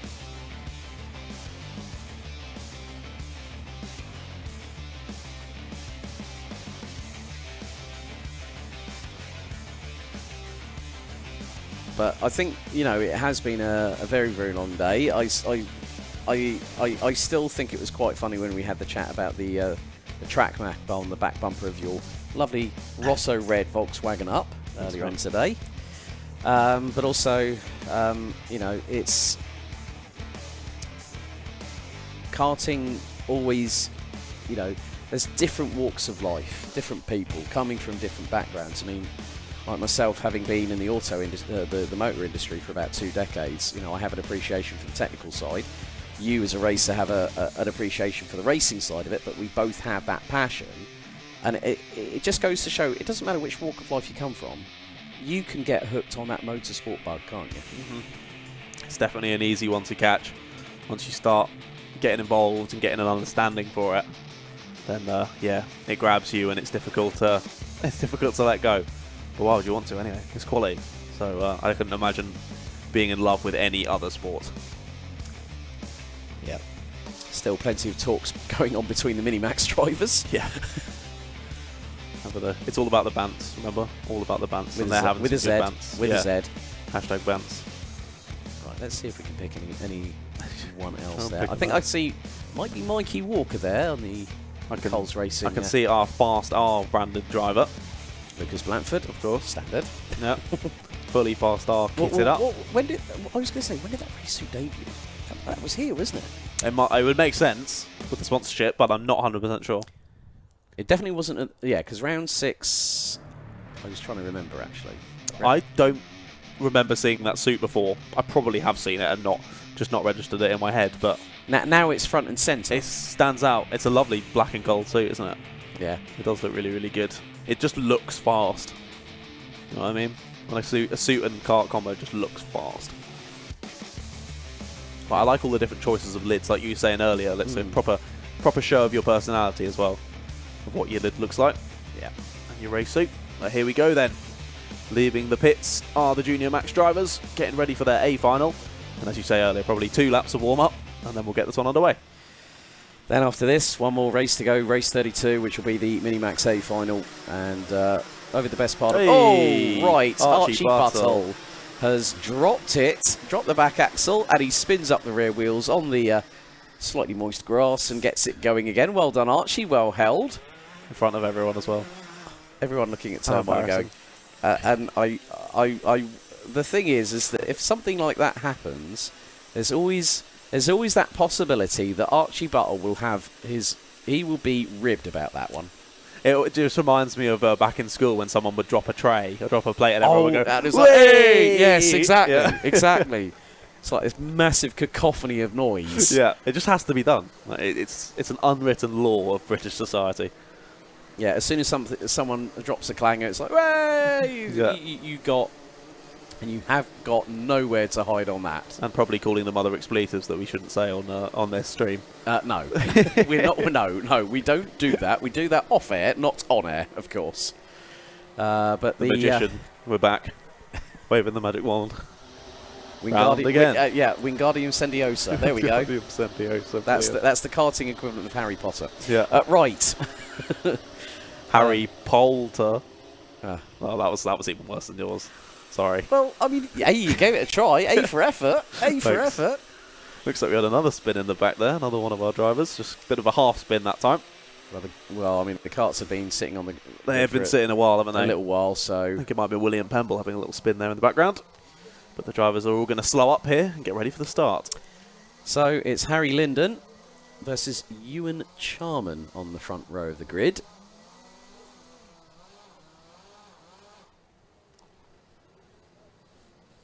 Charman holding back quite a bit. But it's always about, you know, there's even though people say there's a mental aspect to the sport, yeah, there's those psych-out games when you try and get the better of the other person alongside you. And on that front row, there are 2 well-known drivers within UK karting. And Harry Linden battling against the Charmander. Into the tram lines we go. Revs rise. Lights are out this time. And a good start from Harry Linden to take the lead of the race. William Antrobus and also looks like Reese Lomax have all got past Ewan Charman in the start. It's nearly 3 abreast. Out a fine lady for the... Look at the swarm! Look at the swarm of Junior Rotax colour coming through into Christmas Corner. But Harry Linden has already punched his ticket home. Oh, there's a lot of karts going off down here. Oh, we're going to get a few in the air, and there's 5, 6, 7, 8 karts maybe involved in that. That is nearly half. That's over. That's over the third of the field. Third of the field involved. Huge there. amount of karts involved. 55, 37, 39. Josh Cook, 37. Jess White. And then Oliver Sander as well in the 39. Full course yellow, Battenberg. Yeah, full course yellow. Marshall's already on the scene to try and clear everything up. Luckily, they were at quite a slow part of the circuit, so I think it's more just getting involved and clattering into each other rather than anything else. So just will be recovering them from those positions, and we should be able to get underway pretty quickly. Yeah, that was within the first 40 seconds. Like you were saying, it was a complete swarm down there, wasn't there? And as soon as one person made contact with another, one spun, and then it was all hell broke loose. Right. The list of drivers that have more than likely been involved in that: William Ray, Oliver Sander, Jessica White. Her kart's being pulled away from the outside of Ashby's. Mitchell Mulvey, I think, was also involved. Well, a few have dropped, but a lot have managed to get going again. Yeah, so Ollie Ward, Ross Tyler, William Ray, Oliver Sander, Josh Cook, Michael Mulvey have all continued. It looks like possibly only Jessica White and Archie Buttle actually out of this one. Reese Lomax very, very much waiting to see when the green flag waves, because he's got a bolt at the same time as Harry Linden, who started this race from pole.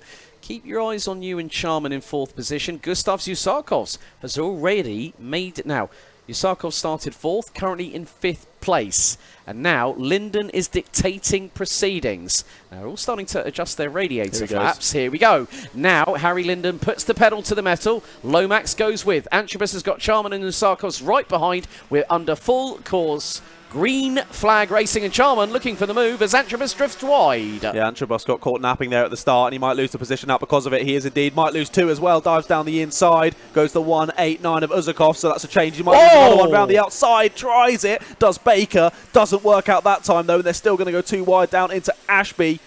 I think that's Ingram and Brown getting involved as well. Baker launched it. Absolutely launched it. Full course yellow. Full course yellow once again. So something maybe up at Christmas Corner then as well that we didn't quite see. So within the first 3 minutes, 2 full course yellows. No, nose cone off on the 99, I think that is. Yeah, it is.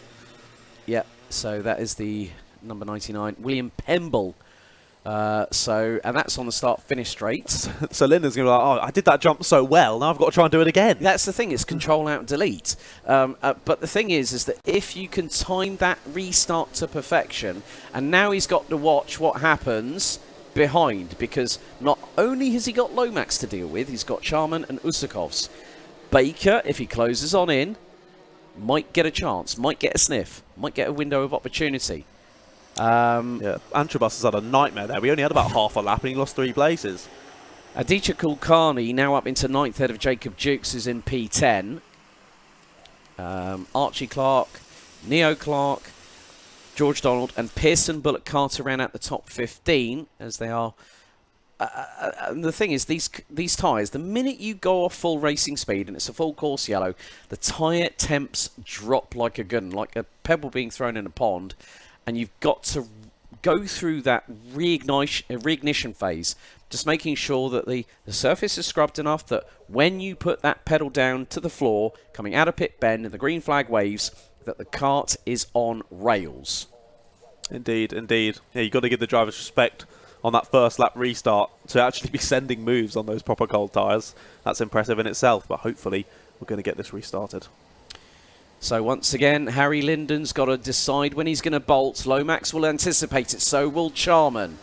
Out to the final corner. Green flag waves, we're back underway. And now the floodgates. Look at the train behind Harry Linden. I count at least 15 karts in that train. Usakovs was looking on a move for third on Charman. And Charman's right in the back bumper of Reese Lomax. Round the outside goes the 76. That's Freddie Ingram. And he's gone into Sam Baker, of all people. And Freddie Ingram out exit stage right on the approach into Inkermans. Oh my goodness me. Well, Ingram had a brilliant restart there, but then, yeah, just got a bit too greedy with it around the outside. Got 1 off, not 2 positions, and then went for another one. Didn't quite have the opening, the gap closed, and up and over he went. But I think he's probably going to be basically out of this one. The 189's trying it on the 42. That's Uzakov's trying to get past Charman for third place. Now, Harry Linden didn't get nearly as good of a jump that time around, but he's been helped by that kerfuffle behind him now to himself and Lomax just starting to build a gap there out the front. Oh, there's been a few. All right, Spencer Brougham and Freddie Ingram have dropped. No. That's not good for Spencer. He's one of our title contenders. Yeah. All the way down to 30th. Yeah. And I don't think Freddie Ingram's going to be, well, he's not going to be taking any further participation. So down to 30 out of 34 drivers we go. Everyone flooding their way down the hill from Inkermans into Ashby's. And at the moment, Sharman is keeping Lomax and Linden very, very honest with 6 minutes and 13 seconds still remaining on the clock. Uzakov still rounding out the top 4 ahead of Antrobus, Kulkarni. Duke's now up into 7th in the number 34. Charlie Hart, Pearson Bullock Carter and Archie Clark now round out the top 10. Archie Clark made up 3 positions to get into 10th position. He's now passed Pearson Bullock Carter for 9th place and he's climbing. He's on an absolute charge. It's very impressive, up to 9th already. But there, look at this train all together. Basically the whole field. As there's a move down in the background as well. Little cheeky move at Christmas Corner. It's very impressive from all these drivers. They've had a huge break to contend with. And now they've had a race where we've already had 2 stop and starts. So it's really difficult to keep up that momentum and keep in the mindset of racing hard. But all doing well. All keeping on the black stuff for now. And we continue for the last just over 5 minutes of this one. On the previous lap, the top 29 drivers covered by 8.35 seconds. Blimey. That is very, very close indeed. The number 87 is trying to close in on those in front. But then at the front of the field, Harry Linden has lost the lead because Reese Lomax is through.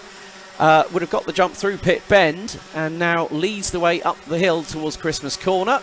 Ewan Sharman and Gustav Zusakos rounding out the top 4 still. Kulkarni has got past Antrobus and has put in the fastest lap of the race, 46.41, the number 32 from Argenti Motorsport. Indeed, yeah. Some chopping and changing at the top of the field. Charman's like up. Charman's up to 2nd. Usakov's up to 3rd. So Linden's down to P4 at the very, very least. And with the pace that Kulkarni's got at the moment, that's going to be a tall order as... Once again, Lomax is going to bring it round Pit Bend. Sharman, Linden, Kulkarni now up into 4th ahead of Usakovs. Antrobus waiting in the wings in 6th. Archie Clark in the number 143 up to 9th. Sets the fastest lap of the race, 46.34 seconds. After that nightmare restart earlier for Antrobus. He's managed to hold on to it, to be fair. As you see him move down the inside there, the 32 goes through. So that's Kulkarni through on Linden. Linden now down to 4th. Kulkarni moves over to defend that position. Could get the switchback here, though. Linden could, and it does go for it. Up and under, he tries it. Doesn't quite happen, though, and has to stay in 4th place. But now, anyway, there's battles continuing on behind as well. Is that Jacob Dukes getting involved? I think it is. Oh, there you go. That was a nice move. Uzakov's through on Linden. So Linden dropping down the order. Jacob Dukes got past William Antrobus, who's dropped a couple of places. And Antrobus now drops behind Charlie Hart and Jacob Dukes, with Harry Linden rounding out the top 5 positions. 3.5 minutes to go. Reg Hayward, first driver to dip under 46 seconds, 45.99. The number 73, who's behind Sam Baker. A couple of drivers off. There was Dukes, Antrobus getting involved with each other. I think it might have been Antrobus who went wide there. No, it was the 50. Yeah, it was the 53 of Antrobus. Antrobus down a number of positions after that one. I think Dukes managed to keep track position, but will have lost a number of seconds with those two getting together. 180 seconds on the clock plus an additional lap of racing. We're on lap number 10 with 2 full course yellows over the course of the first 3 minutes of the racing action, and there's more drivers attempting moves. That was the 131. Zaki Hussein nearly having Jai Lawrence up the inside, or might have even been the number 77 of Jack Cooper as they hurtle their way around Pit Bend. Top 21 rounded out by the number 39 of Oliver Sander. 9.68 seconds. Look at the train behind the number 53.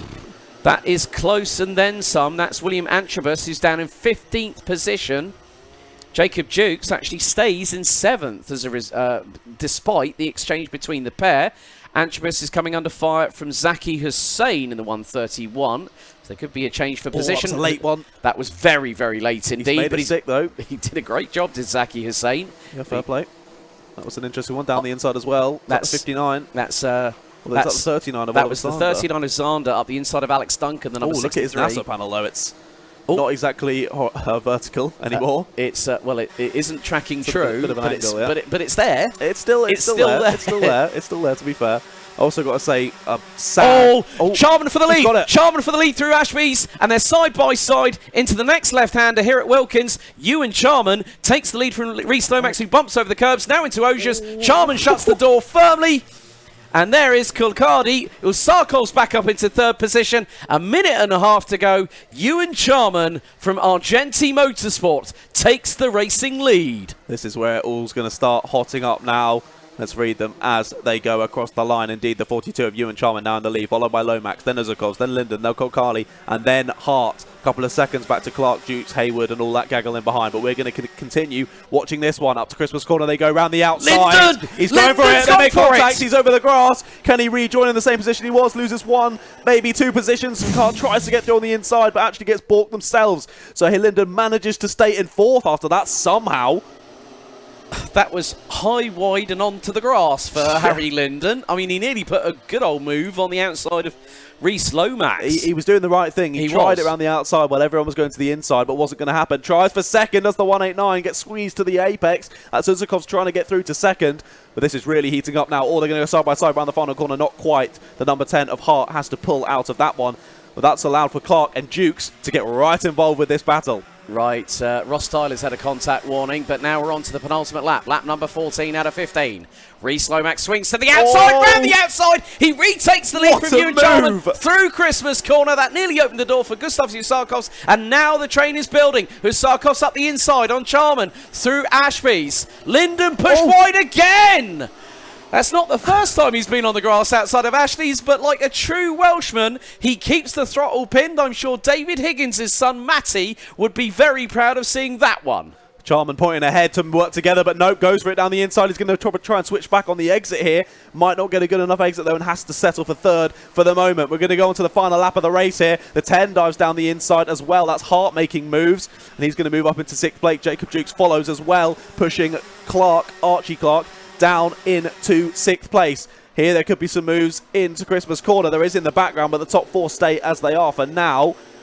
Well, I'm not sure I can call this, mate. Lomax has managed to get to the front. Trying to hold on to third is Charman now, but they're just creating a gap to those front two, so they might have given up on that one. Right, Usarkov's got one chance. They're proper getting side to side, aren't those two for third place? Charman's back through for third place, but the run down towards the checkered flag. It's between Reece Lomax and Gustav Usarkovs as Kulkarni goes back into battle with Charman. I don't think it's going to be enough out of the final corner. It is going to be Reece Lomax that wins by a whisker. 0.13 between him and Gustav Usarkovs. Ewan Charman takes P3, pipping teammate Aditya Kulkarni. Harry Linden, despite doing his best high, wide and handsome impersonation around the outside for second position, he managed to finish in fifth. Charlie Hart, Jacob Dukes, Archie Clark, Reg Hayward and Neo Clark ran out the top 10. Pearson Bullock Carter, Sam Baker, Alexander Zingarevich, Jai Lawrence and Oliver Sander ran at the top 15 with William Antrobus, Zaki Hussain, Alex Duncan, William Ray and George Donald ran at the top 20. But there is your race winner, Reece Lomax, the number 52 from Coles Racing. Gustav Usarkovs had a chance, but he didn't take advantage of it. But Reece Lomax takes the victory in the Junior Rotax A final. Wow. That was a final lap. That was a final lap and a half. That was fantastic. Brilliant racing from all the lads and ladies out there. But yeah, Reece Lomax coming up out on top. Very, very happy with that performance, as he should be. That was brilliant. But yeah, Harry Linden tried everything there to grab something back on the last lap, but it just didn't work out for him. P5 in the end. Charlie Hart's got a front fairing, I think. Let's see if it's the case with Aditya Kulkarni. No, there's Jacob Dukes. All good for the number 34 from X-Kart. Well, John, 31 races down, 1 to go. Let's do this. We're going to finish off the day with the Minimax A final.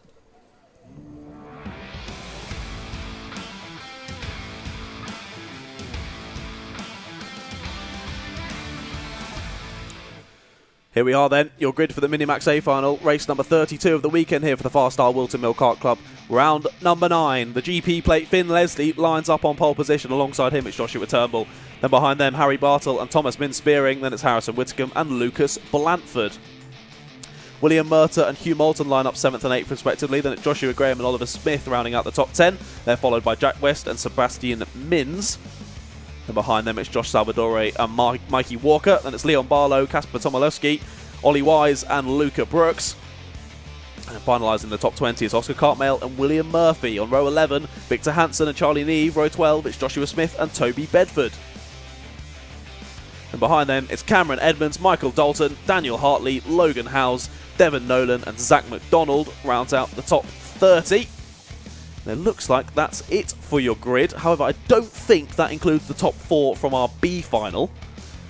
So we will have to confirm, 1, whether they're even out there, and 2, who they were. Well, I think looking at the back end of the grid, Jonas Klimas and Matas Mizanskis made it through, if I remember correctly. Yeah, you're right. It was William Webb, Jonas Klimas, Matas Mizanskis and Harry Friel. I see no Harry Friel. The top 4. Well, hang on a second.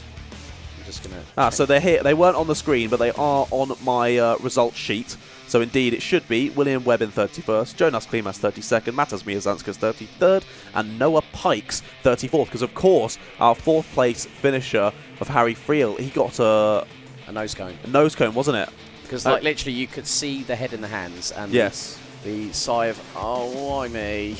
Indeed. Yeah, he was gutted about it. But that's just what happens in racing sometimes, and it has been a blessing for Noah Pikes because he ends up getting into this final. So hopefully they're all still here and all still getting involved for this final race of the day. But you can really see we're losing the light now, can't you?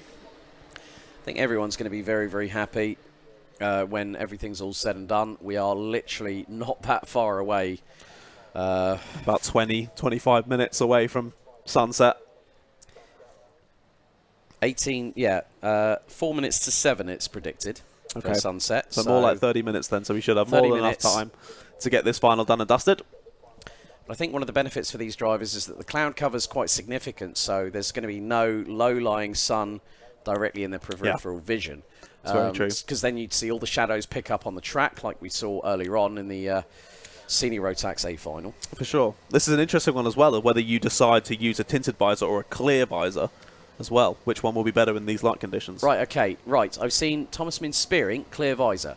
Lucas Blanford, dark visor. Front row, dark visor. And it's a full start. Yeah, they were a bit choppy and changey through that final corner. So yeah, as you were saying, some drivers going for tinted, some drivers going for clear. I think I would personally choose clear in these light conditions because I have had it before where it goes a bit darker than you expect and suddenly you can't really see that much out of a tinted visor. Not at all, but at least the end of the weekend is fast approaching, and these drivers will be thinking, can't wait for the journey home. And I think a lot of the parents, a lot of the teams, a lot of the families will also be thinking that as well. It has been a very, very long day with racing kicking off at 9:45 this morning. But Finn Leslie, the GP plate for KMS on the front row, starting from pole position. And Harry Bartle set to go alongside him. And there is Harry Bartle just behind him, I see. Yeah, it's Joshua Turnbull alongside in the 83. But yeah, then the GP player Finn Leslie's been on fire today, hasn't he? So can he continue this in the A final? Well, we're going to find out, aren't we? Keep your eyes on Lucas Blanford starting from 6th position in the number 59 X-Kart as into the tram lines.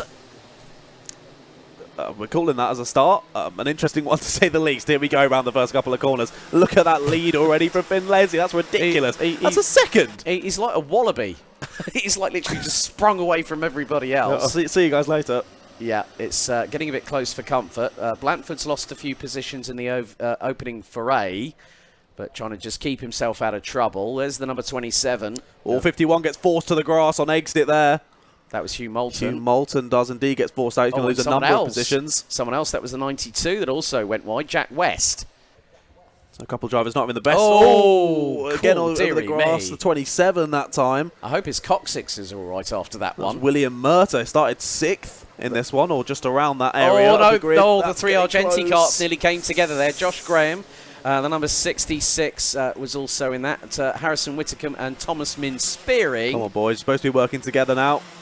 You need to catch those two leaders, or the second and third even. I mean, the leaders A little bit too far away now. Oh, there's a little move as well in the background as well. That was deep under brakes. Keep your eyes on Sebastian Mins in the 77. He was looking for a move up the inside into Christmas Corner.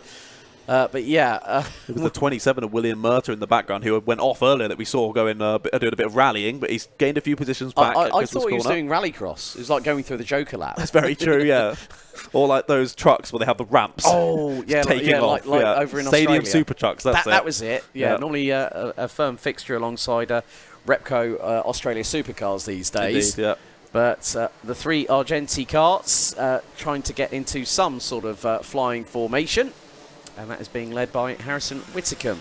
Finn Leslie, 2.43 seconds to the good, with just under 2 minutes completed, 10 to go. But Harry Bartle in the 73 is the fastest driver of all in sector number 2. But a lot of drivers are just trying to make their way up the order. Lucas Blanford's in the middle of the field, actually. He's currently rounding about the top 15, I was just 16. about to say that. He's not had a great lap last time around. Lost 4 positions, did Lucas Blanford. So he looks very fast, but slightly dropping down the order in this final. 9 minutes and 35 seconds still to go. William Murtaugh has still kept on going, kept on trucking, as the saying goes. The number 27 is trying to close on in. He's about half a second behind Thomas Min Spearing in the number 76 from Argenti. And then behind him, you got Oliver Smith, Hugh Moulton, Sebastian Mins in the number 77 from KR Sports. Now rounds out the top 10, having got past points leader coming into this round, Josh Salvadori. Indeed, it looked like there was a few moves there near the front of the pack before he cut away. There is indeed still battling going on. That's Josh Salvadori in the middle of this pack. Now ahead of... That's the third, I was going to say that is the 38 of Smith. He's dropped a few positions there on that last lap. Just getting eaten up by the pack slightly, it seems. But Harrison Whitcomb now with the fastest lap of the race, a 48.44. Just as I say that, Finn Leslie absolutely beats that, a 48.10 that last time around, extending his lead further to 2 3/4 of a second. And look at that gap, visibly, it is huge. Another postcode for Finn Leslie. Check here. No, I need a telegram, not a snail mail. That was back in the old days when you could actually send it via Morse code, I think, with the old telegrams. Morse code? Yeah, seriously. People used to tap them out. Like, with regards to like little tapper on the side, and they just basically do the Morse code, and then the telegram would be interpreted on the other side of the line. Should we do the rest of our commentary in Morse code? I couldn't even try and do that. I'm not. It's been a long day, and I don't really want to do mate. any. I wouldn't even have a clue either. Right. But Thomas Min Spearing was a little bit sideways going into the approach into the boot. But Will Murtaugh is trying to hunt down the 3 Argenti drivers in front very, very quickly indeed. Josh Turnbull still has got Harry Bartle in the number 73 from Croc Promotion just behind. Yeah, they're getting some nice company now, and it seems like the Argenti are finally working together nicely. They're playing nicely and moving on forward. See if they can close down this gap to Turnbull and Bartle ahead. Here they are. You've got Whitcomb being followed by Graham, followed by Spearing. And as you say, Murtaugh and Mins just behind, waiting in the wings, trying to catch them down too. But it does look like the 73 of Bartle is closing down Turnbull for second place. So the 3 behind are going to be hoping that they start battling and they can get involved themselves. And it will be an offensive from Argenti Motorsport. A little bit of a gaggle here. Oh, the 110 tries to go up the inside. That was Salvadori. And there is the number 20 of Kasper Tomilewski.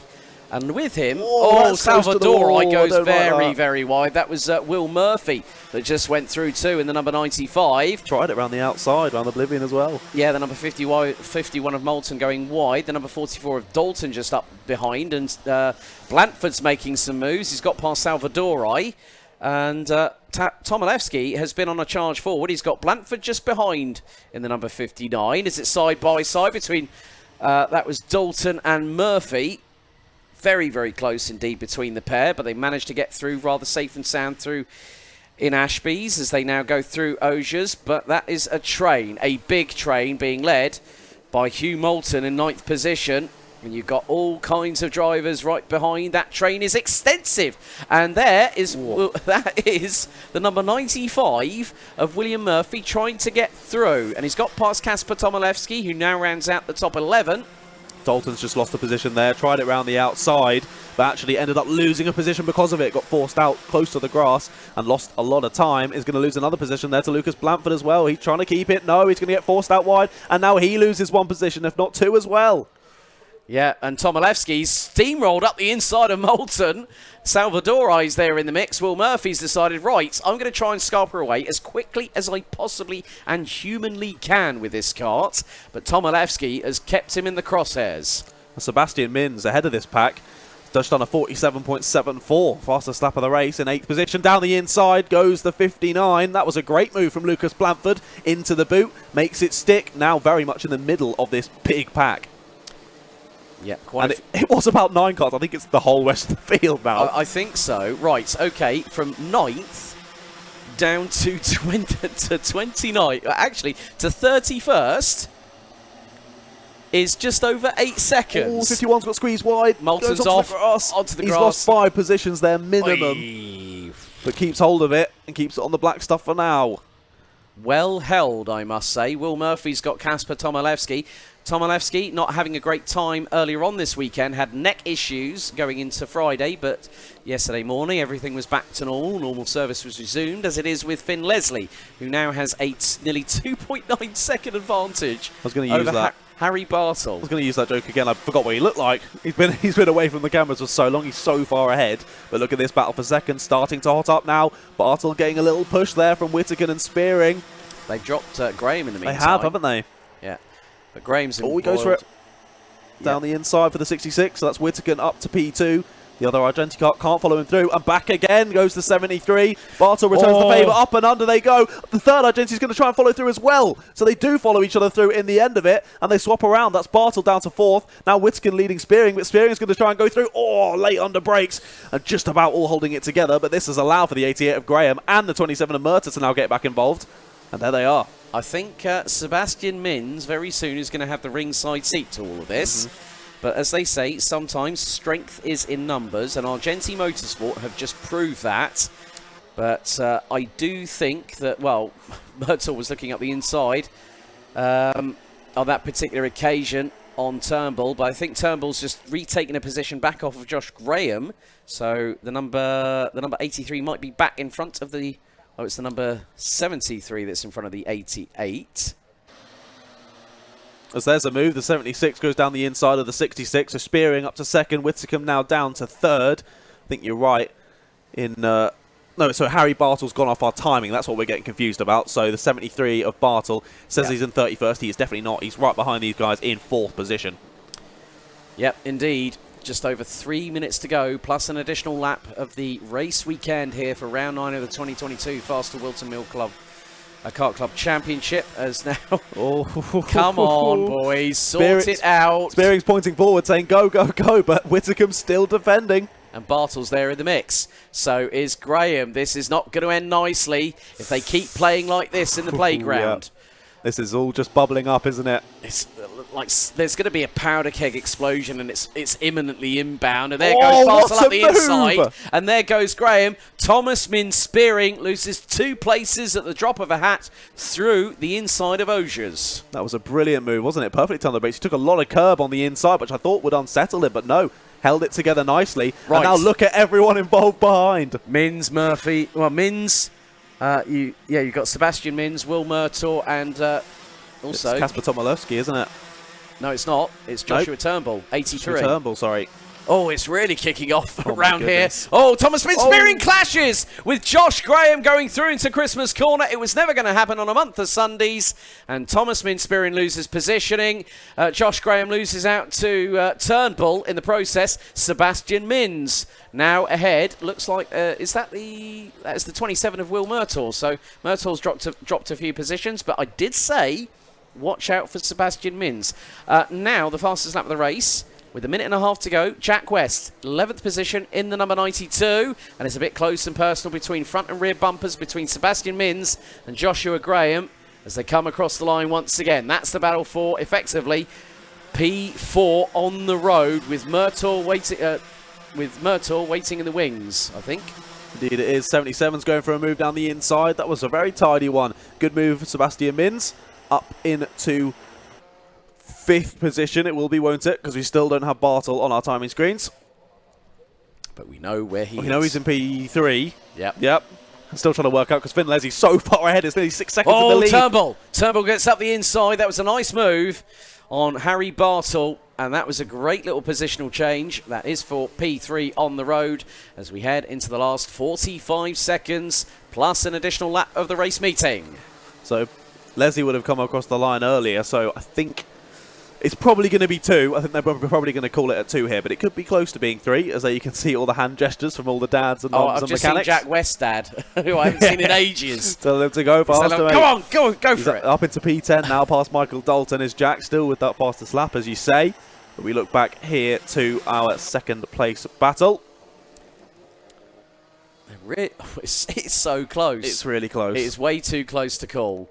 But with 10 seconds to go, Finn Leslie is in another county, not another postcode. He's 6.35 seconds ahead of Harrison Whitcomb. Well, actually, no, sorry, Harry Bartle, I believe. No, Harry Bartle's in 4th. Whitcomb, Turnbull might get him on the exit there. Turnbull might, as the last lap board is out for the meeting. Oh, he's trying it out the inside. I don't think he's quite got alongside on the exit, though. He's still on the outside, but he looks like he might lose a position instead. He's lost 2. He's lost 2 to Turnbull and Mins. We go on to the last lap of the race, and this could all change throughout this last lap. 7.5 seconds is the advantage for Finn Leslie. Mins round the outside of Turnbull through Oh, Christmas corner. They clash wheels, and the number 73 of Harry Bartle gets through. Turnbull off the track. Mins loses positions as well. Oh, it was all going to come to tyre sidewall rubbing right then. They both wanted the same piece of tarmac, but neither of them got it in the end. They both lost out. Here we go, we continue. We look back to Finn Leslie in the lead. As you say, he has been absolutely on fire throughout and continued it in the Minimax A final to take the win. Fantastic win for Finn Leslie in the GP8. But let's watch who's going to come round to take P2. It is going to be Whitcomb, but who's going to be in behind him? It's going to be, Harry Bartle, I believe. It's Graham in 3rd, it says. Well, no, so of course, Bartle's Bartle. not on our timing, you're right. So Murtaugh also dropped to the bottom of the timing. Okay, So that makes it easy. That makes it even easier. Not. Brilliant. But yeah, some great racing there. John, just really, it's been a very, very dramatic day of racing. I can honestly say. But we are now at the end of the race meeting. Final thoughts. Indeed, yeah. It's been a really good day of racing. I've really enjoyed myself. We've had a bit of a stop-start day in places, but we managed to get it going and end up finishing the day. And we have finished today with some brilliant finals. So I'm glad we got it back underway and the drivers had their chance to prove themselves. And people like Finn Leslie on that GP plate. Yep, so that really rounds out round 9 of the 2022 FastR Whilton Mill Kart Club Championship. And we have to say a few thank yous. A big thank you to Whilton Mill Kart Club, the team behind the scenes and the organisation, timekeeping, competition secretarial, also the marshal crews here. A big thank you to the men and women in orange for allowing us to go racing. All the teams, the drivers, the families that have been present, the spectators have jumped on to come and have a watch. That's it from us, myself and John. We will be back. Everyone at Alphalive as well. Everyone fantastic. Everyone on the camera points who's been stuck out there all day in the cold. You've smashed it. It's looked fantastic on our end, so thank you very much. Indeed. And of course to Darren Hassan in the booth, shouting at us in our ear. Yes, it's been lovely as well. Whispering sweet nothings as always.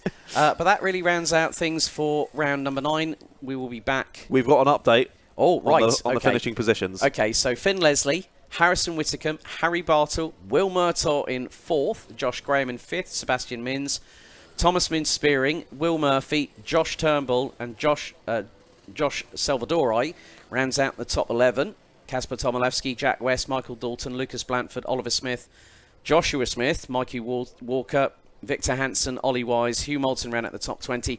Devon Nolan, William Webb, Logan Howes, Oscar Cartmale, Daniel Hartley, Leon Barlow, Luca Brooks, Zach McDonald, John S. Klimas and Charlie Neve rounded out the 30 strong that finished all 16 laps. Matas Mizanskas we lost on lap 11 and Toby Bedford we lost on lap number 6. So, ladies and gentlemen, that's it from us here at Whilton Mill for round 9 of the 2022 FastR Whilton Mill Kart Club Championship. We'll be back in just a month's time, and myself and John will return in the commentary box for round 10. Until next time, thank you very much. Good night.